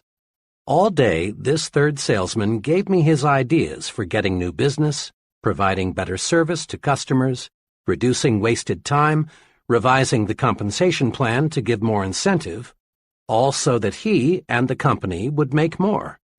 He had mapped out a new advertising campaign he had been thinking about. When I left him, his parting remark was, I sure appreciate the chance to tell someone about some of my ideas. We've got a good outfit, but I believe we can make it better. My recommendation, of course, was for the 3rd man. It was a recommendation that coincided perfectly with the feelings of the company president. Believe in expansion, efficiency, new products, new processes, better schools, increased prosperity. Believe in and push for progress, and you'll be a leader. As a youngster, I had an opportunity to see how the different thinking of 2 leaders can make an amazing difference in the performance of followers. I attended a country elementary school, 8 grades, 1 teacher, and 40 children all jammed together inside 4 brick walls. A new teacher was always a big deal. Led by the big boys, the 7th and 8th graders, the pupils set out to see how much they could get away with. One year there was little more than chaos. Every day there were dozens of the usual school pranks, wars of spitballs and paper airplanes. Then there were the major incidents, such as locking the teacher outside the school for half a day at a time, or on another occasion, the opposite, barricading her within the building for hours. Another day, each boy in the upper grades brought his dog into the schoolroom. Let me add that these children were not delinquents. Stealing, physical violence, and deliberate harm were not their objectives. They were healthy kids conditioned by vigorous rural living and needing an outlet for their tremendous pent-up energies and ingenuities. Well, the teacher somehow managed to stay with the school until the end of that year. To no one's surprise, there was a new teacher the following September. The new teacher extracted strikingly different performance from the children. She appealed to their personal pride and sense of respect. She encouraged them to develop judgment. Each child was assigned a specific responsibility, like washing blackboards or cleaning erasers, or practicing paper grading for the younger grades. The new teacher found creative ways to use the energy that had been so misdirected a few months before. Her educational program was centered on building character. Why did the children act like young devils one year and like young angels the next? The difference was the leader, their teacher. In all honesty, we cannot blame the kids for playing pranks an entire school year. In each instance, the teacher set the pace. The first teacher, deep down, didn't care whether the children made progress. She set no goals for the children. She didn't encourage them. She couldn't control her temper. She didn't like teaching, so the pupils didn't like learning. But the second teacher had high, positive standards. She sincerely liked the children and wanted them to accomplish much.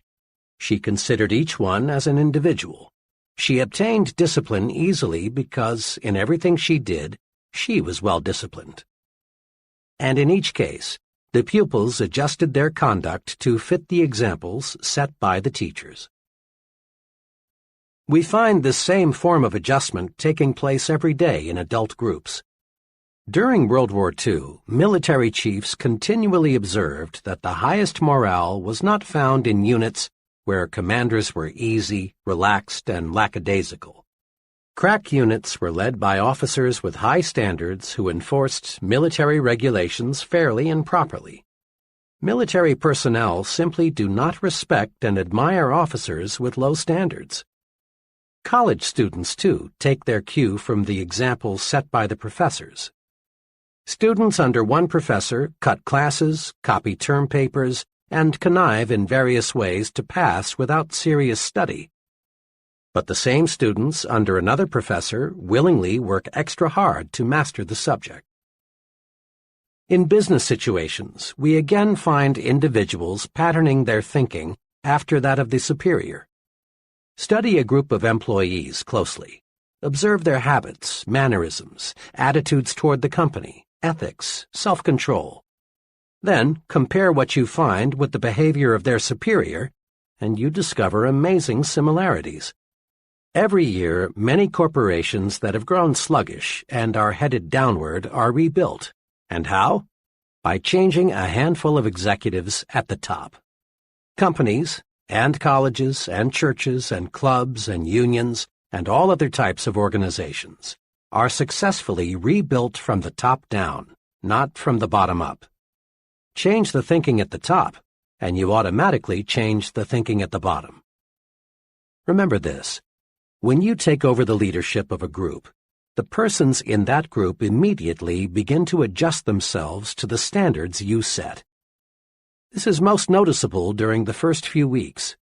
Their big concern is to clue you in, zero you in, find out what you expect of them. They watch every move you make. They think, how much rope will he give me? How does he want it done? What does it take to please him? What will he say if I do this or that? Once they know, they act accordingly. Check the example you set. Use this old but ever-accurate quatrain as a guide. What kind of world would this world be if everyone in it were just like me? To add meaning to this self-imposed test, substitute the word company for world so it reads, what kind of company would this company be if everyone in it were just like me? In similar fashion, ask yourself what kind of club, community, school, church would it be if everyone in it acted like you. Think, talk, act, live the way you want your subordinates to think, talk, act, live, and they will. Over a period of time, subordinates tend to become carbon copies of their chief. The simplest way to get high-level performance is to be sure the master copy is worth duplicating. Am I a progressive thinker checklist? A. Do I think progressively toward my work? 1. Do I appraise my work with the how can we do it better attitude? 2. Do I praise my company, the people in it, and the products it sells at every possible opportunity? 3. Are my personal standards with reference to the quantity and quality of my output higher now than 3 or 6 months ago? 4. Am I setting an excellent example for my subordinates, associates, and others I work with? B. Do I think progressively toward my family? 1. Is my family happier today than it was 3 or 6 months ago? 2. Am I following a plan to improve my family's standard of living? 3. Does my family have an ample variety of stimulating activities outside the home? 4. Do I set an example of a progressive, a supporter of progress for my children? C. Do I think progressively toward myself? 1. Can I honestly say I am a more valuable person today than 3 or 6 months ago? 2. Am I following an organized self-improvement program to increase my value to others? 3. Do I have forward-looking goals for at least 5 years in the future? 4. Am I a booster in every organization or group to which I belong? D. Do I think progressively toward my community? 1. Have I done anything in the past 6 months that I honestly feel has improved my community, neighborhood, churches, schools, etc.? 2. Do I boost worthwhile community projects rather than object, criticize, or complain? 3. Have I ever taken the lead in bringing about some worthwhile improvement in my community? 4. Do I speak well of my neighbors and fellow citizens? Leadership Rule Number 4. Take time out to confer with yourself and tap your supreme thinking power. We usually picture leaders as exceptionally busy people, and they are. Leadership requires being in the thick of things, but while it's usually overlooked, it is noteworthy that leaders spend considerable time alone with nothing but their own thinking apparatus. Check the lives of the great religious leaders, and you'll find each of them spent considerable time alone.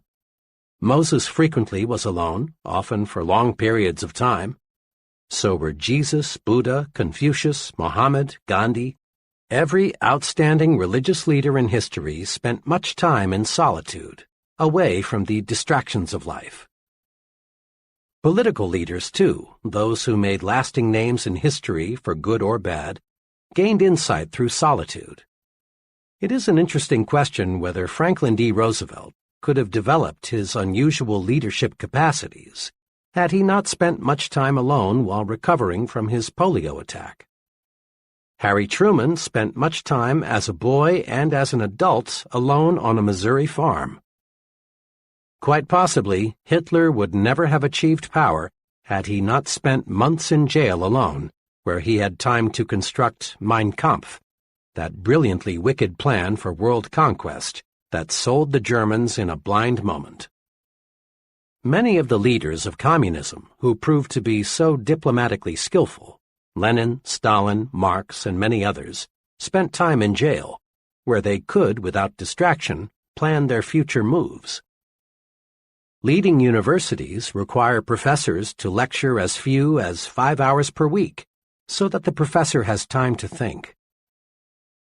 Many outstanding business executives are surrounded all day by assistants, secretaries, telephones, and reports. But follow them around for 168 hours a week and 720 hours a month, and you discover they spent a surprising amount of time in uninterrupted thought. The point is this: The successful person in any field takes time out to confer with himself or herself. Leaders use solitude to put the pieces of a problem together, to work out solutions, to plan, and in one phrase, to do their super thinking. Many people fail to tap their creative leadership power because they confer with everybody and everything else but themselves. You know this kind of person well. He's the fellow who goes to great lengths not to be alone. He goes to extremes to surround himself with people. He can't stand being alone in his office, so he goes prowling to see other people. Seldom does he spend evenings alone. He feels a compelling need to talk with others every waking moment. He devours a huge diet of small talk and gossip. When this person is forced by circumstances to be physically alone, he finds ways to keep from being mentally alone. At times like these, he resorts to television, newspapers, radio, telephone, anything that will take over his thinking process for him. In effect, he says, "Here, Mr. TV, Mr. Newspaper, occupy my mind for me. I'm afraid to occupy it with my own thoughts." Mr. I Can't Stand to Be Alone shuns independent thought. He keeps his own mind blacked out. He is psychologically scared of his own thoughts. As time goes by, Mr. I Can't Stand to Be Alone grows increasingly shallow.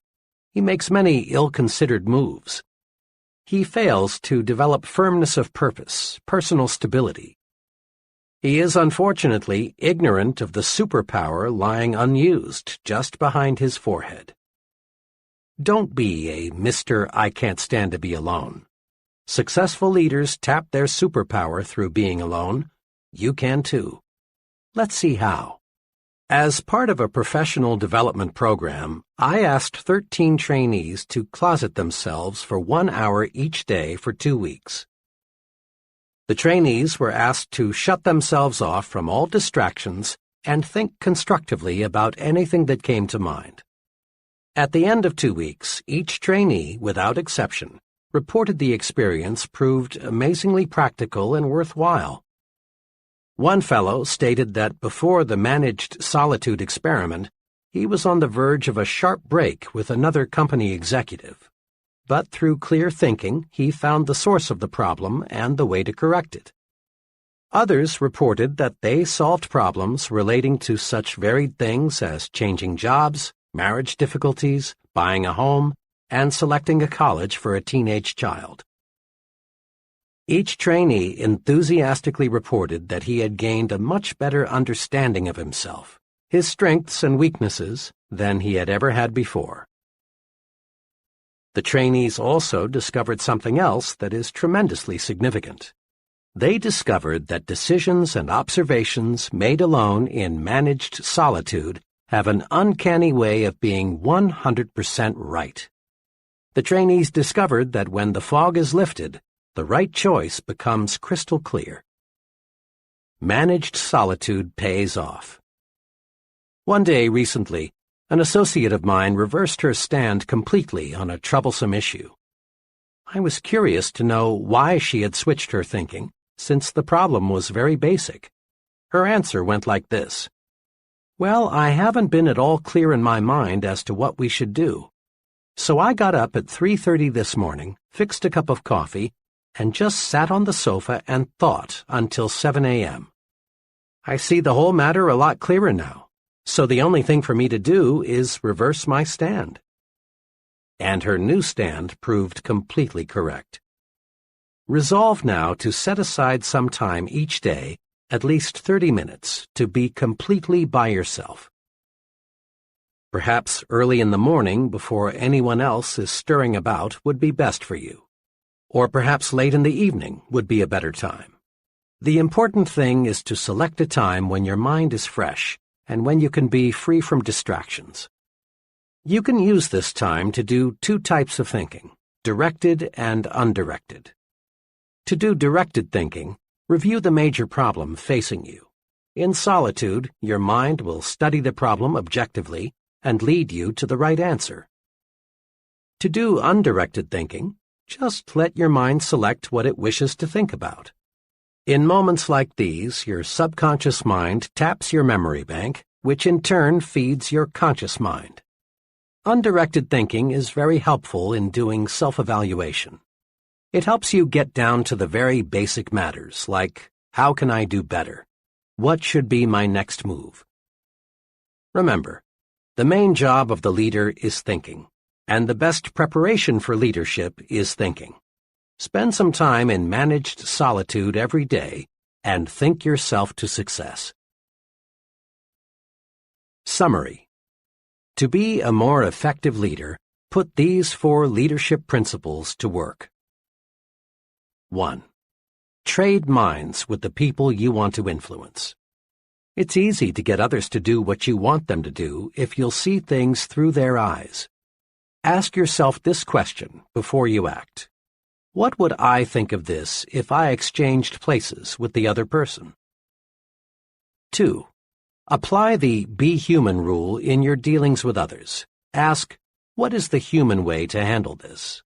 In everything you do, show that you put other people first. Just give other people the kind of treatment you like to receive. You'll be rewarded. 3. Think progress, believe in progress, push for progress. Think improvement in everything you do. Think high standards in everything you do. Over a period of time, subordinates tend to become carbon copies of their chief. Be sure the master copy is worth duplicating. Make this a personal resolution. At home, at work, in community life. If it's progress, I'm for it. 4. Take time out to confer with yourself and tap your supreme thinking power. Managed solitude pays off. Use it to release your creative power. Use it to find solutions to personal and business problems. So spend some time alone every day just for thinking. Use the thinking technique all great leaders use. Confer with yourself. How to use the magic of thinking big in life's most crucial situations. There is magic in thinking big, but it is so easy to forget. When you hit some rough spots, there is danger that your thinking will shrink in size, and when it does, you lose.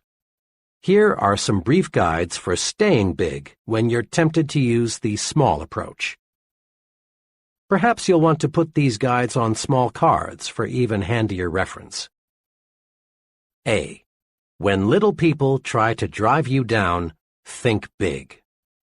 To be sure, there are some people who want you to lose, to experience misfortune, to be reprimanded.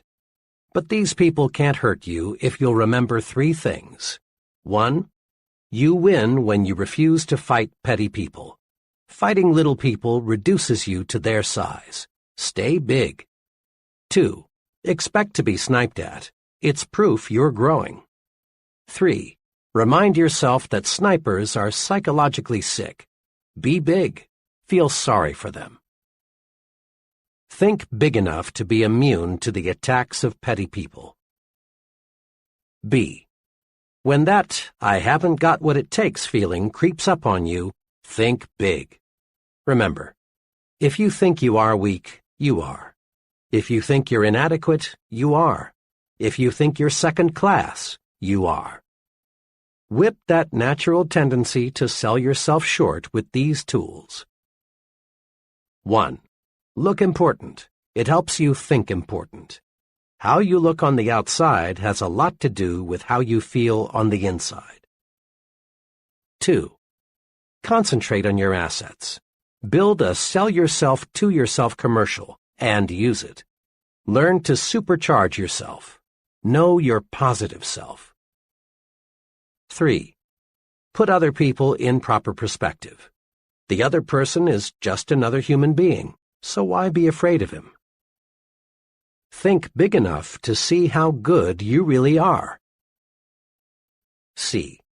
When an argument or quarrel seems inevitable, think big.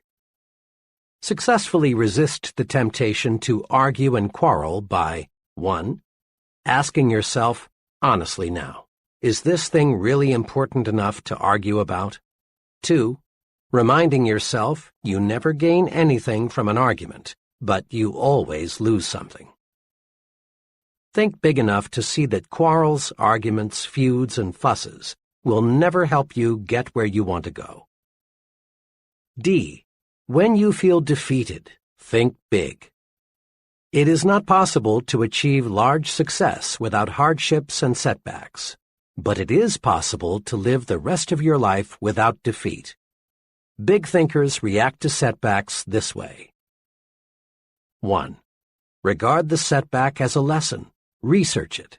Use it to propel you forward. Salvage something from every setback. 2. Blend persistence with experimentation. Back off and start afresh with a new approach. Think big enough to see that defeat is a state of mind, nothing more. E.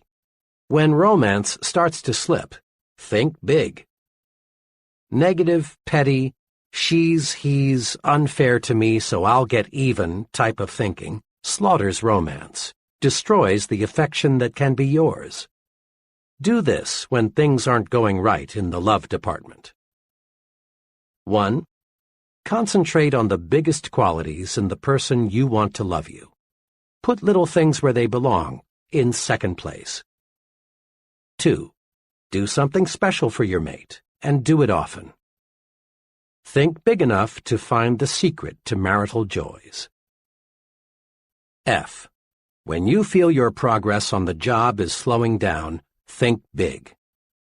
No matter what you do, and regardless of your occupation, higher status, higher pay come from one thing: increasing the quality and quantity of your output. Do this. Think, I can do better. The best is not unattainable. There is room for doing everything better. Nothing in this world is being done as well as it could be. And when you think, I can do better, ways to do better will appear. Thinking I can do better switches on your creative power. Think big enough to see that if you put service first, money takes care of itself. In the words of Publilius Cyrus, a wise man will be master of his mind, a fool will be its slave.